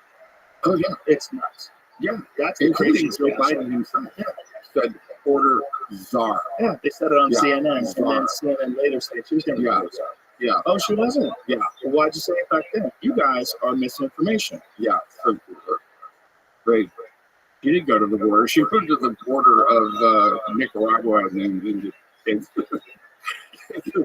the border in Turkey or whatever. Talking about the root cause and all that stuff. Root cause. It seems very coordinated, doesn't it? The border thing. Yeah. That one I really want to know. What are they trying to do? What's the end goal? I mean, it seemed the obvious thing would be for the old idea that's for voters, that people coming into this country are naturally Democrats, but that's not really true. I have so many Latino friends, and the people that came here the right way can't stand what's going on because they really can't. And they have a tendency to really kind of get families and church and stuff to be, become conservative and believe in the American dream. And that's not true. I mean, the only other thing would be I guess, and create. But if you definitely have less Republican votes, I guess they think with that, and create chaos, which is another kind of Soviet tactic that if you want to foment revolution, that's what you do, create chaos. Yeah. So, that's really get into a conspiracy theory. But I don't see the sense of it.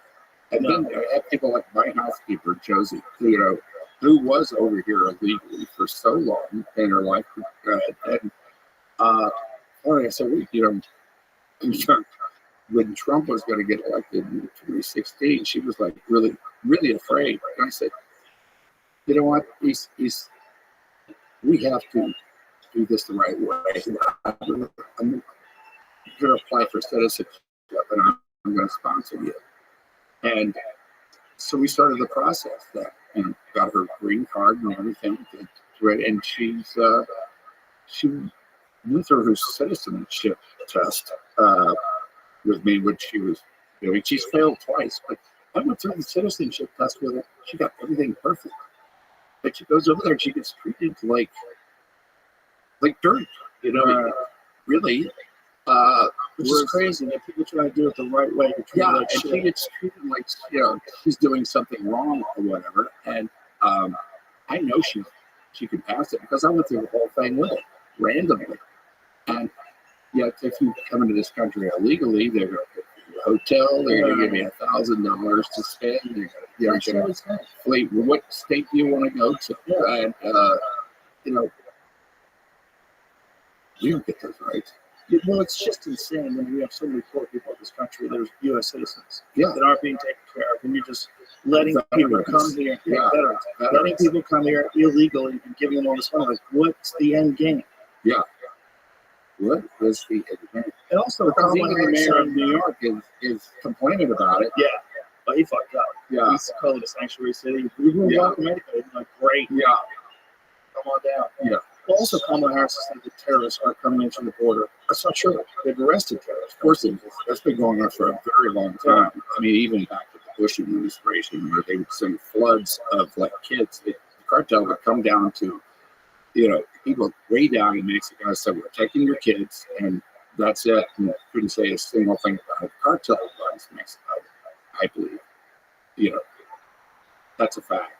And just bring them to the border, and in sending in a flood of kids or whoever to get across the border embedded in that are terrorists. You send in 1,000 with 4 terrorists, and the odds are a lot better of getting in. Yeah. And that's been going on for a very long time. But it's just never been as porous as it is now, right? Because now it's not just porous, it's like an open invitation. Yeah. Which is just insane. And then if you want to come here from Europe, let's say if you're a mathematician or something like that, or even a friend of mine from Estonia is a comedian, he's trying very hard to get his green card. It's a difficult process. But if you want to come here illegally, apply to small. Right. They'll let you in, they give you a cell phone, they'll give you money, they'll put you up at a hotel, they give you free food. It's just crazy. They throw away their IDs and everything. Yep. Before they come across the border, you can say you're anybody. Yeah. From any country. Yeah. No genetics testing. No questions asked. Yeah, come to a future court date, maybe. Yeah, it's 7 years. What state would you like to go to? Right. And then the court dates are years ahead. So you get to live in this country illegally subsidized for years. Mm-hmm. And you would assume that those people are going to vote for the people that did that for them.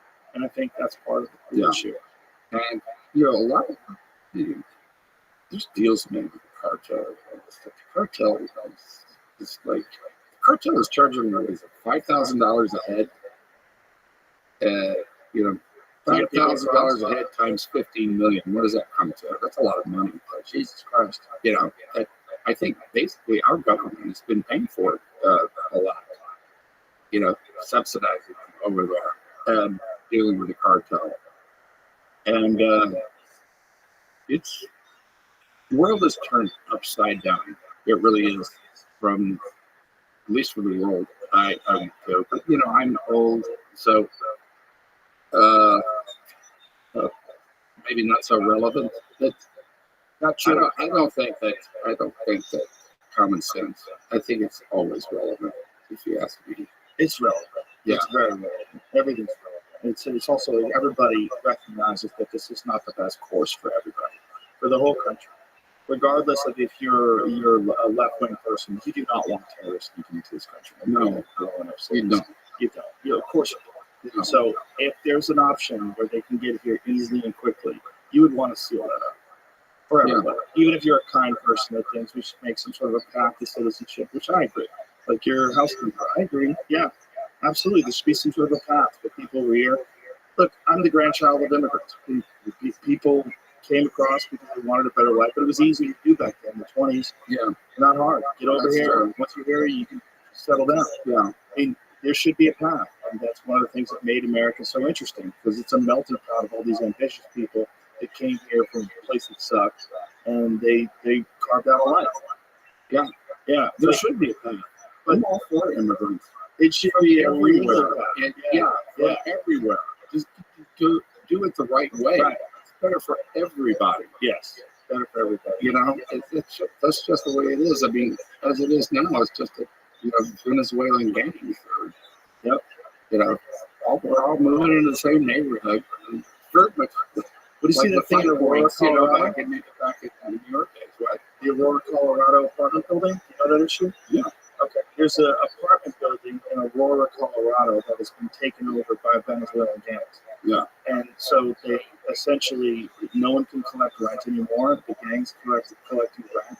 They're evicting everyone out of the building, and they're controlling this building. And everyone's aware of it. Yeah. And it's Basically squatting exactly. using the laws at the end.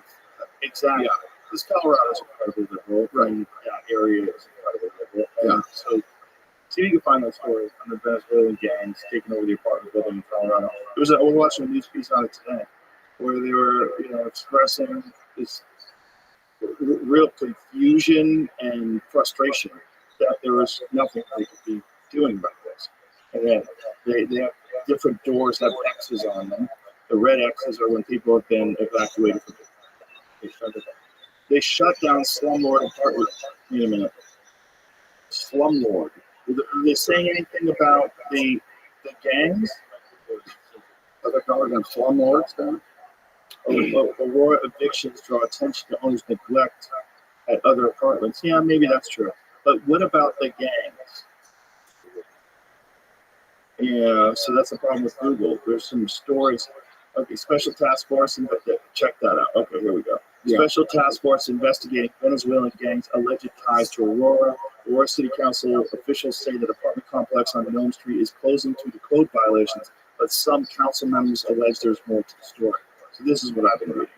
What I've been reading is that these Venezuelan gangs have occupied this thing. The gang known as Tren de Aragua started out as a prison gang in Venezuela, has expanded throughout the Western Hemisphere. Last month, the Biden administration designated the gang as a transnational criminal organization, accusing it of engaging in human smuggling and trafficking, gender-based violence, money laundering, and illicit drug trafficking.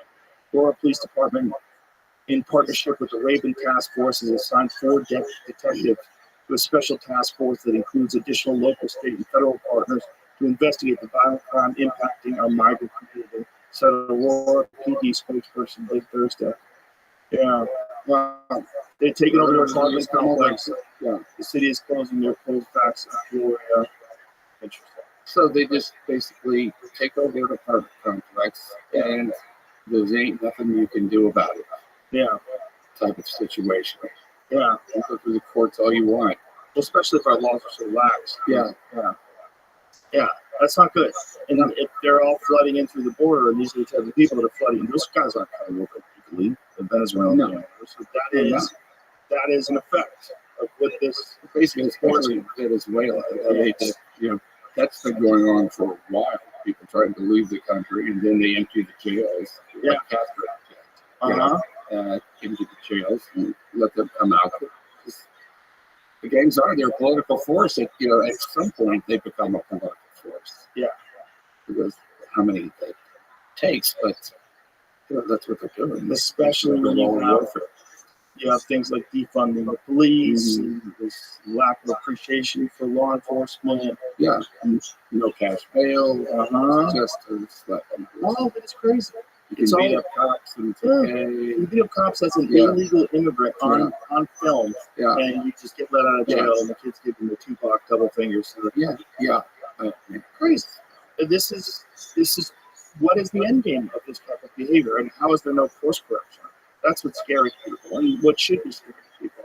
Because this seems like if I wanted to throw a country into complete chaos, that's how I would do it. I'd have gangs come in through the border. That's why Stalin did it. They were involved in bank. Stalin in his early in his career, they bought banks. Wow, that's what they did. They were organic and basically mayhem. But they bought banks to finance the cause. Crazy. What a weird time. Yeah. Listen, Dennis, I appreciate you very much. I've always loved your movies. Really enjoyed talking to you. Yeah, really. It's a lot of fun. A couple of conspiracy theorists just get together talking over. A couple of loons. Get a drilling. When does Reagan come out? Reagan comes out August the 30th. Right. And I hope you watch it. Quite a few theaters, actually. There is. I'm very proud of it. I love the movie. And number one, I hope people are entertained. And also, if you were born before 1985, you can go and remember how great this country used to be. And if you're after 1985, you can see it and you can realize how great this country still could be. All right. Thank you very much, brother. Appreciate it. Thank you. Bye, buddy.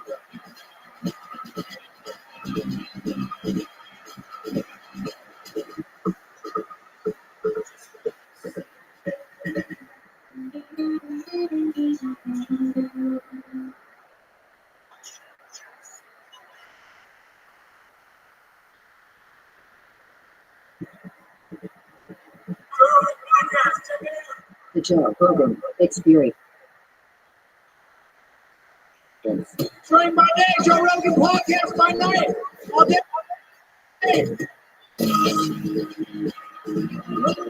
Oh, man, what's up, baby? Joe Rogan. Good to see you, brother. Dude, thanks for having me, man. My pleasure. It's been a fucking pleasure. How fun was this weekend? It was insane. It was not since Cher was at the Garden has there been so much pandemonium. Bro, when Brian Holtz was screaming about Billy Joel, You were going right to that because I was like, how long are we going to wait until we talk about Holtzman he was isolating the world? amazing. He was amazing. Seeing him at the comedy show, which we've seen him many times, and then at the mother show now, seeing him in an arena like that go full on Holtzman is a real treat. 16,000 people. Yeah. He went He just opened like he's in with the Billy Joel. Yeah. And then he's like, I don't care if you're famous there. Because you're going, fuck him. Look at it, you're playing a fucking piano. Yeah, it was wild. It was amazing. The surprises on that show. I want to hear from your vantage point real quick. From obviously doing arenas for a while now. A show like that, getting to see you for a moment before you walked out backstage, and you were just like, it was cool to see you looking at it like, what the fuck? This is I wild. was blown away. First of all, I have seen Kill Tony evolve from the very beginning. Yeah. So I saw some of the earliest episodes from the belly. Well, you were telling me Tony Cambion was like, we do my show. I got this new, and you were just like, yeah, fucking all right, I'll do it. And then you had no idea what it was. No, when I first did it, I was like, okay, let's have some fun. I think I first did it, he brought up, I might have first did it at the Ice House. They stood at the Ice House in the little room. Yeah. So that was probably one of the first ones I did. And I did a bunch in the belly room, and then it moved to the main room, and then moved to Texas, and everything shut down. I would try to do it in the main room for a while with no audience. Yeah. I did quite a few episodes with zero audience. It's just a story of persistence. And it's what I keep telling you in comments. The consistency is so overlooked in this business. And Tony just believed in it and also kept finding ways to evolve it. And the more people, you guys coming on, and then like it's excited come on, and like, more and more people started to go, oh, something different to fuck around with, right? Yeah, and he just got better at it too. Yeah, that's you know, I mean, he's a wizard. hosting the show. Yeah. He's managing all these moving parts. He knows when to bring people in and when to, he knows like how to work the panel. And Yeah. he knows how to like let you go, let somebody else go. It's a dance, man. Yeah. And the dude is the best at it. He's the fucking best at it. So for me, walking out there and seeing that crowd, I was like, this is insane. And to see the Black Keys on stage, I'm like, this is insane. Jelly Roll's thing in New York. Yeah. Like, what the fuck is happening, man? This is crazy. Yeah. The pops that everybody got, like all the surprises. Oh my was so God, when cool. Joey Diaz went on stage, it was the loudest I've ever heard an audience cheer for any human being ever in my life. I thought he was going to be so taken aback by the roar that he was legit going to run for president. because he came out, he was like, "It's Rothschild back out, came to the circus." By the way, he came in so high and rode that high and got in like 3 or 4 bangers. Yeah. And I saw Tony the airport last night. He was like, I didn't even hear what he said. And I go, dude, he said something about like, I played there, I was on Quaaludes, they put me in the handicap section. And then I fucking came to the circus. It was a different circus, but there was no net. The clouds fell. They just fucking swept them out of the way. Bro, he went off. That was awesome. He went off. It was classic. And you've never seen me do Dr. Phil play live, right? No, I don't think I have. How was that? I think I might have saw it once at the Mothership. How many did you do I've at the done Mothership? 2. I've only done it on Kill Tony twice, and then I did 2 Phil shows on a Sunday there, but you were not. That's right. Okay. Right. Yeah. No, so that's the first time I started to do it on stage. Yeah. And I know Dr. Phil. Know him well. Yes, I I'm know. good friends with his son. Yeah. So, So what is that like? You nail it. It's got to be weird for him. It's got to be weird for him. This guy is doing a comedic version of him. It's like the most popular guest on Showtime. Fuck, dude. Of all the time. Dude, it's a great guest, dude. It's a great guest. And the fucking, and that's not the best image because there you can kind of see that you got that thing on your head. But you can't tell while you're on stage. It's fucking incredible. It's so funny, dude. You have that character. That character is like, It's still got the abrasiveness of like talk show Phil, right? Like busting chops. Like that's why it makes sense when I'm doing these roast jokes. right. Just that you're like, it doesn't seem. Because even for me, I didn't know. I haven't watched like a whole season of Phil episodes. It was during COVID. I thought I was just stoned and drunk and watching bullshit. And then we'd see these Phil reruns, and I was just laughing because these kids would come on and they're like, my mom tried to tell me I can't smoke weed. He's like, well, maybe you should shut your fucking little twat mouth. Like you would say. He was just in a version. He was just like, well, maybe you need to look in the mirror and see that you aren't exactly perfect. And he just was real abrasive in a funny way, and it was it's a funny type of character to do this with because everyone has some idea of who Phil is, but he's not so known that you're like this wouldn't like how do I know this isn't who he is, right? Right. And making him. I'm not defaming him either. I'm not there saying silly shit that's like racist or whatever. It's all good. It's very fun. And I think he picks up on that. Oh, he's a great guy. I'm sure he does. I'm sure he's flat. Well, his publicists are trying to get him to come on my show, which would break the internet. Because what I'm going to do at the store or whatever, because now we're doing these theater, I'm doing the Beacon in November and Philly, the Miller Theater in Philly in October. Just got done the Gramercy, yeah. But all these Phil theater tours that we're doing now, like theater shows. Wow. We're going to do the ACL Live here next year, and Majestic, and Celebrity Theater in Arizona. Pay him? No. I mean, fucking, where's my Phil? Are you still cool with this can right here? Hey, Doc. But so when he comes on, I'm like, dude, it'll break the internet because there's the whole intro video, and then please go for Dr. Phil. And so I'm thinking, instead of me coming out, he walks out, and people just go nuts. And then maybe after 20, 30 seconds, I come out, shake hands. Well, it's also it's an opportunity for him to shit on you for having the biggest thing in your career, imitating him. Yeah. Well, that's what he said when he gave me Guest of the Year last year. Yeah, you finally figured out a way to be famous, pretending to be someone other than yourself. Yeah. And you know what, though? Isn't it, though, a great, like, as much as it, like, is so fun, and I want to say this about with Tony, too, his openness to go, I am always expanding, not only I want to be involved in expanding comedy, but the Kill Tony show. For me to go, Tony, I think Phil and Kill Tony would be fun.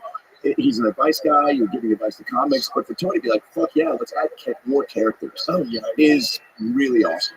Tony takes a lot of risks, and he likes to fly off the seat of his pants. He likes a little bit of chaos in the show. But twice, I showed up with people, and I just brought them on stage. One time it was Post Malone, and the other time was Tucker Carlson. I saw that. Wait, that was impromptu? Totally impromptu. They had no idea they were going to do it until they did it. When All I right, got well, there, I think you're smart enough to figure it out, big dog. You gotta come to the club. Let's go hang out. We're having just a great. I fucking love that guy. Yeah, He's such a nice guy. Yeah, he really is. He's so nice to everybody. Yeah. He's nice to everybody at the bar, Yep. downstairs, all the staff. Yep. He's just so normal.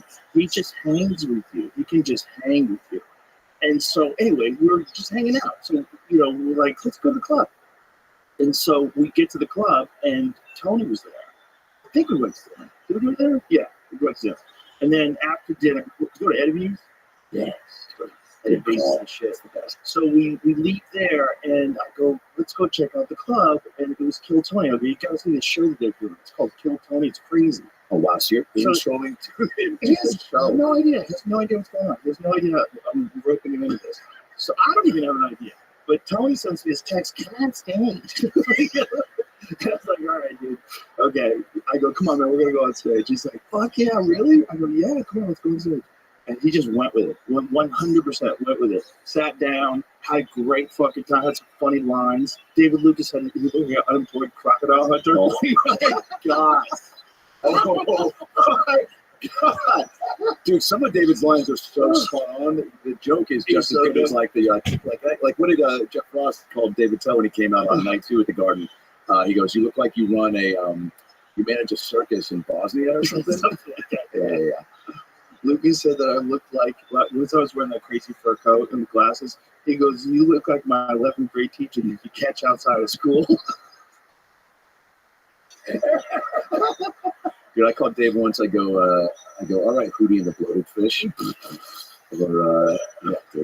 David, that's another part of the show too, where it's like there's now been so many established parts that people look forward to, which makes the an arena show so exciting for the fans because they're like, wow, I'm going to see surprises and bucket pulls, or you have so many elements that are spontaneous, right? Yeah, and David saying those things was spontaneous in front of 16,000 people and crush it. Yeah, he's the best at that. Him and Tony back and forth. I told him they should do a podcast. It's just David Lucas and Tony talking shit to each other. Because there's compilations on the internet that are like an hour long of just David and Tony just shitting on and laughing while they're shitting at each other. Oh, yeah. It's the best lighthearted shitting on people I've ever seen from two wizards at it. Like they're casting spells at each other. And fearless. But an underlying respect to where, and that's what's really cool. Yeah. So that there's no personal offense ever taken. No. They love each other. Had you ever seen, you've watched, I'm sure, some clips of Shane and I before, like after we did that show at the Mothership? I saw a lot of clips from that show. Oh my God, that show has like, what is the number up to now? That episode. 16 million. That's so crazy. Dude, we were in, it was a Friday, and Tony calls me. I was doing Kill Tony, but he goes, change your plans, need you to come Sunday. Bring your makeup gal, Shane's sticking around doing Trump. And I go, holy shit.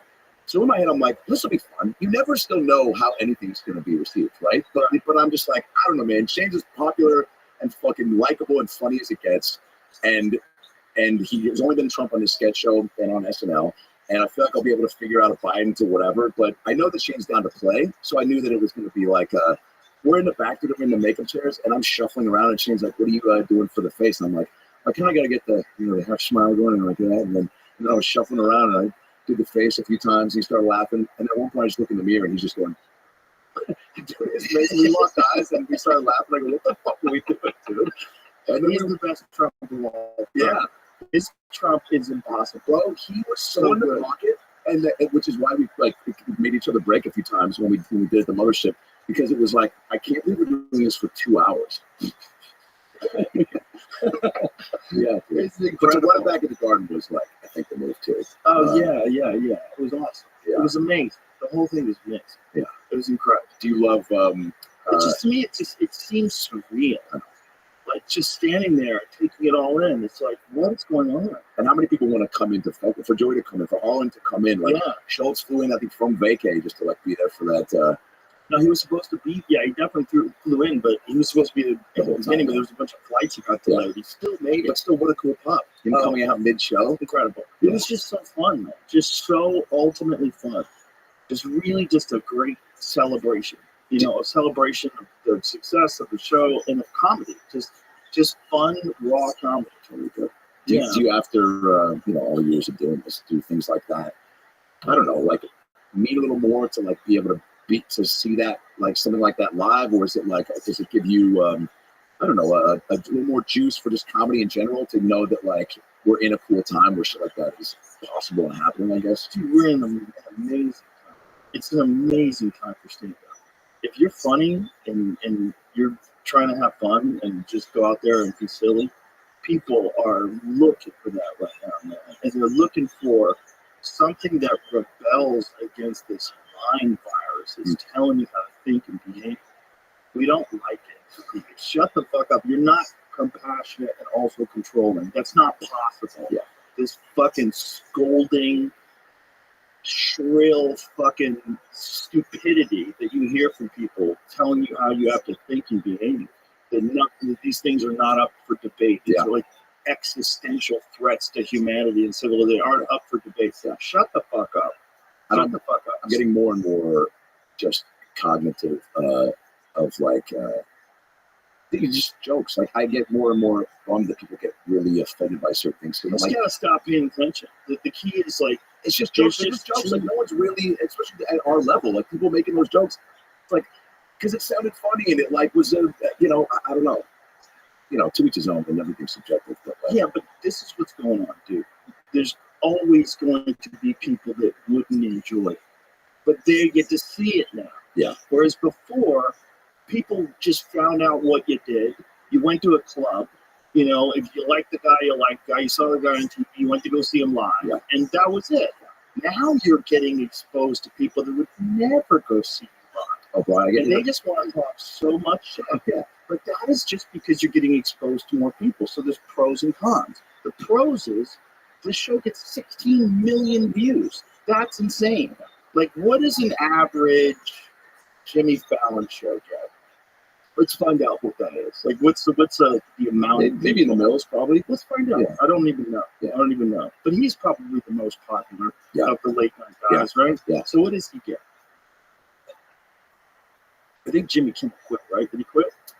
No, he's still going. Oh, yeah. I thought he was gonna quit. Is he gonna quit? I just saw Jeff Goldblum posting the other night. I think he's on vacation, maybe. I would get to the point where I'm really enjoying. Did you ever ask to do that? Yeah. You doing a song with somebody? The whole reason why I started a podcast is no one would ever give me money for a radio show. Not even a radio show. Oh wow. Like I was thinking about that. I was like, I remember when Opie and Anthony got taken off the air because they brought on a homeless guy who said some wild shit about Condoleezza Rice, like wanting to rape her. Something fucking awful. Like this guy was no idea. At least in the know enough to know who was like. Yeah, but he was just a crazy homeless guy. Right. And Opie and Anthony was a wild show. I mean, those motherfuckers, especially when they got on XM, they could say whatever the fuck they wanted.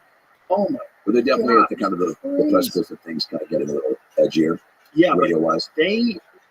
So an average gets 1,720,000 views. That's what Jimmy Kimmel. Is it so he's number one. Oh, okay. Fallon is 1.4. Oh, Colbert is in the lead with 2.55. So out of those people, how many of them are tuning in because it's just on TV? Sure. There's a thing that people do. It's 11 o'clock. What's on? Especially boomers. They're locked in. That's what they've done their whole fucking life. Yeah. See what's on TV. Oh, at 8 o'clock, Colbert's on. And they just watch it. Yeah. Those are the same people that believe the news.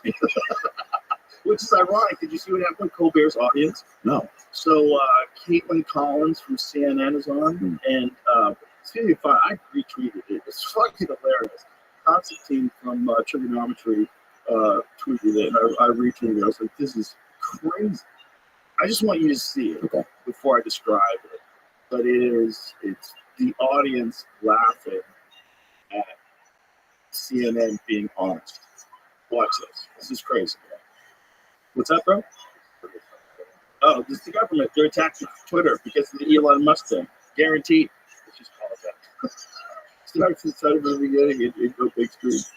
This is so preposterous. Go on his heels by this, and he's not really sure how to go after Vice President Harris. He knew his attack lines on President Biden. He really has struggled with how to go after someone who's 20 years younger than him, who was a different gender, a different race. It's kind of been this moment where he has not been able to coalesce around a single attack line. I know you guys are objective over there, that you just report the news as it is. That's supposed to be a laugh line. That's supposed to be, but I guess it is. Trump is kind of Bro, wow, bro. How crazy is that? The audience is like, shut the fuck up. That is hilarious. They thought he was being a joker. They thought that was a joke. That's how crazy this world has gotten. Where fucking CNN being unbiased is a joke to people in the audience. That's so crazy. Yeah. And why? What got accomplished? If you were running a business, what did you accomplish by doing things that way? You've ruined your business. Now people think you're full of shit. And you could have just been actual, just straightforward journalists and been beyond reproach and probably got away with it.